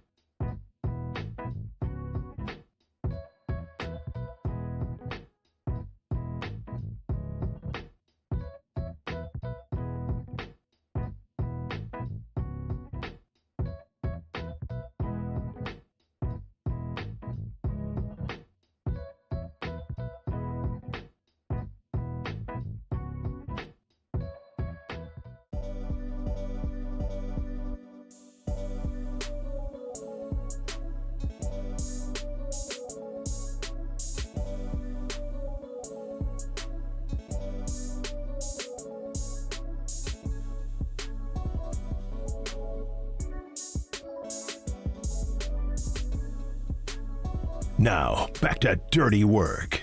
Adam Copeland and Derek Papa on KNBR 104.5 and 680 AM, the sports leader. Dirty Work on a Thursday. Adam Copeland, Derek Papa, Tim Webb. Huge till tonight with the Warriors and Lakers at 7 o'clock. And these two teams made massive trades at the trade deadline. The Lakers acquiring Luka Doncic from the Dallas Mavericks and the Warriors acquiring Jimmy Butler from the Miami Heat. So we've been going back and forth on this for a while now, and we've been talking about it with Mark Spears and Marcus Thompson. Which team made the bigger trade? Which trade had the bigger impact on these two teams? I think it's Jimmy Butler, just for where the Warriors were when they made this trade. They were on the outside looking in. I don't even know if they were in the play-in at the time. They may have been the 10th seed, whatever it was. This team is totally different. And he's elevated the play of Steph Curry and Draymond Green, even Brandon Podziemski, Moses Moody. I mean, Steph Curry was having a really solid season. But it wasn't until they got Jimmy Butler that he was having these amazing performances against Orlando, 56 points, the 52 he just had against Memphis. Jimmy Butler has definitely opened things up for the rest of the Warriors. Luka Doncic, I mean, the trade itself was just badass crazy. Like, no one anticipated it happening. So when it happened, it caught us all off guard. Have they been a better team? That's debatable. I think they are a really good team right now, but they were solid when they made the trade. When they made the trade, they were, I believe, 25-19. The Lakers were? The Lakers were. So they just won a game in New York. Things were, they were riding high. Anthony Davis, I think, was on ESPN talking to Shams Charania, being like, we need to get another big. And then the Lakers were like, no. No, we need less bigs. Yeah, we need less of you. You're out of here. We want no bigs, and then we're gonna get Luka instead. He's like, quit telling us what we need to do. Look, we were all in agreement that the trade. First of all, the trades were made, I think, in principle for two different reasons, right? The Lakers made a move to extend their window and continue. We've talked about the two timeline system for the Warriors that didn't work out in the way they wanted it to, and who knows what happens with Kuminga. But in terms of James Wiseman and Jordan Poole and those guys who they'd initially planned on being part of that second wave of Warrior success and into the next era beyond Steph Curry and Draymond and Clay, that failed. And so the Warriors' move was to extend the Steph Curry championship window, to play meaningful basketball, which is what Steph said he wanted to do this year. He wants to play meaningful basketball, and that's relative, right? For the Warriors, meaningful basketball means competing for a title, and it's why last year I was out on him all year. I talked to Tom about it all season. Like, and Tom said it too, if your ceiling is the 6, how good are you? Are you really doing everything you can to compete? And that's what I was saying to you in spades leading up to the deadline was if you're all in on Steph and remember the whole exhaustion and didn't know what they could do to get the offense going because there was nothing internally that was going to help. They'd thrown everything at the wall they could. Went and got Dennis Schroeder to try to help them out. It was just sort of a patchwork. I never really liked that move. But it was just that shouldn't have been a move that was a season-changing move. That was just supposed to help Steph out a little bit, I think, until they could figure something out. Right. And that fell flat. So the Lakers made the move because they wanted their next superstar for whenever LeBron decides to call it. Whether it's 2 years from now, 4 years from now, however long he decides to keep playing, they've got a superstar for the next decade who's going to make them relevant, and a guy who's led a team to the conference final and to an NBA final appearance in the last couple of years. It's the passing of the torch move. So jury was out for me on did they get much better? And I think all the analysts we talked to and Mark Spears, everyone was like, I don't really know yet because we don't know what kind of team they are. They're a different team. They're as dangerous of a team as they were with Anthony Davis. I'll be honest, I feared the Lakers with this Warrior roster more with Davis than I do with Luka. I agree. Not because I think they're worse, because I don't know that the Warriors had a way to if it was a 7-game series and we saw it, stop Anthony Davis. They didn't have the size for it. They do not. And Anthony Davis was an agile. He could step outside. He could handle the ball. He was a Warriors killer. He kills the league. He's one of the best players in the NBA. I know, but it was always the Warriors, especially during that playoff series where they lost in 6. They could not stop Anthony Davis. He had a great game 1. There was times where he was off and they had good defense, Draymond Green covering him. But for the most part, he dominated that series. I'm with you. I think that if they kept Anthony Davis, this team probably would have been more equipped to make a postseason run. And I think that now, while they are very good, I wonder how it's going to work in the postseason. I think if these two teams matched up, I like the Warriors better just because I think they're more complete. The Lakers still lack size, and that was the big. They didn't get who was the guy they're trying to trade for. From the Charlotte Hornets. Mark, what was his name? Was it Mark Hendricks or something? Mark Williams. Mark Williams, there you go, yeah. Some generic name. Yeah, and that trade failed. He failed the physical, so he went back to Charlotte. If they made that move, they would have been scary as hell. But now they are still scary. They got LeBron James, they got Luka. But I still think the Warriors right now, if you had to go to the postseason with these two teams, I kind of like Jimmy Butler in the Warriors version as opposed to Luka and LeBron will shoot the lights out. But if they have an off game, I think the Warriors could be a little more physical with them. And I want to see if they're more physical with them tonight.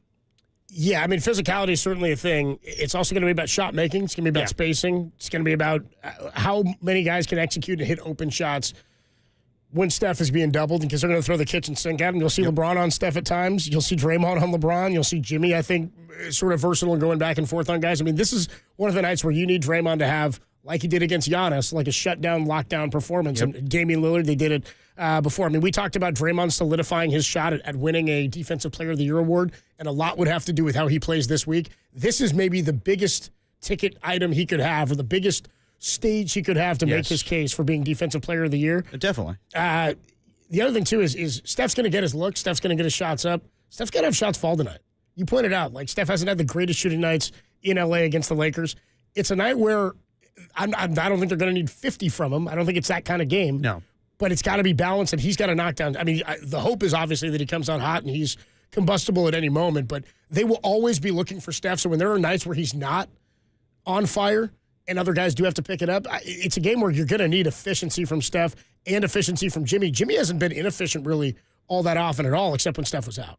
But you also need it from everybody else. You need it from Brandon Pajemski. You need it from Moses Moody. They all were incredible against the San Antonio Spurs. But the last game, I'm not going to take anything away from that victory. That was a solid victory on the road against a playoff team in Memphis. But Steph Curry won them that game, along with Jimmy Butler and Draymond Green having a triple-double. Brandon Pajemski did not have a good game shooting. It needs to be a solid. We need to see more of that as we go into the playoffs, where everybody is doing their work. Everybody's picking up the slack to help out Steph Curry and Jimmy Butler and Draymond Green. But to the main point, would you agree? Yeah, I think that for where the Warriors were to where they are now, Jimmy Butler, I think, made the bigger impact as far as a trade. Just the rejuvenation of everybody. Steph Curry's now seems like he's, like, from where he was prior to the trade to where he is now, he seems in love with basketball. Like, never like he wasn't in love with basketball, but like he just loves this team now. They're having fun. They're having fun again. Like Draymond Green is making championship proclamations. Steve Kerr's having more fun too. Like, they were all in a crappy mood before this trade. Because it was frustrating. They knew what the problems were, and they didn't have a way to solve them because they didn't have the correct tools. Yes. They didn't have anything to take the pressure and the weight off of Steph. Remember the first 3 games, he said something like, it's like every possession is easier now. Yeah. Every possession, there's stuff that's more open now, and Jimmy has no problem being a distributor until it's time for him to go take over when Steph's out of the game, like he did in the fourth quarter against Memphis, and he did it against Brooklyn. We've seen him do this a couple of times. One criticism of Jimmy Butler, I would like to see him drive it to the rack a little bit more. There are times where he is a little too... Did it feel like he was doing it more when he first got here? I feel like he's doing it more lately. Like, when it's the fourth quarter and he needs to get to the line, he'll do that. But if there's an open 3, like if Brandon Pajemski's open on the line, he'll dish it out to him even if he has an open lane. There's many times where I do not feel that Jimmy Butler's as aggressive as he was in the past with Miami to get to the rack. But, that may be just him being like, there's a better opportunity for somebody to make a 3 instead of me making a 2. But he did say that a couple of weeks back. He said, it's pretty easy playing in this, because they were like, how is it such an easy fit for you? He said, it's easy.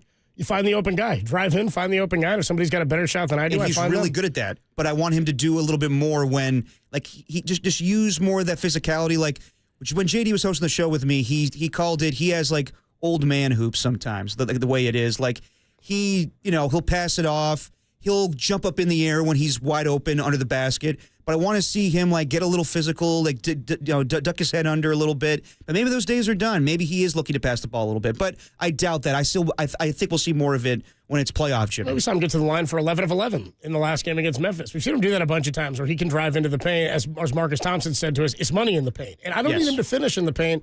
I think he's been aggressive enough. You keep saying you want him to be more aggressive. What they lacked entirely before he got here was the ability to get to the free throw line and to get points that way. He does that every single game. He had 11 last game, right? He was 11 for 11, I think, in that game against Memphis. And or he's done 12 that. for 12, I think. 12 for 12, maybe. But that's what I mean. It's like, I don't need him to finish at the rack. If he's getting to the free throw line, that's as good as finishing at the rack. No, I mean, that is that aggressive. There's definitely value in that. I just feel like there's times where he does make the extra look, and Draymond's guilty of this at times too, where they'll pass it off to a wide open guy. and then they'll miss. And I'm like, you have the open lane there. But, that's just style of play. They've been doing it for years. He had 27 points on 7 of 11 shooting, and he went to the line 12 times. So he was aggressive enough. So they're going to need that again. To me, there's no question. It's not even debatable who's had the bigger impact. The Warriors were not a contender before Jimmy got here, and now they can get as high as the 3, and they're absolutely contenders, I think, by everybody's measuring, by everybody's assessment relative to that of the Western Conference and in terms of the talent. Now there are teams that are playing better right now, but absolutely he's had a bigger impact because, again, how much different do you think about the Lakers now than you did before the trade 2 months ago?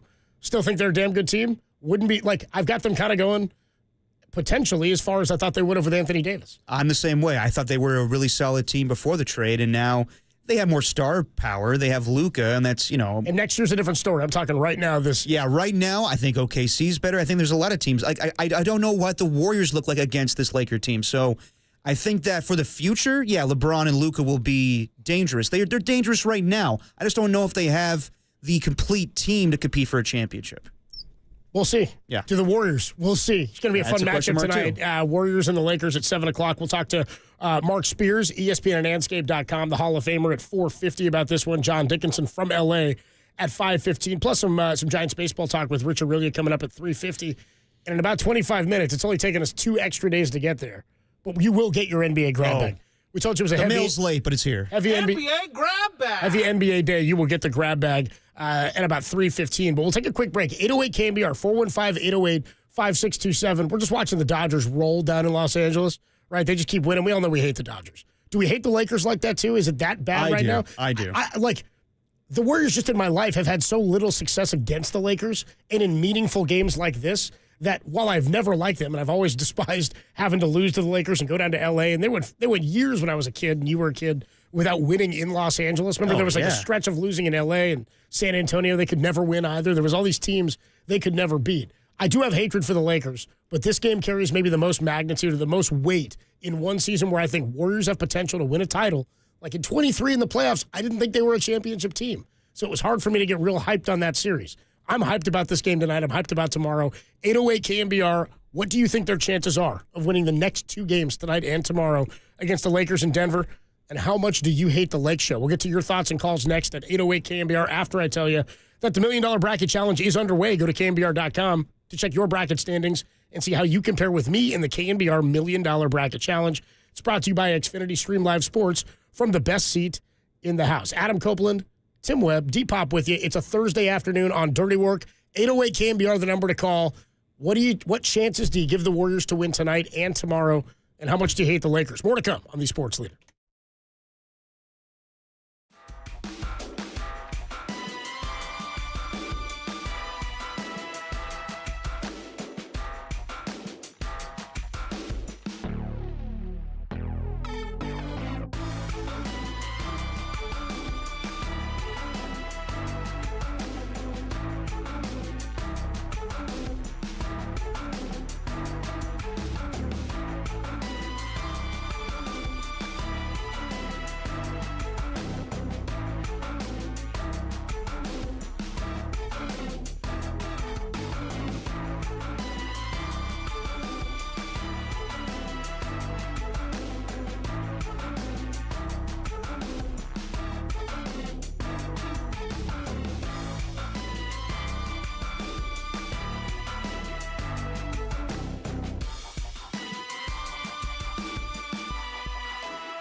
The Warriors face another challenge tonight as Golden State heads to Los Angeles to face LeBron, Luka, and Bronny. John Dickinson will take your calls immediately following the game right here on KNBR, the Lakers Suck Leader.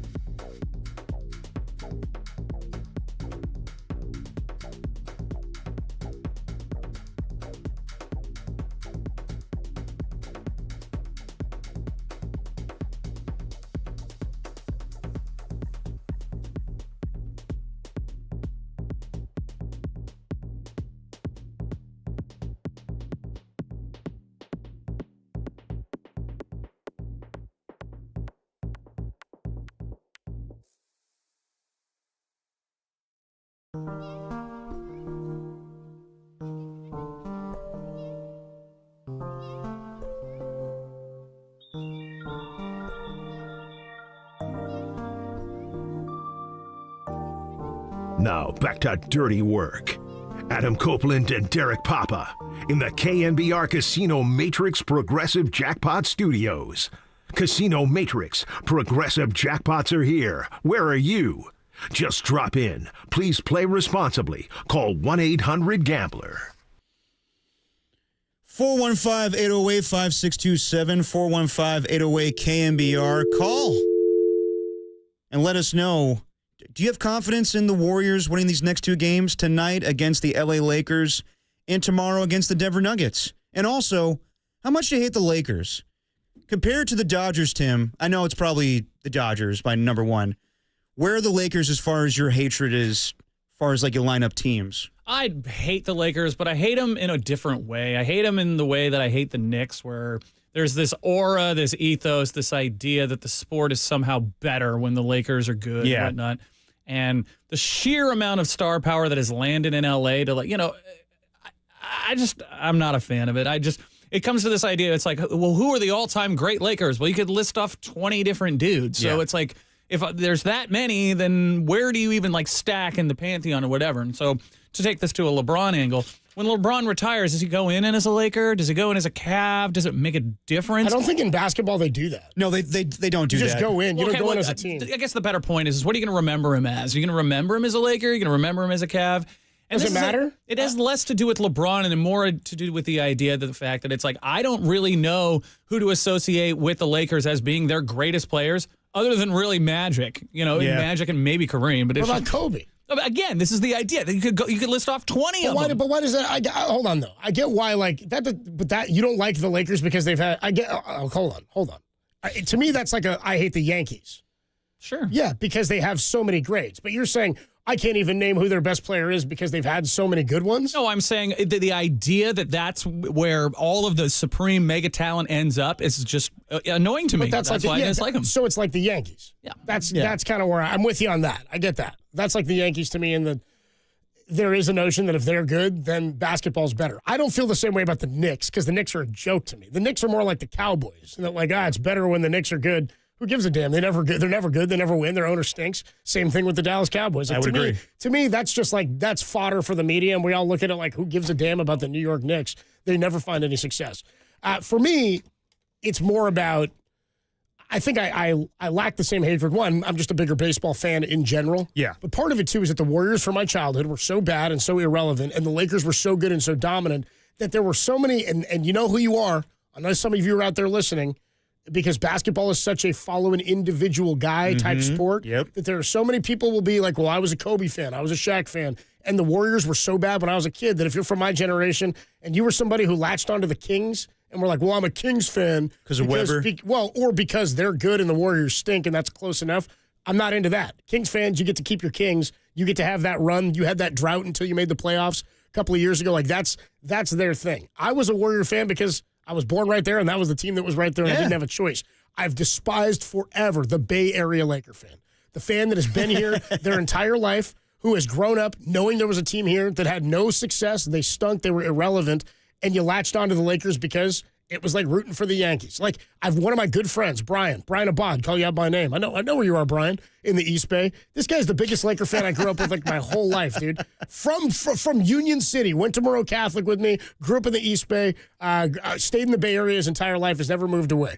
I went to a Lakers viewing finals party at his house against the Orlando Magic. He's disgusting. This guy's the biggest Laker fan ever. Diehard Kobe guy, tons of Laker jerseys, loved playing basketball, played through high school.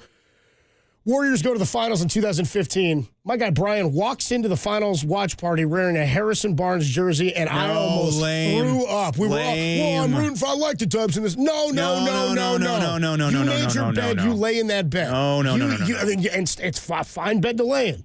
You've had a lot of success. You got another title. But once you make that crossover, you stay there. To my little brother, Casey, diehard Memphis Grizzlies fan, decided when he was a kid, I'm not rooting for the Warriors anymore. Now, that's a choice. That's a choice. And you know what? Stuck by him. Stupid, but he's still doing it. Yeah. It's not ride or die with his guy, Ja. Yeah.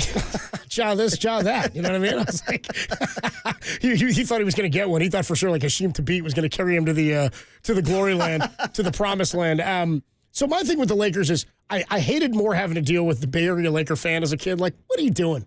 What are we doing? That always pissed me off. I know a lot of East Bay kids that grew up Warriors fans that would show up to the games. They hated the team suck so much they became Laker fans to watch Kobe and Shaq. Also hated that every time the Warriors played the Lakers at Oracle Arena before the Steph era, it was a Laker sellout. You know what I mean? The whole great timeout thing was advertising the opposing teams, and the Lakers would come twice a year. You'd go to see them. They would dominate. And, I just...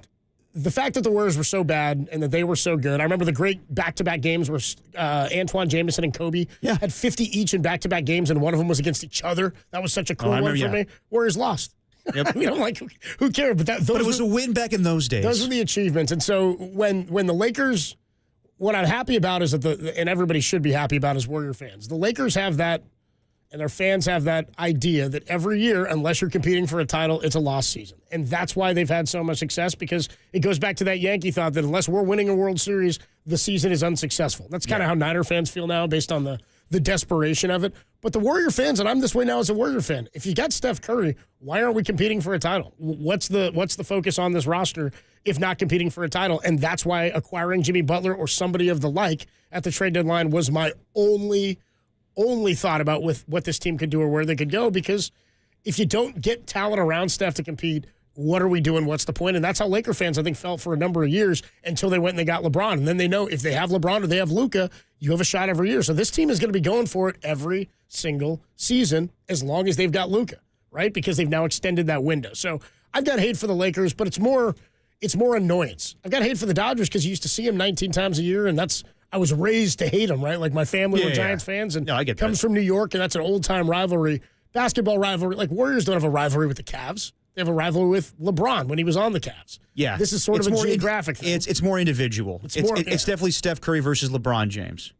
And I would say, like, I'm right there with you. Like, I remember those days. I mean, like even recently, like I remember 2018 where it was LeBron James' first season with the Lakers. It was Christmas Day. I went to that game. Ivica Zubats went off. Yeah, at Oracle Arena, and I was there. And Laker fans took over the arena. Yeah. Even though the Warriors had won 3 championships up to that point, I was pissed off. It's always a rivalry. I'll get into more later.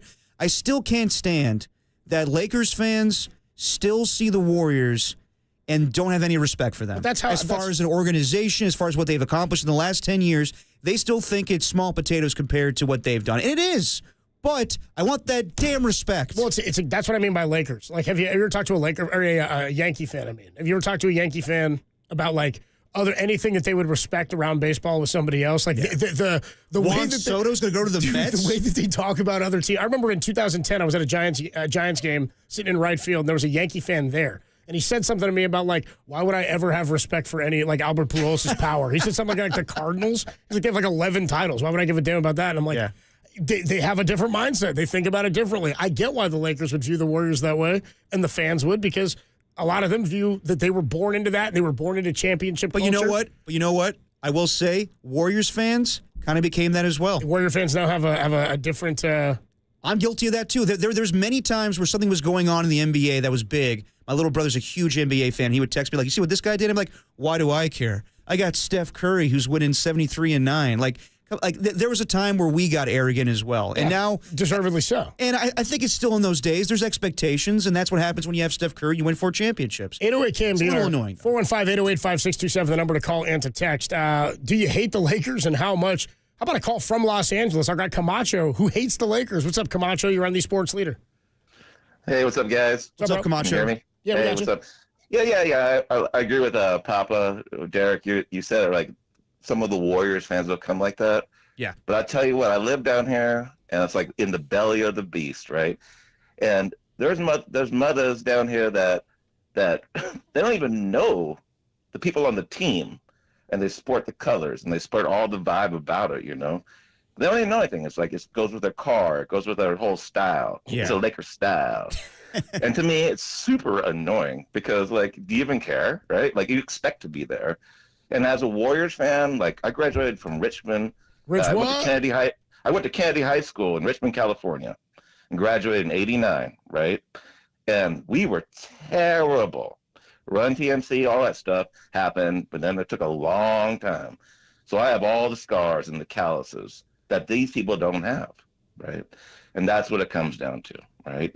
You know when it's good, but for the Lakers fans, it's always good, right? Oh, it's a star-studded community. They're gonna come down here and hang out. Everybody wants to come here, right? But they don't understand. They got the whole stars come out thing. I know what you mean though by like the battle scars, right? Like I appreciate the call, by the way, Camacho. Like you almost feel like it's something that my mom said to me when the Giants lost the World Series in 2002, and I was just a 13-year-old devastated kid, and she said being a Giants fan is about building character, and it made like. I'm not happy they lost in 2002, of course, but it made having won in 2010, 8 years later, like the fact that I got to feel that pain of the loss, it made, not that I wanted to feel that, but it made 2010, in hindsight, feel that much better, and then 12 and 14 feel that much more unbelievable because so many Giants fans before me, they got to feel that. Like, I think about the kids, like for example, Murph's kids, who are like high school age now, or any kid who's in high school now, or young Tony here, who doesn't remember Tim Lincecum's prime. Right, who he's like, I mean, he wasn't living in California at the time. His dad was a big Giants fan, and they watched games when he was a kid. So it's like Lincecum comes up in 2007, and if he's like 8 or 9 years old, or 7 or 8 years old, you don't remember the prime of that. You also, if you start in that era, like if you're a sophomore in high school right now, and you're 15 years old, so you were born in 2010. So you're born and the Giants win a World Series. Then they win it again when you're 2. Then they win it again when you're like 5 or 6, something like that, right? Early Whatever memories, it is. yeah. Early memories, if you remember them at all. But then by the time you're conscious of sports, Warriors are ripping off titles. Niners are going to Super Bowls and NFC Championship spoiled. games. Sharks made a Stanley Cup appearance. It's hard. This era has been spoiled, or this region has been spoiled in the last 15, 17 years with tons of success. And so the desperation and the hunger for that fan, it's why the 49er fan, say it in the Bay Area, is the most rabid, anxious, need to win fan because it's the one team that has not gotten it done in this region. Let's go to Keith, who's on Highway 80. What's up, Keith? You're on the Sports Leader. Hey, how's it going, guys? What's up, bro? What's up, Keith? So I'm a diehard Lakers fan, but I grew up watching both the Warriors and the Lakers, and I always appreciated the Warriors. I actually know a lot of Laker fans who like the Warriors, especially if you're a Laker fan and grew up in Northern California. I think this hate might be a strictly SoCal thing, not all Laker fandom completely. But I remember the thing that was frustrating about the Warriors was they never knew how to keep to their great players. Like they had Chris Smalling and Hardaway, they got rid of them. Then they got Weber, they got rid of them. Latrell Sprewell got rid of them. And then I think they had Joe Smith. And then I want to say like a year later, all those guys were in the All-Star game. And that always drove me nuts. I was like, if I was a Warriors fan, that would just piss me off to no end. Well, yeah, definitely. Well, let me ask you this, Keith. So are you a Northern California guy? Yeah, I grew up in Monterey Bay. Okay, so you're the guy I'm talking about. You grew up in Monterey Bay, and you said, I always watched the Warriors. Well, yeah, they were on TV here, but you chose the Lakers as a kid. Yeah. Because the Warriors, but that's kind of the point we were making is Warriors weren't quite as exciting as watching Magic, and so you're like, well, I'm latching on to Magic Johnson, and you just stuck with the Lakers though. You've rode that out. Oh yeah, well, all my fandoms based in the '80s when I was growing up as a kid. Anything that was excited, I gravitated to. So it was the Lakers, it was the Giants. Even though some of my best childhood baseball players are on the A's, like Mark McGwire and Ricky Anderson. Yeah. Okay. And then I fell in love with the Chicago Bears. I have the Hammer Football Refrigerator Perry G.I. Joe action figure. Oh, hell yeah. So, dude, you don't get that from any other teams. So that's how I fell in love with sports. Are you still riding San Francisco Giants, L.A. Lakers, Chicago Bears? Are those your three teams?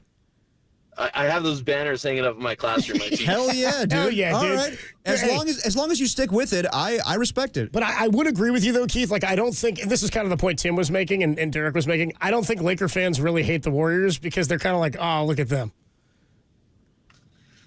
Maybe. I mean, I've always enjoyed watching the Warriors, though. They were just so frustrating in the 80s and 90s that I had a hard time understanding how people could be diehard Warriors fans back in the day, just because of what they did as an organization. I'm with you. And the ownership was terrible. I appreciate the call, Keith. Call anytime, man. Hey, last thing. You got time for one more thing? Yeah, what you got, bro? I went to spring training the year in 2015, and every time a Dodger fan spoke up, I just go 3. 3. Yeah, 3. Just kept giving them 3 fingers. Now you got to give them the 1.5. That's what they're giving us.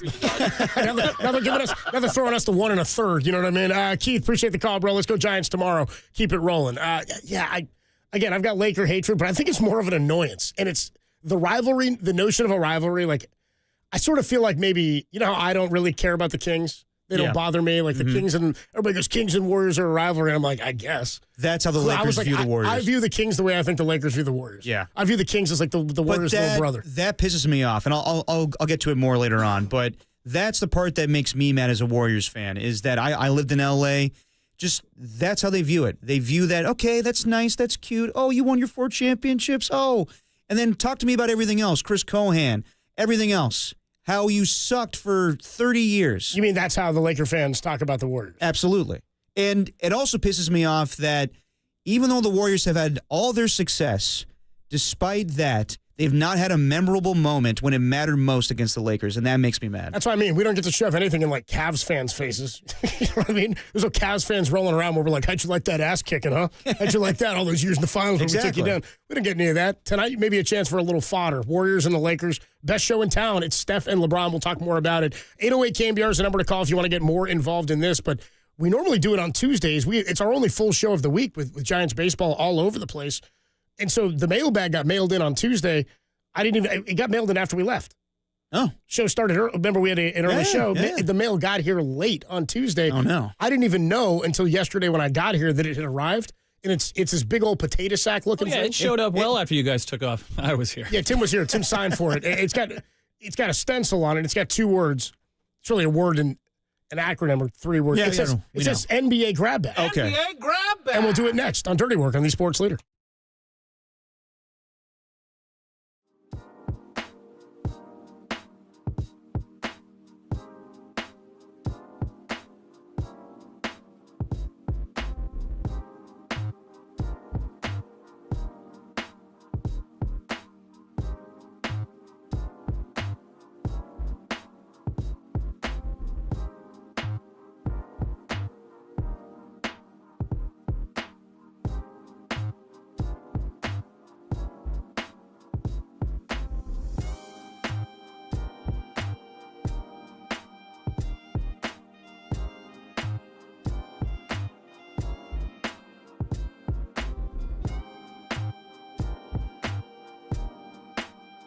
Buster Posey joined Murph and Marcus this morning with his thoughts on the Giants' hot start on the road as the team welcomes Seattle for opening day tomorrow. Check out that podcast and all of our podcasts at KNBR.com and the KNBR app, the sports leader.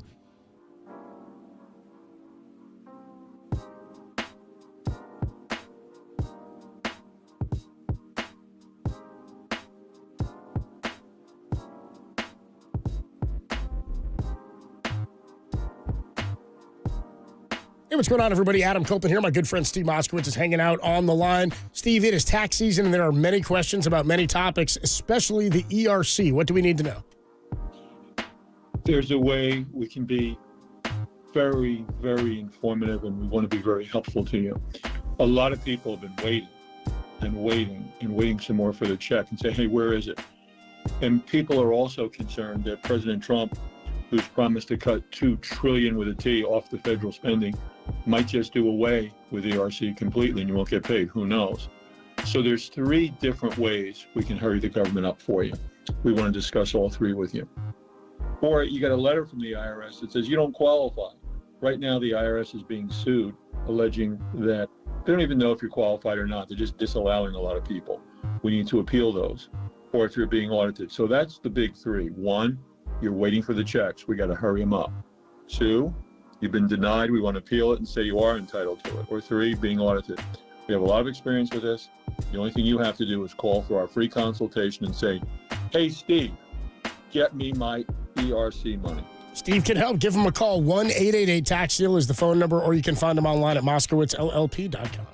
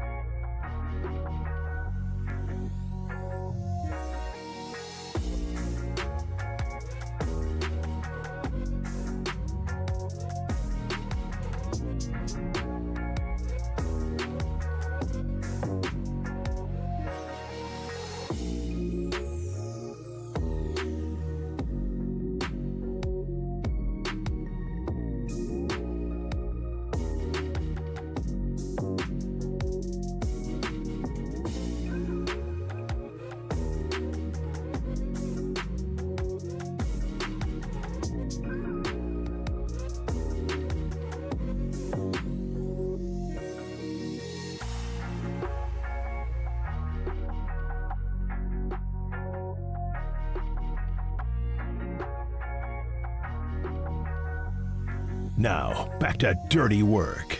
Adam Copeland and Derek Papa on KNBR 104.5 and 680 AM. The sports leader. There's very few things you get in the actual mail nowadays. No, for me, bills. I was going to say maybe a bill. Try to handle that online. Try to go paperless on your bills. I should do that, but yeah, for whatever reason, I still get mailed. Maybe an Amazon package.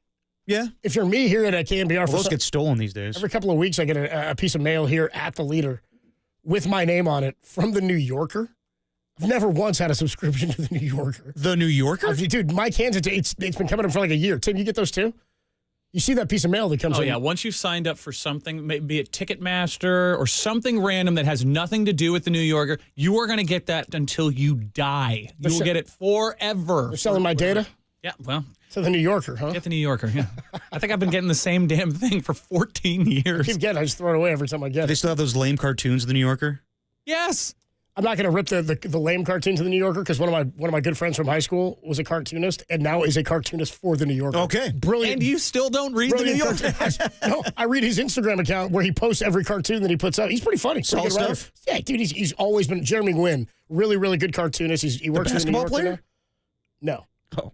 No, that's Jeremy Lin. Jeremy Nguyen is this guy's my name. bad. Like our singer of the Dirty Work Done. Win. Oh, yes, Win. Mr. Win from Hey Arnold. Anyway, no, Jeremy, awesome cartoonist, Monroe Catholic zone, Fremont zone, went to, lives out in New York now and does some writing for the New Yorker, does a good job as a cartoonist. I'm not subscribed, and I won't.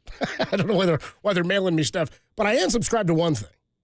Well, many things, but one thing that comes in the mail. Gotcha. And that's here at KNBR. It's the NBA grab bag. It's a big potato sack looking thing. It's it a hefty shows up sack. It's on the every screen week. right You can now. see it on the screen up on the KNBR YouTube channel or streaming at twitch.tv/thesportsleader, KNBR.com, or the app. Why don't we open up the NBA grab bag? Time now for the NBA grab bag. NBA grab bag. Oh, it's a hefty sack today, my friends. And let's start on the hardwood as the OKC Thunder have won 11 games in a row. They have wrapped up the number one seed in the Western Conference, but they have won 11 in a row. When will they rest their players? So this win streak has prompted Get Up's Mike Greenberg this morning to say they are possibly having the greatest season in NBA history, which I would respond as Chris Russo did years ago with Rick Barry. I'm trying to find this audio, couldn't find it anywhere, where Rick Barry was talking about the 73-9 Warriors, and Chris Russo was like, it's regular season basketball. Who cares? Win the actual championship. I don't know if we could say, I mean, they're dominating every stat that comes up with OKC. It's incredible. But let's see if they win the whole damn thing. I still wonder if the Denver Nuggets would beat them in a 7-game series. Same thing with the Cavs. My money's on the teams that have experience. I would say right now, I love the Warriors, but if I had to say right now, my favorites to win the NBA Finals would probably be the Nuggets or the Celtics. That matchup right there. I don't know about the Cavaliers or Thunder just yet. My response to Mike Greenberg would be recency bias is a disease. Yes. And I know you got a show to do every day. So do we. I'm not making proclamations like that. They might be the best team ever. You've been alive for how many years? How much basketball have you watched? Like, who gives a damn? I don't know. There's so much parity right now, and they've dominated the Western Conference. They've still got picks that's going to make them stronger for the next handful of years. Shai Gilgeous-Alexander has been incredible. They may be the favorites to win the title, and they might be the best team in basketball. I can't imagine, no matter what happens, that anybody would say that this Oklahoma City Thunder team is the greatest team of all time. And it's especially crazy because Mike Greenberg used to be a beat reporter for Chicago, the Chicago Bulls. So he covered that 1998 team that went 72-10. Yeah. So he's like, this team's better. Yeah. Okay. Sure. I don't know. I got nothing for you there on Mike Greenberg. Moving on the NBA grab bag. NBA grab bag. The NFL made rule changes this past week at the owners' meetings. OT will now be the same in the regular season as it is for the playoffs, meaning that both teams will possess the ball once. However, the OT period will remain at 10 minutes. I would say if you're going to have two teams possess the ball, you need 15 minutes. You should go back to 15. We're going to have a lot of ties, and if you know me, I hate ties in football. I think everybody hates ties in football. I don't think anybody wants a tie in football. Yeah, but some people are just kind of passive about it. I can't stand ties. We should always have a winner and loser in football. Yeah, are people really passive about ties? I can't imagine nobody wants to lose the game, but I don't think anybody's in favor or likes that there's ties. Do Do you remember my pops the day after that Niners Seahawks game in 2019 that went to overtime? Take the tie, Kyle. When I say no one, I'm not talking about. Okay, Greg fair Popovich. enough. When I say nobody, I'm not lumping his logic into like what everybody else is thinking. You're talking about sane logic. I'm talking about sane logic. Nobody wants to see a tie in the NFL. That said, if it's the same as Super Bowl or playoff overtime rules, explain it to me again. So the way it works is each team will possess the ball, meaning if I score a touchdown on my opening drive, they still get a ball. Yes. They still get the ball. It's the Josh Allen rule. So basically, both teams will have time to possess the ball, no matter if you kick a field goal or score a touchdown. Both teams will possess the ball. Here's what I would say. I've never been a fan of the idea that like hockey has different overtime rules in the playoffs than they do in the regular season, because there's teams that win games via shootout or whatever in the regular season, and then you go to the Stanley Cup playoffs and you just play until it's over, until somebody scores in sudden death, right? I don't like that you get to the playoffs one way. Not that it's the end-all be-all that anybody's like going because they're a great overtime team. If you're a great team, you're winning games in regulation. Right. I would say, though, that I like that it's uniform across the board. I don't think we should have different rules for the playoffs than we do for the regular season. If it was going to be one possession or two, doesn't matter much to me. I was okay with leaving the overtime rules how they were prior to the Josh Allen rule. I was fine with that. But I just wanted it to be uniform. It does get confusing as a viewer, and for a sport that is based entirely on fan engagement and how many things go on outside of the game with gambling and fantasy and all that stuff and daily fantasy, I'm okay with it. I just want it to be uniform. It'll be interesting, but the NFL, as you know, if it doesn't work or they don't like it, it'll be different next year. Yeah, I just wish they expanded change it rules the a time. lot. I mean, they're the most open league to changing rules year to year. Something you got to appreciate as a fan because they listen to gripes, they listen to complaints, they evaluate what's gone on within the league, whether you like the safety protocols or not. They've made changes and evaluations to that. But also, I mean, remember the 1 year, the Nickel Roby-Coleman play against the Rams and the Saints. It took 1 year, and they're like, we're changing it back. And then everybody saw it for 1 year and was like, yeah, no, they were right. We shouldn't be doing this review. I like the whole process. I appreciate that you can end up with something not good or something that fans want to change and that the NFL will hear you out at least and make those moves. Speaking of that, first downs also will be measured by camera-based technology with the chain gang as the backup. So I've been clamoring for this for years. Yeah. I was like, so is Jim Nance. I said, we put a man on the moon and we're still using chains to measure yards. Not only that, we're using index cards, Gene Steratore. I'm like, we have goal, we had VAR, we have goal line technology, we got the tennis virtual scoring and referee that we've got there. Yeah. I'm like, we use instant replay for everything, and we got guys carrying a stick with some chains. I have an between encyclopedia at my fingertips, and we got dudes with chains. I couldn't believe that. And I, by the way, I'm still waiting for an explanation. I can't tell you how many times I was at a game this year, at a Niner game, and you don't really know what's gone on, and then the referee goes, due to a virtual referee assist, or whatever it's called, we're going to give him the first down. In the sky. And I'm like, but when does that called? When do you don't have to challenge. When is it called for? Does this mean there will be no more challenges on first downs? I would assume there still would be. Why are we putting a chip in the football? Yeah. What's going on? We're tracking how fast guys are running every play with a chip in the helmet. Well, now we got technologies. Hopefully that will cut down on the challenges of that. This is basically because they changed the overtime rules because of Josh Allen. They're changing the chain gang rule because of Josh Allen, because he didn't get the first down against the Chiefs in the AFC Championship game. That's why we're changing rules, because of Josh Allen. Well, they want to get everything right. I get all that. I get it. I totally get it. But if they really want to take this long, if they really want to get everything right, then to your point, just use, to quote Madison Bumgarner, the technology and stuff. Or not Bumgarner, the Chevy guy. The Chevy guy to Bumgarner in 2014. The sweaty Chevy guy. Moving on, the NBA grab bag. NBA grab bag. Hey, there it is. Been waiting for that.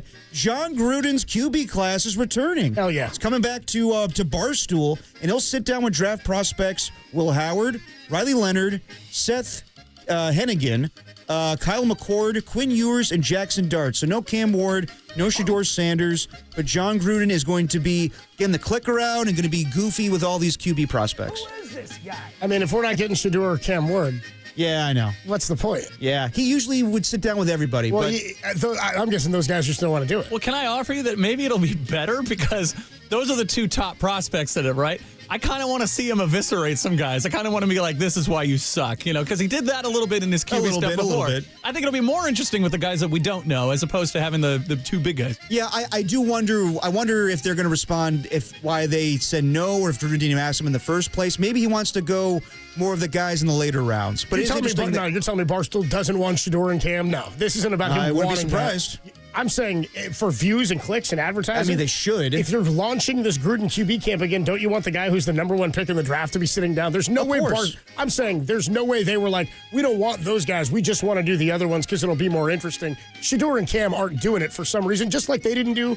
Shedeur wouldn't do combine stuff, but you're right. He showed up to run his mouth. No, you're right. You know what I mean? I want to more than anything. I'd want to see John Gruden sit down with Shedeur Sanders and pick his brain. That would be very interesting. He said one football coach in college has Shedeur, and it was his father. I'd love to hear John Gruden talk football with Shedeur. So you're talking about this Louis bag man, this Louis Vuitton. We talking about your brother?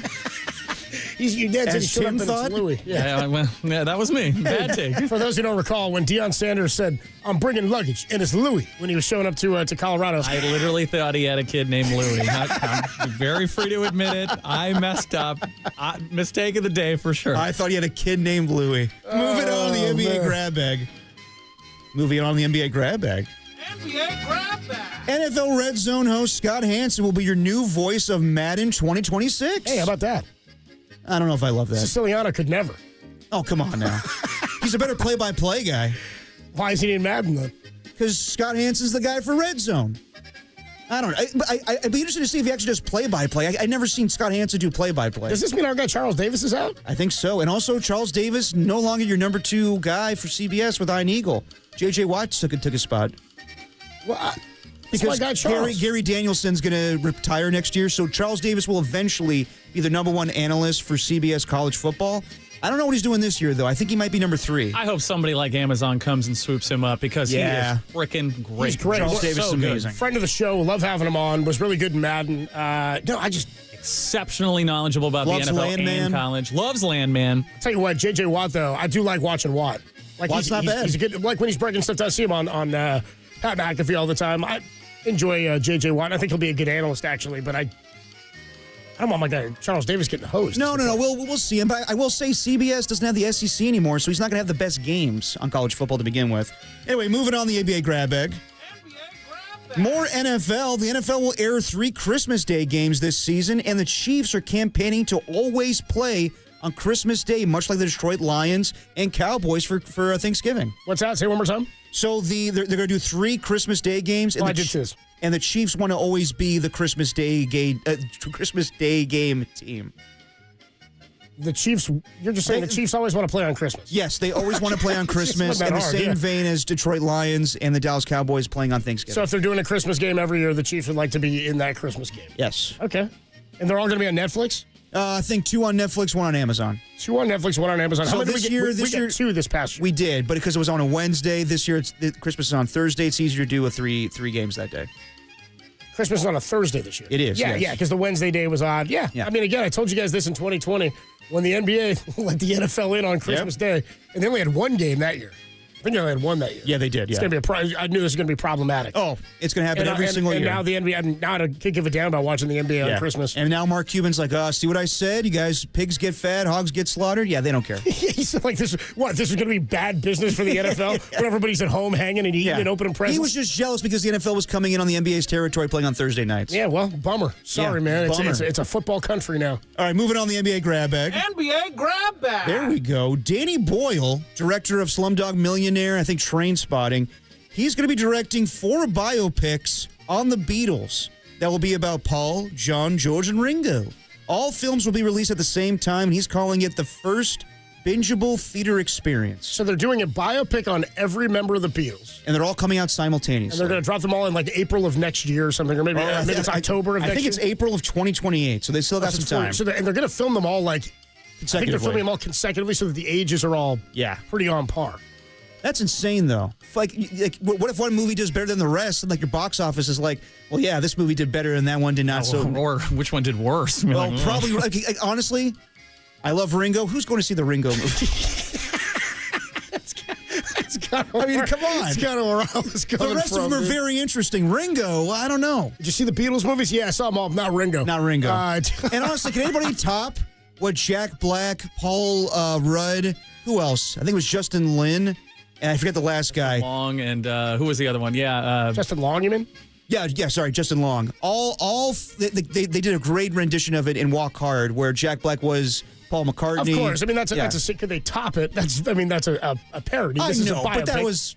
What I'm saying here is what's interesting is, to your point, of course it's funny. It's not, this is nothing to do with Jason that. Schwartzman was the fourth. Jason Schwartzman. I just think it's interesting that they're planning to release them all at one time. Because to your point, how many people are, I mean, will there be tickets available? Like, you go see 2 in one day and then 2 the next day? Like, it's a very interesting artistic premise. It seems like it would fit more in streaming than it would fit for a theater. Agree. Because who's going to go binge in a theater like that for 4 movies? Well, I'll tell you what. In 3 years, if we're still doing the show and we're still doing fantasy, if one of us loses in fantasy, someone has to see all 4 movies in one sitting. I'd rather do that than see Wicked twice. I ain't doing anything until Tim starts paying off a bet. Yeah, we still got hey, Mr. KNBR's back. Yeah, he got back. He's a little jet lagged. He's asleep right now, but we're going to put it on the books. Don't worry. All right, moving on the NBA grab bag. NBA grab bag. More movie stuff. There will be a sequel to Once Upon a Time in Hollywood released on Netflix. It will feature only Brad Pitt as the story of Cliff Booth continues. David Fincher will direct. Tarantino's just writing the script. Saw this. Mixed feelings about it. Yeah. I'm like, Tarantino's writing it, but he's not directing it. And I love Fincher. Fincher's cool. Yeah. But I don't need to know anything else about Cliff Booth. I thought he was a great character, but I don't need to know the rest of it. And I didn't leave Once Upon a Time in Hollywood like, yeah, but then what happened? Yeah, exactly. You know what I mean? I didn't leave it like... Well, in reality, Sharon Tate died. So this is their own interpretation of it. It'd be funny if it spun into the Mansons. It's kind of where I was going. Yeah, you know what I mean? That's very interesting. He's going to fight the hippies. Becomes a Manson hunter. You know what I mean? The Manson family hunter. Great. Maybe that's where we're going. Okay, actually, I'm in now. Maybe we're back in. He's like, I torched one of them, with my flamethrower. DiCaprio would never do it. DiCaprio's not coming back. Which he's an incredible character in that movie. Oh, yeah. His relationship with Cliff Booth is the hilarity of that movie. But I want to say Cliff Booth is probably the more interesting character. So to get a spin-off movie, I'm in. But yeah, the fact that it's coming straight to Netflix, kind of skeptical. And Brad Pitt won an Oscar for that one. He did, yes. Okay, last one, the NBA grab bag. grab bag. Okay, I don't know how we all feel about this, but I saw the trailer today. The teaser trailer for the Naked Gun reboot was released today with Liam Neeson starring as Frank Drebin Jr. So maybe it's not really a reboot, more of a sequel. Seth MacFarlane's producing, and Bay Area guy and from the Lonely Island, Akiva Schaffer, is directing it. As long as it has the same goofy feel as the originals, I'm in. Well, if you look at the preview, and the trailer we saw was only a minute long, there's some, the Naked Gun is all stupid humor, right? Yes. It's all literal humor. It's all dumb humor. You have to be open. It's why I think this could work, because it's different than just rehashing Happy Gilmore or redoing another Anchorman or bringing back Beverly Hills Cop or Coming to America 2. Like, you're not just redoing it and revamping it. The dumb humor can still be the dumb humor. Yes. And there's some pretty funny, stupid humor in the trailer. There's also a breaking the fourth wall moment in the trailer and an OJ riff. Yes. With Norman. They get out of the way really quickly. And it's pretty funny. So I'm intrigued by it. I think Neeson playing the great thing about Leslie Nielsen playing Frank Drebin was he was a serious dramatic stage actor forever. Yeah. They always say your serious acting or your dramatic acting helps your comedic timing. You've got to be able to know how long to hold a pause or know how long to hold an emotion, whatever it is, and that kind of timing can lead to hilarious comedy. And first thing I think he did that was comedic was Airplane. Yes. Was Leslie Nielsen. He plays the doctor. We're all counting on you. What were the options for dinner? It was chicken or fish. That's what I remember. I had lasagna. I had the lasagna. There's already some really dumb-looking humor in this. Leslie Nielsen's character, Frank Drebin Sr., is, of course, the father of Liam Neeson. And Liam Neeson has been, for the most part, a pretty serious actor. Yep. Right? So we'll see how this... He's part of some comedies lately. We'll see how this plays out. So I'm intrigued, and I think has a chance to be funny because Naked Gun...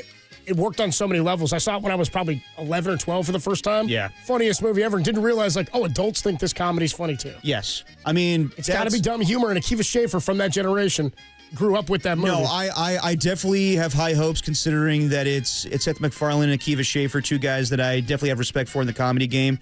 And yeah, just like when you reboot Naked Gun... That, to me, is, in my opinion, Naked Gun 2.5, The Smell of Fear, is the funniest movie of all time. There's just some extremely witty dialogue that I don't think has ever been topped.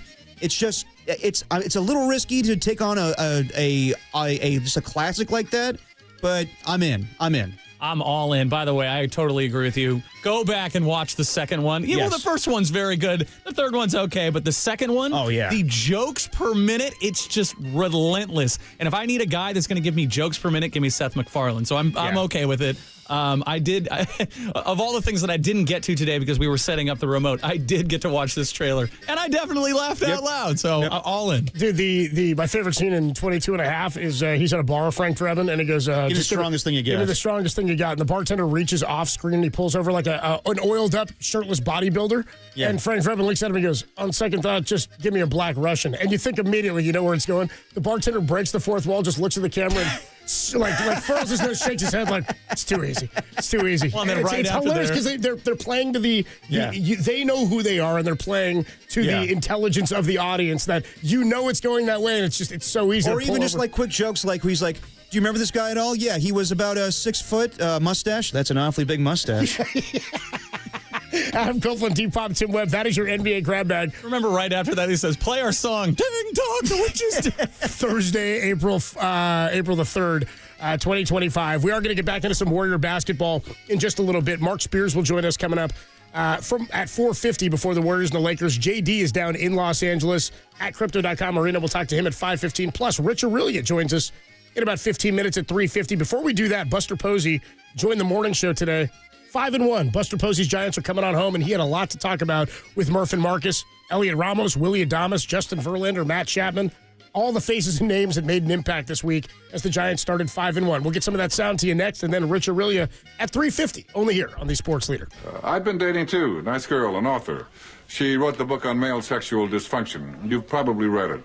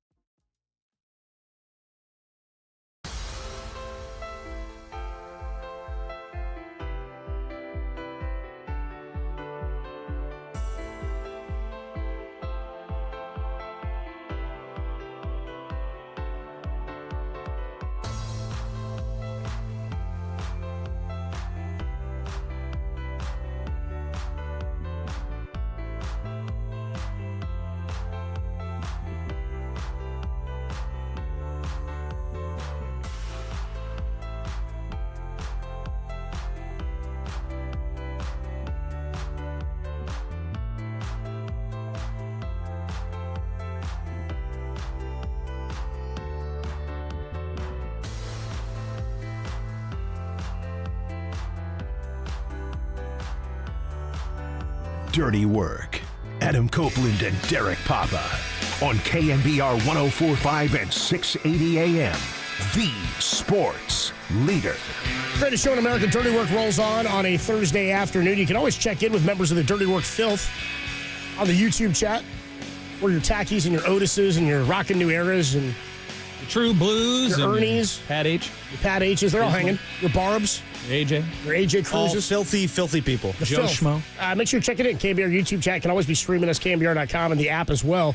Should let you know, by the way, the $1 Million Bracket Challenge is underway. Go to KNBR.com to check your bracket standing, see how you compare with me in the KNBR $1 Million Bracket Challenge. It's brought to you by Xfinity. You can stream live sports from the best seat in the house.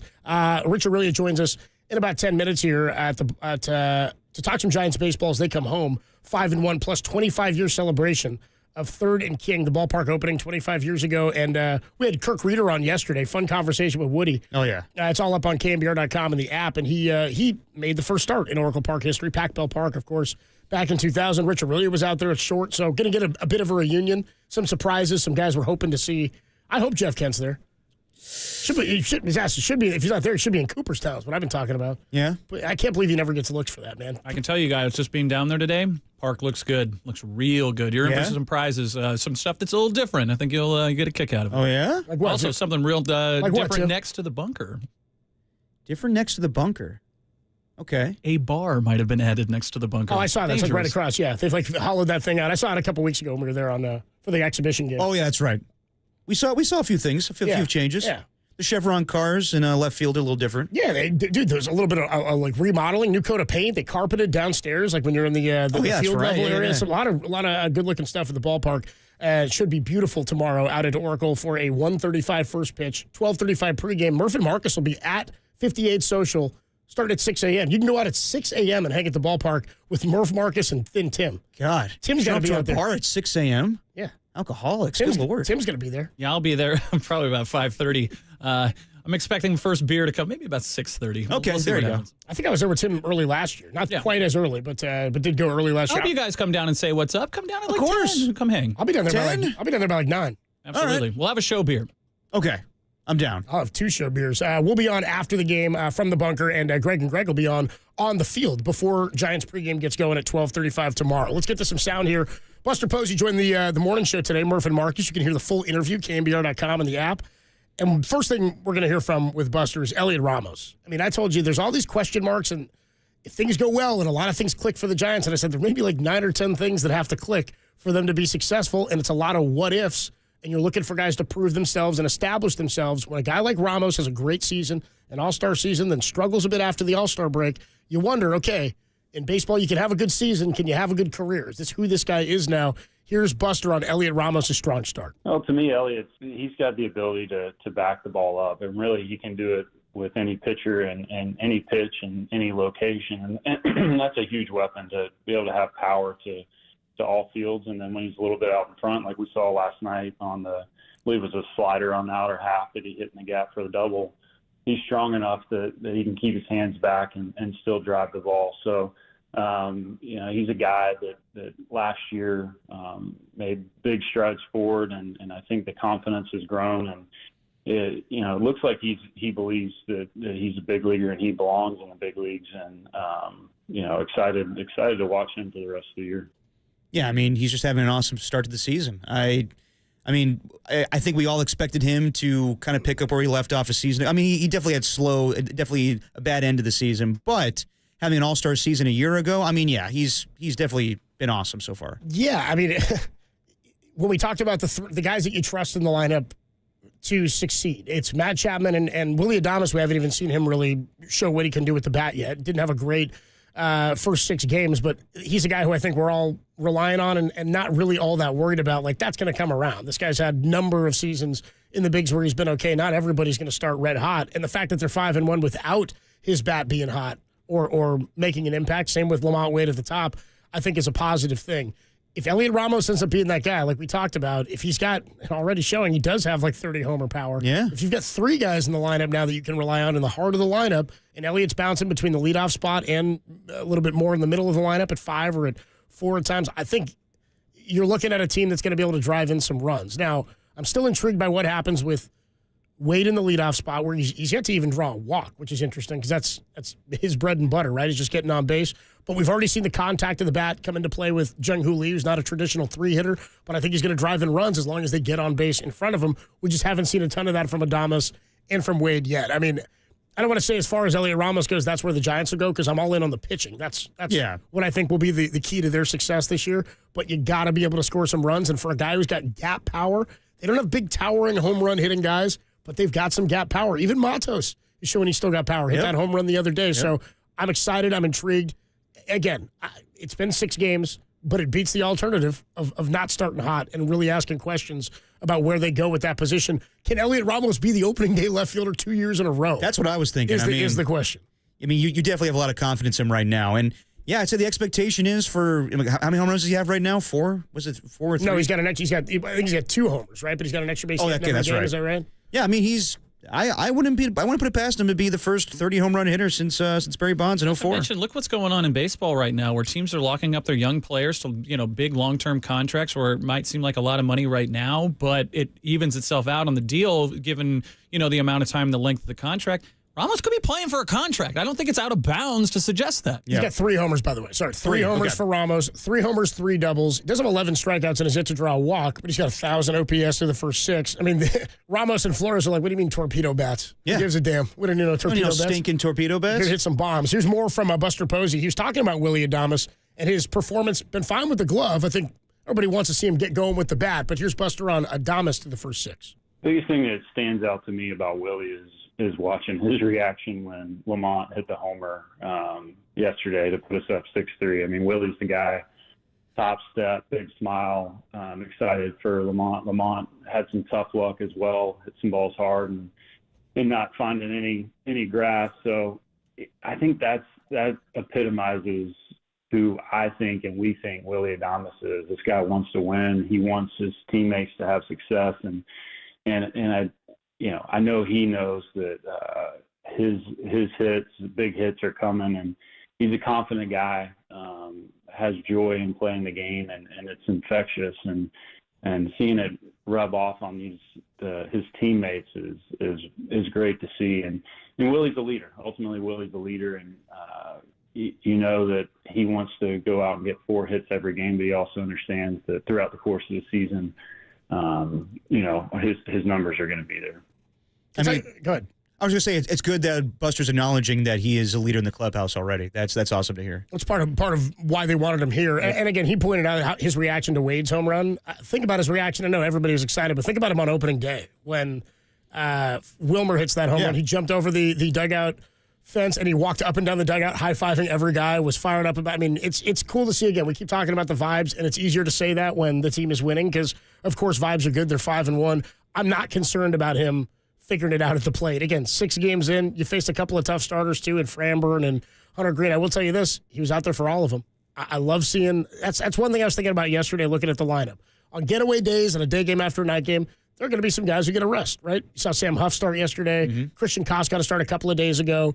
When you face a lefty now, it looks like Casey Schmidt, who didn't have a great day at all defensively or at the plate. He's going to play a lot, it looks like now, against lefties at first base. Yep. So you can keep Wilmer's bat in the lineup as well and not have to put him over at first necessarily or find another DH. You're probably getting better glove work with Casey Schmidt. But what I loved is Matt Chapman, we know, wants to be out there every day, and he was out there for all of them. So was Willie Adames. So was Elliot Ramos. They gave Jung Hoo Lee a rest and put Matos out there against the lefty, and it paid off. You hit for power. It's a home run in the game. He's running the bases well. Same can be said for Yaz. Yaz has played well against right-handed hitters and has been getting on base, swiped a couple of bags. So it's not going to be all about the dudes who are the everyday guys, but I love that there's dudes that you know are going to be in the lineup, in their position, seemingly for 150 plus is what it looks like, as long as they're healthy. Yeah, definitely. And that's something you can rely on, and it feels like a baseball team. Let's talk more about this with Rich Aurelio, longtime San Francisco Giant. You see him as part of the Giants coverage on NBC Sports Bay Area. You'll see him all season long. He's going to be out there tomorrow as the Giants are celebrating 25 years at 3rd and King. And Richie was in the first lineup Giants ever ran out there against the Dodgers. Tough game that day back in 2000 as Kevin Elster hit 3 bombs. But we'll talk to Richie about this. And the hot start and the confidence, the comfortability of the guys knowing what their roles are, when they're going to play, knowing if it's a lefty, who will be out there, and what position they'll be at. We'll talk more about that with number 35, Rich Aurelio, joins Dirty Work next on the Sports Leader.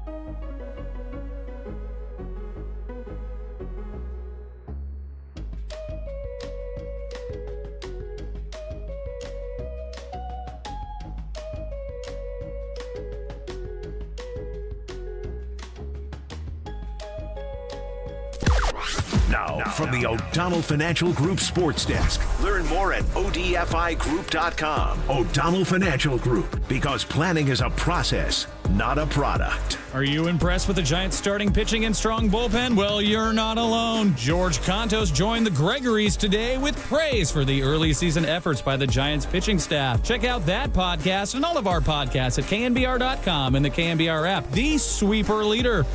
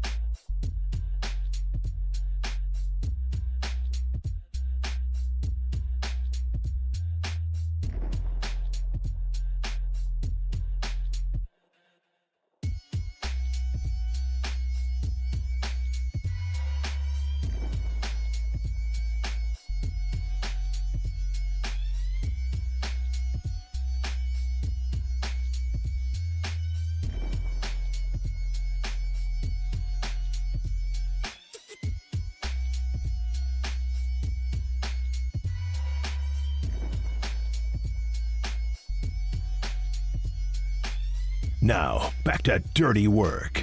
Adam Copeland and Derek Papa on KNBR 104.5 and 680 AM, the sports leader.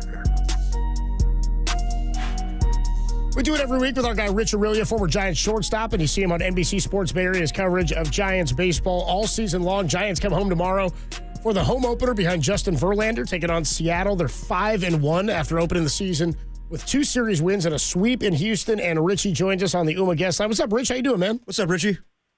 I'm good, guys. What's going on? Dude, we're fired up. 5-1. I'm fired up, man. I'm feeling pretty good coming home. And I was asking fans yesterday, like, is it okay to be as excited and as happy as we are? Because it's not just that they're 5-1, it's how the team feels. That even yesterday, they didn't play, I think, the style of game that they would have liked to play or that they planned to play. Didn't have a great mental defensive game, made some mistakes on the base paths, and then still came away with a win because of some big hits.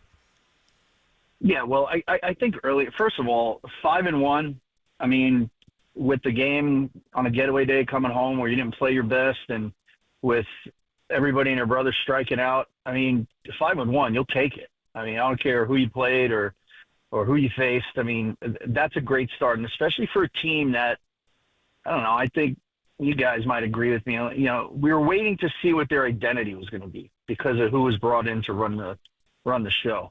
And I think what we've seen so far is a team that is playing the game the way that Buster played and playing like the teams that Buster played on that had success. And, you know, I look back, I feel like for about a 6-year period, I felt like they were trying to keep up with the Joneses, right? Like everybody was going analytics, sabermetrics, and, you know, maybe they helped, but it's not all it's cracked up to be. You know, maybe is such a thing as the who said it? The Jim Leland analytics.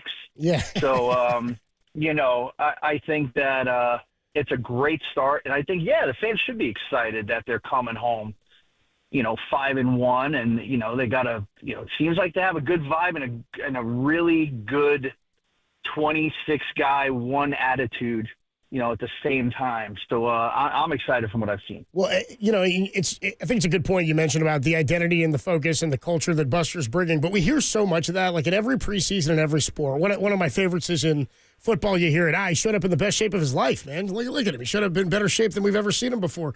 Doesn't necessarily mean it translates to the regular season. And they talked a lot this preseason and this spring about the focus on defense and situational hitting and running the bases and stealing bases and being more athletic and getting back to and throwing strikes. I mean, they didn't do that great yesterday either in some spots. But I think what's most impressive to me is that we've actually seen that come to fruition through 6 games. And I was going to ask you, did you guys feel like when you played and you had so much continuity within the organization, did it feel like you had an identity year in and year out? You knew what was expected of you based on Sabian and Dusty's expectations of you? Yes, absolutely. And we had 2 guys in our lineup that were, I mean, they both should be Hall of Famers, and Barry and Jeff. Yep. And I mean, you know, those guys, you know, they were on their own program, which was fine, because the rest of us were like, well, I don't care if they have their own program, as long as they're on the field at 7:00 and, you know, help us win ball games. And that was the thing. Like, they did what they did because they earned the right to do that. And we respected it. We didn't get in their way about it. And we just went out with you know, one goal in mind, and that was win every day. And we knew that those guys helped us do it. So yeah, our attitude and our identity, other than that, was like, you know, besides those two guys, I mean, we were a bunch of grinders, no matter who we had out there. So it is important. Clubhouse chemistry is important. All the intangibles that you don't really see, I think we're going to start talking about a little bit more this year, seeing them come back a little bit more. And, you know, you would like to think that it's only going to get better as the season goes on. Talking to Rich Aurelia on the UMA guest line. So, Rich, what do you make of the start Wilmer Flores has had? 4 home runs, 10 RBIs. It's been great to see with everything he's dealt with a season ago. Well, I'll tell you what, the worst thing for a ball player, worst couple things are bad back, bad knees, bad feet, you know? Yeah. And it shows that he's healthy this year. And I think it's actually, you know, I kind of see what they're trying to do with Casey Schmidt, because maybe if they just keep, you know, Wilmer in that DH role while he's hot, so they don't have to put extra stress on his, you know, on his knees, put him in the field all the time. I think it's a great idea right now, because it seems to be working. And, you know, I don't think Wilmer's I think he's surprising us because of how poorly it was last year, his play, because of injury. But we've seen Wilmer do this before. I mean, he's kind of like a couple of years ago, I think he was the best player on the team. And he quietly, you know, quietly hits you a long ball right when you need it. You know, always drives in some key runs. And, yeah, he was hurt last year, so we didn't see the best version of Wilmer Flores. And I think, you know, what we're seeing right now is just a really, really, like, pleasant surprise with the way he's swinging the bat. Rich Aurelia joins us on the UMA guest line. Giants open tomorrow, 1:35 first pitch, 12:35 pregame right here on the Sports Leader. So JT told us last week, we talked to him, 25-year celebration of 3rd and King, ballpark opens. We talked to Woody yesterday, too, and first guy to ever pitch in Oracle Park. It was Pac Bell at the time. I said, what do you remember, Woody, outside of about that day the most? We'll save the Elster home runs. We won't talk about those, but what do you remember about opening the ballpark in 2000? Well, you're right. I remember the Elster home runs, man. I was like, yeah, right. Geez, Woody. I mean, Woody couldn't even dust somebody off the plate because he didn't throw hard enough to dust somebody off the plate. But I don't know. I just think because our team was together for a pretty good amount, like a core group of guys, for a decent amount of time, ending our, you know, playing time at Candlestick. I mean, we all saw this stadium going up for 3 years, right? I mean, I think they started construction in 97. And I think it was one of those things you know, like a kid, you're so excited to get this new toy from Santa, right? You couldn't wait to open it. And I mean, I felt like we opened it, we were all excited, and then it like broke on us, like 2 minutes into playing with it, because we got blown out in that first game, and we actually didn't play well there for the first couple series. I think we were 0-7. That's right, in the stadium. But it was just like, it was like a brand new toy. It was the jewel of San Francisco, and people were just coming out to come out, right? It had nothing to do with the team yet, but just a great ballpark. I mean, honestly, it doesn't look like it's aged a day compared to a lot of other ballparks around the league. And I'm excited to kind of be there tomorrow and see all the guys who I haven't seen in a while. You know, you see some of them pretty frequently, guys that live up here, but you know, guys like Woody, man, I don't get to see him very often anymore. And I think I actually was on the phone with him last night right after he got off with you guys. I was on with him for like an hour just talking about stuff. And, you know, so it's great. And it should be, that ballpark should be honored because it really is the most beautiful ballpark in baseball. I was saying yesterday, I'm like, if you got blindfolded and had never been there and somebody dropped you in the third deck or the second deck, you might think you were on like a baseball island. You wouldn't be able to see anything around you but water and baseball, which would be the coolest thing. I remember thinking when the park opened, and I was a kid, but I remember thinking, man, dude, this is going to be like Great American Ballpark. It seemed like the ball was going to fly because of Elster. There were so many home runs hit there. And as it turns out, it's like one of the hardest ballparks in the history of the game to hit in. Yeah, and I remember, I think we played 2 exhibition games there, too, against like one Brewers and Yankees, is that right? And one against the Yankees. Yeah, and the ball was flying those games, too. And, man, I don't know what happened. Somebody got the baseball gods mad, but, you know, it totally changed into a total pitcher's park. But, you know, in the time I was there, I mean, we had guys that, you know, hit 20 home. You know, we had a pretty good lineup with power. And, you know, when I watch this team now play, you know, it's funny to hear the comments of like, well, you know, maybe Ramos could be the first 30 home run guy since Barry. And I'm like, dang, Barry retired before me. That's a long time. And, you know, it's not an easy park to hit the long ball, especially if you're a right-hander that hits the ball to right center, or if you're a left-handed pull guy to center. But this team, I think right now is built a little differently where, you know, if you're going to do the little things like we've seen so far, you don't always have to hit the long ball to score runs. Do that on the road where you go play in Cincinnati and Houston that are good hitters parks. Here, when you're at home, play good fundamental baseball, get guys over, steal some bases, and you'll win a lot of ball games. Speaking of Woody, Rich, have you ever been to his shed? I was at the old shed. Okay. Numerous. I have not been to the new house shed, but at some point I got to get back out there because it's basically Cooperstown West. Yeah. I mean, that's what we've heard. Yeah, you guys got everything in there, man. We asked him yesterday. I asked him what's the most obscure or like unique thing that he has that like maybe somebody else wouldn't think is cool, but he's such a maniac about sports. And he said one time JT gave him a bat, like he had a bat that had just gotten dipped or whatever. It was like painted, and JT was able to peel like the entire paint thing off, like it was like a snake skin in one peel off his bat, and then it had his name on it, and he autographed it, and he said, I don't think anybody else has got the skin off a JT Snow bat. I was like, no, I don't think anybody else wants one. But did you ever give him any gear? Anything cool from you? We got you, Richard. We lose you? Or maybe we just put off by the question. I think we lost Richie. We're going to have to reconnect with Rich there. I think he dropped out for a minute. Anyway, Rich Aurelia. Did I ever give anything to Woody? Of course I did. Of course I did. Of course I gave him some good stuff. He mentioned yesterday, Kirk Reeder did, that he has like Barry's sweatbands from the, or wristbands from the 73rd homer. I was like, dude, that's sick. I was also wondering, got to get yourself like a Dusty Baker toothpick, right? Or like maybe a Shinjo, like a number 5 sweatband goes all the way up his arm. That'd be a sweet one. No, it is true. It's like he's got like a baseball shed of just memorabilia from around the game. I've always wanted a man cave like that. Yeah? I have like a bunch of memorabilia. Are you a collector? Do you like stuff like that? I mean, I don't, but like, it'd be cool to have. You're one of those guys who's like, I love to live on a lake. I wish I could have that stuff, but I just don't do it. I love to live on a lake, take my boat out and grab some fish and then cook it for dinner. I'm like, oh, do you fish? No, but I think I would. One day, there's a lot of things I want to do with my life, Copes, that I haven't got around to doing. And man cave sheds on the list. You can't have a man cave shed with memorabilia if you don't start gathering the memorabilia. I guess that's right. You know what I mean? I guess I do need to collect some stuff. I got some collector's item stuff. We've reconnected with Rich Aurelia. I asked you, Rich, did you ever give Woody anything that ended up in the shed, you think? I did. I gave him a All-Star practice day jersey. Nice. Like when I made the All-Star team. I think he has a glove or in there too, maybe a bat. I don't know, man. My stuff's probably in the closet with dust on it. He's got the Willie Mays shrine. Yeah, right. And the funny thing, I mean, not funny, but I mean, when Willie passed last year and I was working the post-game show, we had a bunch of people like call in, Zoom in, and Woody was one of them. And I mean, I remember him just telling stories of like all the stuff that Willie would give him.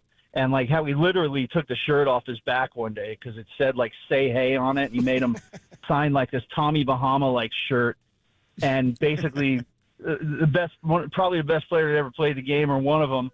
So walking out of the ballpark on 3rd and King in like a wife beater tank top because Woody stole his shirt. Woody Hargis hanging it up in the shed. Yeah.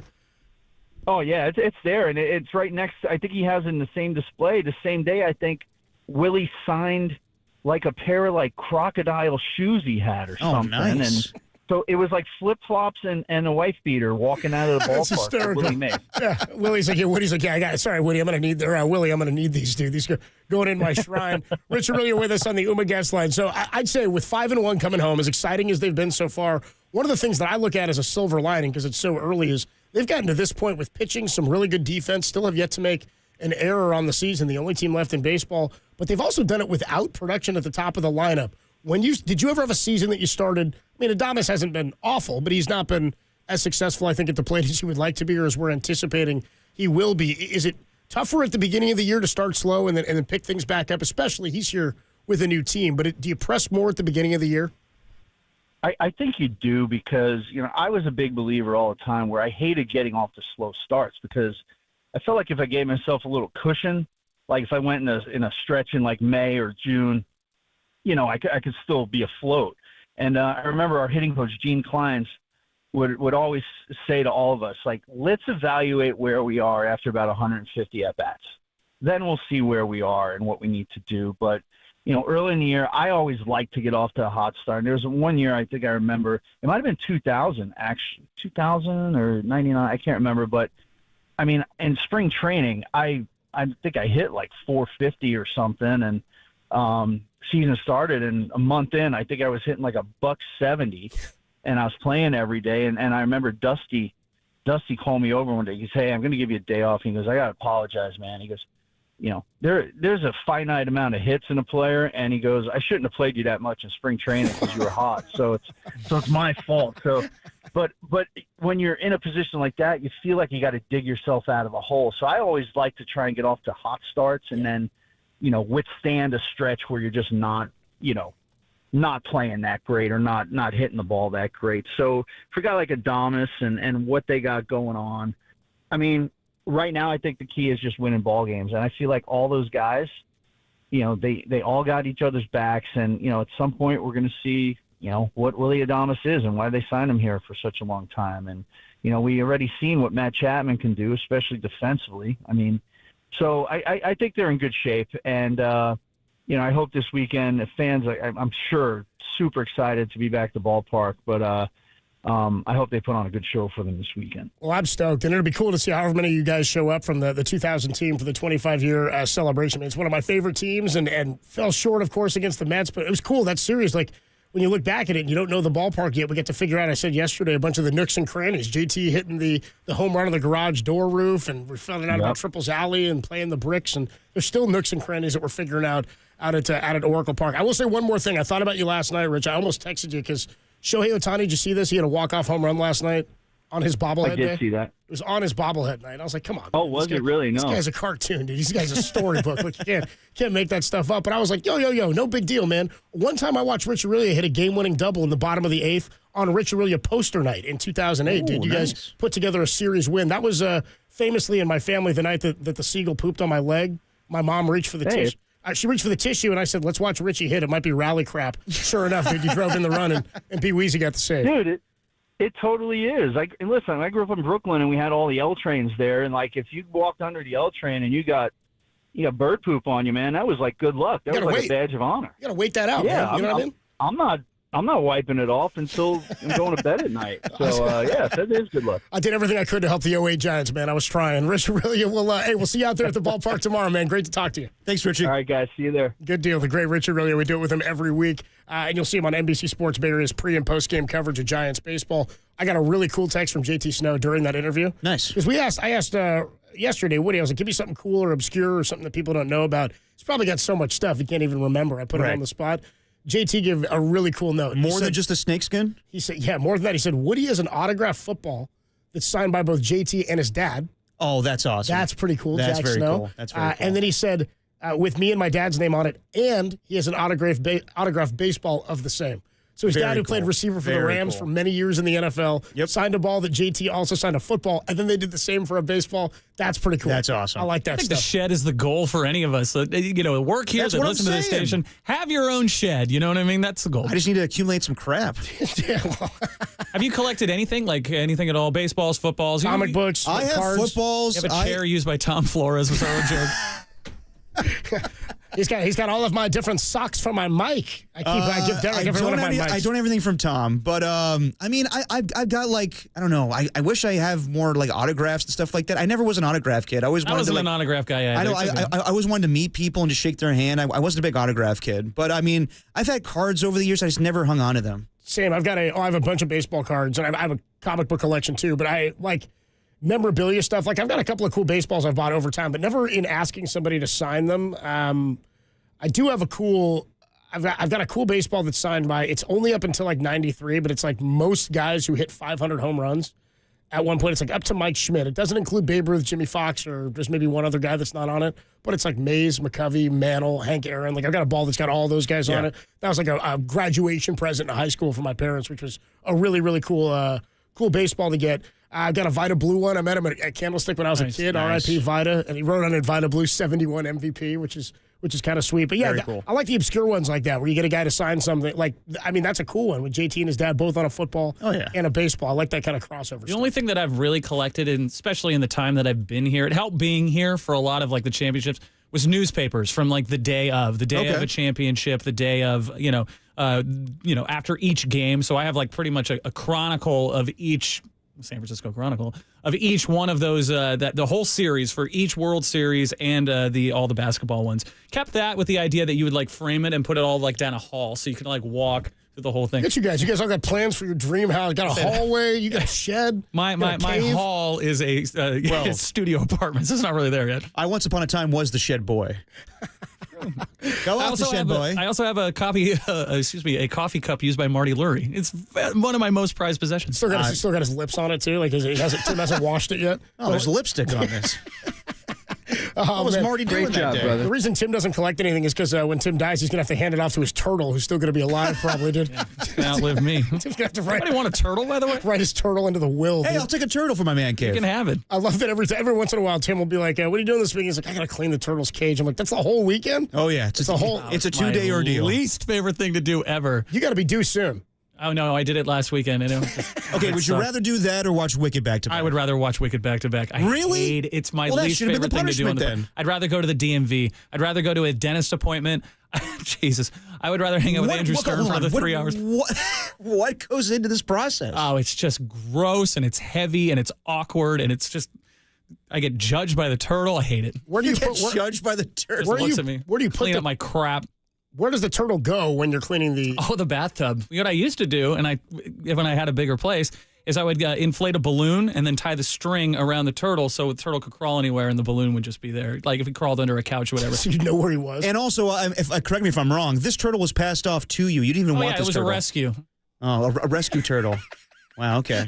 I had a roommate, the guy, when I first started working here, he was a promotions intern. He got 2 of these little water turtles. He got them in Chinatown to impress a girl. Kept it in a Tupperware container that was no bigger than the microphone that you're talking into right now. So, of course, one of them died. Yeah. The girl that I was seeing at the time saw that and was like, this guy's moving out. Why don't you just keep the turtle? And I said, sure, girl that I'm dating right now. No problem. That was in 2005. Oh, man. Dude, you've had this turtle for 20 years. Here's the kicker. That's not even halfway through its lifespan. How old is it? It's 20? It's 20. And what's the name of the turtle? Oatmeal. Didn't even get a good name. Well, when I got it, its shell looked like oatmeal. So I'm sure it looks worse now. This is bad. 808 KNBR. Do you want a turtle? 707. Will you buy Tim's turtle? 707 checks on the Golden State Lumber and Showroom text and says Tim doing dirty work with his turtle. The dirty work. So gross. I hate it. For the turtle. 808 KNBR 415-808-5627 is the number to text. And some people check in just like this. This guy, he sent back-to-back texts. And the second one is just question marks. So I was like, what was he asking? So He wants a response. He wants a response. He waited 2 minutes to get a response. He said, fellas, I know the topic we're talking about right now is Giants. But did you see Geno Smith got a contract with the Raiders? Oh. Yeah, we Don't saw get me it. started, Yeah, sir. we saw it. We just didn't really care. Here's my quick little take on that. Manageable contract. It means that he's the starter for right now. He could definitely move off that contract in time. So there you go. Was it 707? Who could text that in? 415. 415. There you go, 415. Derek's take is he's starting, and they'll probably still look for another quarterback, so nothing's different. Look for the Raiders to draft a quarterback. If Shedeur Sanders gets past 3 with the Giants, I wouldn't be surprised if he's there at 6 for the Raiders. All right, it's baseball season, and the Warriors play the Lakers tonight. The Warriors and Laker history. You want a turtle? Not a lot. Not a lot of huge games in the regular season like this. Warriors have a chance to do something. They could help their fortunes in terms of the standings. They won't win a tiebreaker against the Lakers this year. They won't against Denver, but they're getting them both in the next 2 days. A little bit more on the Warriors-Laker history rejoiner. Just an opportunity for Derek to play his favorite call ever, Sleepy Floyd is Superman. That's coming up next. Dirty Work on the Sports Leader.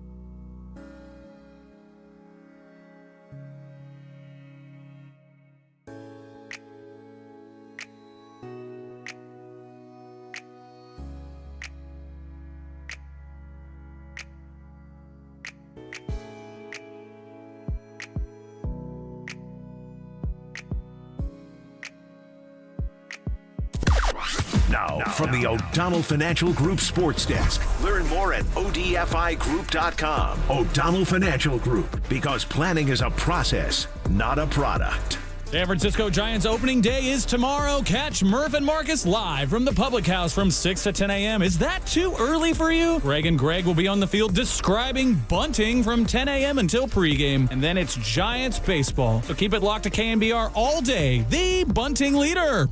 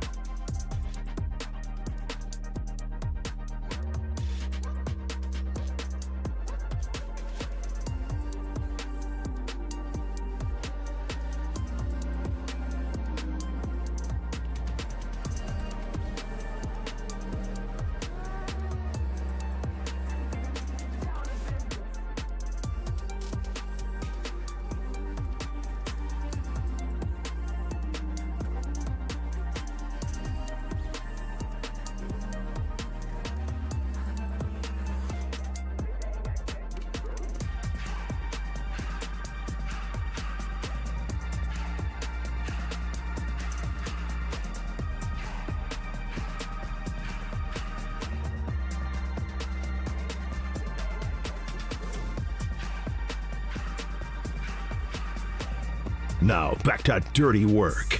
Adam Copeland and Derek Papa in the KNBR Casino Matrix Progressive Jackpot Studios. Casino Matrix Progressive Jackpots are here. Where are you? Just drop in. Please play responsibly. Call 1-800-GAMBLER. I'm going to buy the Lakers. Ah, no kidding. Tell them to win the championship one of these days. I'll do what I can, Fred. You got it, brother. Welcome to sunny Los Angeles. Great for tans, for fans. James, two defenders on him to Caldwell Pope inside. He's tied up by Green. Throws it back up top. James puts up the three. Oh, it's gone! LeBron James from downtown as the shot clock expires. Curry trying to get free. Lost the ball. That's it. The Lakers are in the playoffs. The Warriors need to play on Friday. Gotta be dropped. Get home from me, dude. Tom Tolbert, nice lad, University of Arizona for 2 years. Tolbert at 6'7" is big. He's 240 pounds. Big legs, big arms, big chest, big. How about Chris Mullin? Is this guy putting on a show? I did 106. How about Magic Johnson? Here's your show. Tolbert came in with the hard foul. It's tipped.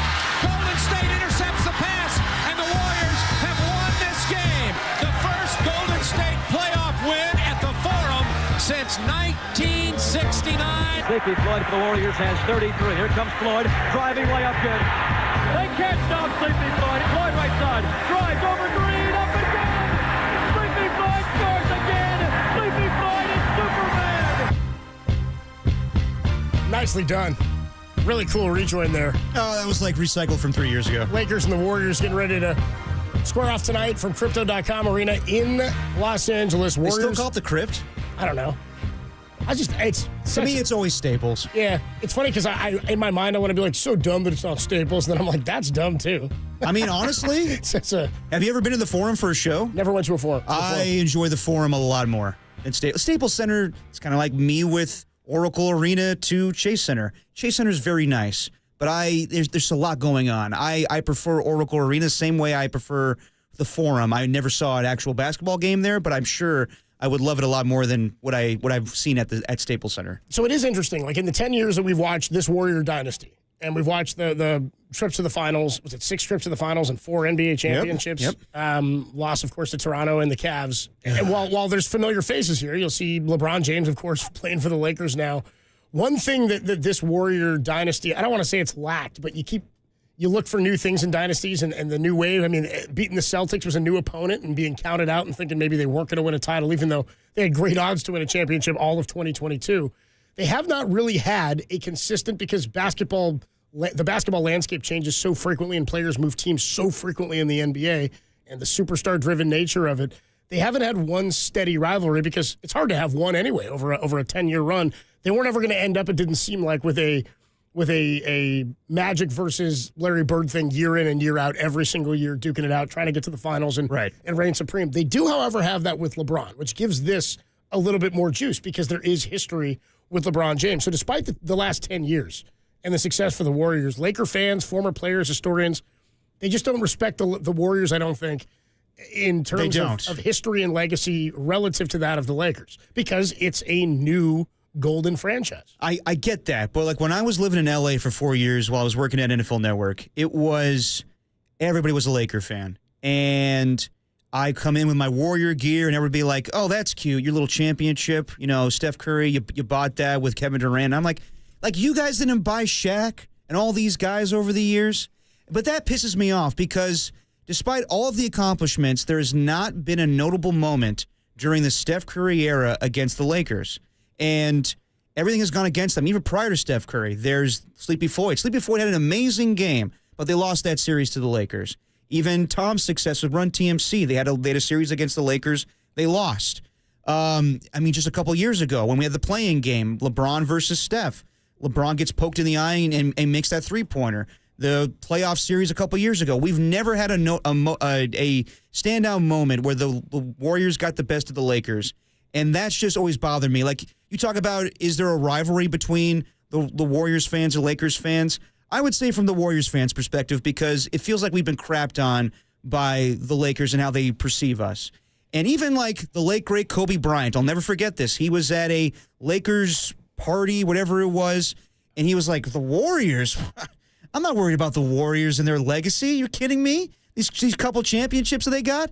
It always pissed me off. And that's been my mentality as a Raider fan, as an A's fan, where other teams look down upon you. They didn't take you seriously. And that's how I feel with the Warriors. Despite all their success, despite all they've done, it still is nothing compared to what the Lakers have done. I just want that respect, and that's why I don't care if they see it the other way.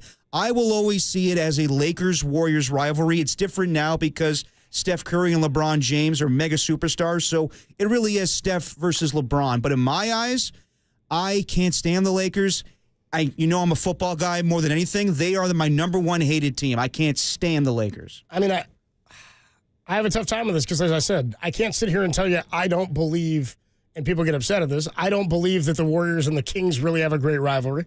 I don't believe just because they're this, because of they're close, sure, the proximity of the two teams makes that a geographic rivalry, and because the Kings have been better in the last handful of years, it's been more exciting when they play each other. That 7-game series in the first round a few years ago was great. In 2023, It was a blast. It was one of the most fun series we've had in a while. And there was drama, there were suspensions, there was hatred between players, and there was a huge Steph Curry performance to send them into the next round where they soundly get whooped by the Lakers. But it's tough for me to say I believe the Warriors and Lakers are a rivalry when Warriors don't win enough against them. I use this analogy all the time. It's the Roger Federer, Andy Roddick. When Roddick had won a U.S. Open and Federer became the greatest tennis player we'd ever seen at the time, they asked Roddick about his rivalry with Federer. He said, I can't call it a rivalry. I think I got to win a few first. I feel like the Warriors, not in this era, but all-time organizationally, are going to be viewed by that organization as a little brother. Yeah. Until you're aware they care about the Celtics. Like, we care about winning the West and beating the Celtics. That's all we care about. Same for Boston. They're like, yeah, screw New York, screw Detroit, screw Chicago, but they want to beat the Lakers. That's what those two organizations are founded, what the NBA's success was founded on, basically, when it became what it was in the 80s and into the 90s, right? Into the Jordan era, into the Kobe and Shaq, into LeBron and Steph, and so on and so forth. So, I don't like them, but I don't have. It's tough for me to say, yeah, that's a big rivalry because it's L.A. and Bay Area, sure, but there hasn't been enough key moments and there hasn't been enough back and forth. Yeah. This could help spawn some of that, and that's what I'm intrigued by. That's the excitement for me. It's the Steph and LeBron rivalry is where it comes down for me. Yeah, that dates back to the Cavs. There's also no hatred there, right? Like, there's so much respect and love for each other. There was at one point, I will always remember LeBron kind of scoffing at Steph Curry being a unanimous MVP. And since then, they've been good friends, and they've played in the Olympics together. Well, but Steph had to sort of earn that from LeBron because LeBron was like, I'm the king. This is my thing. This is my league. And now you're coming in and you're infringing on my chance to win numerous championships. Became a problem. And now, I mean, for LeBron's legacy, he kind of needed the Steph Curry. He needed Steph Curry and the Warriors' dominance to help his legacy in that 3-1 comeback. And then he goes to another organization, and even though it's in the bubble. But for me, it's sort of like, it's kind of like, remember when they won their 4th title and I think it was Draymond, or maybe it was Steph, said that LeBron called them afterwards and was like, hey, man, the 4th title's crazy, huh? Like, it makes you think differently about yourself, about your legacy, about what you're capable of, especially after you did the 3, you lose that other one, the 4th, and then you have a gap of time, and then you win another one, so you know it's still in there, you know you still have it. The reason I think that that's significant, I've always thought about that. LeBron telling Draymond and Steph, 4 is wild, right? 4 feels different, because then you're next to elite company, right? It's sort of like, in football, nobody would ever deny that Dan Marino is one of the all-time great quarterbacks, but nobody's ever going to put him in the all-time great conversation or the GOAT convo because he doesn't have a bowl. Yeah. You don't have to win a Super Bowl to be a Hall of Famer or an all-time great, but if you want to be considered a GOAT, even though Super Bowl wins aren't a quarterback stat, if you want to be in that conversation in sports landscape's purview, you have to have titles. It's the only way for you to be in that. And if you're not of the elite nature, a guy like Eli, they'll question whether or not you're even a Hall of Famer because your team was so good and those were just 2 big wins. Because in order to be an all-time great, you got to do it all the time over the course of the regular season and the playoffs, and you have to win championships in order to be a great, right? Aaron Rodgers, if he didn't have the 1, we'd be sitting here going, man, 4 MVPs. He'd be in the Dan Marino category. He'd be in the Dan Marino category. Peyton Manning was sniffing that for a while until he finally got over the hump and got it done. In the NBA, I sort of think when you talk about Kobe saying, or LeBron being like, it's the Warriors. They're one championship. Kobe thinking, that's their one. Kobe got 5. Kobe was in a different class. Even though he got the 3 with Shaq, he got 2 more after, and Kobe was in a different class. Yeah. Michael, different class at 6-0. That's why he sits up at the top, right? That's why Joe Montana, for a long time, different class at 4-0. The Warriors getting 4 and LeBron having 4 puts both Steph and LeBron on the verge of being in. We already know they're all-time greats, but getting to 4 is much different, even oddly, than being at 3. You've passed Larry Bird. Yeah, I think with the Lakers fans, you tied Magic with 5. Yes, it's the respect of Steph Curry. They love Steph Curry. They hate the Warriors. I saw firsthand when I went to a game against the Lakers and Warriors years ago, and fans the whole time were, talking S and, being like, I can't stand the Warriors, can't stand the Warriors. Fake-ass championships, fake-ass dynasty. As soon as Steph has a 3, all right, Steph is nice, though. Steph is nice. Fake-ass championships. Yeah, that's how they view it. That's they how swept the Cavs in one of them. Yeah. I mean, they did, but, that's how the Lakers fans view it, and that's just what irks me. Honestly, it's the same thing with the Warriors and Kings. Even though that both franchises may not feel the same way, if there's vitriol on one side, I'd still would count that as a rivalry. Even though the Lakers don't see the Warriors as the same way, I still think there is a rivalry just because the Warriors feel a certain way about them. At least I do. But to your point about LeBron calling Steph and Draymond about, hey, 4 championships crazy, huh? They should have responded and be like, yeah, what's even crazier is we had to play our games on the road. You just played in a bubble, my man. Yeah. And lest we forget, he also had a title with the Heat in a lockout season. That's true. Let's point that out for LeBron. Okay, let's say it's reverse. So let's say that Steph Curry gets his 5th championship before LeBron James. Okay. If Steph calls LeBron and says, man, 5th's crazy, huh? LeBron be like, you don't need to tell me that. I don't think it goes the same way because LeBron had his 4th before Steph and Draymond did. But it was can you imagine, though, if Steph calls him and be like, you got 5, that's cute, huh? Yeah, it's nice. I mean, when it's all said and done, LeBron is likely the greatest player statistically of all time in every category. All-time greatness, 3 championships with 3 different organizations. You can hate on him for it, but that's wildly impressive. Of course it is. Nobody's done that. Finals MVP in 3 different spots, right? Who do you think? I mean, we've been asking this since the trade for Luka and for Jimmy. Well, now that I've been watching who's more likely to get their 5th? I mean, we get into it more next segment, but it's close, man. I think there was a certain point before the Jimmy Butler trade where I was like, I stupidly said this, I'm cool with Steph Curry not getting another championship. You kept saying to me, why don't we just enjoy the ones they have? And I said, because they gave Steph $60 million. Because I was so I don't know what's going to happen. I can't see any trade happening that's going to revive this organization. So I was like, let's just remember the good times, baby. But now, I want that 5th one. It's going to be a race. We can talk about it more next segment. I don't know, but I am feeling better about Steph Curry's chances. Who has been more impressive at this stage of their career? Is it Steph at 37 years old, averaging 24.4, or is it LeBron at 40, the oldest player in the NBA, averaging, you guessed it, 24.4 points per game? Let's get into that. That's eerie. 808 KNBR 415-808-5627. Luka's going to extend the window for LeBron to not have to be the best player on his team. Steph still does have to be the best player on his team, but Jimmy Butler showing up for the next 2 years beyond this season is going to help some of that out, you would think. Who's got a better shot at a title? Is it LeBron not having to be the number 1 guy at all times, or is it Steph with the help still being number 1? 808 KNBR 415-808-5627. Number to call and to text. It's Dirty Work. Greatest show in America. Mark Spears joins us in about 15 minutes, only here on The Sports Leader.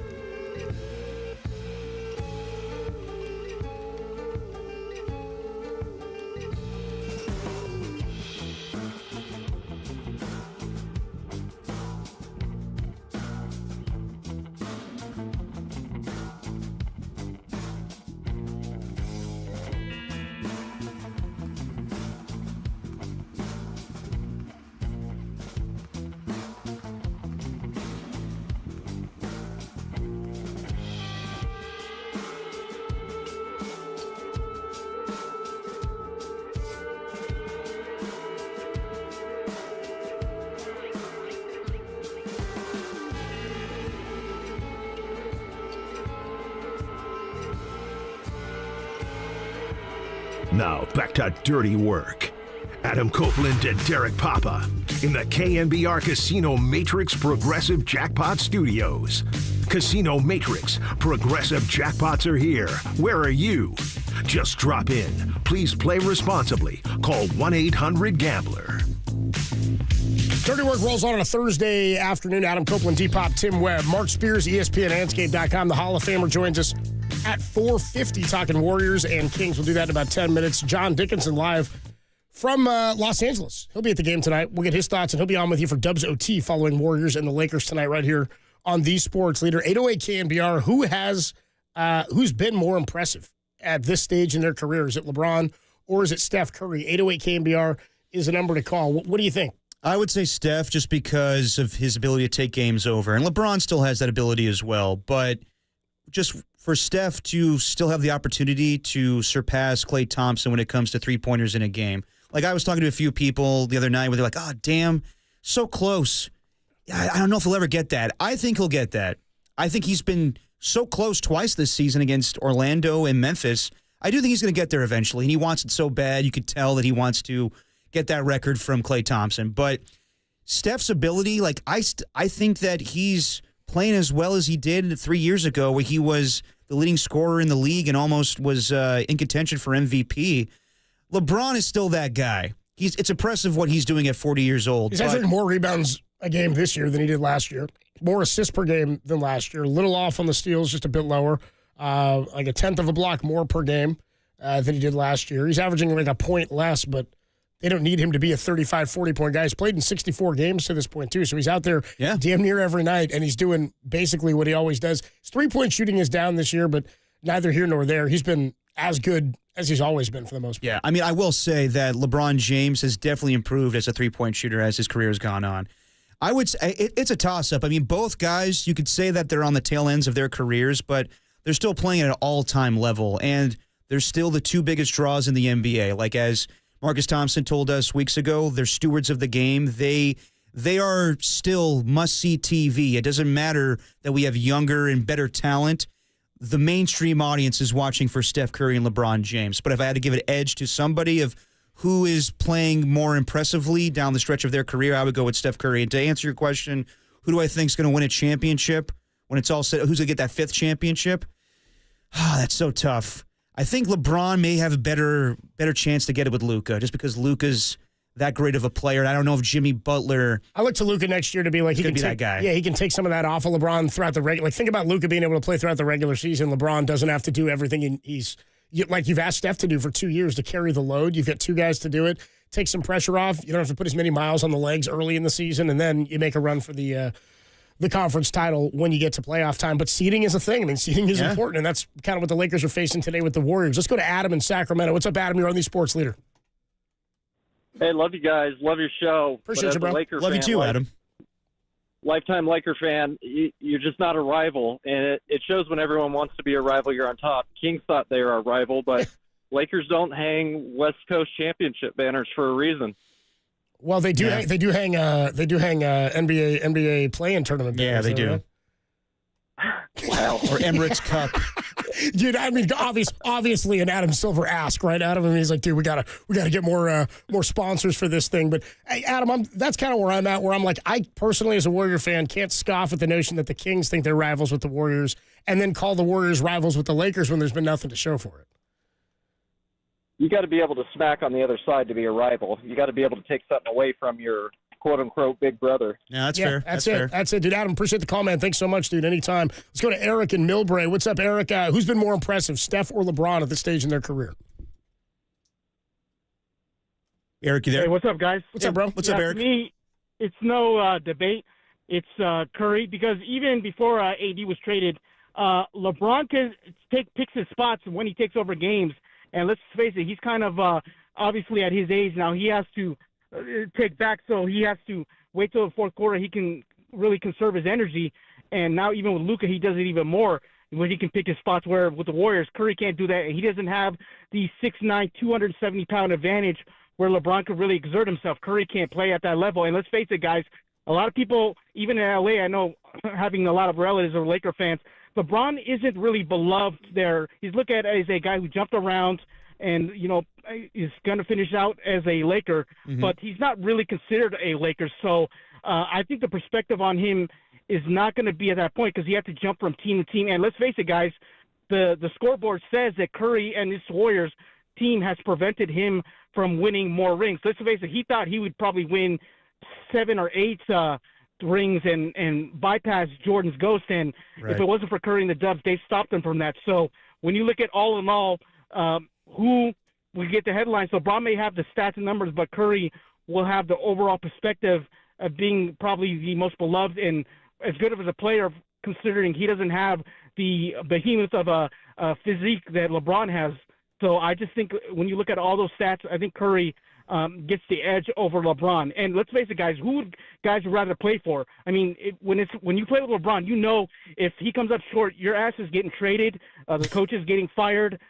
He's going to get his clutch guys in there. And I don't think a lot of superstars really wanted to play with him. So no. Even AD, he's close with him. He got him shipped out of town. So I think guys would much rather play with Curry because he's more beloved and all. So you take all those accounts into factor, it's Curry in a landslide, in my opinion. Thanks for the time, guys. Thanks, Eric. I appreciate the call. You know what's funny is well, if you're Steph Curry, you ship Jordan Poole out. First thing, I'm kidding. First thing I thought though when he said that too, he's like, if you stink, then the coach getting fired, he's going to rip you, shipping you out of town. I was like, you could be the best player on the team, better than him, and they're shipping you out of town. I mean, Anthony Davis was the guy, even though he played the Robin to LeBron. I mean, he was the best player on that roster. I think when it all comes down to it, what we're talking about here is sort of the same thing, and that is the point I was trying to make earlier, is while their numbers are the same, and this doesn't take anything away from LeBron, he doesn't have to be the best player on his team every night for them to be successful. Steph does. Yes. And he has for the last 2 years, even without the help around him. He just needs to be on the court to set everything up for everybody else. But that's what I mean, is he has to be there in order for the team to be successful. Luka Doncic not that anybody's getting it done by themselves, but he's an all-pro player. He's a superstar. Yeah, he's an MVP candidate. There's nobody else on the Warriors that's gonna crest anything that Luka does in terms of individual accolades. Like I love Jimmy Butler, but I think at this stage in his career, Jimmy Butler's not going for 50. Luka Doncic is. So that's the difference. That LeBron has not a Robin, he has another Batman with him. He has Superman with him. That's what's it's like the Spider-Man meme where they're all just they're pointed at each other. It's like him and Luka, what's up? Exactly. And Steph Curry has great sidekicks with him that are awesome in Draymond Green and Jimmy Butler, but LeBron James has that next superstar with him that makes it very difficult. All right, we got a call yesterday from this guy. I thought, normally we just get Brock Purdy or 49ers or football takes. We got a Giants take from our guy yesterday, and I think we're getting a Warrior-Laker take. It's Dwayne in Stockton. Hell yeah, Dwayne. What's up, Dwayne? How you doing, the heat, Dwayne. Bring it! Dwayne. What's up, bro? Yo, what's up with the filthy bunch? What's up, bro? You feeling filthy on a Thursday, Dwayne? What's up, bro? Real filthy. I'm feeling real filthy, man. I got to say, one thing I want to say first is tonight's matchup is massive. Yes, it is. I mean, I'm feeling it on my skin. Are you feeling on your skin for tomorrow too, Dwayne? Back-to-back games? Oh man, it's all bro. I can't get no sleep, man, and it's a good thing. Now, I'm going to tell you guys, between those two guys, one thing about the Akron Hammer, man, that I give him credit for is he went back to Cleveland and got him a chip. That was crazy when he went back to the hometown and really proclaimed himself the Akron Hammer. Now, Steph Curry's in that conversation. It's head-to-head right now. If one of them gets the chip this year, they got the nod, right? But I tell you what keeps Curry in the conversation is the fact that he's only been on one team. So I'm an OG, so I like the guys that spend their whole career on one team, like a Derek Jeter or something like that, because it means a lot. Right. It really does mean a lot. And I'll tell you another thing that keeps him in the conversation with the Akron Hammer is the fact that he hit the golden dagger, bro. I saw the Olympics, bro, and I saw everybody get out of his way and defer to Curry. Yeah. So that's got to count for something, fellas. And my last thought, we got a bully on the bump tomorrow, man. We got a bully on the bump tomorrow in Orlando, bro. Let's go. We're going to wake up Saturday morning 6-1. It's going to be a beautiful weekend. Oh, now Let's it's go, we, fellas. Dwayne. Let's go right now.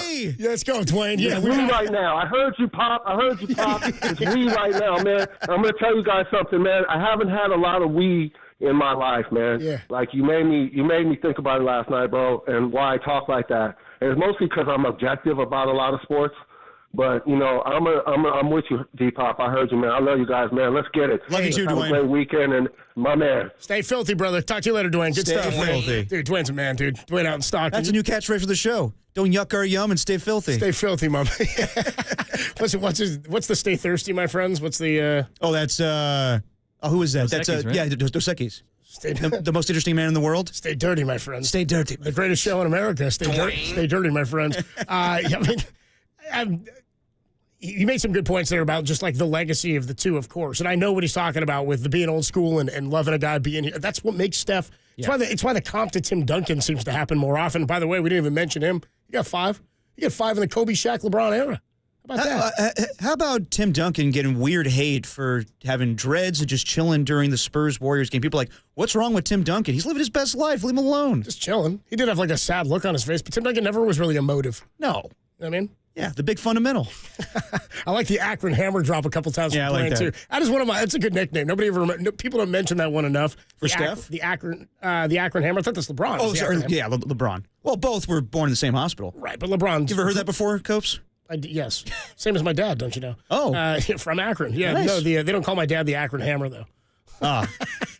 They call me the Hebrew Hammer. No, I don't think they call you that either. Nobody calls me that? Nobody, no. You say it yourself. Get out of the shower. Yeah, it's a self-proclaimed nickname. Get out of the shower, look in the mirror every day. Drop the towel. The Hebrew Hammer. The Hebrew Hammer. Me and my torpedo bat. Adam Copeland, Depop, Tim Webb with you Thursday afternoon. Mark Spears, ESPN and Anscape.com. The Hall of Famer is going to join us talking the biggest show in the NBA. It's Steph and LeBron, and the game has some juice. We'll talk about it with Mark Spears. He joins us next. Dirty Work, greatest show in America. Stay dirty, stay filthy on the Sports Leader.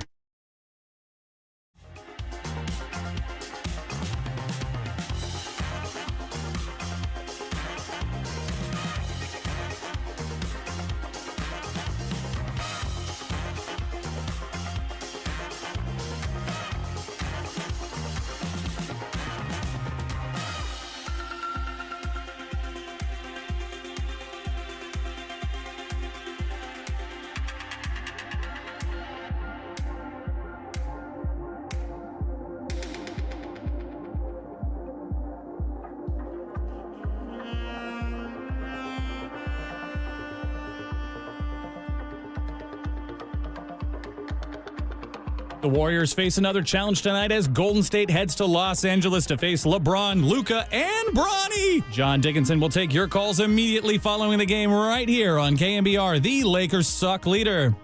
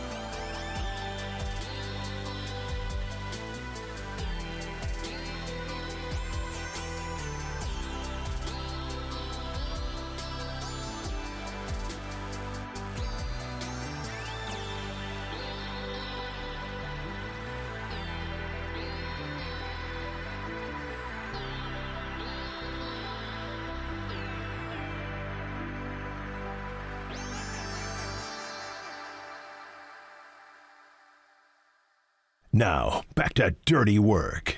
Adam Copeland and Derek Papa on KNBR 104.5 and 680 AM, the sports leader. We do it every week with our guy Mark Spears, ESPN and Anscape.com. He joins us courtesy of the UMA guest line, and Mark Spears is sponsored by Mancini Sleep World. Get the rest, easy promise, only at Mancini Sleep World. Visit sleepworld.com. Mark joins us on the UMA guest line. Mark, live from Morocco. Is that right, Mark?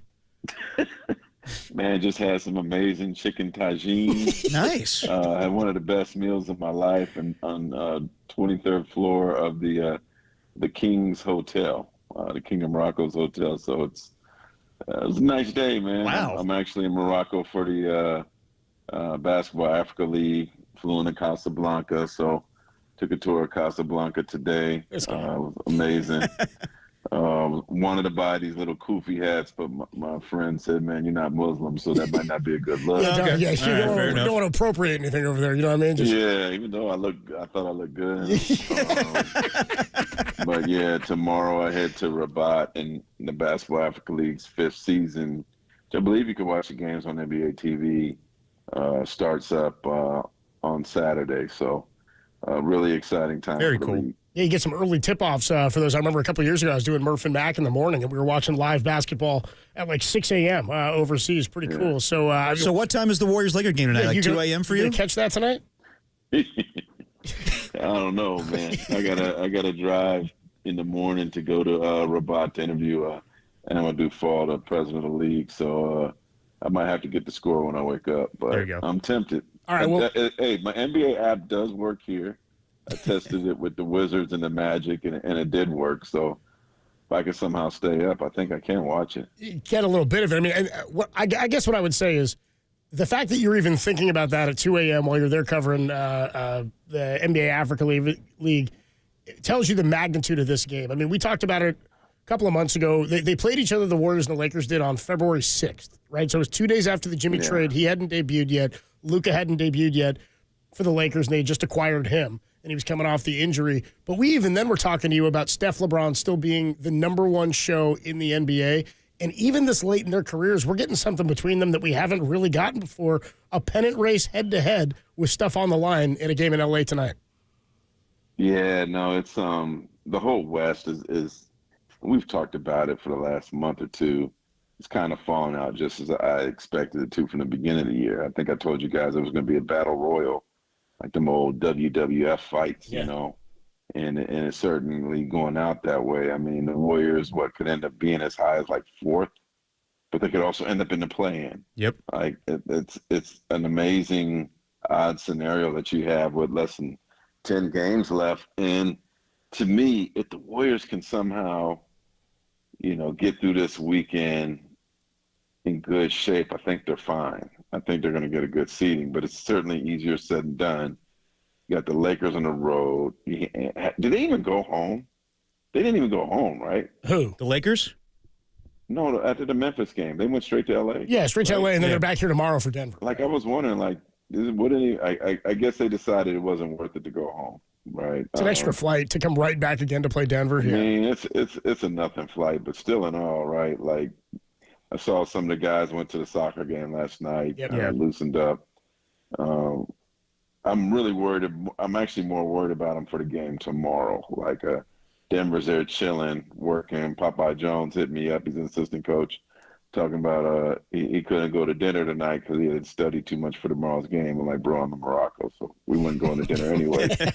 But to me, whoever was the schedule maker for the Warriors, on that one, like I saw the Kings had like a Celtics Thunder back-to-back last week, which, come on, man. Like, you can't do that, right? But for the Warriors to be on the road for 2 weeks and then come back and have to come home and play the Nuggets, like, come on, man. That's cruel. But that's their scenario. This is the situation they put themselves in. This is their situation they've improved to because of Jimmy Butler. So, I mean, I think over these next couple of days, tonight, Friday, Sunday, we'll really get to see if they have championship medal or not. No, I agree with you. And, yeah, the back-to-back is brutal, especially teams that they've haven't had success against in the Lakers and Nuggets. But I'll ask you the impossible question, Mark. Just see it. Let's make sure Russell Westbrook has something to do with the end of the game. Yeah, I know. That was brutal the other night. Good Lord. Yeah, you got to play some Benny Hill music on that. Yeah, right. I don't know if a guy in NBA history's had a worse sequence in 10 seconds. Oh, that was incredible. Unbelievably funny. To miss that layup and then to foul with how little seconds were remaining. What are you doing? What are you thinking? I was like, is that Carlton from Fresh Prince playing? Like, I know. What's going on here, man? And then Jokic just has 62 points. You're like, you wasted that? Good Lord. But I'll ask you the impossible. You know what the funny thing about that? My wife noticed was, she's like, did Aaron Gordon just like run off the floor before it ended? Like, Aaron Gordon took off. He was so angry. Yeah. And then Russ being Russ, he almost got in a fight with somebody in the stand. Yeah. The dang cameraman from Turner turned it away for a different scene. I'm like, come on, man. Keep the camera on. Keep it rolling, bro. That's good television right there. Definitely. Man, I'm sorry. Definitely. But I'll ask you the impossible question. At this point in their careers, between Steph Curry at 37 and LeBron James at 40, who do you think is more impressive right now? You have to go with LeBron at 40, man. Yeah. I mean, another thing is, I'm gonna give you this twofold. One, like, it's amazing that LeBron physically, with the position that he plays with, and it's not that Steph doesn't take a beating, but you're talking about a much bigger, heavier guy that he's still around right now, right? To play at 40, to play at the high level. When I see some of the dunks or some of the blocks that he's able to do, I'm like, you might have to check his birth certificate in a different way than what we usually check a dude's birth certificates for. But, the way Steph has built his career, like, I don't know, man. I think it was, I don't know who it was the other day, but somebody kind of mentioned his name perhaps in a GOAT argument. Like, when you think of the GOATs, right, the greatest of all times, whether it's LeBron or Dr. J, Wilt, obviously Jordan, Magic, Kareem, like some of those names, Steph doesn't have what all them other guys have. Height. He doesn't have their height. He doesn't have their athleticism. He doesn't have their body build. So for him to be like 6'3" in good shoes, having done what he's done, changed the game, become such an amazing shooter, showed you recently that his dunks are like, kids trying to dunk for the first time. Like, he doesn't have the athleticism to do what he does is absolutely incredible to me. I used to, speaking of the Nuggets come tomorrow, when I covered the Nuggets, I used to be in awe of seeing Earl Boykins at 5'6" do what he did. It's just absolutely incredible that he could even get a shot off at 5'6", right? But to watch Steph do what he does without the height, without the athleticism, without not being pound for pound nearly as big as all those other, GOATs that I've mentioned, it's really, truly incredible what he's done at his size. And to me, I guess if we're going to go pound for pound, maybe he should. Pound for pound wise, maybe he is the GOAT of the group. We asked you when the trade happened. We're talking to Mark Spears on the Uma guest line. When the trade went down, Luka to the Lakers and Jimmy to the Warriors, I think I said to you, like, it's no question in my mind that Jimmy has the potential to be the biggest impact because the Lakers were already good. We already saw the Lakers as somewhat contenders, and Anthony Davis was already having a great season. How much better or different do you think the Lakers are now? Because obviously they haven't faced each other. Still, the Jimmy impact is bigger than Luka's because he's made the Warriors, at least at this point, contenders. But how would you evaluate the Lakers with Luka? Are they better than when they had Anthony Davis? Are they more or less contenders than in February? It was interesting. I just saw Anthony Davis last Thursday in Orlando. And what he reminds you of, on the negative for Luka is just like, I think Anthony Davis doesn't get enough credit for being one of the better players in the NBA on both ends of the floor. When he's healthy, which is always his only issue, major issue, but only issue, he's a top 10 player. But with Luka, you have a generational offensive talent that with LeBron gives you the number one, number two offensive punch in the league. Very, very scary to play in the playoffs. But you'll see tonight, man, they're just going to pick on him defensively.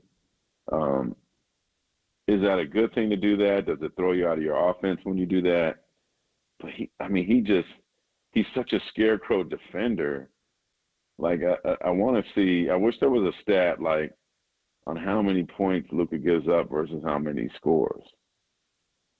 You know, and that was something that really used to drive Dallas nuts, is the lack of effort on the defensive end. It's one thing to not, to try and just not be good at it, but he's just like both. He's just not good at it and he doesn't try.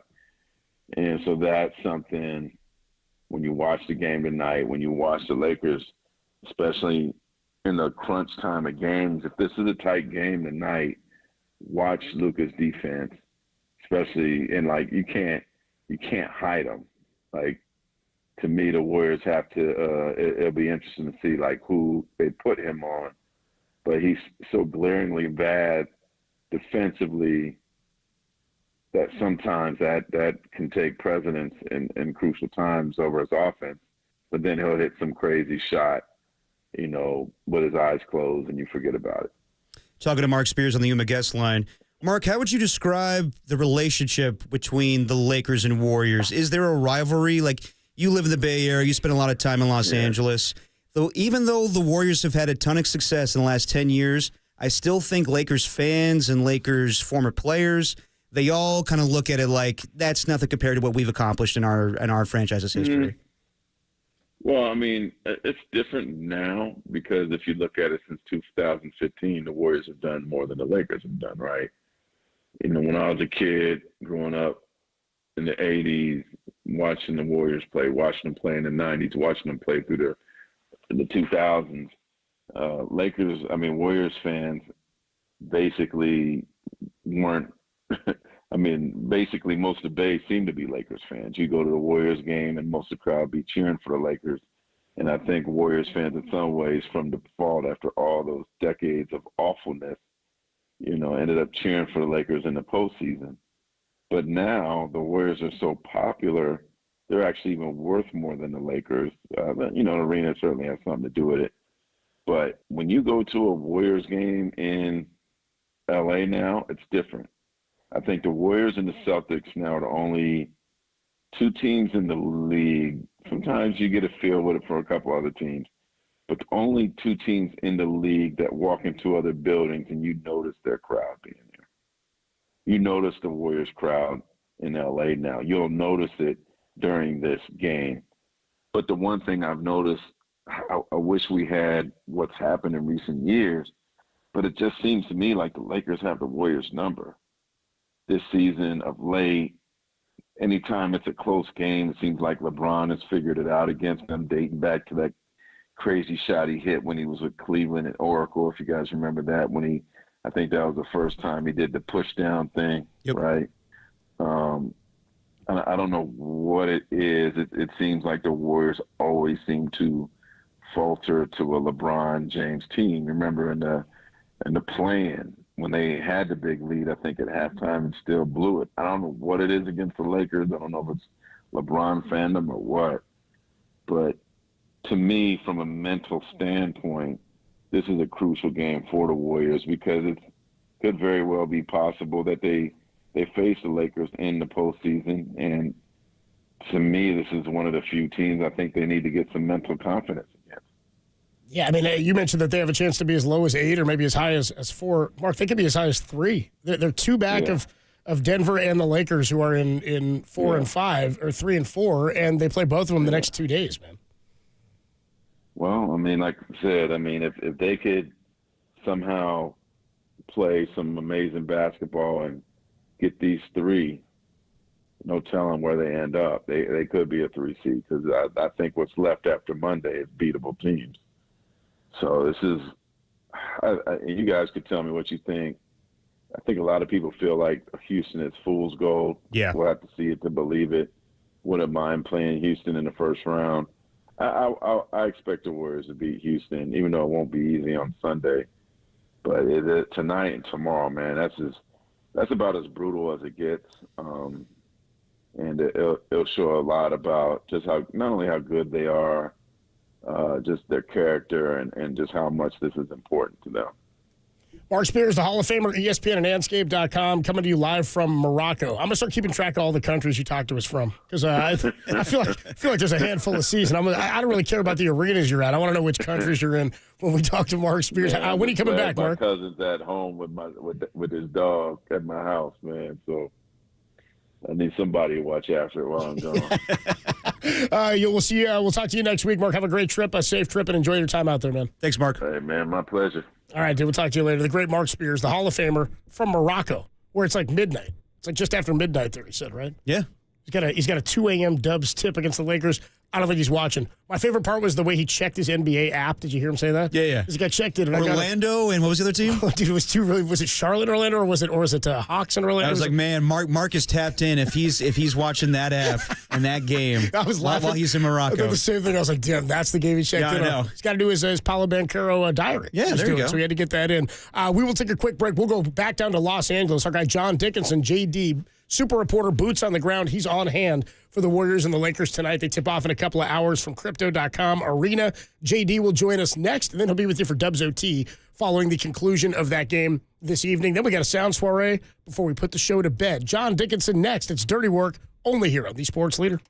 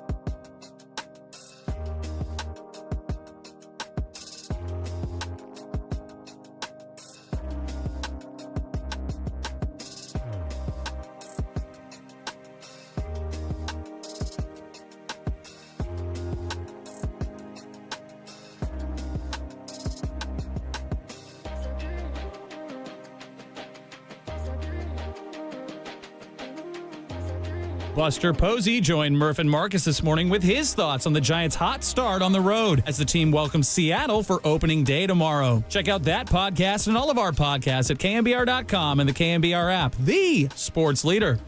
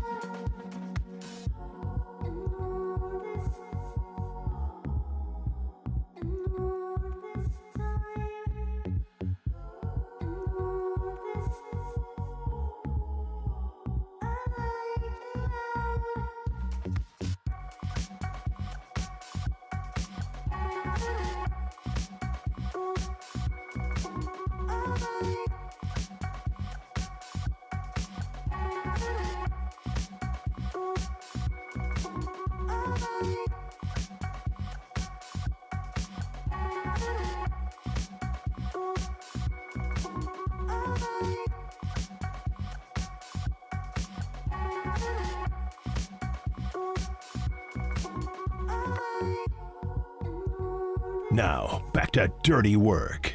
Adam Copeland and Derek Papa on KNBR 104.5 and 680 AM, the sports leader. Dirty Work rolls on a Thursday evening. Adam Copeland, D-Pop, Tim Webb with you as we will go down to Los Angeles, catch up with our guy, John Dickinson, who is with us on the video stream. You can see him. Nice shot there, JD. Oh, great shot. Courtside work from Crypto.com arena down in L.A. as the Warriors get ready to take on the Lakers. 2 games back of the Lakers and the Nuggets, who they'll see tomorrow for the 4 seed or the 3 seed. They can gain a game today and jump up or be a little closer to claiming one of those spots and create some distance between them and everybody behind them who's just a half game back. JD, what's going on, man? What's up, JD? What's going on, fellas? Yeah, good to be with you. Big game. I was thinking about this really all day. I mean, I cannot remember, especially if you factor in tomorrow, but just 2 bigger games, and even if you want to just take tonight on its own, a bigger regular season game that the Warriors have played in years. I mean, even the 22-year with the championship run, you know, they got off to an 18-2 start there, and the games at the end of the year really didn't mean anything. They were kind of in their, they were going to be the 3 seed. They were locked in. They had, Steph wasn't playing at the end of that year until the playoffs. They got everybody together and made their run. Like it's. And the Durant years, it never felt like any regular season game truly mattered. So, I mean, I was going back as far as maybe 8-9 years the last time that there was a regular season game that felt like it meant so much, not only in terms of the standings, which you guys have laid out, but just in terms of the potential for it to be a playoff preview between maybe the Warriors and Lakers are playing in 2 weeks right back here. And also just it's the new look Lakers against the new look Warriors. The Lakers have been such a thorn in the Warriors' side. Is that going to change now with the Jimmy Butler effect? And do the Warriors fare better against LeBron and Luka than they did against LeBron and Anthony Davis? Because Anthony Davis dominated the Warriors in a big way in a lot of those head-to-head matchups. So it's a lot of fun tonight. It sounds like everybody's playing tonight. I hope everybody plays tomorrow for the Nuggets as well. We'll get to that one when it comes. But this game feels massive tonight down here in L.A. So, JD, how do you think they match up? I mean, the Lakers have had their way against the Warriors 3 times this season. Do you think the Warriors are a better team and they match up better now with Luka Doncic and Jimmy Butler on the rosters? Yeah, we're going to find out. I mean, the one thing, the Lakers funneled so much of the Warriors, in terms of their defense into Anthony Davis and trying to get the Warriors, run the Warriors off the three-point line, really contest three-point shots and have Anthony Davis just patrolling the paint and blocking shots and really making it where it had to be a lot about the in-between game. He would corral every rebound. So the Lakers are going to be more wing size. They still have a lot of wing size, which you look at the lineup that the Warriors are starting just versus the lineup that the Lakers have been starting.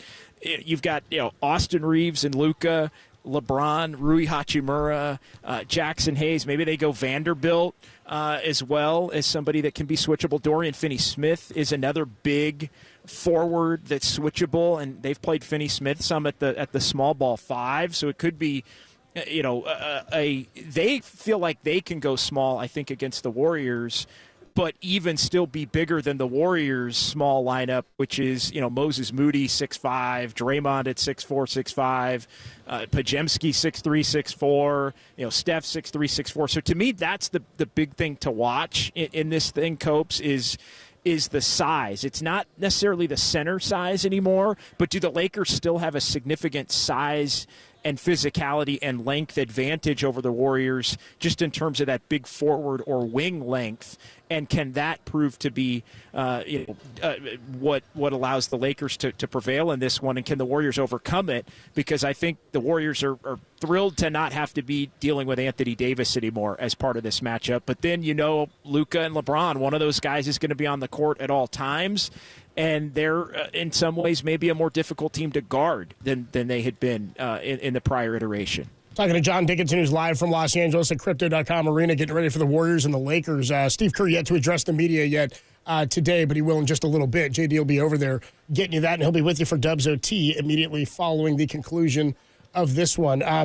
How would you evaluate Jimmy Butler's aggressiveness over the last couple of weeks? Now, he didn't have Steph there for a few of those games. I thought he'd been really aggressive. Derek wants to see him go to the rack a little bit more, but said he got to the line 12 times and went 7 of 11 shooting overall, 12 of 12 from the free throw line. He had 27 points on 11 total field goal attempts in that last game. I would say getting to the free throw line means you're being pretty aggressive. How would you evaluate his aggressive inside-out play? Yeah, I think he's been pretty aggressive. It's just not always aggressive looking to score. I think that's the one area that's been lacking. Sure, right. But if you get fouled and you get easy free throws, you get free throws, you're going to score that way. He really does make a point a lot of times where you're thinking, okay, he has to go up, and he kicks it. He kicks it out to somebody, or he make a pass. He looks to get – and often I'm kind of wondering where he's going with it. But inevitably, the ball usually finds somebody wide open, and so it winds up being the right basketball play.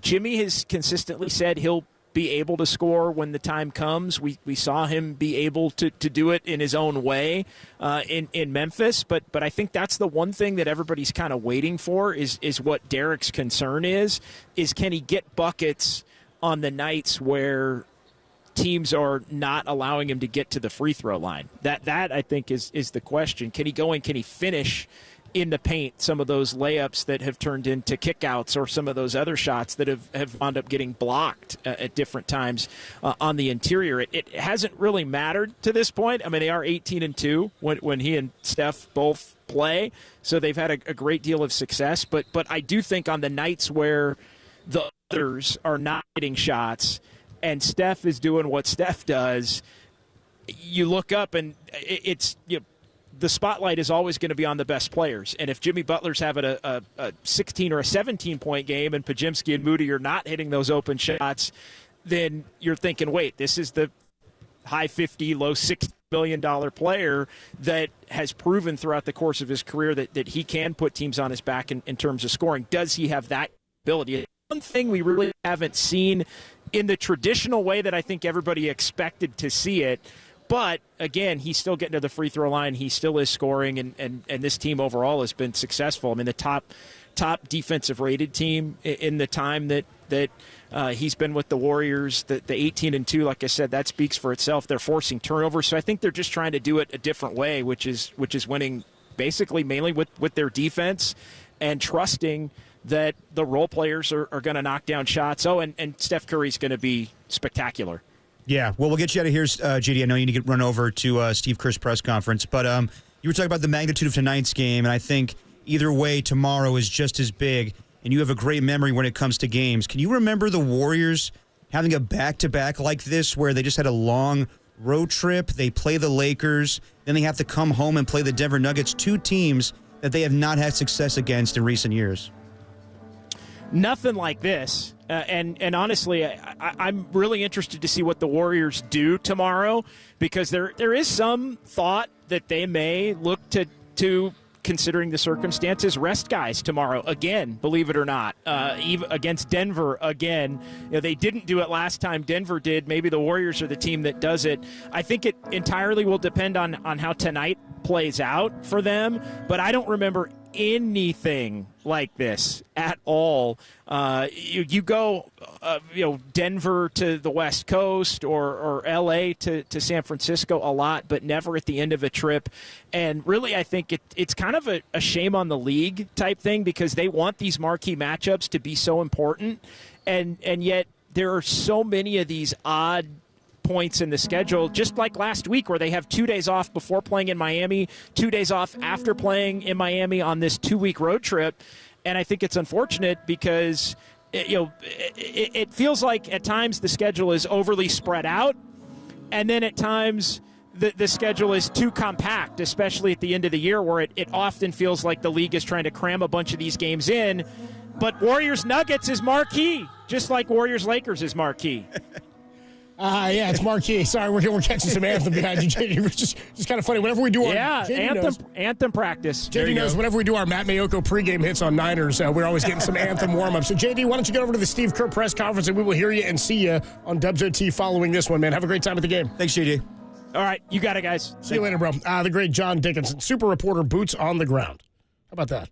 Yeah, I mean, JD has a great memory when it comes to Warriors games. He'll remember, regular season games. His memory's like you when it comes to Giants games. I think I have a good memory when it comes to Warriors games. I can't remember a back-to-back like this. I can't remember ish with Warriors. I remember situations sometimes. This is brutal. Yeah, it's tough. I mean, Mark Spears just said it. The schedule makers did the Warriors no favors, but got to play somebody. In the West, it's just deep. I know, and it would be really disappointing. I understand, rest and back-to-backs, and you want to have Steph Curry be healthy. And we're doing the two-step tomorrow. We're going to go over to Chase Center to see the Warriors and Nuggets. I would hope that we get a Warriors-Nuggets regular season matchup before the playoffs where everybody's at full strength. The Terry Francois two-step. Anyway, KNBR, if you're doing that tomorrow, Derek and I will be at opening day for the Giants, of course, and then we'll do our show from the bunker after, and then roll directly from the bunker to Momo's, take a shot. Then we'll probably walk on over to Chase Center. I think Marcus Boucher's doing it, and I want to say Young Tony's doing the two-step as well. I don't believe it. Not for a second do I believe Young Tony's doing the two-step. He's staying in the city. He's got the hotel room. Young Tone got the hotel room. You know when he's got the hotel room? He's got the hotel room, right. It's going off. He is. So he's it's an early night for Young Tony, probably 11 o'clock. He's in bed. Well, he's not. He will be tired because that's something like from the morning show. Marcus and I used to do that a lot when we were working on the morning show together when I was on the board and he was producing. And we would we'd get together here on a Friday at whatever time, 3:34 in the morning. We'd do the show. We'd get off. Then we'd hang out sometimes all day. We'd go drink in North Beach, go get lunch. And then we'd sort of parlay it into an evening. And then all of a sudden you're looking up and you're like, damn, it's like midnight. You're like, well, whatever. Just keep it rolling. Yeah. Then at some point you start realizing, it hits you. I woke up at 3 a.m. and we're now pushing 2 a.m. That thing hits you fast. Yeah. That thing hits you kind of hard. I'm not making it. I'm doing the morning show tomorrow. I'm doing the engineering for it. And I thought about the Terry Francois two-step, but I know by the time I get to about the fourth inning of the game, I'm going to be like, I need a couch. Get that sun hit you in the face, and you're like, have a beer in you. Yeah, I got to remind myself to bring some sunscreen tomorrow for my bald head. It's going to be nice. Justin Verlander takes the ball for the Giants tomorrow as they open their home schedule. They get Seattle for 3, then the Reds come right back in. Look at that. Next week, the Reds come into town again. Get your Reds ball out of the way. In the first 2 weeks of the season, Giants are 5-1, getting ready to open at home tomorrow. 12:35 pregame, 1:35 first pitch, and again, a tradition unlike any other. You can go out to the 58 Social and catch the morning show tomorrow. There you go. 6 a.m. and some Tim Webb. Big time Timmy Jim. Yeah, look for me. I'll be the guy drinking. Okay, do we know if there's going to be a whole painted mural tomorrow for the Giants? They usually do, where the guy comes out and... Well, they are encouraging fans to be in their seats by 12:45. They're also doing the 25-year celebration at the ballpark, so it may be different. I mean, I don't know if they do that every opening day, but they do have that guy. I would assume since this is the first opening day since Willie Mays has passed, there probably will be a lot to do with the opening ceremony. Yeah, sure, but of course. And again, they said they're doing the 25-year celebration. So Murph and Marcus tomorrow from 58 Social inside. You can get there and hang out, have some breakfast, watch the show, get ready for the game, and then Greg and Greg will be on the field in front of the Giants dugout before Giants pregame. Then we'll be on from the bunker afterwards and into our Terry Francois two-step. Giants in Seattle tomorrow. You got all focus on the Warriors tonight against the Lakers. We will take a quick break. When we come on back, some of the best sounds from across the sports world you might have missed. I haven't done this week. The Dirty Work Sound Soiree. A couple of texts I failed to get to earlier that made me laugh, too, when Tim was ranting. Oh, the turtle? Tim was ranting about his pet turtle that's going to outlive him? Yes, bring it on. I'm ready. Don't worry. It's only been 20 years. Tim took the turtle on in 2005. It's 20 years old. The turtle on is a nice way of putting that. Hold on. So that turtle, you've been taking care of that turtle as long as you've been at KNBR. Absolutely. Wow. So wait, hold on. What type of turtle is it, Tim? It's a red-eared slider. I did not purchase this turtle. It was something that a former roommate bought 2 of in Chinatown in 2005. He did it to impress a girl. The girl was not impressed. He killed one of them and then moved out. And I just happened to have a fish tank and a girl that was interested in the turtle. Well, then the girl roped you in to taking care of the turtle. Well, the girl's long gone. But the I realize that, yeah. But Tim took the turtle on hoping he would get some action from his own girl that he'd already landed. What would die first, the turtle or my relationship? Now, the question is, Tim, is this the same girl that left you high and dry at Valentine's Day? No, it was different. My life is a minefield of disaster, boys. I remember that story. He told us that story. He told that story. Red-ear sliders, when kept in captivity with proper care, it's questionable how Tim's given it. Tim, they can live for 20 to 30 years, sometimes longer. You may be getting out of this thing soon. He's at mid-age right now, honestly. That turtle might eat you. The whole deal with a turtle and any sort of reptile is they have such a slow metabolism, so he can just sit there for days on end. Sometimes he doesn't even eat, just hangs out and everything. It's slow time. It's like a Shawshank Redemption. Prison time is slow time. Turtle time is slow time. Well, you said it's 20 years old now. It says they live like 20 till 40 as some individuals in captivity. Well, the other funny thing about these is these turtles, which again they're turtles, they grow to the size of their enclosure. So another thing I didn't know. So I had a small fish tank, not a big one, maybe the size of a monitor, anybody's computer monitor if you got one. No. This thing is, I would say it's 10 times as big as when I got it. What? It was literally the size of like a $50. Now it's like both hands. I'm telling you, this turtle will grow, and one day we're like, where the hell's Tim? We can't find him for days. And then we'll show up to his apartment, and the turtle's slowly just eating Tim. It'd be funnier if the turtle embodied Tim. Like we show up one day and it's on the board, and we just can't tell the difference. It's like a Attack of the Body Snatchers or whatever. Not the same amount of personality as my turtle. Well, doesn't do anything. No, you just turn into like the Edgar from like Men in Black. We're like, oh, sugar water. Like he's like, was that Vincent Orfeo? Yeah, exactly. Dude, he's all sugar water. Just starts chugging that stuff, dude. It's gnarly, man. It's a gross looking scene. Anyway, somebody checked in on the text line earlier and said we should call this segment Tim's Thursday Turtle Takes. Akin to the Tuesday Takes and Trivia. Yes. How about 707 says, Jesus Christ, Tim, how old are you? Age yourself some more. No, dude. Tim's been here for a long time. Yeah, think young until you start drinking. 2005, I was in high school. Where were you? I was just starting high school. Tim was starting here. Tim was taking on rescue turtles to try to appease his women. Listen, the Gary Radnich crap on me, and we've taken rescue turtles, and we're here. Now it's just me crapping on you, dude. I mean, Derek just shop. You've come full circle. That seems like Tim just been sitting in the same crap. So that's the dirty work, my friend. That is the dirty work. It doesn't get easier. Tim does the dirty work. Somebody else checked in. We had Dwayne, our caller, who was yesterday called in, hyped on the Giants. How about Dwayne today? Talking about he was thinking about last night, reflecting on the weed. Said, don't have a lot of weed in my life. I was like, you're part of the filth, Dwayne. Love it. Somebody on the text line, filthy. 925 said, man, 2025, John Cena turns heel and Dwayne from Stockton turns babyface. Crazy times, man. Dwayne's ridiculous. Kind of a reverse turn there. Yeah, it's sort of funny. We will take a quick break. We got a sound soiree for you featuring Draymond, who was on NBA Today, talking about why he still believes the Warriors can win a championship this season since acquiring Jimmy Butler. He was also talking about Steph's 50-point performance the other night.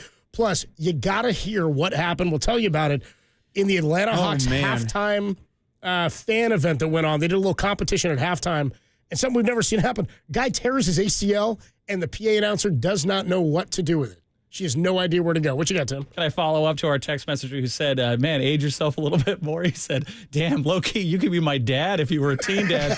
Too bad your Valentine's left your ass. The filth is loyal, my friend. The filth is loyal. Stay filthy. Stay filthy. Adam Copeland, Depop, Tim Webb. It's the greatest show in America. It's Dirty Work. The soiree is next on the Sports Leader.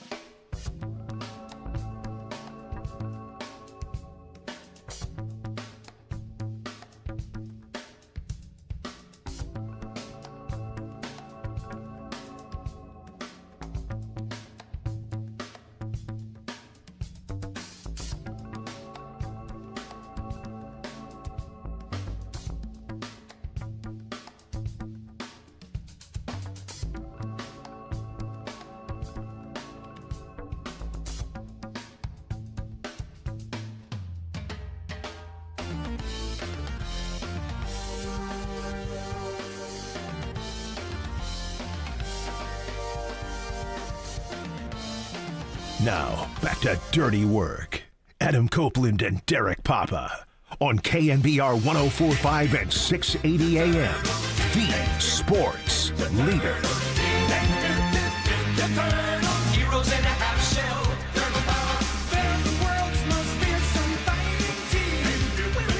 I gotta say, like, of the pets you could own that are not like your standard dogs or cats, I'm talking more like smaller, like aquarium animals and things like that. Turtle is up there of things that I wouldn't own because it could outlive you. Or you have it for so long. Not that you get something that you want that's going to die. You know what I mean? But like, to Tim's point, like having a dog, it's like part of the family, man. Like I grew up with dogs. I love dogs. I'm obsessed with dogs. You know, I've got stray cats I take care of now too and love animals in general. But turtles, like to Tim's point, like they don't do a lot. No, they don't. They just kind of sit there. I had a pet turtle as a kid. It wasn't that thrilling. Well, what happened to it? I was a kid. We moved. I don't know what happened to the turtle. You don't know what happened to the turtle? We had the turtle for a little bit of time. I think we put it in a. Can we ask Greg?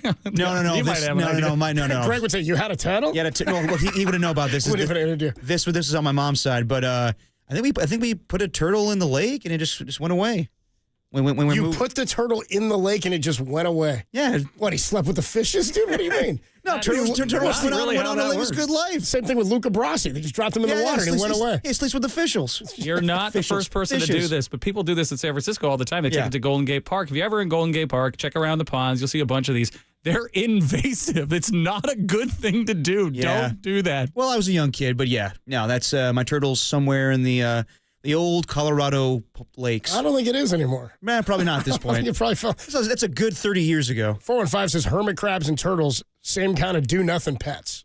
Yeah. Yeah. I mean, again, you know I didn't choose this. Yes, you did. You were roped into it. Yeah, it's sort of like you and Brown Cat. I'm not going to let it die. Well, live by Does your Brown decisions. Cat still live with you? Brown Cat never lived in my house. Brown Cat was a stray cat who I realized was very sick. And then I ended up spending too much money on making sure it was okay. Yeah. And saving it. As I told you before, I'm allergic to cats. Still, I get. So the goodness of your heart. I'm fine. I just like if I have a cat, if I go into someone's house that has a cat, I take an allergy pill before, but cat dander will get me. I get stuffy, itchy, stuff like that. But like this cat, like it lived outside. I can pet it fine. I do it all the time and then just go wash my hands and I'm good. You know, I got to be honest too. I would put cats in that same category. Worthless pets. No, absolutely not. Totally disagree. Absolutely I'm not disagree. a cat guy. That doesn't mean they're worthless pets. It just means you're not a cat guy. A cat does something, though. Does it really? Yeah. Like, I bet Brown Sheds. Cat Cats would have probably personality. Licks themselves. You know how cats will like hunt mice and everything and bring it back to their owners or birds and whatever, like they do things. But I mean, a turtle does not do a lot. Yeah. Like he's just kind of there. And so somebody asked, "Is it a jerk turtle or is it nice?" And I said, "It's just kind of indifferent." It's a jerk turtle. Is it a jerk? It's the Charlotte This jerk's Hornets a real of NBA teams. They're just kind of there. I would say the other one that would drive you can't do is the bird. No birds. I could never own a bird. Yeah, I'm not a bird guy. My stepmom had birds. They were annoying as hell. Birds will outlive you too, won't they? Are there some like, like a parrot? Everybody's heard about the bird. Bird is the word. I like how Tim had read that ready to go. Yeah. I used to play this for Ray Rattle all the time. He gets so angry. Like a cockatoo can live between 40 and 60 years. Like there's birds out there that can live a really long time. I don't know. I don't know if I want a pet that's living like 45 years. Yeah, I don't want a pet that's going to outlive me.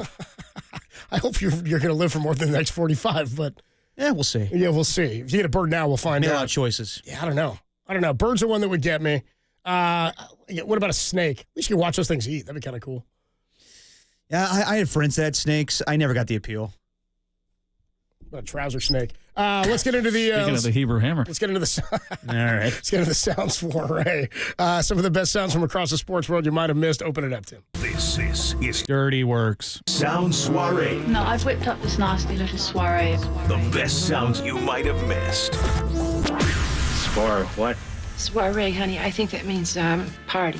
On the Sports Leader. Before we get into the soiree, did you see this on Twitter? The Grizzlies are playing again. Yeah. Memphis is playing tonight against who is it tonight? I don't know who they're playing against. I'll get the opponent, but John Morant doesn't learn, huh? John Morant knocked out a three, and then he did the gun celebration again. the hell's wrong with him? Well, dude, they just told him they weren't punishing him for it. Yeah, I know, but still. I mean, again, I don't. Well, now you will. It's so funny that I've seen so many people, too, going, oh, so Ja's going to get punished? The gun celebration was never an issue. And there's all these videos of other guys who've done the gun celebration. I go, yeah, well, none of those other guys have been suspended twice within a year's time for brandishing weapons in public. And how about if Gilbert Arenas went on the court and started doing a gun celebration? Come on, people. You can't do it. No, you can't. Javaris Crittenton, I think, is who you're thinking of, too. Is that the guy who pulled the gun on? Yeah, that was the spat in the locker room there in Washington with the Wiz. And they're playing the Miami Heat. Anyway, he did the gun celebration again, but if they just told him they weren't going to punish him, why wouldn't he stop doing it? Well, you got away with it once. I know, but now they're like, Ja, what are we doing here? Where's Ja?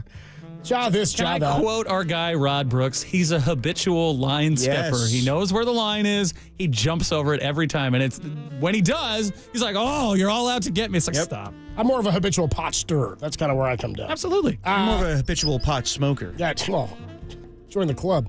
Draymond Green was on NBA Today on ESPN, talking to Malika Andrews. Remember, right after they made the trade for Jimmy, he was on, was it All-Star Weekend? All-Star Weekend. And he's like, man, we're going to win a championship. And then we're like, whoa, what? And then he's like, actually, no, I'm doubling down. I'm saying what I said. They asked him, or Malika Andrews asked him about that comment and whether or not he still believes they can win a title this year with Jimmy Butler. I can't necessarily lie to you and say I saw 18-2, but what I saw was who Jimmy Butler is. We already know who Steph Curry is. We already know what he can do and how he can carry. But now you add a force like Jimmy, who's a force on both sides of the ball. He's a force on the defensive side of the ball, and he's an extreme force on the offensive side of the ball. And when you look at that, I took a step back, and I'm like, all right, so what are the challenges here? Because he wants to win. And I know we want to win. So this is a match made in heaven. You got a guy who want to win coming to a situation with some guys that want to win and are trying to figure it out. Right. It's not like it's the made team that people have looked at for the last 9 or 10 years. This is a team that's real and trying to figure it out, and we need that presence. And I just felt really strongly about what he can bring to this team. I think this team has the ability to match different lineups. When you look at all championship teams, they have abilities. If a team go big, they can match that. If a team goes small, they can match that. If they need three-point shooting lineup, they can do that, right? If they need an all-defensive lineup, they can go to that lineup.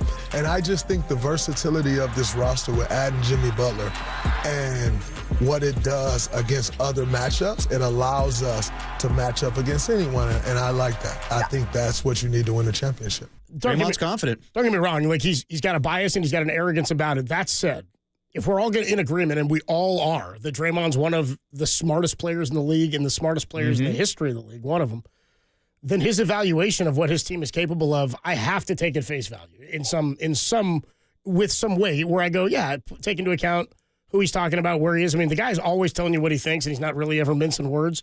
So, I mean, that was a real evaluation of how he thinks they can match up with other teams, what he gives them, how he feels about it. Draymond wouldn't be saying that if he was a guy who came out every year and said that and just gave Kendrick Perkins-like takes. Right. He'd feel different. He does get obnoxious at times with things that he says, but when he's evaluating things at a basketball level, who am I to dispute anything he has to say? No, I mean, he's just excited. He's confident, and we'll see. I mean, who's to say this team can't go on a run in the postseason? Like, Jimmy Butler has elevated lesser teams to the finals, and now he's got Steph Curry and Draymond Green. It's just, it's going to be tough in the Western Conference, but let's see what happens. It starts tonight. It starts with a semi-playoff run. You got tonight, you got tomorrow, even Sunday against the Rockets. We'll see what happens here. By the way, Draymond Green, also in that interview with Malika Andrews, said that this might be his last chance to win Defensive Player of the Year. That's why he wants it so bad.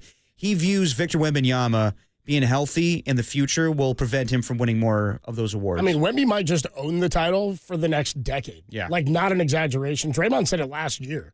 He's like, that guy's first team all defense, and he's going to win DPOY. And he's going to put up numbers, and he's going to make the defensive impact. Plus, he's so young, and the IQ is not even where it's capable of getting yet. And what his ability is, who knows how incredible that guy's going to be. But Draymond's right. This is the year to do it because of seeing of how all the dominoes fell. The landscape of who's available. 650 checks in on the text line. And I've actually thought this before. Tim has attributed that quote to Rod Brooks many times. Charlie Murphy. It's Charlie Murphy from Rick James. Rick James. I'm very well aware of that. But that was also one of Rod's favorite shows and favorite quotes. So I'm giving it to Rod. Habitual line stepper. More from the Golden State Lumber and Showroom text line, checking in on a lot of Tim's pet takes. Well, 916 says on Derek's take that cats are worthless. 916 says cats are worthless. I have 3. There you go. Thank you. Thank you, 916. 530 says I have a yellow nape bird that is my age of 35, and he's going to live to about 75, so he legit might outlive me. 559 cats. Feed me. F off. Yeah, it's tough, dude, because the 35-year-old bird that you have is the same age as you at 35. 530, you didn't make that decision to get that bird. Yeah. Somebody dumped that bird in your lap, unlike Tim, who accepted the turtle. I'm not letting Tim out like it's not my fault. It was either accept the turtle or let it die. And I'm sorry, I have a soul. I wasn't going to let it die. That's better than the way me and my father handled the bunnies. I'll tell that story. Get the shovel. I'll tell that story another day. 415 says, Derek, the turtle that you had is somewhere in Indonesia. Derek had to let the turtle go somewhere in Indonesia. Probably is. 707 says, Tim said, I didn't choose the turtle life. The turtle life chose me. Somebody else suggested we be calling him Timmy Turtles. Timmy Turtles? I kind of like Timmy Turtles. Or Turtle Timmy's good, too. You're not calling me Tim Tubin. Anything's been proven on that. Tim Tubin. Tim and his buddy Jeff Tubin. So much in common.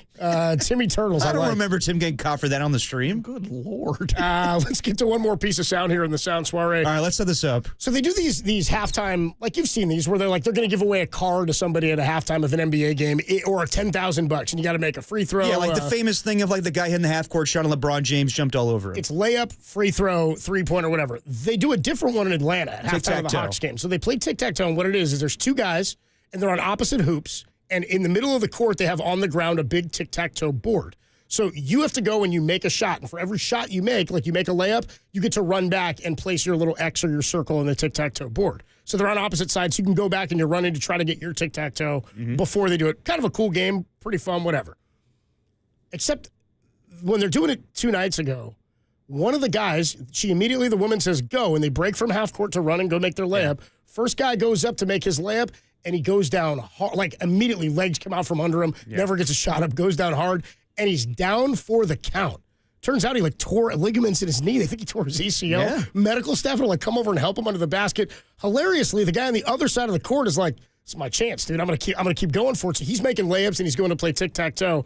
While it's happening, they have an in-arena host on the court, and sister does not know how to handle it.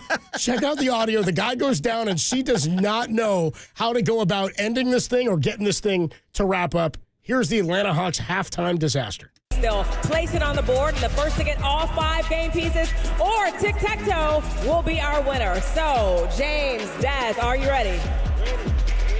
All right, then tic-tac-go!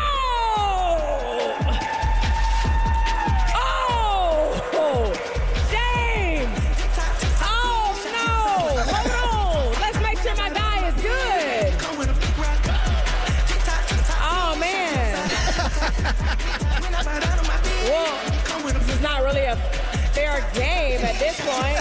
James! Oh, man. Can you just be kind and come over here with me and check on James? Just tell the other guy to calm down. We know you won, but okay. Let me turn around. Okay, we gonna check on him, but I mean, I don't. So the guy goes out and she's trying to stop the game because she's like, I mean, it's not a fair game. Can you? She's yelling at the other guy who's still competing. You can't blame the other guy. Could you at least come over here and check on James? James! Oh. James! Oh, man. That's not that guy's fault, but the guy, he's trying to get his moment. He puts his arm around her. She pushes him away and being like, I don't know if we should celebrate this right now. You won. You're going to get money out of this. But this guy just tore his ACL. Now, the first thing that popped in my mind is, how would Franco Finn handle this situation? It's torn! Whoa. He'd be like, ACL! Hawks fans, on your feet, except for James. Yeah. And greet. That knee is blown out. Oh, no! Oh, dude, I love her. That's an unfortunate situation. And it's funny because she's looking at the camera, too. I don't know really what to do. She's trying to get him to settle down. Okay, my question is, did this guy sign a waiver before he did this? And is this the type of thing you would have to sign a waiver for? It seems like you wouldn't have to, but if you're the Atlanta Hawks to cover your ass, probably the best situation. Otherwise, this guy could definitely sue. I mean, I don't know. Maybe. I just thought it was funny audio. There's like a headline. Sports Illustrated has an article. Atlanta Hawks fan suffers devastating injury seconds into. This guy's still playing in the game. It's not like their season's not over. Oh, not lacing them up. Oh, man, my season's over as a halftime guy. Thoughts and prayers out to that Hawks fan. Yeah. Thoughts and prayers. Thoughts and prayers. Adam Copeland, Depop, Tim Webb, Tim's Hawks taking a tough blow there down in Atlanta. Hollywood of the South, don't you know, Tim? That's what they call it.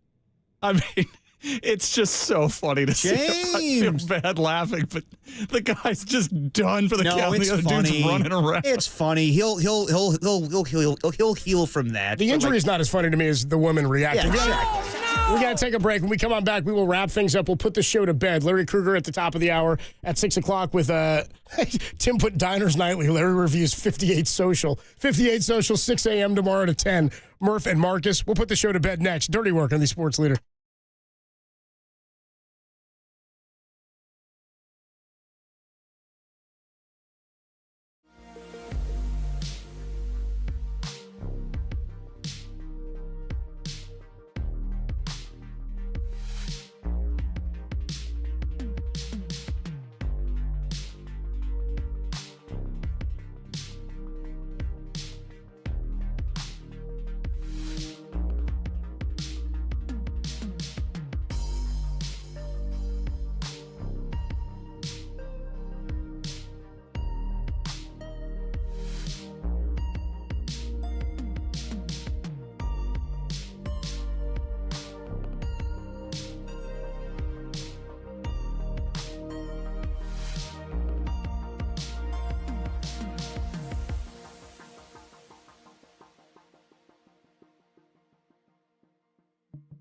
Are you impressed with the Giants' starting pitching and strong bullpen? Well, you're not alone. George Contos joined the Gregories today with praise for the early season efforts by the Giants pitching staff. Check out that podcast and all of our podcasts at knbr.com and the KNBR app. The Sweeper Leader.